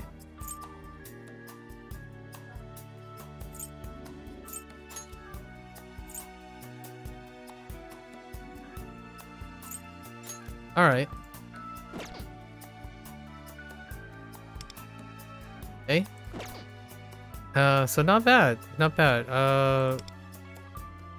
Very generous. Super generous things. Definitely. So the question is, how does ranking work? I'm guessing you get ranking per win. Oh, 20 stars are... There's such a large disparity between stars, interestingly enough.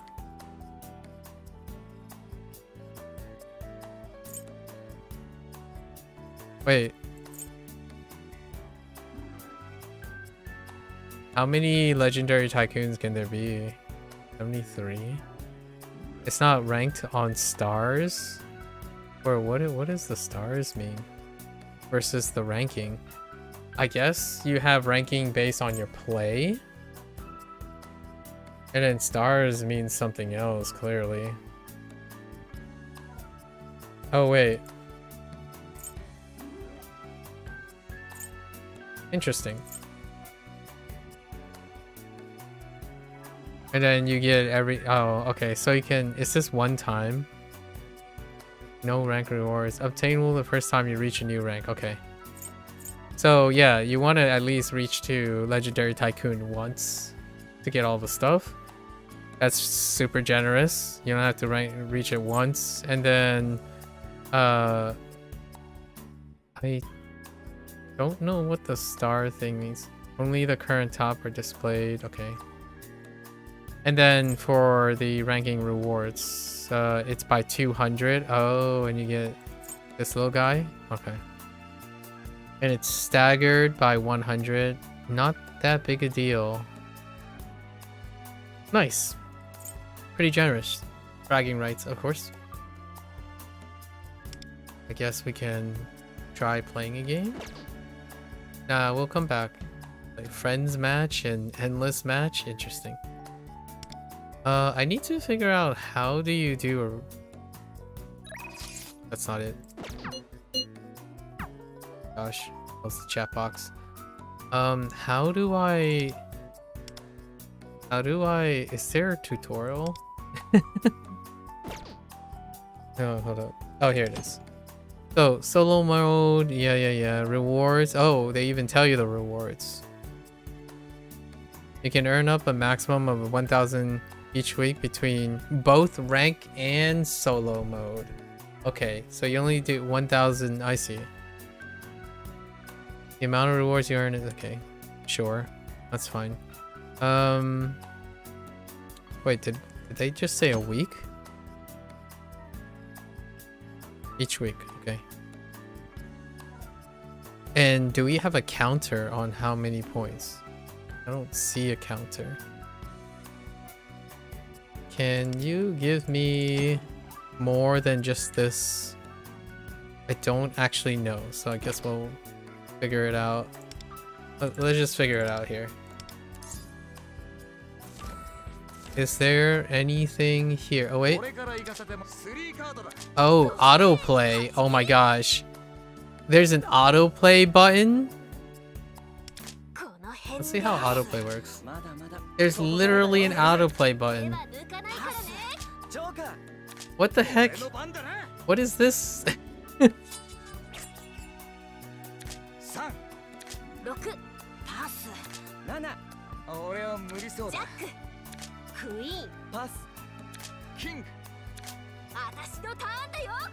It's crazy how there's an autoplay button for this.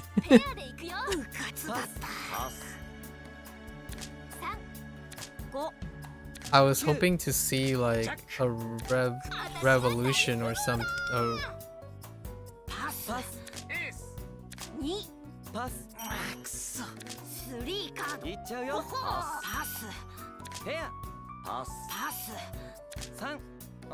I think revolution is 4 of a kind.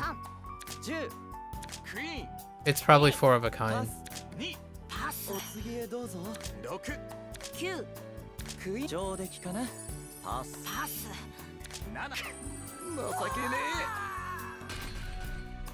Yeah, the only thing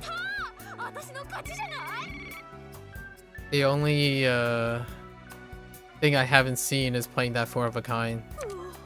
Let's try to get 4. Oh, here's a 4 of a kind. So exchanging cards.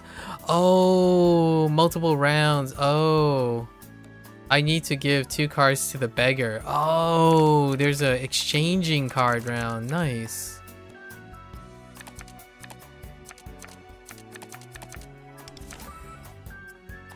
Wow.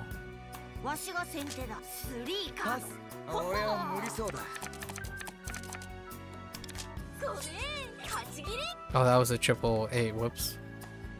Alright, so I want to know what happens. Well, we'll do this later.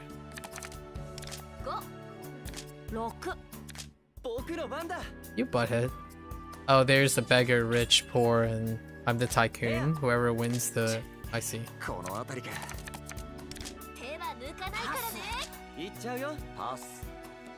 Oh.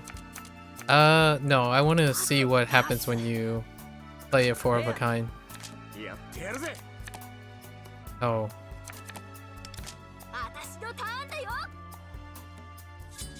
Does it go in reverse? Let's see.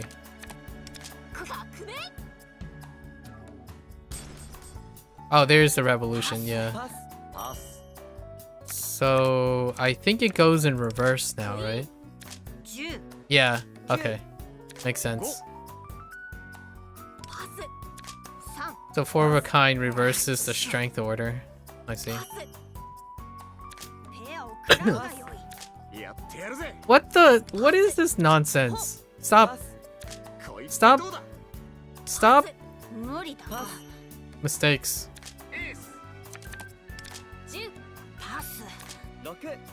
Oh, you butthead. Oh, I see that, Luferu, you little butthead. Dang. I hate you, Luferu. Get out. Oh, and then you get bankrupt and you become a beggar from the typhoon. You immediately get knocked out. I see. I see. So the typhoon has to keep on winning. Interesting. Yeah, it immediately cuts you out. I see. Alright. So I need to give max cards to the tycoon because I'm the beggar. I see. And I'm guessing these are just 1 cards each.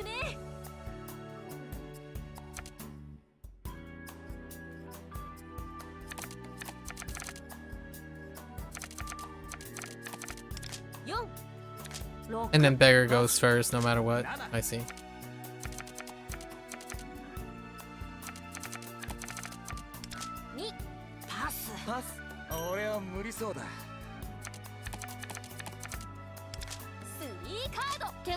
Oh my triple 2s.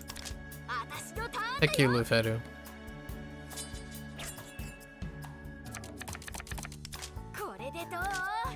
Oh, Luferu had a wonder. Dang. Oh, this is fun. This is very fun. Oh no, I can't. Yeah, I can't gain.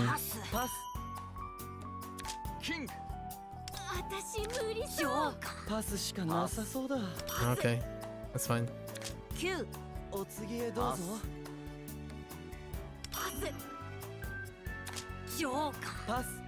I knew you had a joker. Come on.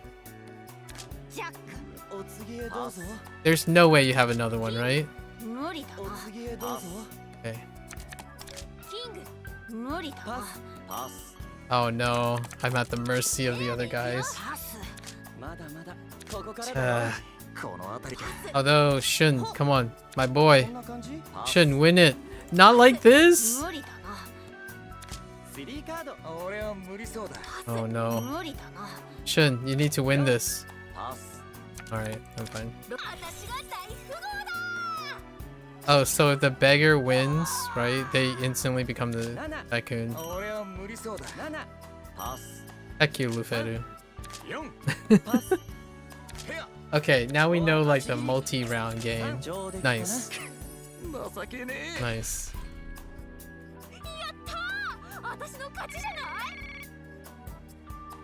Oh, you get a lot of... Oh, you get... Okay, so you get points for the rounds. For all 3 rounds. I see. Oh, what time is it? You know what? Let's play a ranked game. Let's see how this works. Okay, and then you just find a match. How easy is it to find a match? Very easy. I guess we just ready up. Cute!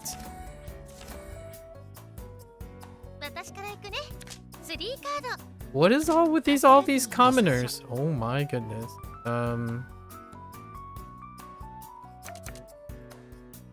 Oh, it's so much faster. What the heck?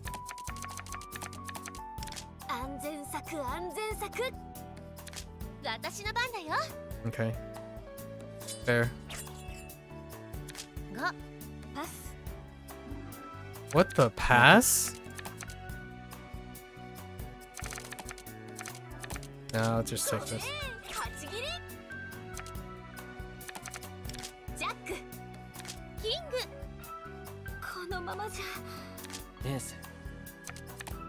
2パスパス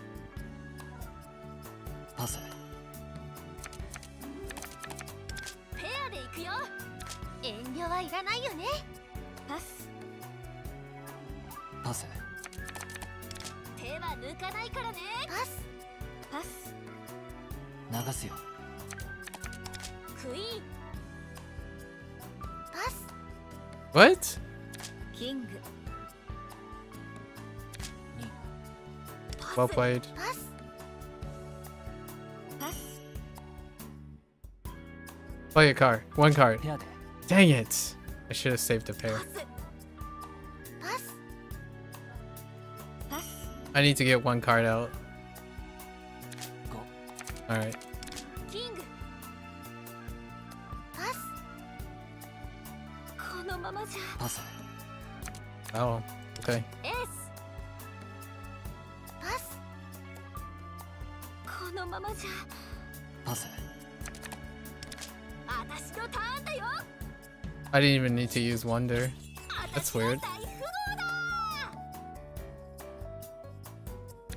だ。8切り7パス They have a weird... パス These guys have a weird playing style. 9ジャッククイーンダメみたい。パス I see the Akiyama spy shy. 10 Okay. ジャックキングパスパス10思ってたよりは良かったかな。 Okay. このままじゃパス I wonder what happens if someone leaves. If they leave, I guess the AI just takes over? 6流すよ What does this button mean? ペア Oh, oh, you can emote? Oh, I don't know how I feel about emoting during a card パス game.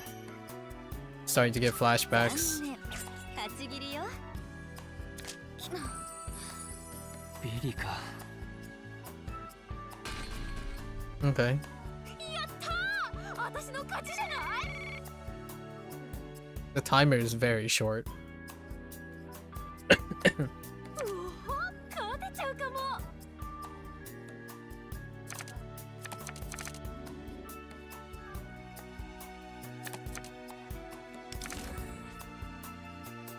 Oh, I can 先 revolution. 行だね足りるかな Oh.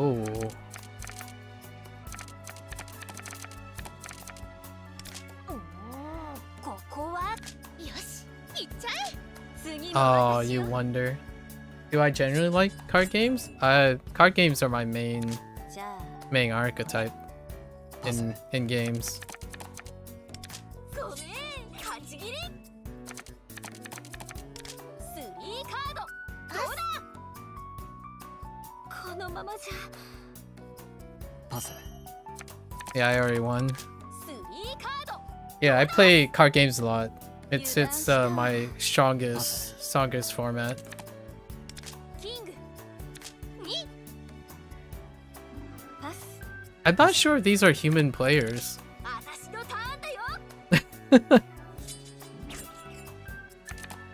じゃあ私が大富豪。 I'm not convinced that these guys aren't auto playing. エース Like the way they're playing feels ペア like they're farming や points. るよパスこれをどう Which makes sense. I mean, you don't really need to do anything. You can just watch. パス You can even run it on autopilot in this game, which is funny. 4 It gives other people a reason to play as well. Like 7 it fills the leaderboard, or like it fills the tables, which is great. ペアパス And you can probably just chat while they're auto playing. Oh, that's kind of cute. A cute idea. Just have autoplay on and then just chat in the box. 5 That's kind of パス cute. Yeah, card games. I play a lot of card games. It's probably my 8切りよ。 most highest format. 9 like as complicated and as simple. パス All the full range of card games. ジャックジョーカーパスパス I feel like よりは良かったかな just the pace, like how they're selecting reminds me of like they might be auto playing. パスこれで終わると思わないことね Yeah, I play all sorts of card games. Deck builders, competitive games. Pretty much my major form. うお勝てちゃうかも Wow, I can revolution down to nothing? Nah. それじゃあ3カードパス How are you 3 cardoing? Okay. Heck you in 負け here. を認めたらパスパス Why would you? こっちのターン That's a good play. Double me. 4 What in the world? ジャック2次も私よ That's pretty decent. I'm gonna 8 one of them and then start doubling. レ Oh, okay, never mind. やるよア負けを認め And then I'm gonna revolution down where 油断したわ with double 4. Just revolution it and then guarantee the low card. このまま They have no more wonders, so I'm just gonna revolution here 革命 and let them fight it out because I win instantly. Yeah. 私が大富豪だ I don't know. I'm not convinced that these guys are playing at the moment. パスもらった パス Like it was a straight sweep with no difficulties. ジャッ It's ク weird. 10 9 7 6流すよ 4 Yeah, they either left the game already or they're on autopilot. There's no way. I feel like the way they're playing their cards, at least two of them are not 10 selecting. パス At least two of them. 3カードパスもらった I'm sorry if they are actually playing. Like if anyone finds this footage, I hope if they're actually playing, このまま I really apologize, but I think I want to give them the benefit of doubt because I do feel like these types of games, even using the organization, it's pretty uncharacteristic the way they're playing. 思ってたよりは良かったかな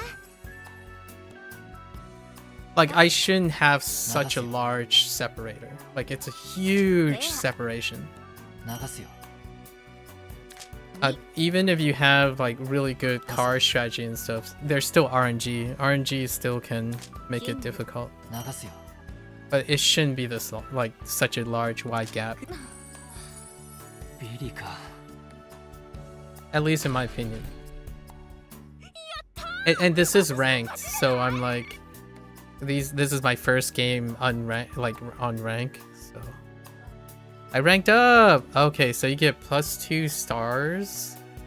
Oh, it's using the star system like Hearthstone. I see. That's what those stars are for. Okay. Friend requests? Oh, so you can. Oh, that's kind of cute. So you can friend your previous thing. I don't usually friend people that I can like PvP with. Lots of flashbacks, but that's neat. So we completed our weekly. Wow, that's really fast. Our weekly is already complete. Man. Oh, and I became Tycoon 5. Oh, I did. Wow. These things are really generous. What's the store like? 1,500 points. And what did they say? What is the weekly? So these are monthly. Okay, so these are monthly limits, and then there's our limited purchases. We want to purchase all the monthly stuff. So the only monthly is this. So we want to at least buy the monthly. Is there anything else? Oh, there's still more monthly stuff. So the goal is to buy all the monthly stuff first before buying the purchase limit ones. And let's see. How long does this season go to? We have 28 days. 28 days and... Oh, here's how you... Okay. 28 days. 1,000 points each. So that's 28,000 points. Right, 28,000 points. Oh no, it's not. It's 1 week. Whoa. So 4 weeks. 4 weeks is a season. So we only get 4,000 tycoon points. And then all the goals get unlocked. Right. All the goals give 1,000 points a week. That's, no. It's 1,750 plus 2,750. So 2,750 a week times 4. Times 4 is around 10,000. Are event durations original or halved? Halved. Except for certain things. This one is probably the Fool. But some of the earlier events were halved. Now it's their monthly now. But they're staggered. So the events roll out in halves. But the events themselves are the same duration. So like there's 2 events will overlap. So each event is a month long, but there will be 2 events before. It was staggered events, which they overlap. So there's like extra things to do.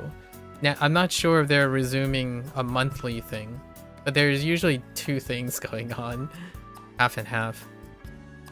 For now. I don't know if their cycle has changed at all. So let's see. So that means we only get not enough. Okay, but if we complete the season, how many points is that?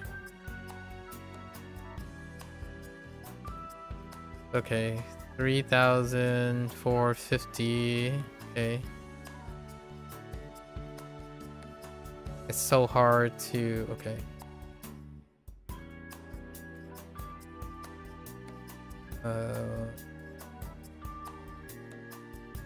So we're looking at like 10,000 points. Somewhere in the neighborhood of 10,000 points. What's the monthly? Monthly is 3,000. 3,750 plus 600, 4350, 600, 4950. This is a rough estimate. So we can buy all of the monthlies? Yes. We can buy all the monthlies and then start working on purchase limits. So as long as I keep playing max, I can get all the monthlies and then still make progress on limited. Do event shops exist? If so, are they half price? No, they're not. They're always complete. So event shops is always complete. So if you play like every day and stuff, it's geared towards the upper limit. So once you play, if you play regularly, you get everything in the shop, no matter what. Like eventually you always get everything in the shop. The thing is that if you don't buy the monthlies get restocked no matter what. So I typically just prioritize monthlies and then eventually you buy everything. Most of the event shops, they complete when they're done. So like, for example, outside of this, right, there's an event for There's thieves secrets right now for this guy. Yeah, so in his shop, he has 9 days, right? Roughly 9 days. So when you get all the points, if you play every day, to get the 3 points, you should be able to clear out this event shop. And then it will close down. And then the next event happens and then close down. Yep. Ah, I like it. Tycoon is fun. It's very straightforward. And if I'm like too busy, I can just autoplay. That's so lazy. It's nice. I like they were accommodating. I like it. And let's just refresh to get something that I can set up. I have so many resources now. And I'm probably gonna have even more. So today was awesome. So what happened today? I basically used up all my luck in the world. Pretty much. Today. If I can have that happen one more time, I think I have beaten the game. So today, what happened was what? We drew like roughly 17 times or something. 17 times and we got the 5-star. And then we drew 12 times. We drew 12 times and got the 5-star. Out of so this is it was the odds was 17 out of 110 expected draws, and then this one was 12 out of 70 expected draws. It was pretty insane today. It's always funny hearing soundtracks familiar from videos in the original game for the first time. Yeah, so the music is split half and half. Oh, what's the start of Draw Pity? It not really. There's like some argue it's non-existent. It's a guaranteed draw at 110. That's pretty much it. The Draw Pity is supposed to be at 110. It's a very last 10. So no Draw Pity. We basically boss hogged it to the max today. We beat Gotcha. It's happened once before. But this is kind of nice. It means that I could have fun showing off the next character. Yeah. So I was expecting to use up everything. Like everything I had, I was expecting to use it up. That's the minimum pity. So basically it would clean me dry and I would not do anything for the next 3 characters, which I was planning on skipping the next 3 characters because Persona 3 then comes up soon. After 3 or 4 characters, the P3 cast starts showing up, which is when I will probably pull on those characters. But this character I already talked about a little bit. I really resonate with this character quite a bit as a younger form of myself, so it's kind of neat. It was such a coincidence. I was like buying my time talking about the characters and whatnot. Very neat. What is this telling me? Oh. Was there a season for playing Tycoon? Figured. And finishing the special. Okay. So we get to stay FTP with no problems. No problems at all. Why is this yelling at me? Oh yeah, and there's a track. Oh, there's even more points because there's a seasonal track. Oh yeah, we have way more points. Holy. There's guaranteed seasonal track. Oh, this is where the Tycoon medals are for. I see. 1400 is the Tycoon medal cap. Wow. Holy. Interesting. So way more. Yeah, we're already up to 7,000. Wow. Very neat. Are these the things that I need? Yeah. Okay.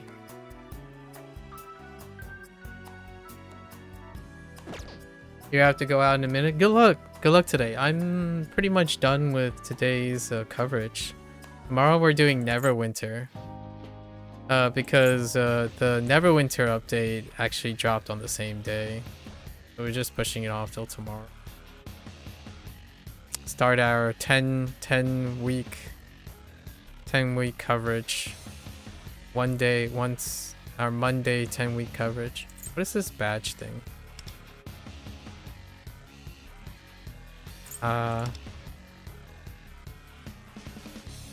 Attain 1-star class when... Oh. Okay, these are the same badges. And then the rookie ones. Okay, Crown and Throne. And then play Tycoon, yeah. Okay. Very cool. Very cool. Alright, folks. That is a wrap for today. We dodged the bullets. It turned out as pretty much as good as it can possibly get, right? Gotcha component taken right out, and we got lucky, which happens. I still stand by that it's incredibly aggressive, right? Incredibly aggressive. So it's not about having accessibility to the characters and then working on scale edging to be the selling point. It's more like the selling point is that you have to drop money to get the access to the horizontal. But this time, it's nice. I'm probably still going to skip the next character, largely because of I'm choosing my characters based on functionality and like skill set and how interesting the characters are. The next one is Haru Noir. She's a synergistic attacker, right? A sweeper, which typically most of the sweepers are. I'm gonna give a pass. Moto, what you call it? Tomoko. Tomoko is already a utilitarian, healing, sweeping psych source, so I'm probably gonna pass on them. I don't know. It's soon. Soon, Minami will be added to standard banner, right? To the standard banner. Where is the standard banner? Oh. So we still have the standard banner, which we're waiting on because there's 20 here, right? So I'm expecting them to update the special rewards at some points. And we're gonna give... I don't know if I'm gonna wait all the way to the Cherish edition. Who else was not limited? The next one after Minami would be Yumi. So I would probably likely update Minami when she is added. So I would probably grab the awareness off of her to use because she's more utilitarian. I think most of the guardians and the support classes are rare and they have much more utilitarian uses. In terms of pushing for damage, that's a great question. I have a complete lack of sweepers. We basically skipped 3 sweepers. Yeah, we skipped 3 sweepers. Motoha, the summertime Motoha, Yusuke is a sweeper too, actually. And then I don't think we gained a single sweeper.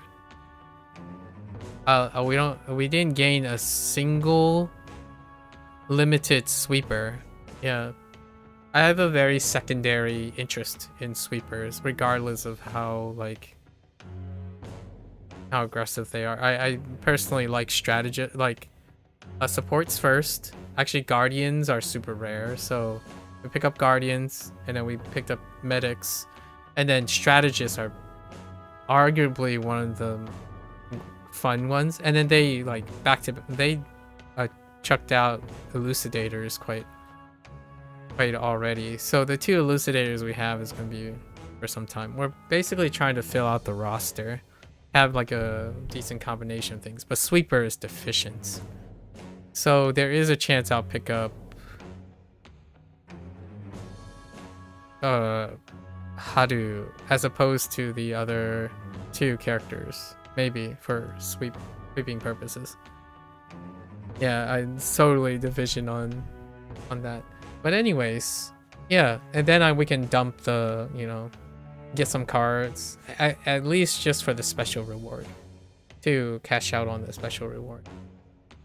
I don't actually know, like, they've already said that it's 6 months after release. So since Cherish, you know, since Masaki just got added, that means it's 6 months from now before Masaki gets enter standard banner.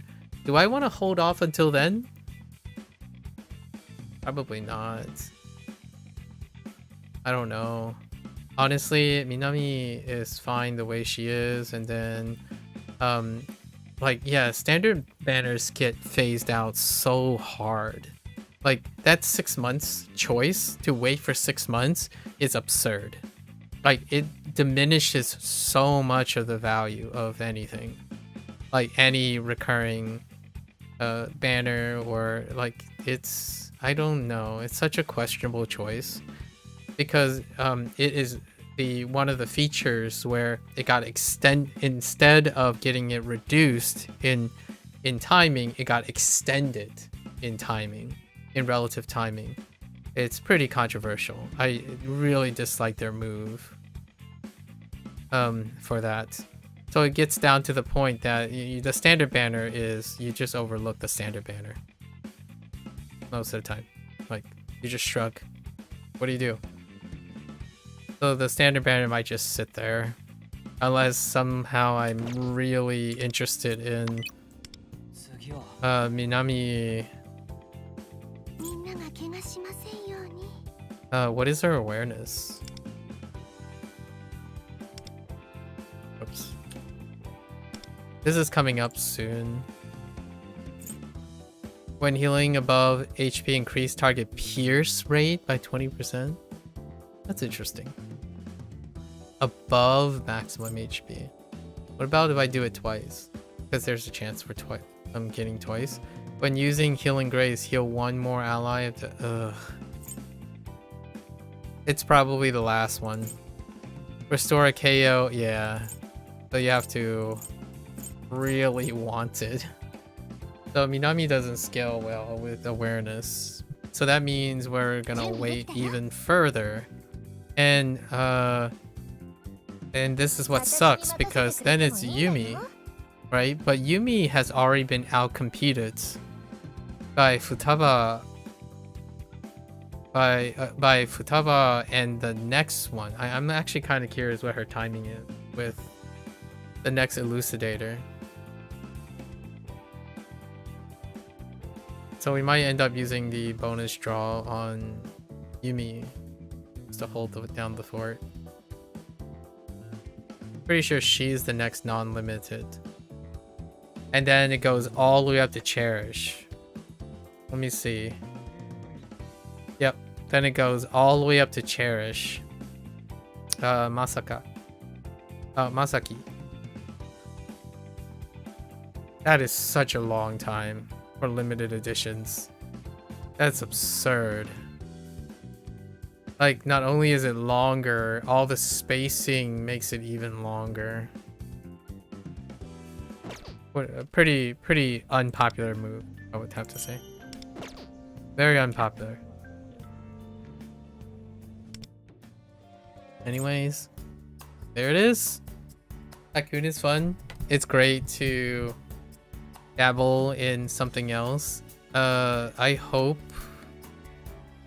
there's still 2 or 3 more things that are neat. I can't wait for, like, the, what do you call it, the 4th hour, or I forgot what it, Tartarus. Yeah, so Tartarus would be introduced, I imagine, with the Persona 3 cast, so it's going to be a while before Tartarus, unless they push it out early. I imagine with the introduction of the main protagonist from Persona 3, Tartarus's mode comes out, that particular one. And then there's still like an Astrolab stuff. The game is really wonderful, like outside of the gacha stuff, right? And then if you get lucky, like today, it doesn't feel so bad, I suppose. Not that it means I have the other characters to mess around with and check out how they synergize together. Anyways, that's a wrap for today. It was shorter than I expected. When is the next event? It's kind of hard to know when the next thing is happening now. So this ends in 9 days. This opens in 4 days. 4 days. So we've already seen the Trumpeter. I'm not sure if it was set. I think this is the same thing. So we've done this before, the Trial of Thorns, for both of these. At least I kind of remember. I remember Trumpeter. I'm not sure if Seth was the same. So this stuff is pretty alright. Who's gonna be the next? Next banner is in 9 days, right? Adu is in 9 days or 10ish days, and I expect it's probably another palace, like another Thieves' Secret Palace, which is to continue the Persona 5 thing. Adu is one of the Persona 5 casts, so I'm guessing, yeah. So in 10 days, we'll be back with patch 2.6 with Haru and Nuaru. Until then, 10 days from now, which is probably brings us exactly when this ends. So of course, I'm not going to show this, guys. It's fine. Like these are not the main events, right? Very neat. And then we just casually played this. We'll throw in a little tycoon here and there at the end or in the beginning. Something like that. It's kind of like playing Uno, honestly. It's more of a Uno meets Old Maid. No, just kidding. It's more or less a truncated Uno with some extra rules. Not too bad. Alright, folks. That's a wrap. You're gonna watch this later. Arigatou gozaimasu. Right? As always, feel free to follow along. Pick up Persona 5 Phantom X for yourself. Give it a try. Let me know what you think. Technically voted best Google Play Store mobile game. And also nominated for mobile game, whatever award it was.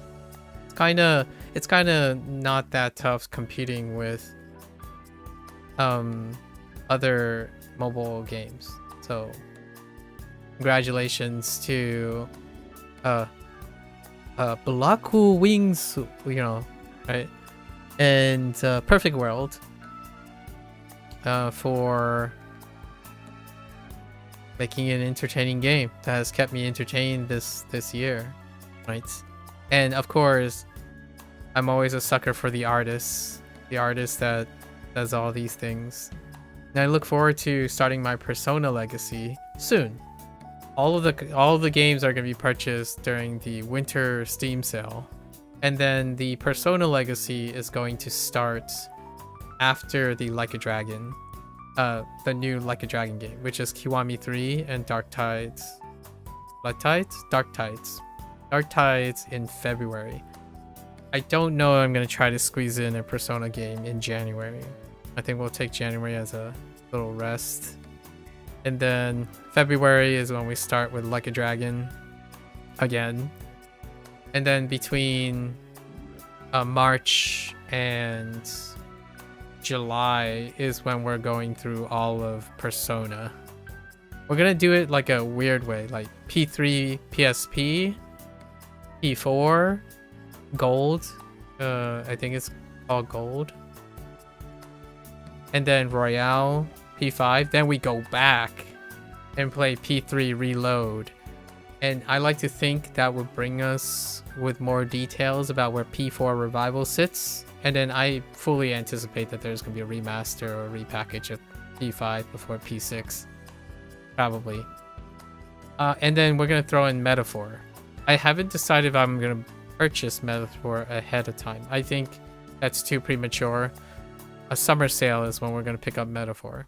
So we're gonna complete the P Stadio and Stadio Zero stuff, the ATLUS team stuff to add to our Sega Legacy collection. RGG is the biggest, in my opinion, of the things. Sonic, we'll think about Sonic. I have a lot of things to talk about Sonic in terms of childhood, because I did play all the childhood Sonic games. So all the Genesis, CDX.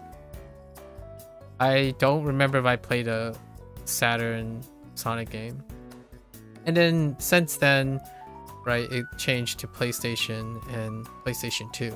And then I've been on PC for a while, so many of those properties are only recently becoming available on PC.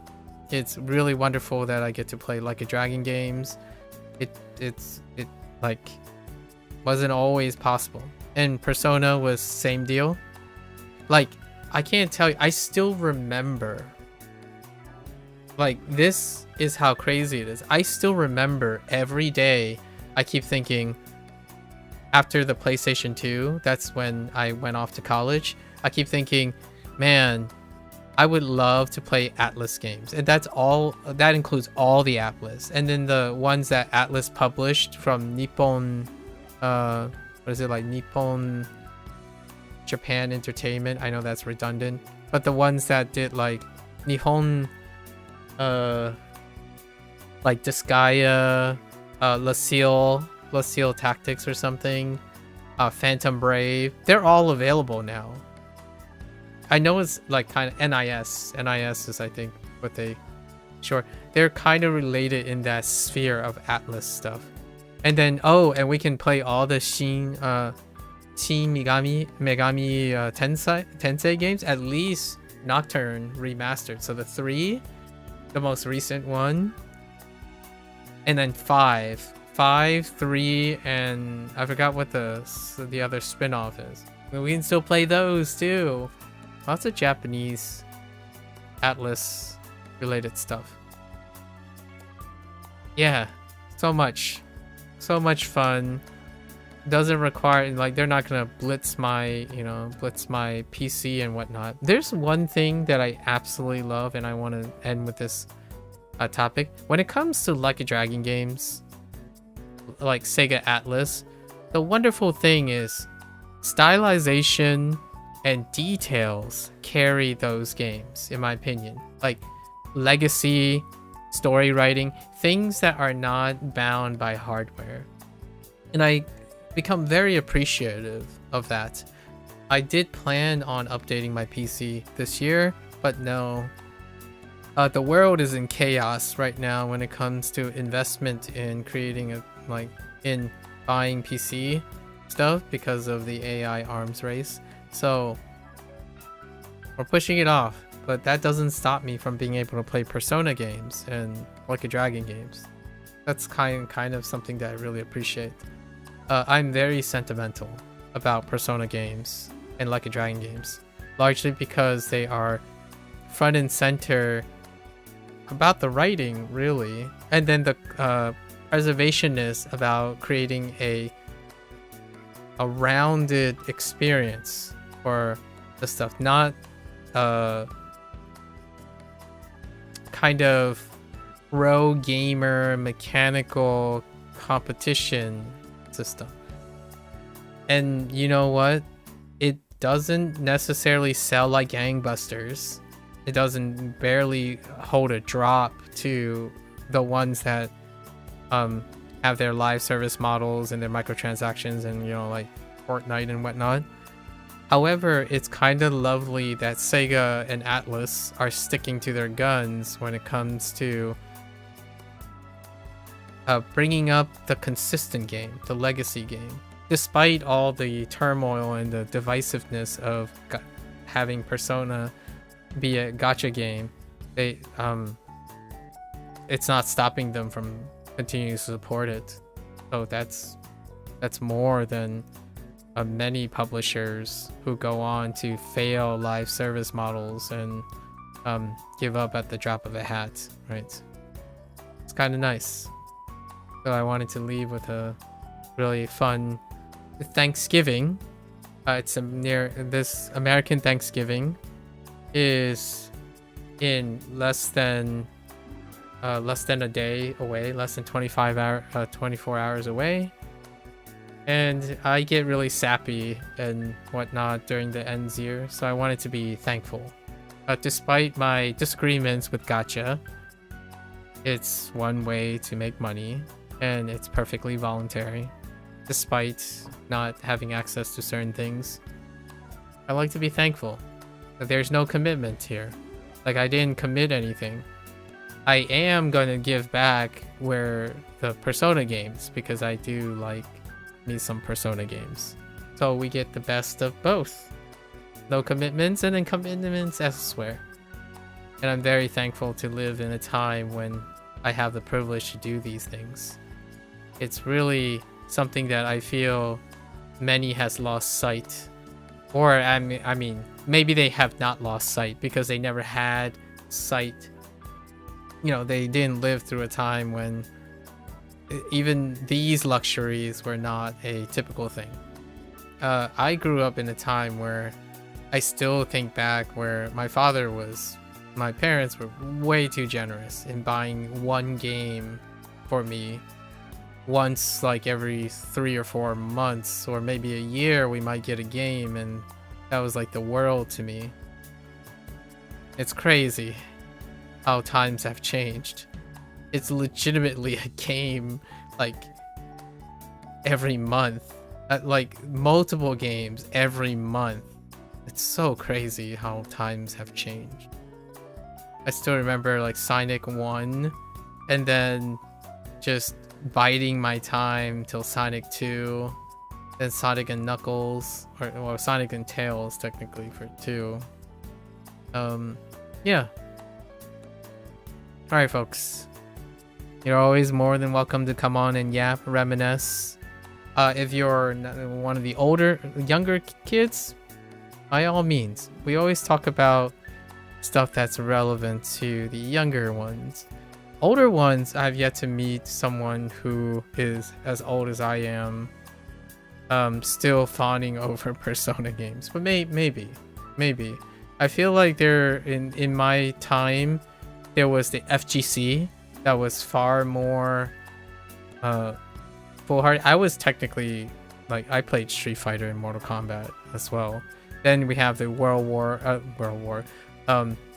of Warcraft banner. I also played World of Warcraft. So, and then there's the StarCraft, the Major League Gaming. Feel free to talk about things. We've lived through a lot of things now. You're more than welcome. Tell me about your best gacha pulls and your worst gacha pulls. You're always welcome. Until next time. 皆さんまたね。見てくれてありがとう. Thanks for watching, and I'll catch you guys on the next one. Bye bye!